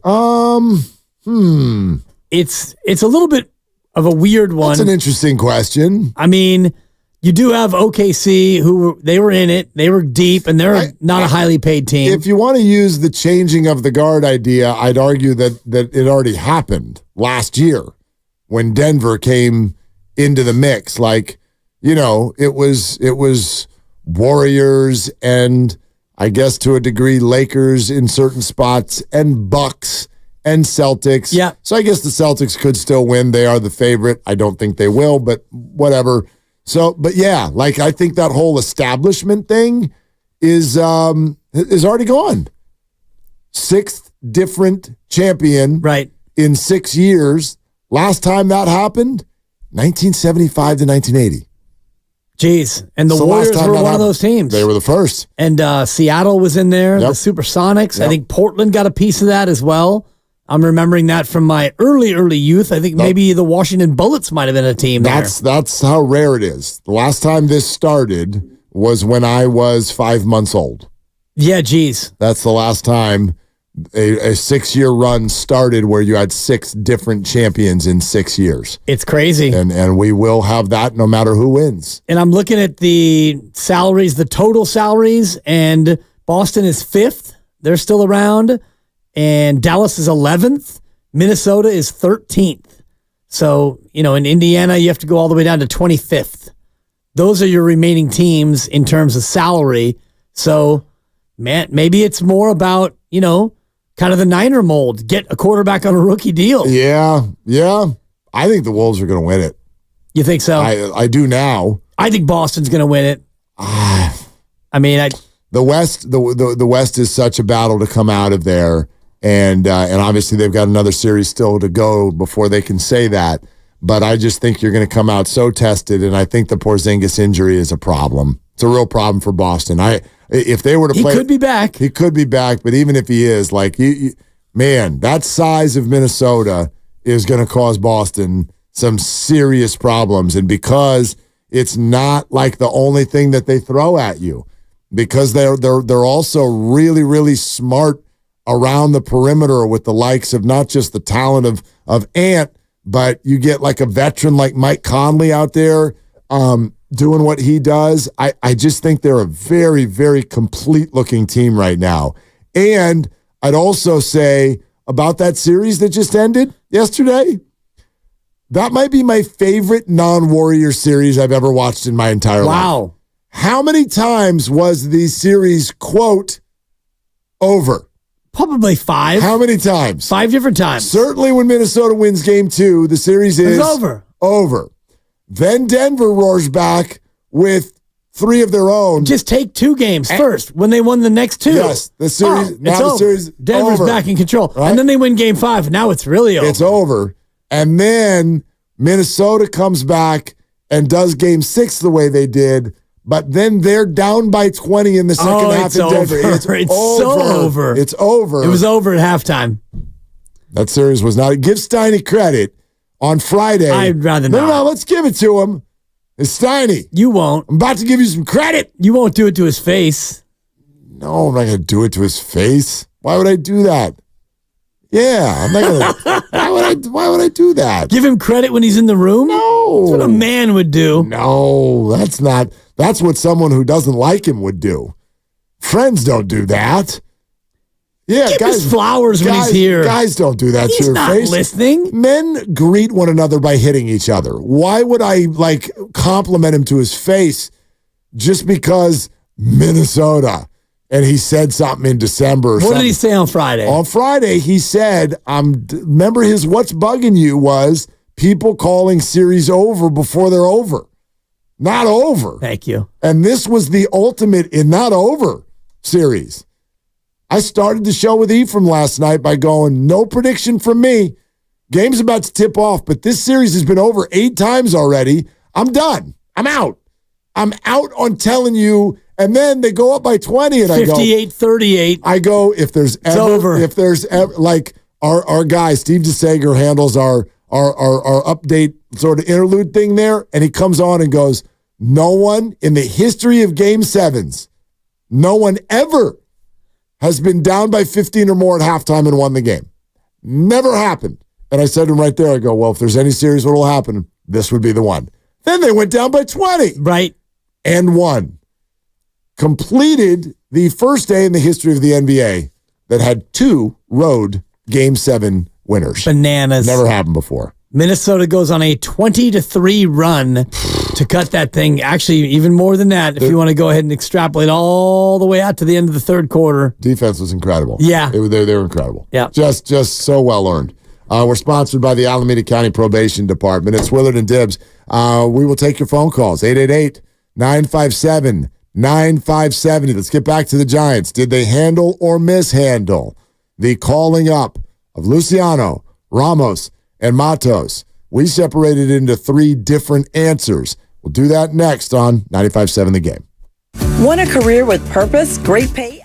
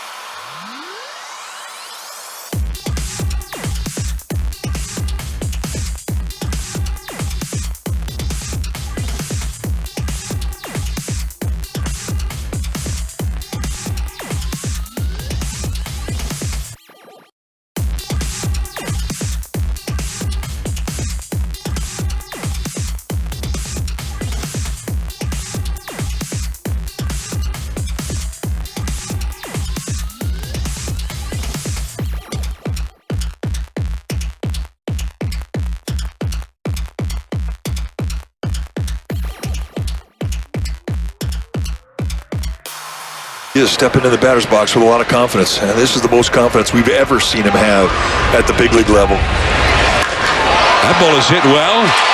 Deep left center field. Adios! Pelota! Are you kidding me? Luis Matos is on fire. That's 3 more RBIs. He's had 8 in 2 days against the Rockies, including just the first inning of this one. Now, back to Willard and Dibs on 95.7 The Game. I was bouncing around this weekend. I listened to John Miller do the very next at bat. John's out of things to say about Matos already. What you heard him say there, he's just on fire. And then his next at bat, whacks a double into left center field. 1 run is in, 2 runs in, and he just said he just on fire. Like he just is like I don't know what else to say. What can you say? My God, yeah. What a great weekend. And this might be another way to say it. You know, like, did the Giants do it right? Did they do it wrong? I'd have brought Luciano up at the beginning of the year, and I definitely would have brought him up over Casey Schmidt a week and a half ago, but he's here. And they adjusted that. And obviously, this whole conversation goes under the umbrella of very small sample. Let's see how it plays out. But Matos is now your center fielder, and Ramos might be the controversial one where you're like, okay, Conforto, Slater, what happens here going forward when those guys are ready? But here's the other side to the conversation, I think. If you're a Giants fan, this was the biggest sight for sore eyes that you've seen in 3 years. Because collectively, yeah. Absolutely. I don't know how many times you and I have had this conversation over the last few years, but you cannot, there is no way to replace homegrown. You can't do it in sports. There's absolutely nothing better. And so that was such an incredible, I don't care that it was the Rockies. I got a couple of those tweets this week. Sure. Oh, you're excited because you beat the Rockies? Yes, I am. I'm excited because they beat the Rockies. A team, by the way, that showed up here on a 7-game win streak. So first of all, don't flick them off as if they weren't playing baseball. But secondly, like, I don't care who you're playing, you just add them up. What'd they score? 28 runs in 3 games? The Giants. At that stadium? The Giants. I don't care who you're playing. Right. 28 runs at that yard in 3 games. Like that, and to have it have that feel, the homegrown feel of the whole thing is what everyone is waiting for. We know the story of Kevin Durant with the Warriors. Why couldn't he get in there with the big 3? Homegrown, right? Look at the 49ers. Who are your favorite 49ers? Homegrown. Your Kittles, your Debos, and now your Purdy's and your Ayuks, your Fred Warners and your Nick Bosas. You have to have that. And my bigger concern as of a week or two ago, the frustration level rising to such a point for the Giants was less about 1+1 contracts that they've signed for players who so far aren't performing. My bigger concern, and I told you this a couple of weeks ago, was the fact that the farm system's not spitting anyone out. And quite frankly, I don't get it. I don't get it. And these 3 guys are not Farhan draftees. They've all been in the organization for a while. These are not Farhan guys. Right. So you wonder about that. It's like, that is a question. Not are you holding them down because they're not your guys, but they're not your guys. It's kind of like the Joey Bart story. You went with Patrick Bailey. Why? Because he's your guy. And you were right. You were right. But like, why haven't these guys gotten a little bit more of your attention, maybe a little bit earlier? Who knows? Maybe there's something to that. Maybe Farhan's like, you know what I mean? They weren't my kind of player to begin with. Yeah. There's the whole idea about draft and development. And a lot of times I think, lose sight in baseball of the and development part of it. Because even if Farhan didn't draft these guys, it's his job to put in place a certain amount of development so that they can come up and be players. Because when you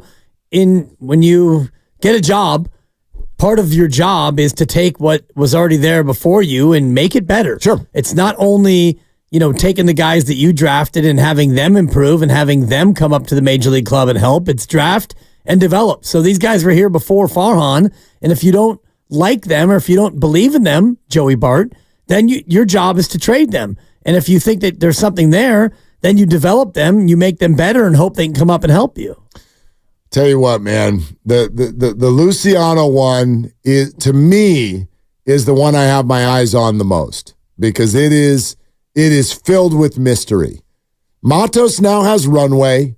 If that's your guy, great. He was here for a lot of the year last year, and now he's your center fielder because he just is. So he's got all the runway. Ramos has been the one that I think has been on the doorstep of the bigs the longest. And I do think at times over the last couple of years, he's the one who has suffered from not being a Farhan guy. I think there have been times over the last 2 years where the organization has been on the verge of giving up on Heliot Ramos. So the timing for all of these guys is also tremendously interesting. But Marco Luciano, for a while now, has been your number one prospect. And I know he's still a pup. He's 22 years old. But he's been your number one prospect for a while. He is a top 50 prospect in all of baseball. There have been times the last couple of years where he was a top 10 prospect in all of baseball. So why? I've got so many why questions about Marco. If you don't think he's a shortstop, why is he still playing shortstop? Yeah, it's all he's ever played. If you told us last year that he was going to be the opening day shortstop, why is he not the opening day shortstop? Why? What is it you see or don't see? And sure, 1 home run this year in Sacramento. That's not great. That's not great. But then you bring him up and you can see the way the ball jumps off the bat. Maybe the scouting report will come out. Maybe he'll start kicking balls at short.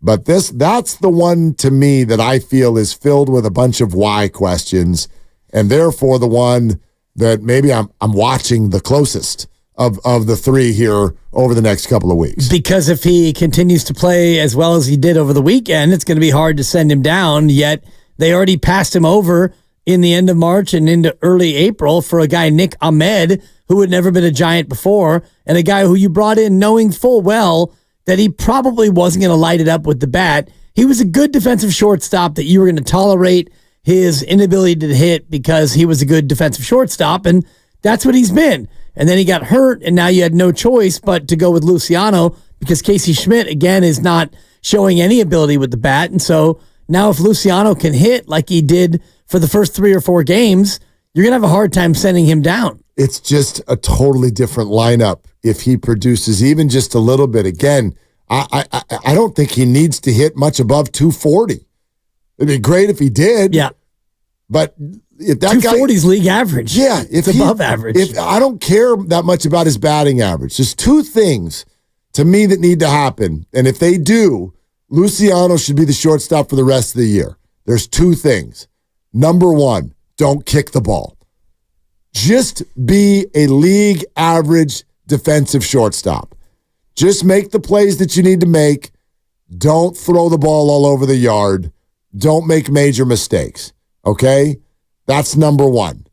Just be okay as a defensive player. And 2, keep the extra base hits coming.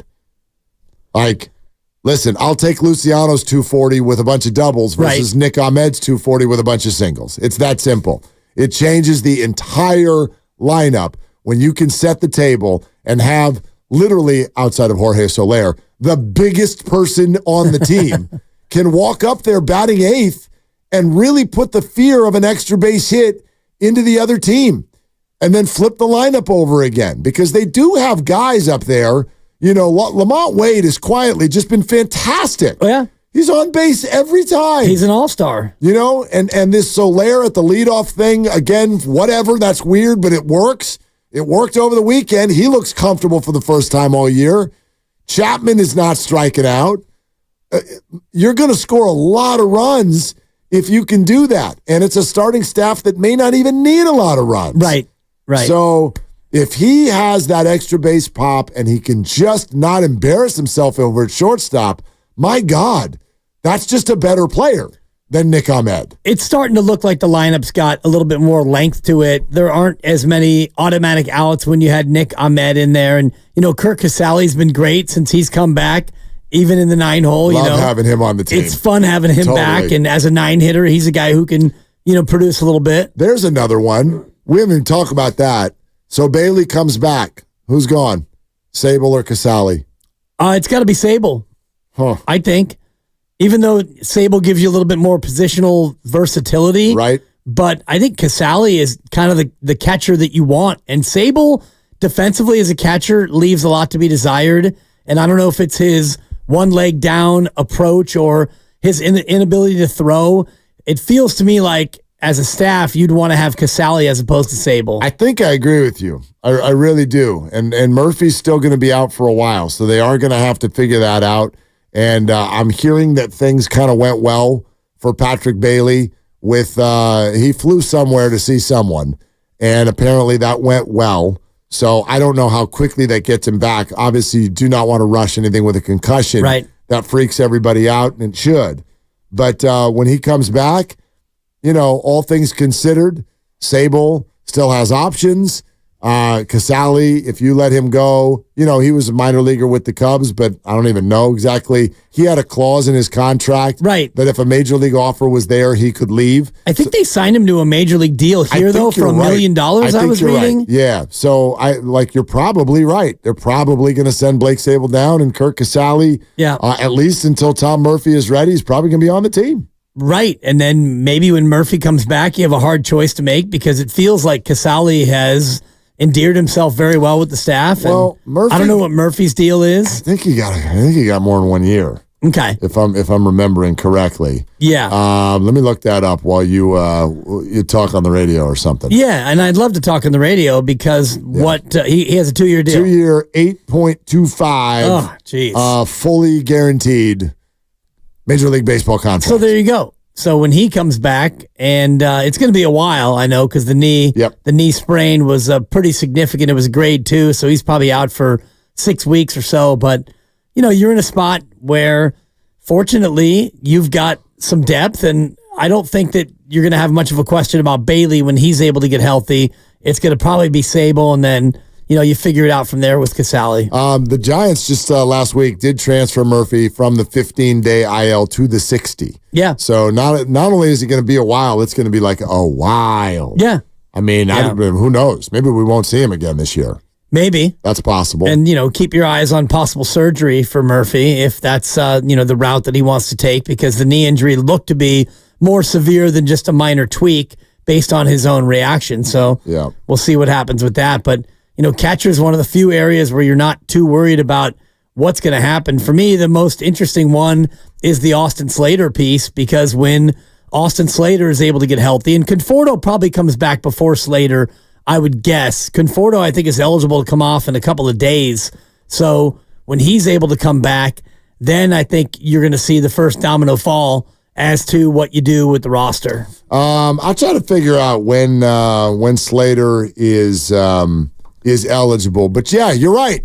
You're right. Well, he's on the concussion. So the 7-day concussion, and that's one where you can fudge it. Let's just be real. You can fudge it. Yes, and you will fudge it. And if you're, dealing with Austin Slater, the conversation might be as easy as, look, Austin, we want you to have one more chance to be on this team, but we don't want it to be right now. So we're going to give you another week. And then, when you're totally, totally ready, we're going to give you enough at-bats to show yourself. And, if you do well, maybe we actually find a trade partner for you and we give you an opportunity to go somewhere else. Yeah, I mean, we're not there yet. We're not, but we're closer than you thought. Well, again, I think that it's not, I know teams don't like to say this stuff out loud, but yeah, you fudge it.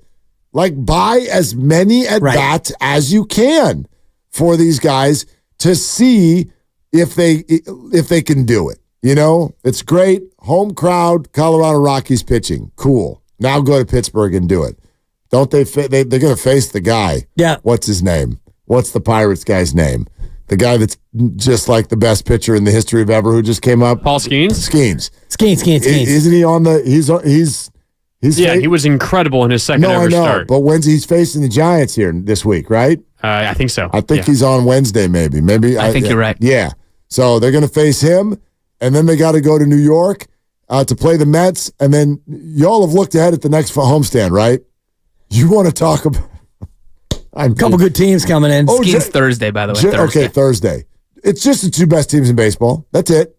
It's just the best team in the National League and then the best team in the American League. Skeens, 6'6", 235. He's 21 years old. Did you see the 21, coach? See the interview with him where they talked about okay, now as you get to the bigs, people are going to get a book on you, and they might make an adjustment. He started laughing.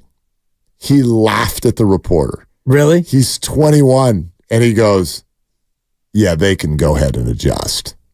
I'm like, oh, my God. Skeens. You've got some confidence, young buck. Yep. Yo. He's got the stuff, man. He's got the goods. So, yeah, Giants are going to get a look at him. Let's see how Marco and Heliot and Luis look against him. And then against the Phillies and against the Yankees and all of that. It's all coming up here in the next couple of weeks, and I think you'll get a little bit of a better vibe. But, yeah, we're all hoping the same thing. I do not want to hear Ahmed's healthy, go. Sorry, Marco, you're out. No, just wait a sec. Right. Just wait a sec. This is interesting. And it wouldn't take much for Marco to be a better option than Nick Ahmed. It won't take much. Don't kick the ball and just add extra base hits to the mix. That's it. Yes, and he will naturally do that because he's a much better athlete and he's got more power than Nick Ahmed. So if he makes contact and he gets base hits, then he's going to probably naturally get more extra base hits. I do think the first one that's going to come up is going to be Conforto, who went on the 10-day DL, which was 8 days ago. So he might be a guy who can be activated. He's a left-hand bat, and you probably would want him to face the right-hand Skeens on Thursday if Conforto is able to get back with his hamstring strain. Probably. And so, what's the move there? Not sending Ramos down. That wouldn't be the move yet. They sent Tyler Fitzgerald down today. So they're making room. That's probably for Blake Snell, would be my guess. But you're not going to send out another outfielder just because Conforto's ready. You're down 3 outfielders already. Right. So you're going to keep Ramos up when Conforto gets back. Yeah, it's the Slater. Maybe you send out a pitcher. Yeah, probably a reliever. Yep. Maybe Randy Rodriguez will not be allowed to have his light show anymore. I don't know. It's going to be somebody. I don't know, but that's. I know that everybody right now, there's going to be a little pins and needles based on this, because where we will arrive, I have no doubt, is exactly where we spent much of the Warrior season. And that is, do you stick kids in there and let them take bumps and bruises in hopes that they start their growth process and start to play really well? Or do you try to win right now? And the Warriors and Steve Kerr took a lot of lumps all year verbally from people because of Kuminga had to go to Shams in order to get playing time. And there's still Moses Moody frustration as we speak. Pods and TJD get in there and people immediately go, why weren't they in there earlier? I don't know if they would have looked like that if you put them in there earlier. I feel the same way about these 3 guys. You can say, oh, they shoulda, woulda had them up. Well, what would they have done if you had had them up a month and a half ago? I don't know. The Luciano one, again, for me, it's less about how they look and what they would do, because there's no way to know that. It's more about what's the alternative. And Michael Conforto is a really good player. So no one should have any issue with him coming back and getting starts. But Slater and Ahmed are the 2 players that I think the Giants are going to have a hard time injecting back onto this team as long as those guys are hitting the ball. Right. And Slater, I think, is a tougher one than Ahmed because Ahmed has only been here for a month and a half. And so if Luciano's not booting the ball around like you're talking about, then it's easy to put him out there and suffer through some bumps and bruises as long as he can play a decent defensive shortstop because he brings so much more to the plate than Ahmed does. But Slater's going to be tougher because he does have a good track record, and you've heard Farhan, you've heard Bob Melvin. They've all talked about, well, the sample this year is really not great. He's only gotten 40 plate appearances or 40 at-bats, and so we still believe that with a bigger sample that Austin Slater can come out and, return to his form of old. So that's going to be a tougher one for them to move off of just because in their mind, Austin Slater hasn't really gotten a chance yet this year. Here's the thing, though. Austin Slater's a platoon player. Yeah. Okay? So just file that for a sec. You want to know what I noticed over the weekend? These last 4 games? You want to know what I noticed is this. The Giants stopped platooning because they have no choice. They literally are lucky right now if they can field a defensive lineup. With 9 human beings, or 8 rather. Do you know who was totally silent throughout this huge explosion of a 4-game win streak? Wilmer Flores. Yeah. He's not even in there. He can't even get in at bat right now. Partially because Wade has been so good, partially because they've been facing a lot of right-handers. Okay, you're facing right-handers. So what would that mean? That would mean you're going with Jung-Hoo Lee and Michael Conforto. Yep. And not Matos and Ramos.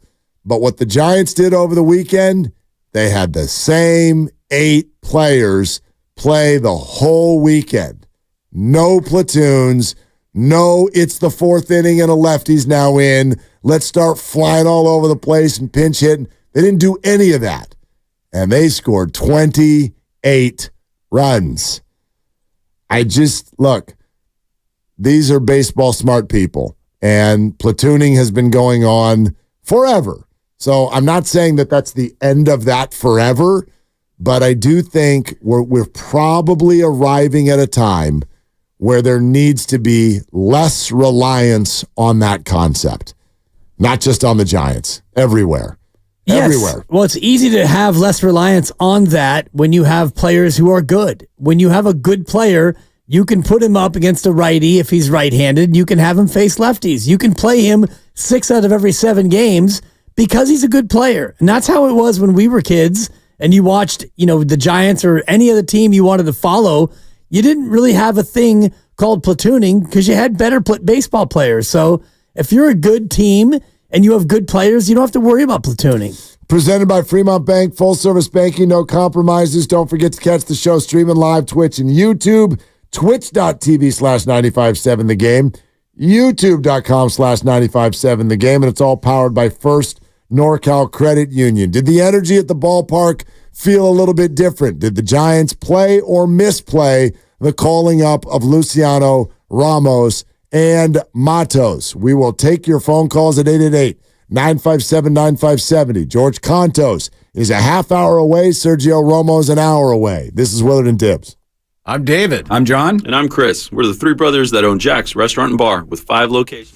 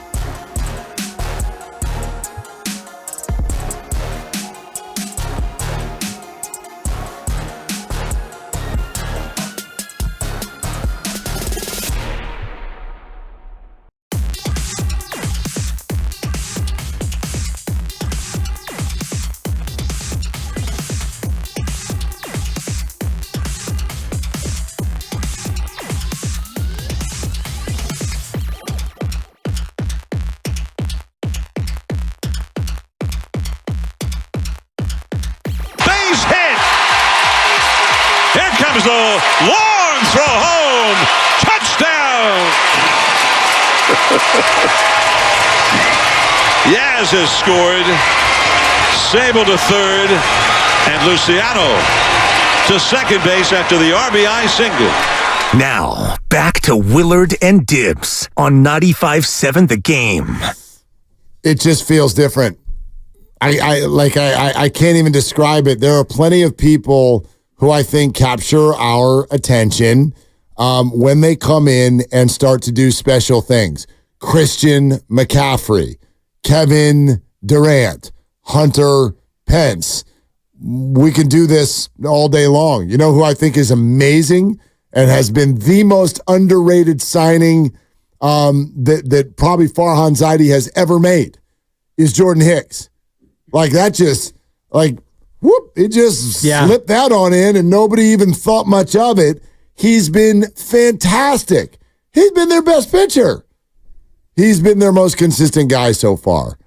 So guys can come from elsewhere and really capture our attention, obviously. But the rest of it just hits different. I don't know how many of you went to any of the games this weekend for the Giants and Rockies, or if you just watched on TV or whatever. The whole thing just feels different when people in your own system start to produce. And that has been the concern all along.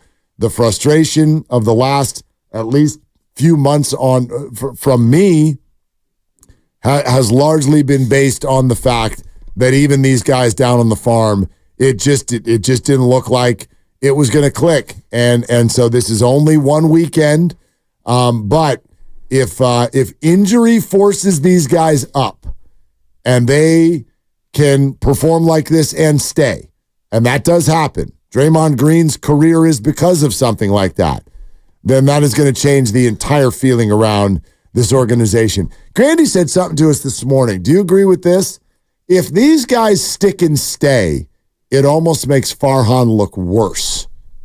Do you agree with that? No. Why not? Because how would it make him look worse? The fact that he somehow suppressed their arrival, maybe they wouldn't have been ready until now. I don't know how you can draw a line from, them doing well to this somehow making Farhan look bad, because I guess the argument would be Farhan should have had him up earlier, and if they would have been up earlier, which they were last year, and they didn't look this good last year, and I know it's a small sample size, but is that Farhan's fault for not having him up earlier? Well, instead of speaking for you, Grandy, how would you describe it? Why? Why do you feel like if these three guys continue to perform, it might make Farhan look worse? I was thinking along the lines of, so let's assume that the team stayed healthy. Ahmed stayed healthy, Conforto stayed healthy, Jung-Hoo Lee stayed healthy, and there was no reason to bring these guys up. Maybe that reason eventually would have happened if everyone continued to not be able to hit the ball.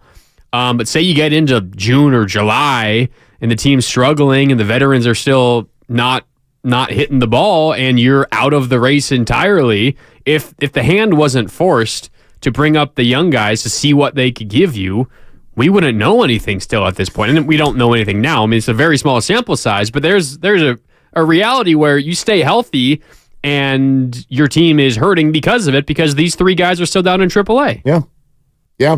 I mean, you're right, Dibbs, in that this is one of those things we will never know. Right. Okay, why didn't Jonathan Kuminga start playing 28 minutes back in November? Would he have been good? I don't know. Right. I don't know. You could make the argument, but you can make whatever argument you want to make. Yeah. And the reason why Jonathan Kuminga got to play a lot more is because Draymond Green couldn't control himself. And he choked Rudy Gobert. And he flail punched Yusuf Nurkic. And he had to go bye-bye. Draymond, go bye-bye. And so because of that, well, what are we going to do? We don't have Draymond Green. Let's play Kuminga more because we need a guy to play that athletically in that position. And then he played well. And so now it's like, all right, does Kerr get credit for going to Jonathan Kuminga there? Or does he not get credit because the only reason why he did it is because he had no choice? I do get that. Now here's the rub. Here's the rub. Because if we say that, and we have at times, I know there's people out there that you're creating a scenario where the coach in the front office can never be wrong. It's like, well, we didn't, right? Let's go back to Trey Lance. Well, he never got a chance. Well, there was a reason that he never got a chance because he wasn't any good in practice. Okay, but how do you know? Well, again, you got to earn your way onto the field. Well, they could be wrong if Trey Lance goes out and balls out with someone else. Right? And so far, Jordan Poole and James Wiseman have not proved the Warriors wrong. Not at all. So, but if someone does come up and perform well, if you're like, well, front office was just perfect. They just nailed it at exactly the right time. I get why some people are like, wait a minute, this is a catch-all. You're gonna say they got it right no matter what, because if they come up and they're not ready, they just send them right back down. If they come up and they stay, they're like, see, we knew that it was time. Like there's no way to know if it's exactly the right time. There's no way to know if this is actually the right time unless it goes a lot longer than this. That's why I keep looking at it as, well, hold on, tell me what the alternative is, right? I'm not, in general, and I think y'all know this about me by now, I'm not in favor of, well, just give a bunch of playing time to the kids. Why? Because I don't think we're any good anyway. Well, it's not time for that. It's way too early in the season to be hucking seasons out the door and doing the whole like, well, let's just throw it against the wall and see if it sticks. That's no good. I'm in general, I am not in favor of giving guys playing time that they haven't earned. But there's all kinds of mystery with the process of bringing them up. That's why I ask about the alternative, because if the playing time is being held against or held from the young player, I'll go, okay, who is it you got? So the Kuminga thing was an interesting conversation to me because you have two very accomplished wings on the Warriors. Are they who they used to be? We can argue. Is one of them asleep half the time? We can argue. But the bottom line is the Warriors had two other all-star wings who are veterans in the NBA when it comes to should Jonathan Kuminga be playing more. Well, what do the Giants have at shortstop? Well, they've got light-hitting Nick Ahmed, who they grabbed on a flyer 2 weeks before the year started. So that's why I'm focused on Luciano. That's why I think Luciano should have been the guy from the beginning, because the alternative is not something that's going to win you a bunch of games. It's a placeholder. It can help you like not lose games, but he's not going to go out there and win you baseball games. So then it's like, well, then give him a shot, because it's kind of like, what do you got to lose? Right, and that's where you are now, where he's getting a shot, and it's because Nick Ahmed got hurt, and if Luciano plays as well as he has over the last 3 or 4 games, then he's going to keep that spot, and he's going to go out there, and everyone's going to get what they wanted so badly, which is to see the youngster come up and play shortstop. But I do think, in my mind, you have to, at some point, default to the experts when it comes to why you go out and get Nick Ahmed. They see him up close and personal. They saw Luciano all throughout March and spring training, and they didn't see what they liked. And so they didn't feel like he could be their starting shortstop. Even though last year you sat in the dugout and talked to Farhan and he told you point blank that, you know, there's no room for Crawford and it's going to be Luciano, and it wasn't. So why wasn't it? What wasn't he doing that was good enough for him to get the starting job back in the end of March? Yep. And that's something that they probably won't answer. No, of course they're not going to answer. And the inside answer has been, well, he's not played his way up. And that one to me is always a little bit of a head scratcher. I know that's a difficult sort of fence to ride, if you will. Like, yeah, you want guys to achieve and force their way up to the next level. But in baseball, just because someone's hitting 250 for 2 months does not mean they're not good. It doesn't mean that. Like, again, you know, if you've got someone who has the upside of a Marco Luciano, to me, you do that. You do that over Nick Ahmed. I'm not bringing up Matos because you got Jung-Hoo Lee. You're not bringing up Ramos because you've got Michael Conforto and Mike Yastrzemski. It was getting close.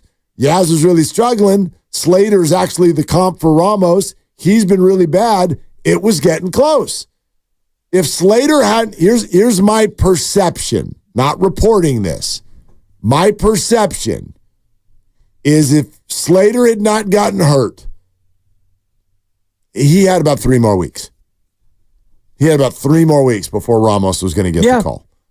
And so now you get stuck into a really interesting spot because if they keep hitting, then the Giants are going to have an impossible time sending any of them back down. Right. You're not going to send Ramos down. And, Matos, certainly the guy who's player of the week, and he's your center fielder. He doesn't have to worry about it. But if it's Heliot Ramos, why would you send him down now in place of Austin Slater?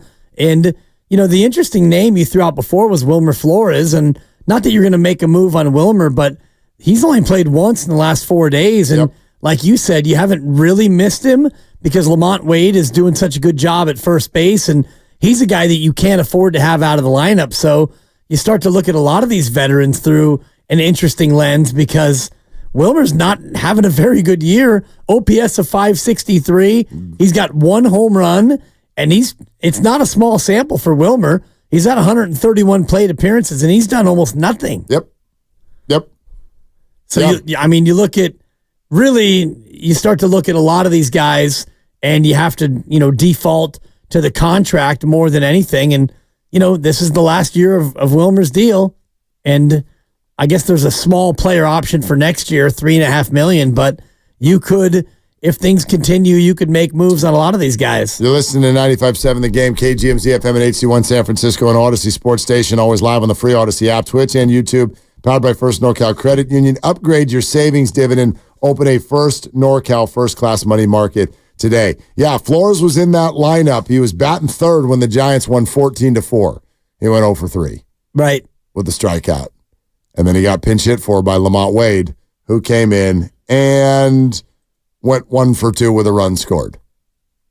Yeah, he's like, it's crazy because he was their best hitter last year. And he has been rendered into sort of roving backup mode. Wilmer Flores can be your backup first baseman, third baseman, and DH, but he's not doing much. Right. And so Lamont Wade has been so good. I do think you start thinking about, I actually would love to look at his splits. Lamont Wade, how's he doing against left-handers this year? He probably only has a handful of at-bats, but that's an example of a guy that if his splits are okay, just make him your first baseman. Yep. 4 for 12 against lefties. So he's only got 12 at bats, but he's hitting 333. Right. 333. He's hitting 320 against righties and 333 against lefties with, he's got a double, 4 hits and a double. The dude's OPS is almost 900. Yeah. Okay. He's hitting 315. His OPS is almost 900. He's the more athletic guy, obviously, so he's better on the base paths. He has been maybe the only Giant offensively where you look at him this year and you're just like, no worries there. That guy's been great. Make him your first baseman. Yep.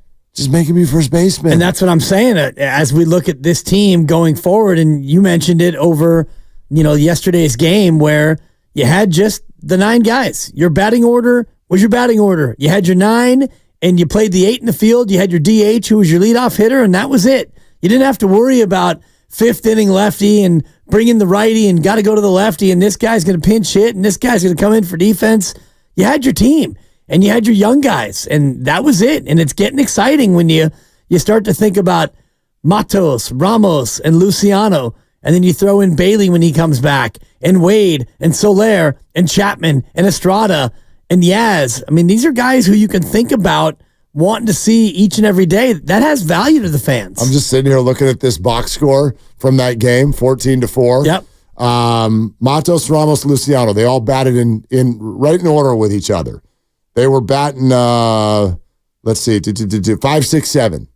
5-6-7.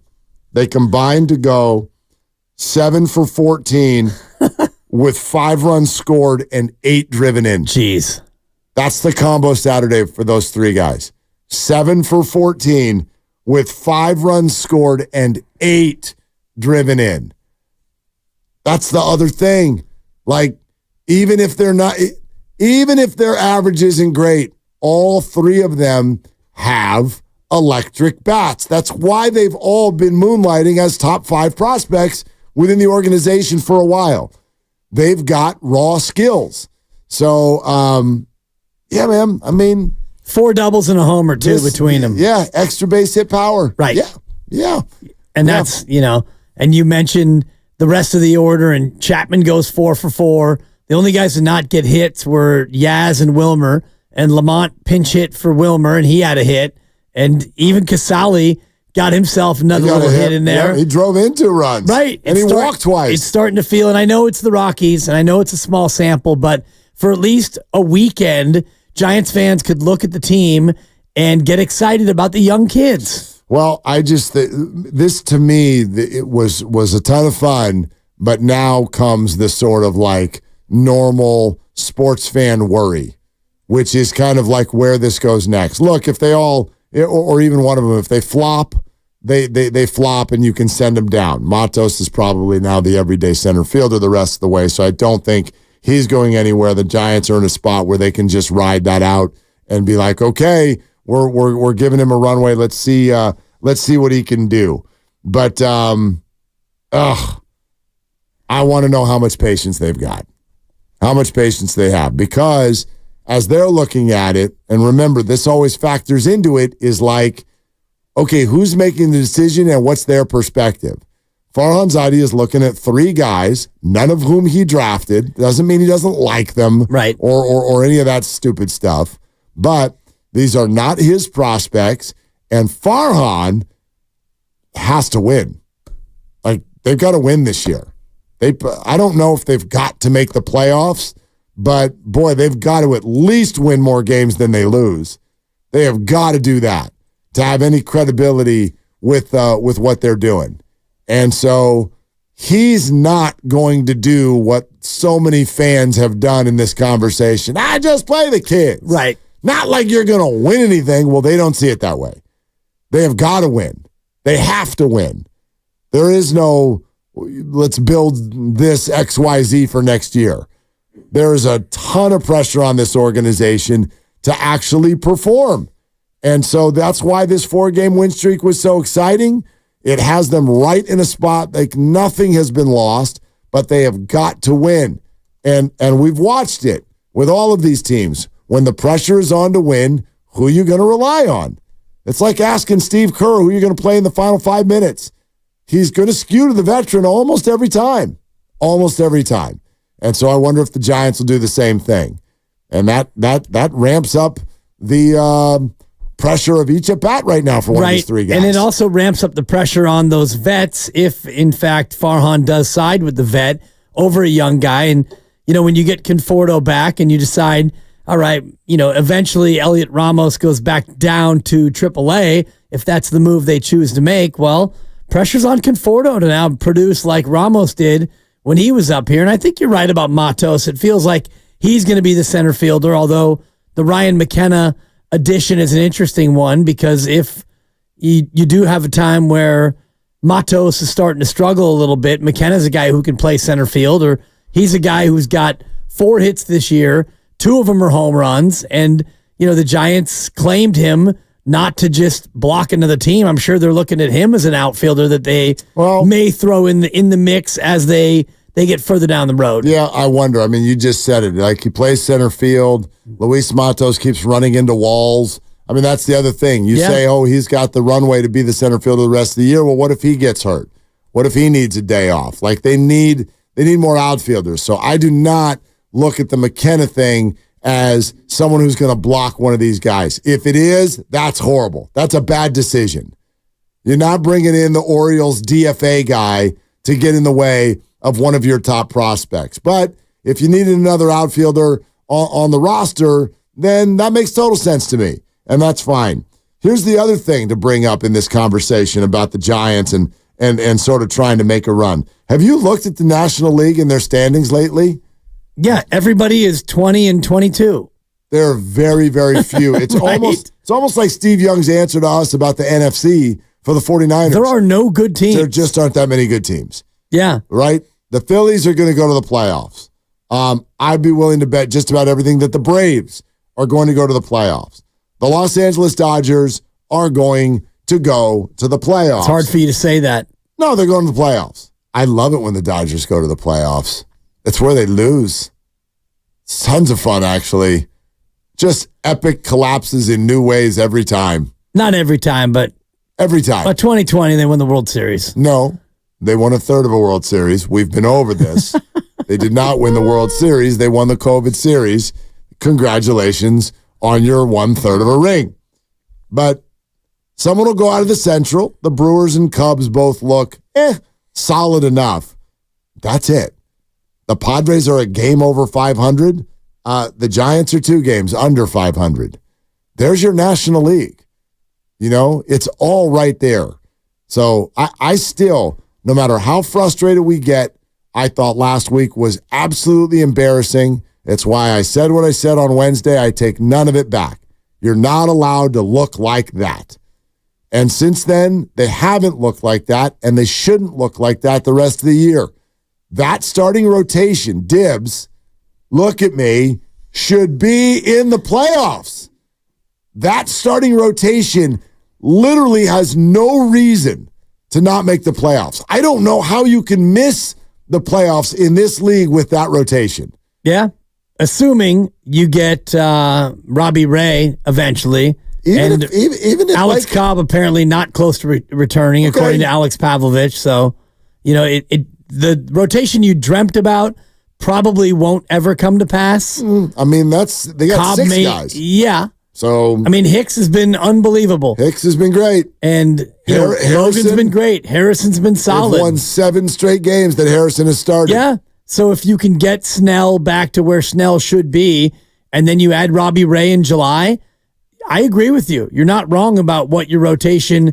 If your rotation is whole, Alex Cobb, who knows if he'll ever be able to pitch? Hopefully he will be. But if you do get all 6 guys back by midsummer, you should be humming. You should be a tough out for any of these teams. I mean, even if that 5th day, you know, there's no Cobb, there's no Ray. If that 5th day has to be some sort of a combination of Ryan Walker as an opener, or we're pulling up the Mason Blacks of the world, or Keaton Wynn gets healthy at some point. Reggie Crawford. Hey.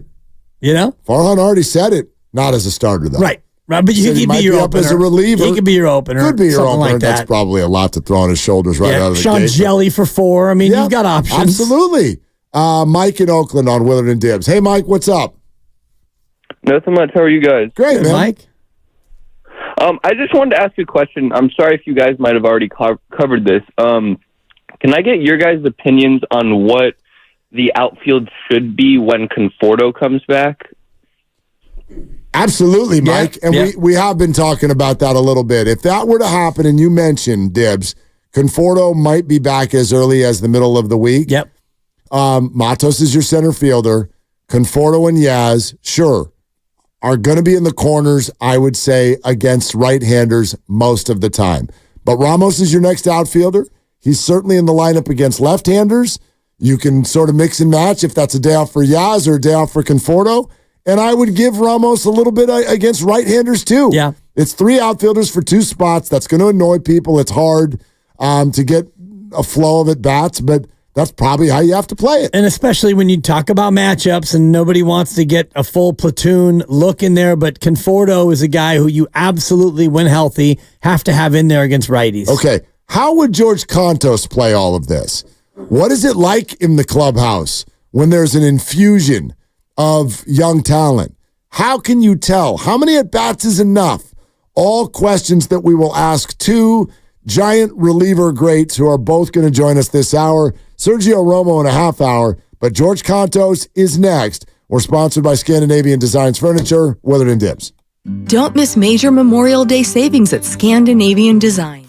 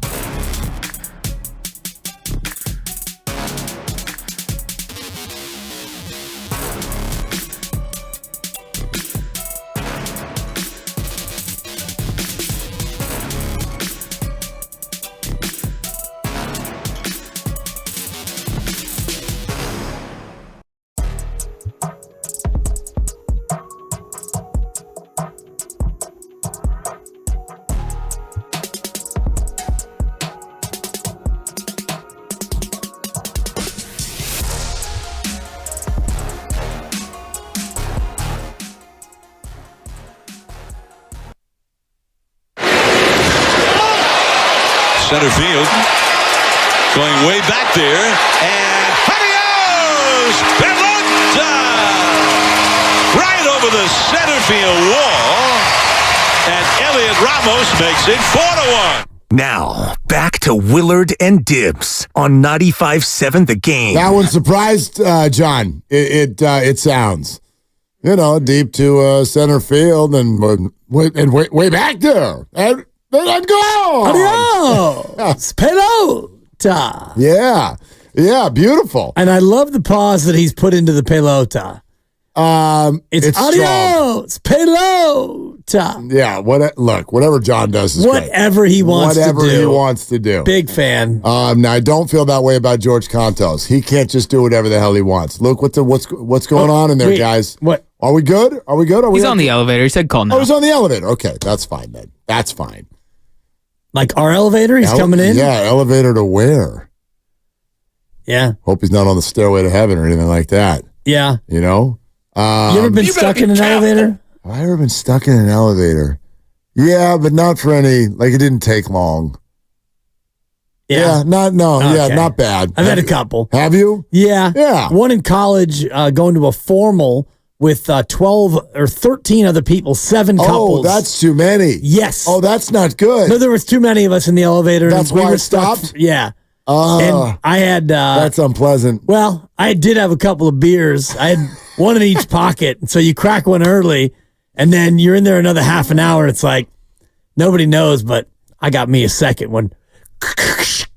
So crack the second one and pass the second one around. I was going to say, share that thing. Second one got shared. I mean, once you're all going to do, we're all going to die at that point. Yeah, well, not only you're all going to die, you can't be like, I'm not sharing my beer because germs. You're in an elevator together for 40 minutes. The first one was just for me because you figure it's a 2 or 3 minute and whatever. Yeah, you didn't know and then the second one we were in there for a good half hour. And help had been called, and now you got people who are starting to freak out a little bit. That's too much. Yeah, that's too much. Yeah, anyway. we don't want that. Yeah. No. Anyway, we hopefully George is going to make it out of the elevator. I think we got him. I think George is out of the elevator. I think George is absolutely ready to rock. Right here on Willard and Dibs, NBC Sports Bay Area, former Giant reliever, of course, George Contos. Elevator to where? Are you moving on up? Well, moving on up to my home, my condo where I live. Fancy. Nice. Fancy. Very good. I bet you were able to kick your feet up on the couch there this weekend and enjoy some Giants baseball. What did you see the last 4 days that maybe is or is not different than what was happening before? Well, I think you've finally gotten that youth movement surge and spark that you've been wanting for. You've been waiting for. It's unfortunate that the Giants have so many guys in there that were on their opening day roster and that would probably be in the lineup right now if they weren't hurt. But the fact that these young kids, I mean, you can't really say enough about the week that Luis Matos has had. I mean, he's just tearing the cover off the ball. He he made a couple routes in center field that we would have liked to have seen him do better, but overall he rectified those as the series went on against Colorado. And the way that he's swinging the bat, along with him and Heliot Ramos, is really, really nice to see. Is the fact that he's probably going to be in center field now with Jung-Hoo Lee out for the year, does that give him a little bit more of an ability to take a deep breath and kind of settle into not pressing so much? I think that 100% plays into it. I mean, you've heard Bob Melvin say it. You've heard Farhan say it. They've given him that vote of confidence that, hey, you're our everyday center fielder going forward. This is your job now. Take it and run with it. I mean, we know that Jung-Hoo is out for the season, obviously, with that shoulder the surgery for the end of his season. But it's one of those things where the next guy up is going to have to come up and be productive, and Luis Matos has done just that. George Contos with us on Willard and Dibs. George, the youth movement you mentioned, did they wait too long? No, I don't think they waited too long. A lot of times it just takes things to click a little bit, right? We've known about these guys for a very long time. We've seen glimpses of them. And I said it on the pre and post game as it was happening just during the Rockies series, is sometimes you have some things that happen, events or games or something that just clicks and your confidence makes you feel like you belong in the big leagues. And I think that these guys are starting to really believe, like, hey, I can play at this level consistently. I don't need to be fearful that, hey, I'm going to get optioned, or if I have a couple games where I don't get a hit, I might be sent out of here. They're playing with that confidence, like they know they belong. And when you get to mental state of being, it allows you to be dangerous and play at the level that you can play at. What do you make of Marco Luciano in a small sample so far defensively at shortstop, getting comfortable over there? I mean, we've always known that he has a really good glove. I mean, he's super athletic. Some of the plays that he made up behind second base, up the middle, have been really, really good. He's really athletic. I thought that his first few at-bats, he looked maybe a little bit overmatched when he first got called up, but then he started to settle in. He got his first hit, drove in a run, got a double, and then he started to look a lot more comfortable and a lot more like himself. And with Nick Ahmed being on the IL right now and still kind of making his way back, he's the guy that's going to have to be there playing shortstop. So he's going to get the brunt of the work, and he needs to continue doing what he's been doing. All right, George, let's talk about that. You just mentioned Ahmed still being on the IL. This is true for Austin Slater as well. In your opinion, how do the Giants play this? Luciano and Ramos are still playing well. Ahmed and Slater are ready. What do you do? Well, I'm glad that I don't have to make those decisions because they're going to have obviously some head scratching to do once everyone is ready, and they're going to have to make some roster moves. But if I'm, from what I've seen recently, unless something really falls and falters, I'm keeping Heliot Ramos in that lineup. I really like his swings. I really like his attitude. We had him in a post-game interview over the weekend, and he just said that he's finally in a really good place where he's not trying to do too much, and he's just letting the game come to him, letting the pitcher and the pitches come to him. And I really like what I've been seeing. So again, I'm glad I'm not the one that has to make those decisions because I really like all the guys. It's just for me, it would be hard to take a very useful and productive bat out of the lineup. Similarly, at catcher, we may have a situation. Kurt Casale's come in and been fantastic, and when Bailey comes back, maybe that doesn't prompt it, but eventually Murphy's going to come off the injured list. What do you think about Kurt Casale and what he's done since coming back to the Giants? Well, you can't really. I mean, you saw what kind of spark, like the culturally, that Kurt Casale coming back brought. I mean, everyone in that clubhouse and everyone in the organization very much likes Kurt Casale a lot. And he is a veteran guy. He knows how to calm these younger pitchers down. I would imagine for the foreseeable future, he'll probably do the majority of the catching of Webb and Harrison and Jordan Hicks until Patrick Bailey is cleared to go from his concussion symptoms. But, I mean, you went out and got him, and you went out and took him from the Cubs AAA and brought him to the big leagues, and he's a guy who's been there before and has done it for the Giants at a high level. And I think that what he brings to the team, not only from a defensive standpoint, the bat has always kind of, been the secondary approach to him as opposed to the glove and calling the game and being a productive veteran behind the plate. But if he's doing it okay with the bat, which he seems to be swinging it all right, he brings a few different facets that are just great for what the Giants want long term for the foreseeable future and the rest of the season. George Contos, former Giant, NBC Sports Bay Area with us, Willard and Dibbs, 95.7 The Game. George, I'd really love to pick your brain here because I know you former players. You're all kind of dialed in and talking to each other, and you hear the buzz on the inside. Last year, at the end of the year, Farhan Zaidi made it clear that it was time to at least give Marco Luciano a shot to start the year at shortstop. And then quietly, they didn't. And I still don't know why. What is it that the organization is hesitant about? Well, I mean, the only thing that I can think of is they did not have him in the starting shortstop role to begin the season because they probably felt that he needed a little bit more seasoning and he wasn't ready to take the grind and be the everyday shortstop, which is okay. He's still a very young player. The defense is there. I think that you really want to see him progress a little bit more with the bat. Before getting called up in AAA, it wasn't like he was exactly tearing the cover off the ball, and he was here out of necessity. And so far, he's done a really good job. And I think that we need to take those positives when they come and let him run with them. And if he proves that he can handle it with the stick, I mean, defensively, he'll be fine. He's still young. He'll make his growing pain mistakes. But if he can overall handle the workload of being the everyday shortstop, I don't think that Farhan or the front office would hesitate to have him in that shortstop role every day if they thought that he was ready for that challenge. Should we take this weekend with a grain of salt, George, knowing that Colorado is absolutely terrible? Well, look, I mean, there's two ways of looking at it, right? Colorado's absolutely terrible, but they were also the hottest team in baseball after winning 7 straight. So you can look at it on kind of both ends of that coin.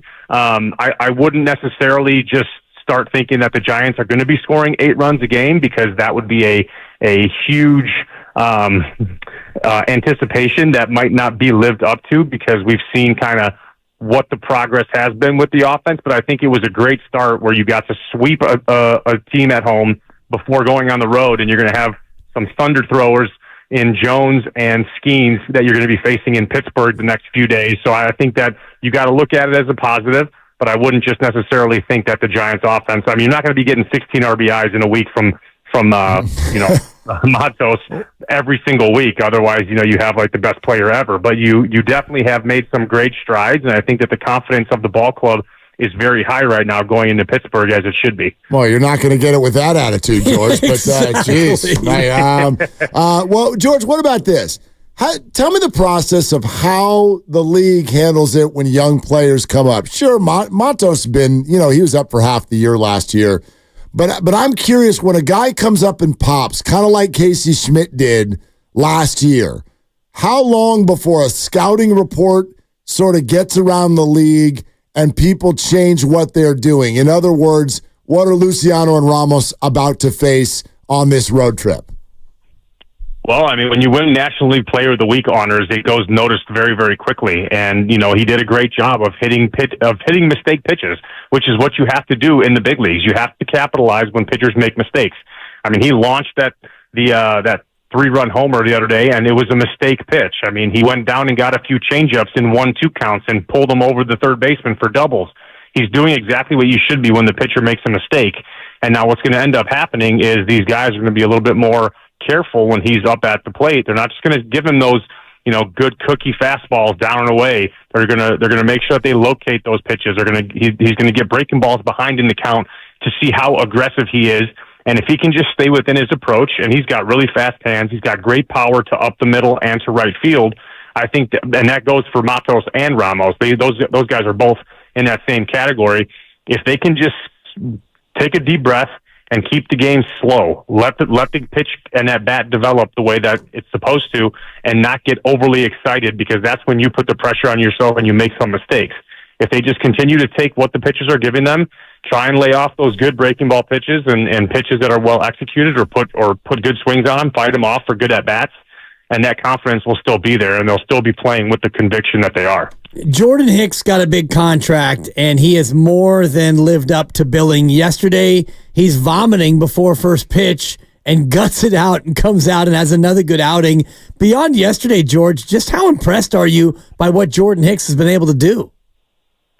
It's been very impressive. I mean, look, the guy, he's only given up 3 earned runs in a start once, and it was in Colorado against the Rockies. Everything else has been 2 or less in all 10 of his starts. So the fact that he's been able to go from a super power pitcher that could throw every fastball, 101, 102, 103, to a guy that sits 94, 95 and can throttle when he needs it, or when he's empty in the tank later on in his outings, when he feels like it might be the end of his outing, when he can get back to 98, 99 triple digits, and then he's mixed in that splitter and that good little breaking ball, and he's thrown them a ton more. I mean, his splitter usage last year was only 1%, and this year he's throwing at 24%.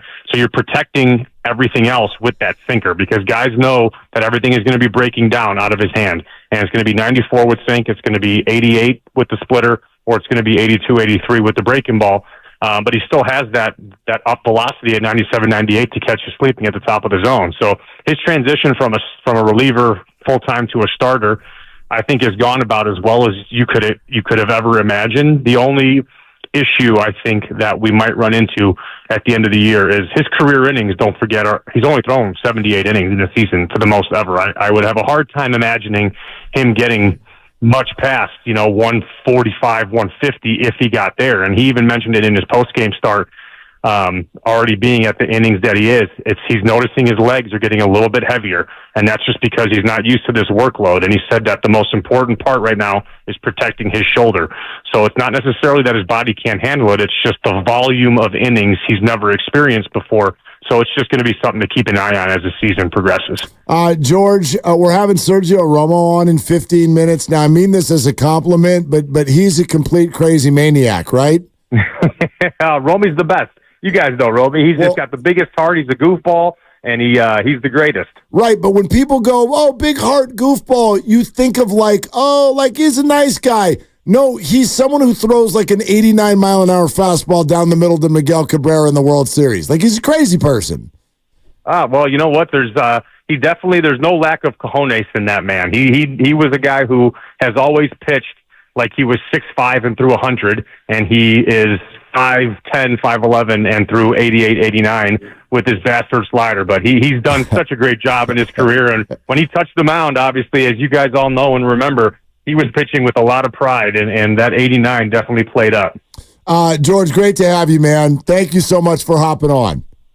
Thanks for having me, guys. Appreciate it. All right, there it is. That's George Contos with us here, NBC Sports Bay Area, former Giants reliever and teammate of our next guest who's joining us in about 10 or 15 minutes. It's crazy to think about the way Sergio Romo pitched, especially when you think how baseball is now, where everyone's throwing 100 and 102 and 103, and he had those 2 pitches. Whoop, whoop. He's a maniac. A maniac. Complete and total maniac. Like, there's certain athletes where I'm like, you shouldn't be here, but you're amazing. Yeah. Even though you shouldn't be here. The greatest one of all time is Chris Mullin. It's like, Chris, so you can't jump or run. Right. And you want to be a Hall of Famer in the NBA. And then he was. You're a crazy person. Yeah. Like, that's nuts. How the hell do you do that? Jokic is a little like that to me. Yeah, but he's just a monstrous human being. He's a big dude, yeah. You know what I mean? Like, I look Fair at enough. Chris, and I mean, my dad and I used to joke about this. You watch Chris Mullin play basketball, and you're like, you're a Hall of Famer in the NBA, and I'm not even sure you're a good athlete. Like, yeah. And I'm obviously being sarcastic. Yes. You know what I mean? Athletic ability, like not fast, can't jump high, not super strong, but just an unbelievable shooter. Obviously an unbelievable shooter, but he also... Think about him in this day and age, though. Like creative around the rim, like it wasn't like he was just an outside shooter. Exactly. And in this day and age, he would probably be the exact same player, but he'd probably average another 5 or 6 a game because his range would be out to 24, 25 feet. Completely. You know, imagine him shooting corner threes. And I don't have Chris's 3-point numbers in front of me, but I don't think that he played many years where the 3 was something that was even allowed by most teams, you know? Yeah, let me get in a basketball reference. Because he probably played until just about the turn of the century, I think. Maybe he stopped right before. He probably played until about 99 would be my guess. Yeah, I'm looking at, he averaged, for his career, he averaged 0.8 3-point makes per game. Yeah. Less than 1 a game. Okay. But if you look at his... And he averaged 2.2 attempts. Right. Per game. And what was the last season he played? Do you have that in front of you? 2000, 2001. Oh, so he did play all the way into 0001, yeah. Well, yeah, he played 20 games back for the Warriors in 2001. Right. Yeah. But I'm sure there were a number of years early in his career where he didn't shoot more than 0.1 threes a game because you didn't do that back then. 38.4% career shooter. From 3. From 3. Okay. Yeah. That's pretty darn good. It's pretty good. Especially when you're not really practicing that shot like you do now. Yeah. He had 1 year with the Pacers where he shot 46.5% from 3. Interesting. That might have been the That's year. Ridiculous. They did have 3 or 4 years where they moved the line up. And I think that Steve Kerr is still number 1 all time in 3-point percentage. Because there were 3 or 4 years where they moved the 3 up and then they moved it back to where it is now 23-9 at the top of the circle. Chris Mullin scored less points per game than you think he did. He probably, for his career, is probably about 17 a game. Oh, well, I led you to, no, it's 18.2. Yeah. I kind of led you to that one. You did, but I know that he was never really a 25-a-game guy. Well, he was for the Warriors for 4 straight years, 26.5, 25.1, 25.7, 25.6, 25.9. His all-star years. He's a 4-time all-star and, 5-time all-star, and those 5 consecutive years it was all. Okay. Yeah. All right, Willard and Dibs, Sergio Romo in just a few. Now let's go live to the other room where Lucas has this Steiny and Not Guru update. That's right. On the Steiny and Guru show tomorrow, 10 a.m. to 2 p.m., Evan filling in for Guru.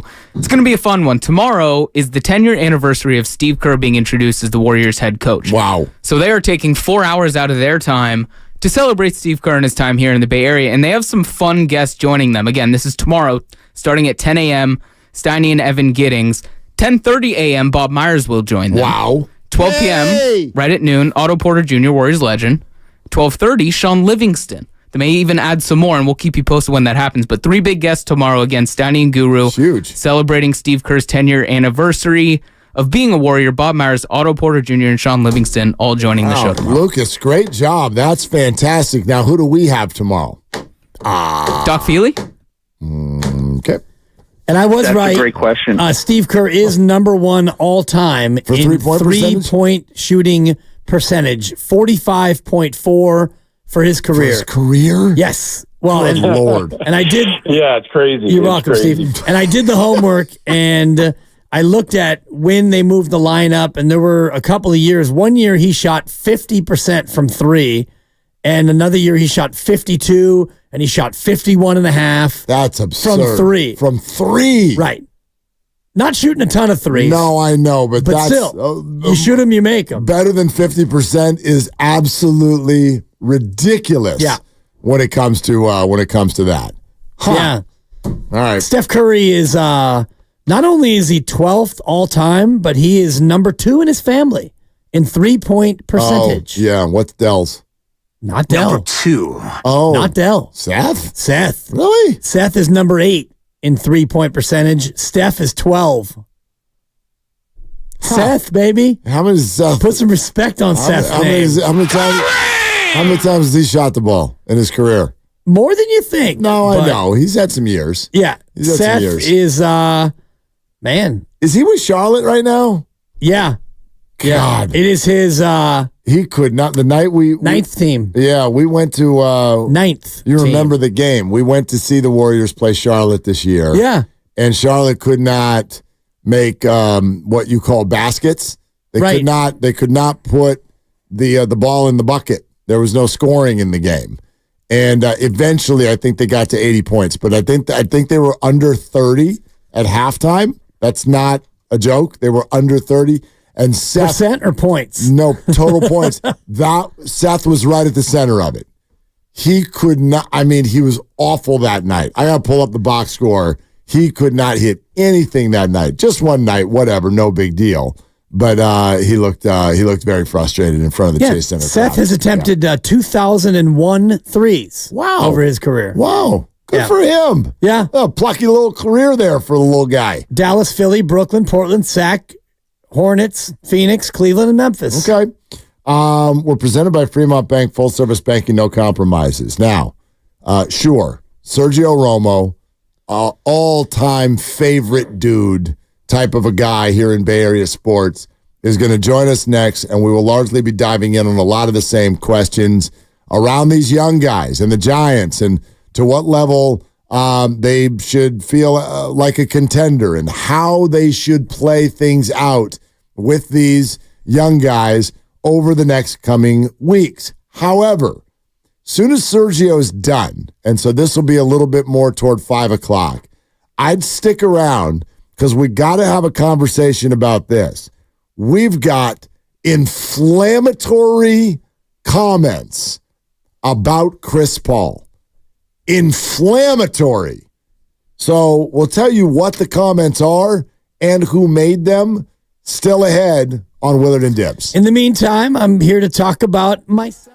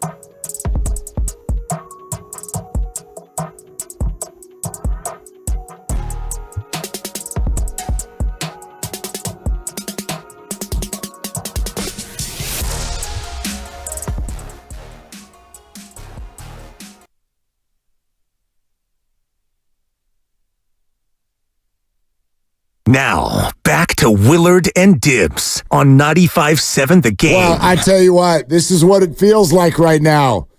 The ballpark is alive. The energy is there. And why, Dibs? Young people. The kids. All right, so let's go back to when this guy was a kid.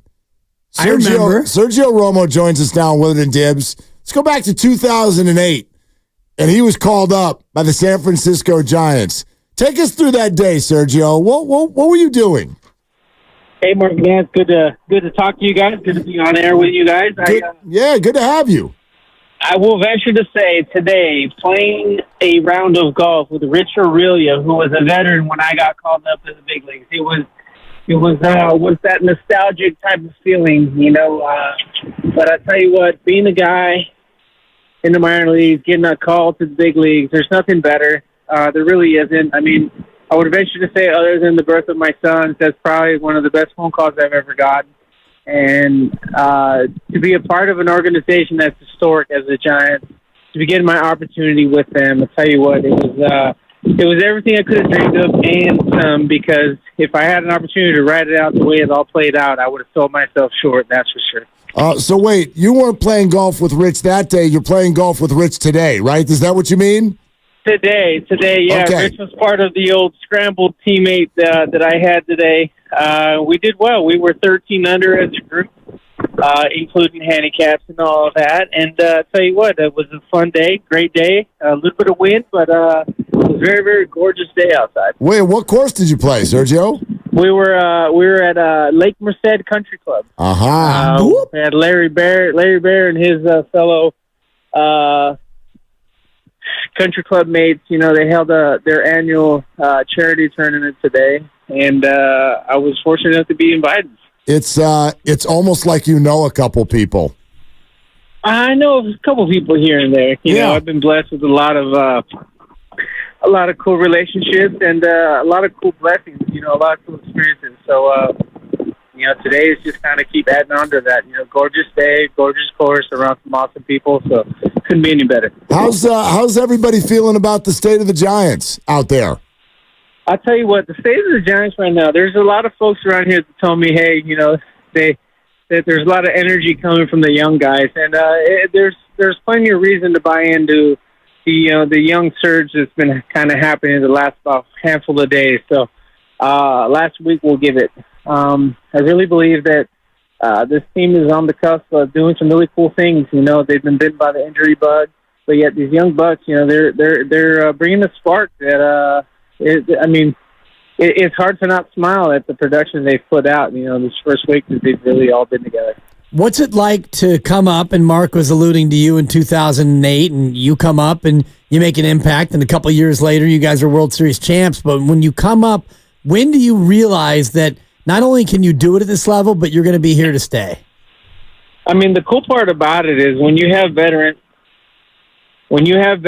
like Benjamin Molina, Randy Wynn, Rich Aurelia, Dave Roberts, Aaron Rowan, guys who had been there and done that, and guys who together, if you add them together, there's a couple World Series rings there. There's plenty of All-Star appearances. You know, when you come up in an organization like that where you have guys that are willing to help you out, guys that are willing to extend that arm and to show you the ropes, you know, it tends to ease you into the process of becoming a big leaguer. And the hardest part, in my opinion, is to stay in the big leagues, not necessarily to make it to the big leagues. So to have veterans the way I was fortunate to have, you know, where they showed me the ropes, they were supportive, they were very extremely positive, and even those guys, they told us that we were about to do some really cool things. You know, even though they weren't necessarily a part of those cool things, they did tell us from the get-go that it was we were close to doing some real cool things, and we had potential to be great. And I mean, if you look at 2010, 12, and 14 with the mixture of youth and veteran leadership,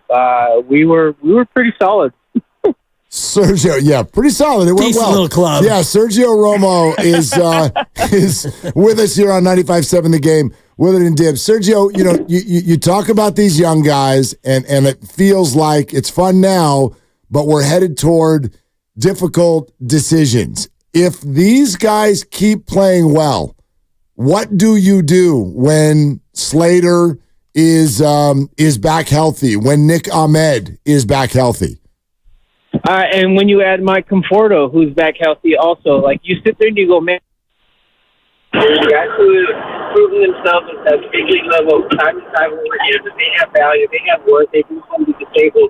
It's going to be a very, very tough situation and a tough decision to make for the guys upstairs. Hey, Sergio, did you just put us on like Bluetooth or something like that?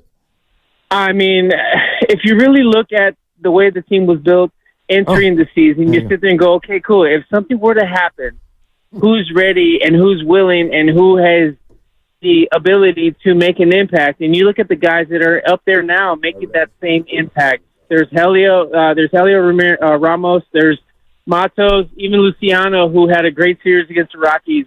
You look at them and you go, man, okay, cool. They're providing the spark. They're providing some sense of identity of what this team can be. And it's hard to not be, jump on that bandwagon and support them because the production has been through the roof. The excitement, the energy, it's been felt, not just from us, bystanders, getting the opportunity to analyze these games and talk about it, but I'm talking from the fan base as well. There's plenty to be happy about. And it's a very, very tough situation to be made by, Farhan and those guys up top that once Conforto and once Slater comes back, I mean, it's hard to replace the spark that's really, really been giving you, the advantage on the team so far that you face since those young bucks has come up. How tough is it for Luciano in particular to come up and have to play shortstop, not only replacing essentially Brandon Crawford, the legend who's been gone now all year, but day-to-day playing that position as a young 22-year-old? I tell you, being given the task to put up the protection, at least defensively, compared to Brandon Crawford and Nick Ahmed, I mean, they have multiple gold gloves between the two of them. You look at what he's able to do, the potential that he has and what he's able to do offensively. You sit there and go, man, these last couple games, he's got an opportunity, a little bit of run in the big leagues. He's hitting the ball gap to gap, and he's provided a little bit of power on top of that.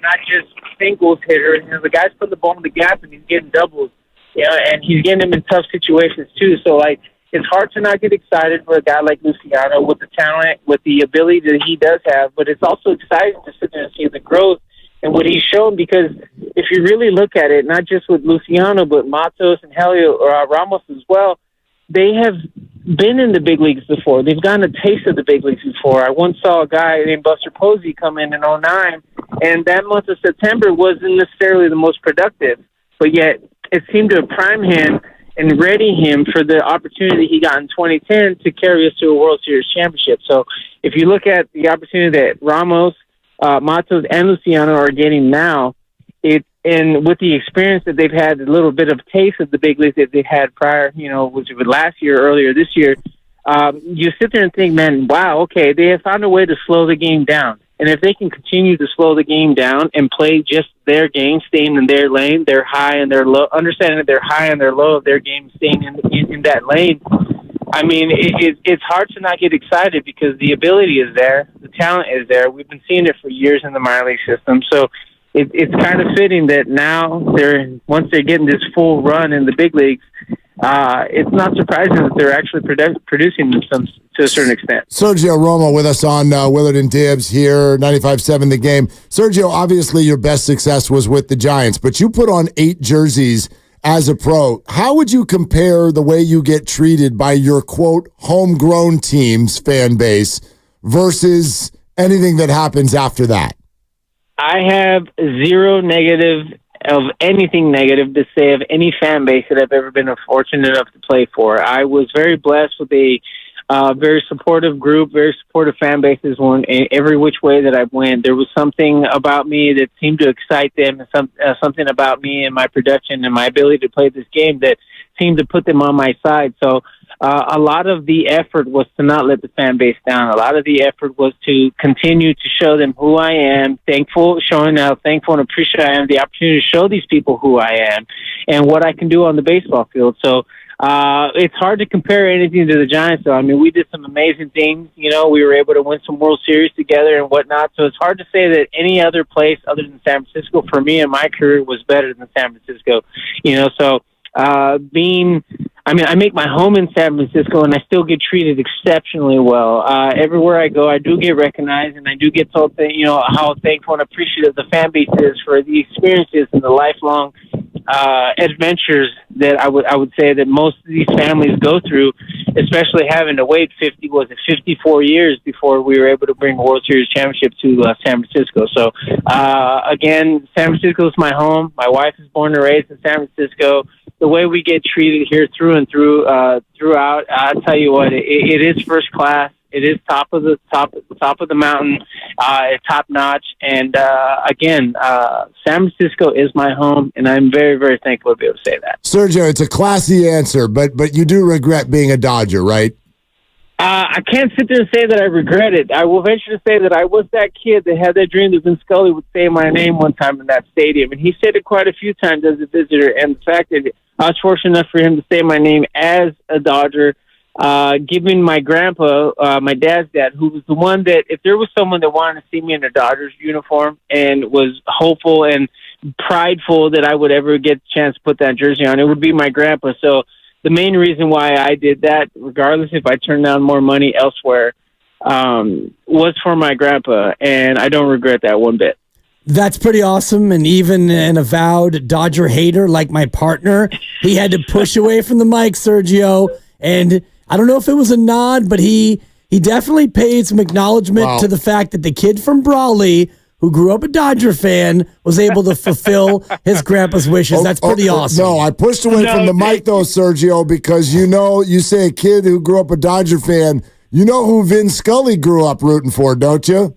Yeah, no, trust me, I know a little bit of that story. So that's why it's part of the reason why I didn't feel so bad and openly and honestly answering that question the way I just did. The fact that I grew up a Dodgers fan, I did root for Fernando Mania, I did root for Raul Mondesi, Eric Karros, Todd Hollandsworth. I did root for those guys. I really, really did.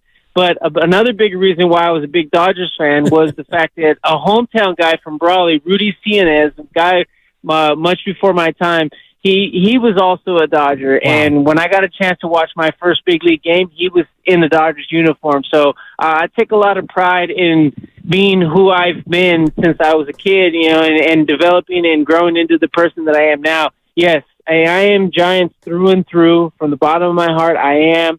I'm all Niners. I'm Warriors. I'm even got some love for the Kings down in Sac. You know what I'm saying? So, but I will venture to say that Bay Area is my home, and I backed them through and through.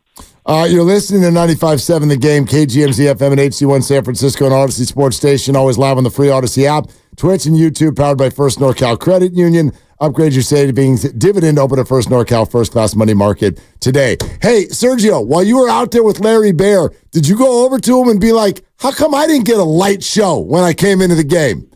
Hey, I tell you what, I will venture to say that if they turned out the lights as I'm running into the mound, just like Duvall's been doing his last few outings, I will venture to say that once the lights were on, I'd be clean. The lights would turn off, and then they'd turn the lights back on, and I'd be the guy that would trip and fall and end up dirty as can be before I stepped on that mound. The light shows, I think it's great. I think it's great for baseball. It's entertaining. I think the fan base definitely likes it in all ballparks that have been doing this type of thing. But I think Duvall, his talent, his excitement, his energy, his ability to play this game, his ability to throw the baseball, I think it's just very fitting for guys like that to have an entrance like that. Why? Because they are exciting through and through. The guy can show up in safe situations. He's been throwing 100 into.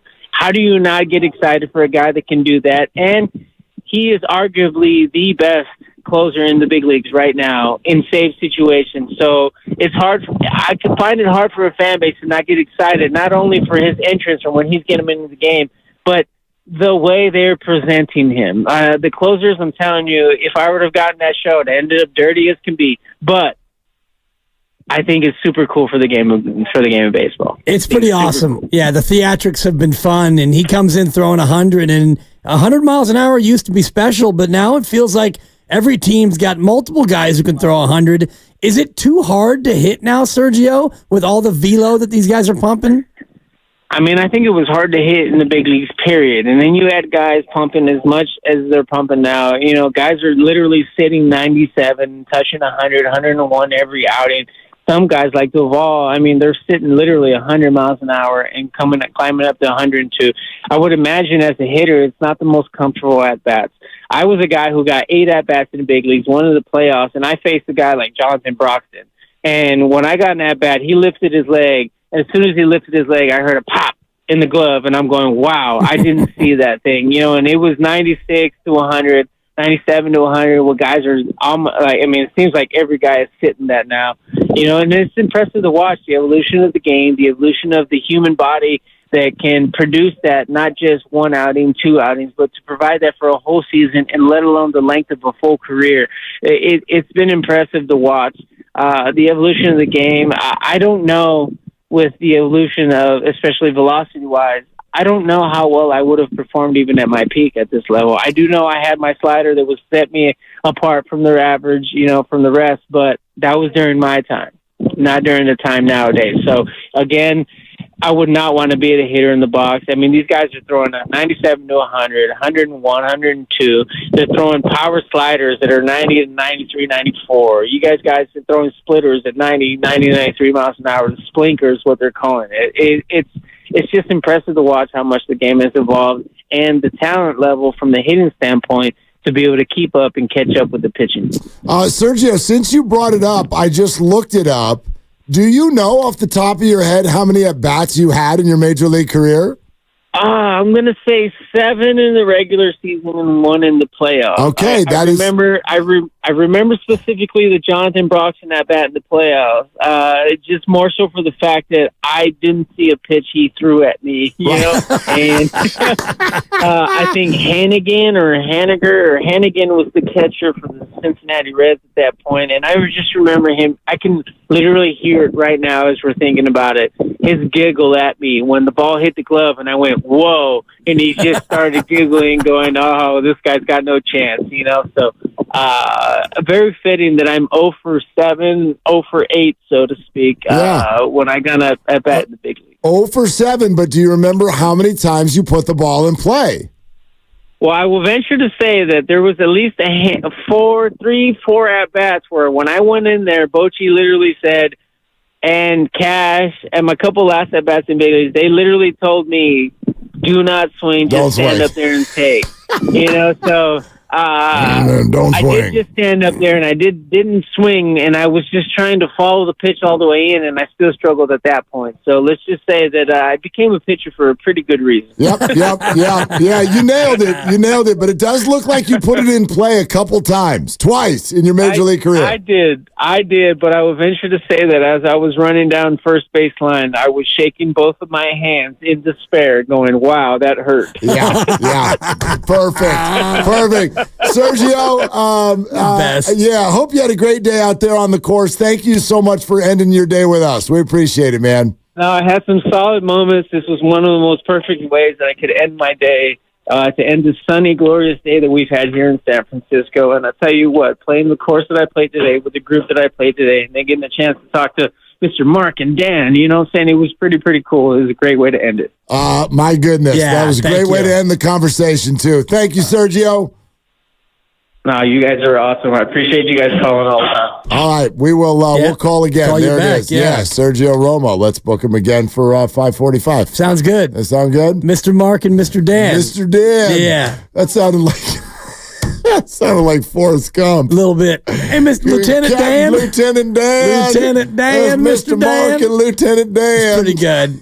It's you didn't even know it was a Dan day. Yeah, you never know. Day. Sergio wants it to be a Dan day. I'm fine with it. It's funny because I was looking up his splits too, and I saw that he was 0 for 7, and I was thinking about springing that on him, but I was like, he might be one of those guys who doesn't want to hear about his hitless career in the bigs, Don't swing, okay? Totally.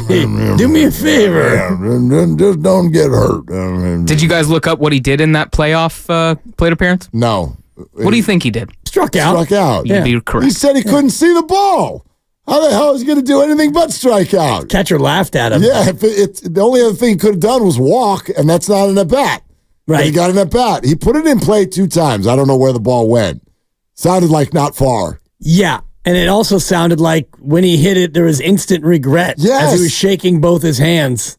there are so many things in sports that I don't really understand. Right. And if you just watch, and maybe this will give you an appreciation for it, you watch a Major League Baseball game and think about the fact, and not everybody throws 100. In fact, almost all of them don't. But whatever, 95, 93, someone throws that ball. You don't have aluminum. You have a wooden bat in your hand. It's a stick. And you are able to go after that thing at an aggressive level to whether it's hit a home run, a double, whatever. Like, I'm with Sergio. It doesn't really make sense. You can't see the ball. A normal human eye cannot even see the ball. And normal human hands, if they made contact with that ball with a wooden bat, it would be so painful that you would just drop the bat. Like the bat would just fly out of your hands. The way that the major league hitters go after that, it's kind of like when Steph flicks his wrist and the ball goes 3/4 of the court. Like, I don't understand it. It doesn't make any sense. Well, that at least is, you have to beat your defender and all the rest of it, but if you're Steph, you can pull up from 30 and, you can get off a clean shot. You can shoot your shot if that's all you've got. You have that ability. Sorry. And then you can, giddy up, ride the pony, or tap, tap, point to the sky, whatever.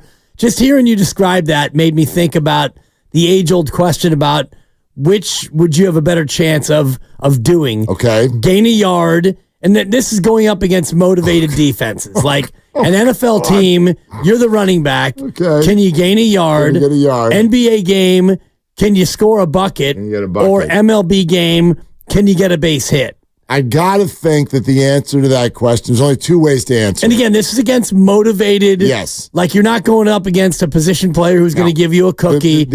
You're facing somebody. You're facing Jordan Hicks. Oh, God. And he's throwing 97. Oh, he's throwing 92 yesterday because he vomited before the game and he didn't feel good. So that's going to be a no from me, dog. The whole getting a base hit in the majors, that's a no. Take that one out. Even making contact. No, yeah, that's a no. Okay. Now, a yard in the NFL and a bucket in the NBA. Here's the only thing that I can think of. Because sometimes when the ball moves around in the NBA, it does end up with PJ Tucker in the corner totally by himself. PJ Tucker. Well, he's just the example. Sure. But the ball ends up there and he's totally by himself. We've all seen it. Like the way the Warriors sometimes defend the three-point line. It's just a person standing there and you get a wide open look. Could we knock that down if given a handful of opportunities to do it? I'd argue yes. So that's one way where you could, because you shoot a ball. Yes. I'm not going to say at a high percentage, but if you leave me by myself on an NBA court and I shoot 3 or 4 3-pointers, sure, one of those is going to go in. Now, the yard in the NFL would only be if the offensive line totally dominates. Yep. And it's just Pancake City. Then to me, that's the answer. You got Shanahan calling the play. Yeah. You get Debo in the jet sweep motion, drawing the defender. Possibly. And Purdy takes the snap and gives you a little toss right. And you got Kittle sealing the edge, and you got Juszczyk in front of you. Can you get outside the tackle, and can you surge forward for a yard? And if Kittle is going to seal the edge, make sure Luke Combs wasn't in town the night before. I hope that dude slept that thing off.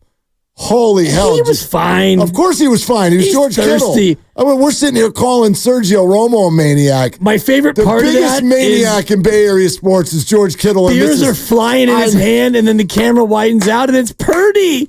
Purdy's got a 12er of Bud Light. He's got a 12er of B minuses, and he's just underhand shoveling them to Kittle. Purdy is so good. Brock Purdy is playing the corporate game because he's the quarterback. So he's just out there, right? And you can see him. You can read his lips. He's doing the LFG. Let's bleep and go. Pretty cool. Raising his arms up, but Purdy's not shotgunning anything. First of all, he doesn't have the hair to pull that off. But second of all, he is he's the CEO, right? That whole stupid cowherd thing about backwards hats. Well, first of all, I think Brock had a backwards hat on during this video. I'm pretty sure he did. But anyway, you can wear a backwards hat, but we're probably not going to Levi's Stadium where we play football and actually shotgunning beers at a country show. But you can if you're a tight end. Yeah, and you've got long hair. Yeah, and you got a mullet. No problem at all. No doubt. No doubt. And they're all in town for OTAs, which get underway today. So it's kind of a good team bonding experience out there at Levi's. I was supposed to go to that show. I had tickets to that show. Interesting. I had to sell them. Well, no, we just couldn't go. Oh, okay. I thought maybe the 2 drinks from Thursday were too much for you. No. You couldn't shake that off. I told you my tastes are everything. Yeah, I like I love everything. that. And yeah, Luke Combs is thumbs up in my book. I bought the tickets for the lovely Christy as a surprise. And like many men, I have now learned 14 times over, don't surprise your lady. It doesn't work, and they don't like it. The surprises are for us because we're not in charge. But when I try to surprise her, it never goes well. Oh, yeah, I got your tickets to Luke Combs. She's like, we can't go that night. We're busy. Yeah, honey. How much did you spend on that? Because that was stupid. I'm like, I could sell them, and I did. It was easy. Yeah, so there's no problem. It was a break even. No, You didn't try to. No harm, no foul, no blood. Yeah. It was all good. Although it hasn't showed up in my account yet, but I think it will. Okay. That's how it's supposed to work. Yeah. After the show, it just shows up. Anyway, doesn't matter. Point is, I did feel a little something because I could have, I should have been there. Yeah. I could have seen George Kittle shotgunning beers, and I had to watch it on the laptop instead. And he shotguns one, and then all of a sudden another one appears, and then he takes 2 together, and another one cheers himself, and he pours it, I guess, kind of toward his mouth, and then you look over, and it's Purdy who's just underhand shoveling the beers to him. Let's effing go. Beer, you know? Exactly. Pretty funny. Yeah. You know you're a crazy person when a country music star looks at you and is like, wow, dude, that's a lot. I don't know. Maybe bring it down just a couple notches. Yeah. It's a lot. You okay? All right, good. We're going to do another song. Maybe you should Maybe you should go. Maybe you should get off my stage. You should. I think you should go. All right. 888-957-9570. Let's we'll keep having fun on everything that we're throwing around. I promise this though. And I do want to hear this because I'm shocked. It's inflammatory. It's inflammatory. It's defamatory? Inflammatory. Okay. I don't know if it's defamatory. It's not like we're going to end up in court here. Right. It's just one guy's opinion. You know who Bill Spooner is. You probably have a poster on your wall. I might. Bill Spooner. One of the greats to ever blow the whistle. Okay. 32 years as an NBA ref. Now retired. And he spoke to The Athletic. And you know the whole thing with Chris Paul and Scott Foster. Oh, I got a Scott Foster poster. Oh, you sure do. Over the bed. Didn't Scott did last night, right? Probably. I think Scott did last night. I'm sure he did one of them. He's the best. Yeah. He's widely considered among the league sources to be the best official. He should be in jail. Whatever. He should be in jail, and you know that he should be in jail. Now that's defamatory. It's not inflammatory. It's defamatory. It's not defamatory. Anyway. It's facts. It's hearsay. You can't call Tim Donaghy anyway, they're 47 times in one night and tell me that they're friends. If he goes down, then Shohei Ohtani goes down. Fine by me. He's a Dodger. Oh, yeah, I forgot about that.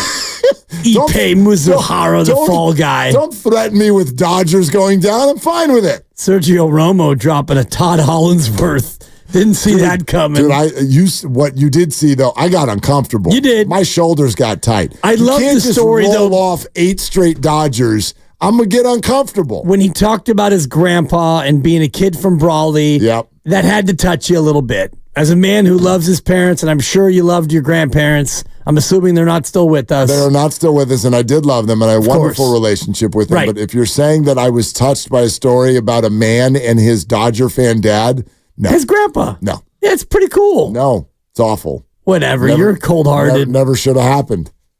Kid from Brawley. Never should have happened. And then the part about Rudy Cianis. If Sergio Romo was a real Giant, he'd have looked at his granddad and said, change your dream.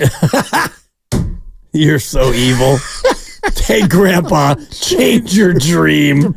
I know that I grew up listening to Vin, and you want Vin to say my name as a Dodger. Vin's a Giants fan. Yeah, he was. Giants fan. A great Giants fan. Okay? Will Clark up the middle, scores 2. Who's on the call? Vin Scully. Giants fan. Yeah. Take that, Dodger fans. Your boy's a Giants fan. Vin Scully on the call for the catch as well. That's correct. Yeah. Very good. So, all right, anyway. Bill Spooner talks to The Athletic, and he says that whole Chris Paul, Scott Foster thing, and for those of you who don't know what we're talking about, they have beef. Like Chris openly spoke about it after a game, after getting teed up by Scott. Said that I was actually confused by it at the time. Something about his son. Like Scott used to say things about Chris Paul's son or something like that. Like he talked about it after a game. It's not really important what he said. The point is they've got beef, and Chris thinks Scott has something out for him. Well, Bill Spooner now says Chris Paul is building a calculated campaign against Scott Foster. Quote, I'm going to tell you, and I know you're recording me, but I get asked all the time, who are some of the tough guys, some of the bad guys? And when I tell them that Chris Paul, in my 32 years in the league, was one of the biggest bleep holes I ever dealt with, they say, not Rasheed Wallace? Or da-da-da? That's part of the quote. Nope, nothing like Paul.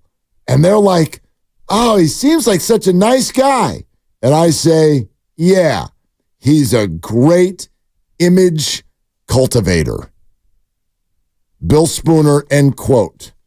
Chris Paul, one of the biggest bleep holes I ever dealt with. Wow. And inflammatory.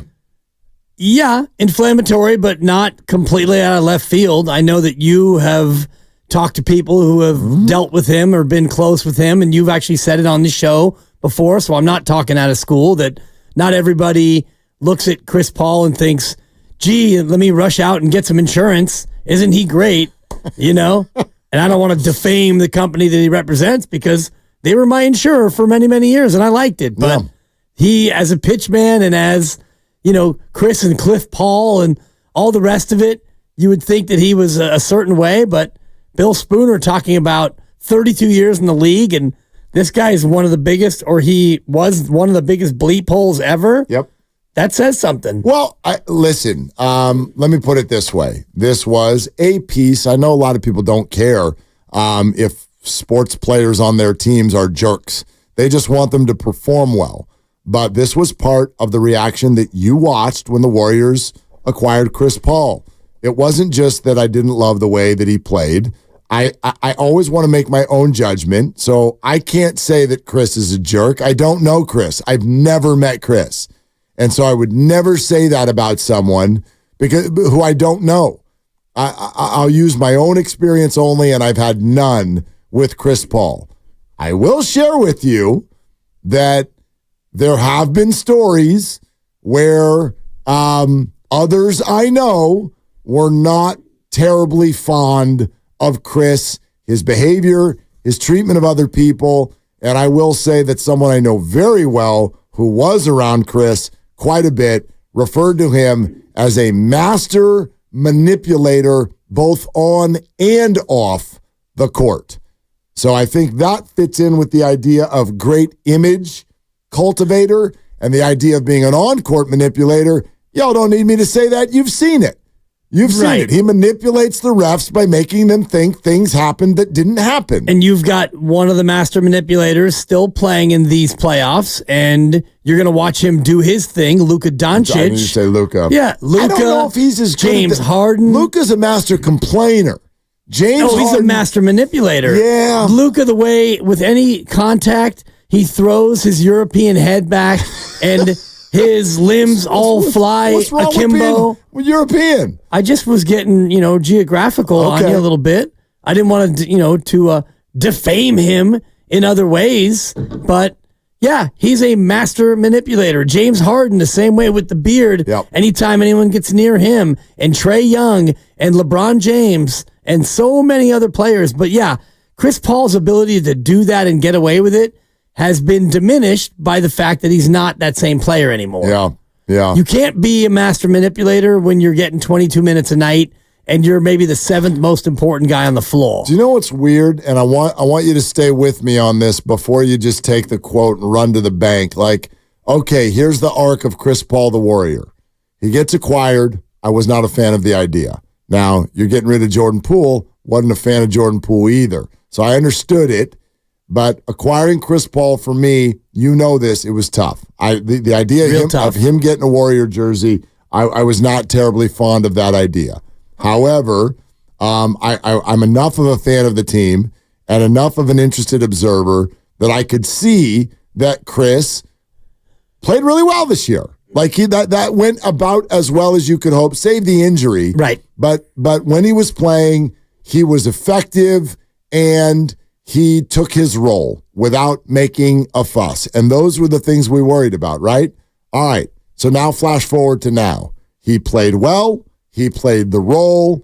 Nothing terrible happened with him as a Warrior. And I still do not want him to be a Warrior again next year. Like, I will openly vote that Chris Paul is not a Warrior again next year. And it's not for personal reasons by any stretch.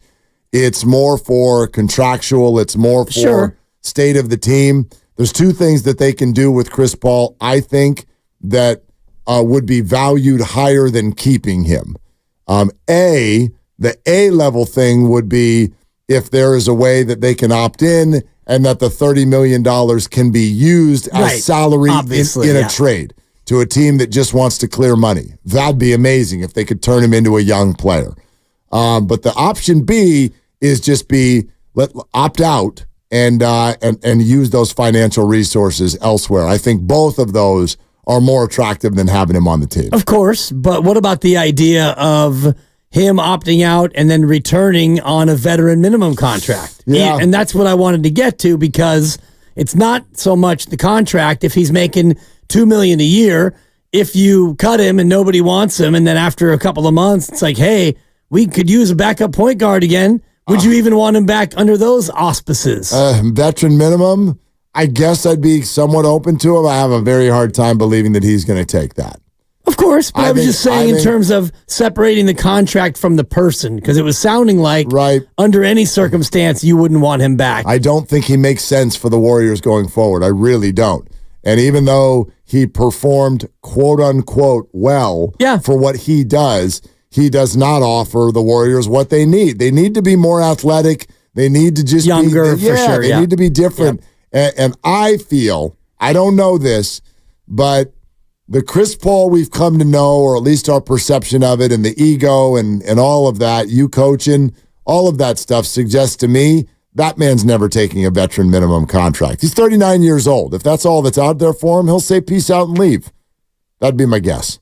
Yeah, I wonder, because he still is looking for the one thing he hasn't gotten, which is an NBA championship. And I don't even think he's been in the finals, has he? Nope. So there are teams out there who I'm sure would love a 20 to 24 minute a night veteran point guard, a guy who can come in and run the second unit. And that's what I mean. That's why I don't think he's going to take a veteran minimum, because someone's probably going to give him a little bit of money, I would think. Perhaps, depending on the team. There are teams out there that need a point guard. So, and he still has enough left in him to, go out there and get you 25 minutes a night. Oh, gosh, Grandy's right. Yeah, he did go to the finals one time when the Suns played the Bucks.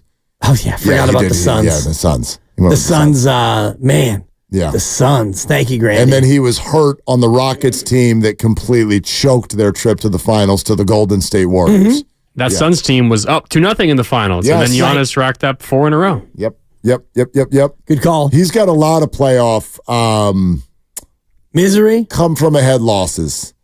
The Clippers had it one year too. Doc Rivers, yeah. The Clippers absolutely had it and choked a series away. I can't remember if that was the conference finals or the conference semifinals, but either way, Lob City. Yeah. When you get a minute, read the whole Bill Spooner article in The Athletic. He has a lot of nice, really good things to say about Scott Foster. It's important that you read that. That's not. No, it's not actually. It actually is. So you want me to read an article because a ref said something nice about another ref? Well, he's explaining why Scott Foster gets these big games. It's because he's a damn good referee. And the league needs him to run these big games because he's one of the only ones who can run the big games. Understand, I have no argument with the idea that Scott Foster calls a good game.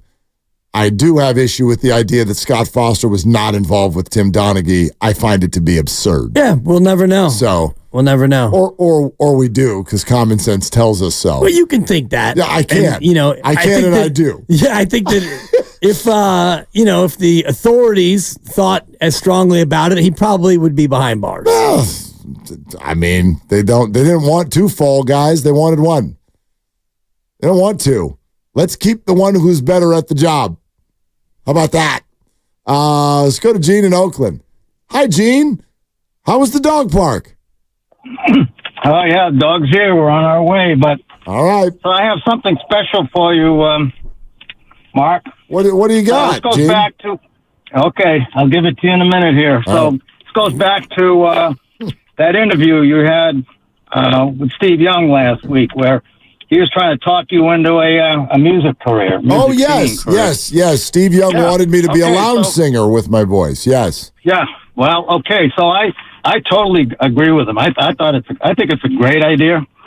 So the dog and I have put together a little intro for you to launch your career. Are you ready for this? I'm incredibly ready. Okay, now, ladies and gentlemen, for your listening pleasure, we have something very special for you this evening.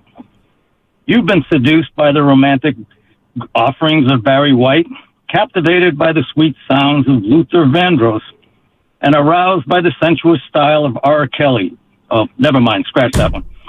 Now, sit back and enjoy the dulcet tones of Mark Easy on the Ears Willard. Take it away, Mark.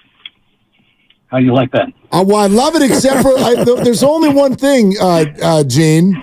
Is it you said you and the dog had something? So I was expecting that maybe you'd worked all weekend to train your dog to bark at the right time or something like that. Good dog, yeah. Yeah, there you go. All right, Chili, come here. Chili, come here. Yeah, say something, Chili.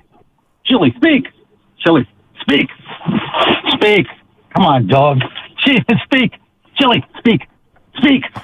There we go. Hey, there you go, Gene. All right, there you go. All right, Gene, thank you very much. It's very kind of you. Before Gene goes, did he say that you have dolphin tones? No, dulcet. Dulcet tones. Yeah. Dulcet tones. Doobie doobie doo. Dolphin tones will be better. Dolphin tones is fine too. All right, thanks, Gene. That's a good dolphin. I've never tried to do dolphin before. That was my first try. How was it? Was it okay? Pretty good dolphin. All right. Why does the show always end up like this at 5:30? Don't know. What happens? What happens? Is it always Gene? Yeah. Never mind. I take that back. Yours was not good. Oh, God. All right. Well, there you have it, ladies and gentlemen. Is the Lounge Act thing real, or do people just want me to stop hosting this show? I think it's real. I think your voice is... And that's a great question. Thank you, it's a Grandy. natural. Yeah. It's a natural voice that you should be able to sing. Well, and some people do 2 jobs at the same time that they shouldn't do, but they're able to hold on to them. I don't understand this Doug Gottlieb thing. How the hell are you still a host of a daily show on Fox Sports Radio and also the head coach of a college basketball team? I don't know. I don't know how that's going to work out. If I'm the NCAA, I'm scheduling games right during a show. There you go. Your games are at 3 o'clock, Doug. What are you going to do now? Is that what time the show is? I don't know. Depends. Yeah. I mean, it's national show. Right. So 3 o'clock somewhere. Well, usually when you're a Division I coach, it takes up probably 16 hours of your day. So either he's going to start mailing in the radio show more than he probably already does, or he's not going to be very effective as a D1 coach. You got to recruit, you got to coach, you got to tend to a lot of things when you're a Division I basketball coach. That's why it's wild that the university was cool with that. But that's kind of the day and age we're in. I don't really have any criticism for it. It's kind of eyebrow raising. You don't know anybody that tries tries to do like 2 jobs at the same time. You probably shouldn't do, right? I mean, you don't want to. Sounds like a lot. Boy, gets you in trouble sometimes. Let's go to Jose in Oakland. Hi, Jose. What are you doing? I'm driving home. Hey, Mark, you know your previous caller, you know who? He kept egging his dog to talk. Yes. Well, I have a translation. That's enough for me, dog bark. Okay? He didn't want to say jack squat. Exactly. He did not want to say jack squat. You're right, Jose. Now listen. You were talking about, trying to surprise your significant other. Yes. Okay, so I got tickets for the Thursday game against the Rams. I came home and I said, honey, you know what? I got tickets to go to the Rams. And he said, oh, that's nice. How much did it cost you? And then after I told him how much I paid for the ticket. You paid how much for the ticket? Send him back. Give him back. We'll watch it on TV. It's like, So I can relate to you. Yeah. Jose, how much did you do? Do you mind sharing with us? What did you pay for 2 tickets to the Niners-Rams, the Thursday night game? Yeah. You know what? Actually, I got him when they first came out. They were resale by then, but I got him at $225 each. $225 each? I don't want to sell him right now. I want to wait because I checked about 20 minutes later and there were no more tickets available on my section 306. Yeah. And the very few that they have available, they're about $190 and they are way up on section 4, row like 12. And if you try to find anything below that, it won't run you below $450. Where is section 306? Oh, I see it. Okay. Yeah. All right. Jose. Yeah, it's not the best one, but yeah. Yeah. I'll buy those tickets off of you if you don't want them anymore. Yeah, that's enough for me, though. Okay. He's hot. He's on fire. For real, Jose. If you want to dump them for what you paid, I'll cover them and take them. But we got time. Yeah. We got time. So you can ruminate on that offer if you want. You know what? Somehow I have a feeling that game is going to be one of those games where both teams start looking for first place in the division. Could be. I see the Rams being a lot better this year than they were last year. What, Jose? Thanks. What week is that? That's week 15, I think. We're going to that game. Yeah. I mean, we're obviously. I would imagine that we're going to be there. Rams week 15. And what's the date? That is December 12th. Oh, we're totally going to be. We're totally going to do the show down there that day. Yeah, from the Hilton. For sure, yeah. No doubt. Yeah. My sister got tickets for week 17. It's her birthday. The Caner turning 60. That's exciting. On December 30th. And she hit me with a text, hey, do you want in? I'm going to get some tickets for my birthday. Is that the Lions? Correct. Okay. It's the Lions. I said, let me know. And she hit me back later. She's like, yeah, I got 8. And I said, how much were they? And she said, about $400 a piece. Oh God, she paid over $3,000. I said, I'm gonna have to get back to you, sis. That's gonna be a no from me, sis.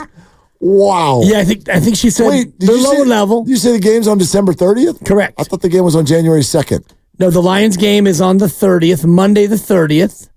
It's the Caner's birthday. I'm looking at the schedule right now. 49ers.com/schedule. No, I believe you.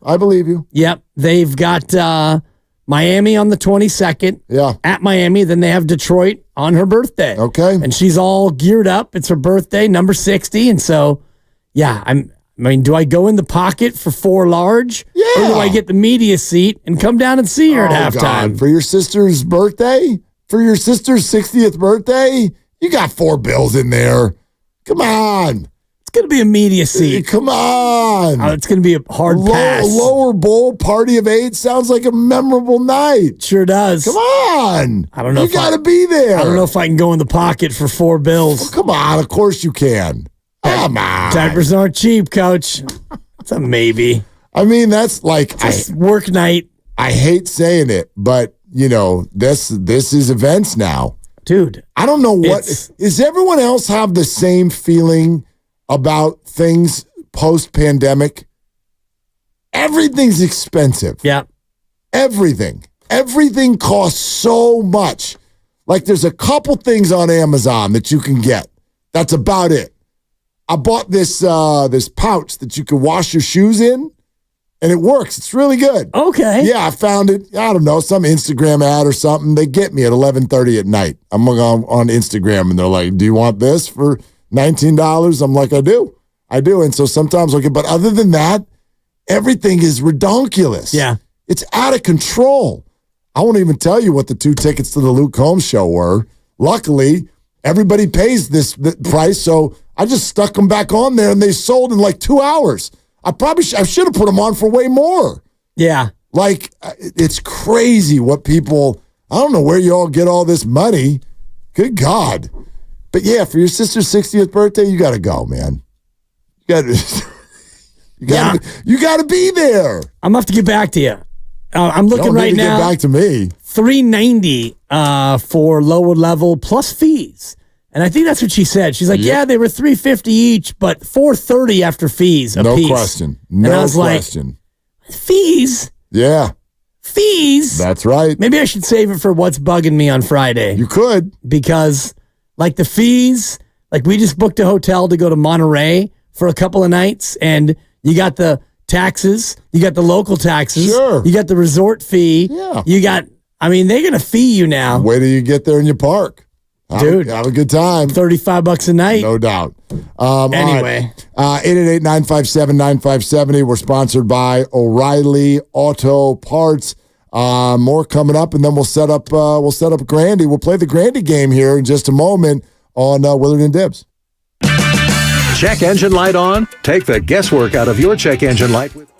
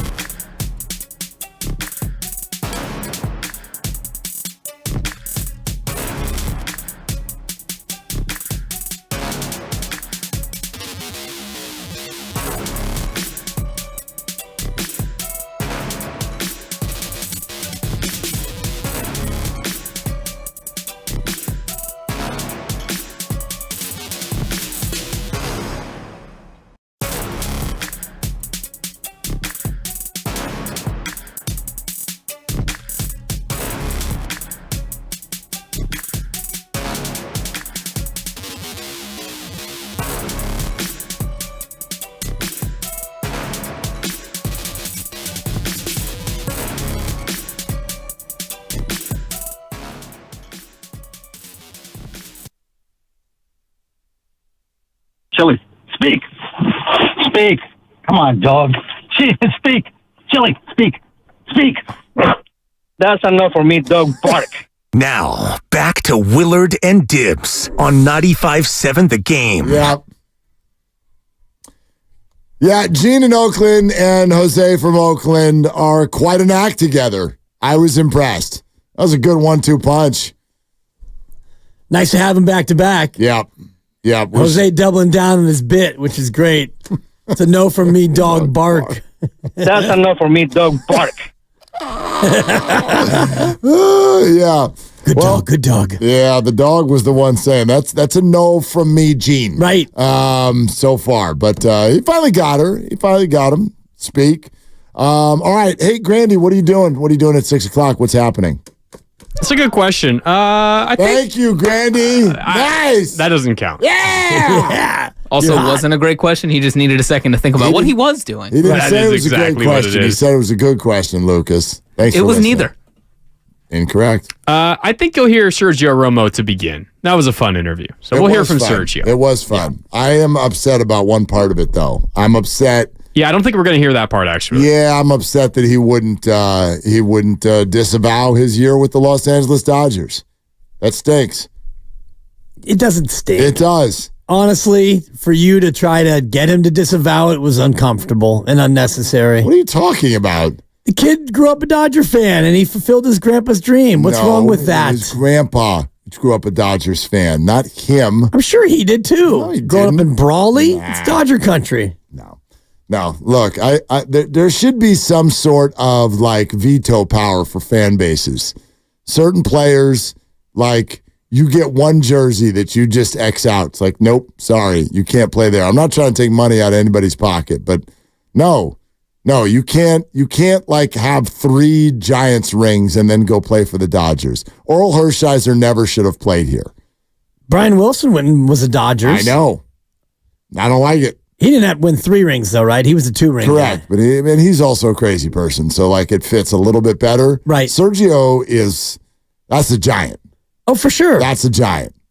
That guy, you know what I mean? Like, it's no surprise that he's back here now working around Giants games. Yeah, and living here. His wife is from here, as he told us. Yeah, that guy is as just synonymous with the whole thing as anyone. Right.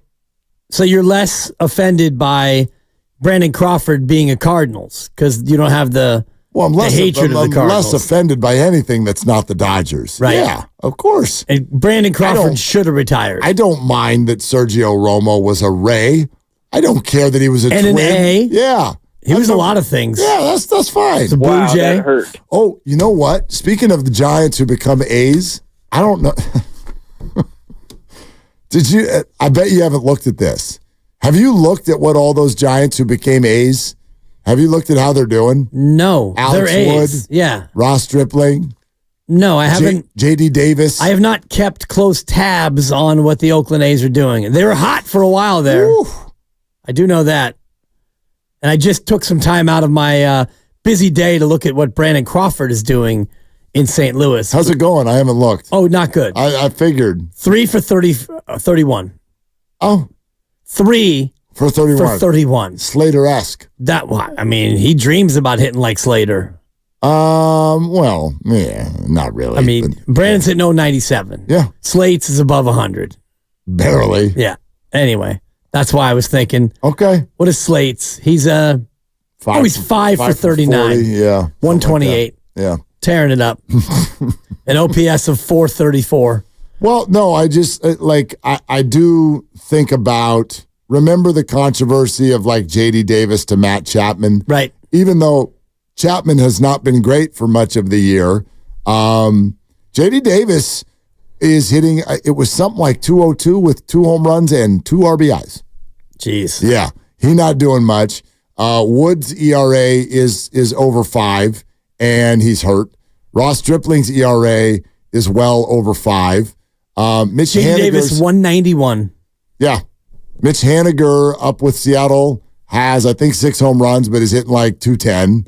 You know what I mean? So, like, I don't know. I understand where we are in the Farhan Zaidi conversation. You're not allowed to give the guy a compliment right now. If you do, you have to duck. And I don't think there's necessarily a compliment to give. I just think that there have been some very, very big misses. There have been some things that have clearly not worked. I reached a point finally last week where I'm like, we're not doing this. The organization, you can't look like this. You can't just have the stadium get taken over by Dodger fans and go out there and get overwhelmed every single night. That's how I felt. That doesn't mean that every one of Farhan Zaidi's moves have been awful. I don't even care that Robbie Ray hasn't pitched yet, and I can already tell you that was a good trade. To send Anthony DeSclafani and Mitch Haniger, two players that Giants fans didn't want on the team anymore, and even just get a concept in return. The concept of Robbie Ray. I'm in favor of it. I'm in total just favor the idea of Robbie Ray. Absolutely. Haniger, 217, 6 homers. There you go. As you mentioned. Yeah. And OPS is 653. He has 6 doubles. Yeah. But no, it's not the worst thing you ever seen. Is Disco even pitching? Disco. I am not seeing him in the pitching log. He is not pitched an inning. Must be hurt again. Yeah. Yeah. Oh, somehow he's on the Twins now. Oh, how about that? So they dumped him. He's on the Twins, but he hadn't done anything this year. Okay. Yeah, I'm not sure what's going on there. Anyway, do you know what I mean? There's some, right now, even this weekend alone, I think, changed the perception of some of the moves. If you asked about this a week ago and you went, okay, let's go through the 4 high-profile free agent signings. Jung-Hoo Lee, how we doing? Not good. Not good. But you like the player. I like the pick. And you like the pick. I like the future, too. But you hate the situation. Unfortunate. Right. That one is, Farhan doesn't get a grade for that. That's an incomplete. Okay, but it's certainly better than not. Absolutely. You know what I mean? If he would have played the whole year, I think it would have been a good signing. Yeah. He was trending toward being good. Exciting about that. Good fielder, and an okay hitter. Okay, Jorge Soler. Yeah, it's been all right. You feel better. You feel better after the weekend. After the weekend, sure. Yeah, Matt Chapman, how we doing? Well, we're feeling a little bit better, but we were feeling terrible. Yeah, we were. Blake Snell? Well, and that's the funny. Jury's out. Well, the jury's obviously out, but what he's done so far has not been good. It's terrible, but it's only been 3 starts, and you feel better solely by the fact that he was so dominant in his rehab. I guess. I feel right now like we're going to see a different Blake Snell this week. Well, we had better. Yeah, of course. As much as they invested in him, I know it's only 1 year. It's really a 2-year deal because he's not going to opt out at this point, as bad as he's been. I'm telling you, that opt-out is solely going to be about how his last 10 starts are. That's it. I get it, but if his last 10 are similar to his first 3, then he's probably not going to opt out. Of course not. If his last 10 are similar to his first 3, the Giants ain't making the playoffs anyway. Right. So, yeah. But if his last 10 are like his first 3, no other team's giving him $32 million next year. Wouldn't think. Right. Odds aren't. But, that's not normal. Even when Blake has struggled, he doesn't look It hasn't been that bad, yeah. No. Yeah, he should come back and start to look like the pitcher that they expected him to be. Now, Cy Young is probably off the table unless he really turns it around. Yeah, that's going to be tough. Yep. Yeah. Sean Manaea has been good with the Mets, so that's one that, you wouldn't think that he's the one that got away. No, he opted out. Yeah, he opted out. Yeah. So, anyway, it is startling how 4 baseball games have changed the perception of the San Francisco Giants. Yeah, it's temporary, though. No, of course it is. No. And you go on this trip and you go 2-4. Then they come back and it's, we're right back where we were. Grandy is coming up with the best of the game. Full hour of today's best content, and he's starting with Sergio Romo, which is a correct decision. And it's all brought to you by Fremont Bank, full service banking, no compromises. Do you want to do it again tomorrow? Schmidt, yeah. Okay. All right. Then let's do it again tomorrow for Dibs, for Grandy, for Lucas. I'm Mark. Shoot your shot. It's all you got.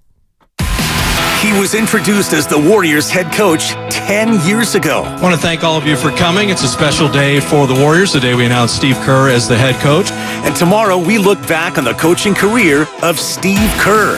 from 10 a.m. to 2 p.m. with Steiny and Guru. Bob Myers at 10:30, Otto Porter at noon, and Sean Livingston at 12:30.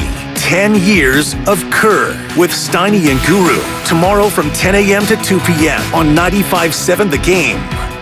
I'm what you might call very good at hide and seek. This one time, my parents had to round up the whole neighborhood to track me down.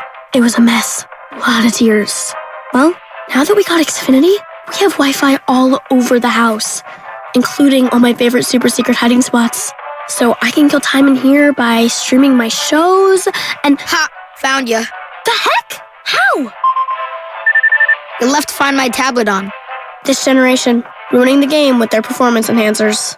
Get wall-to-wall Wi-Fi from Xfinity for a reliable connection throughout your home. Now through June 21st, get gig speed internet for $25 a month for 2 years with no annual contract and free Wi-Fi equipment included when you add unlimited mobile. Go to Xfinity.com, call 1-800-XFINITY, or visit a store today. Requires paperless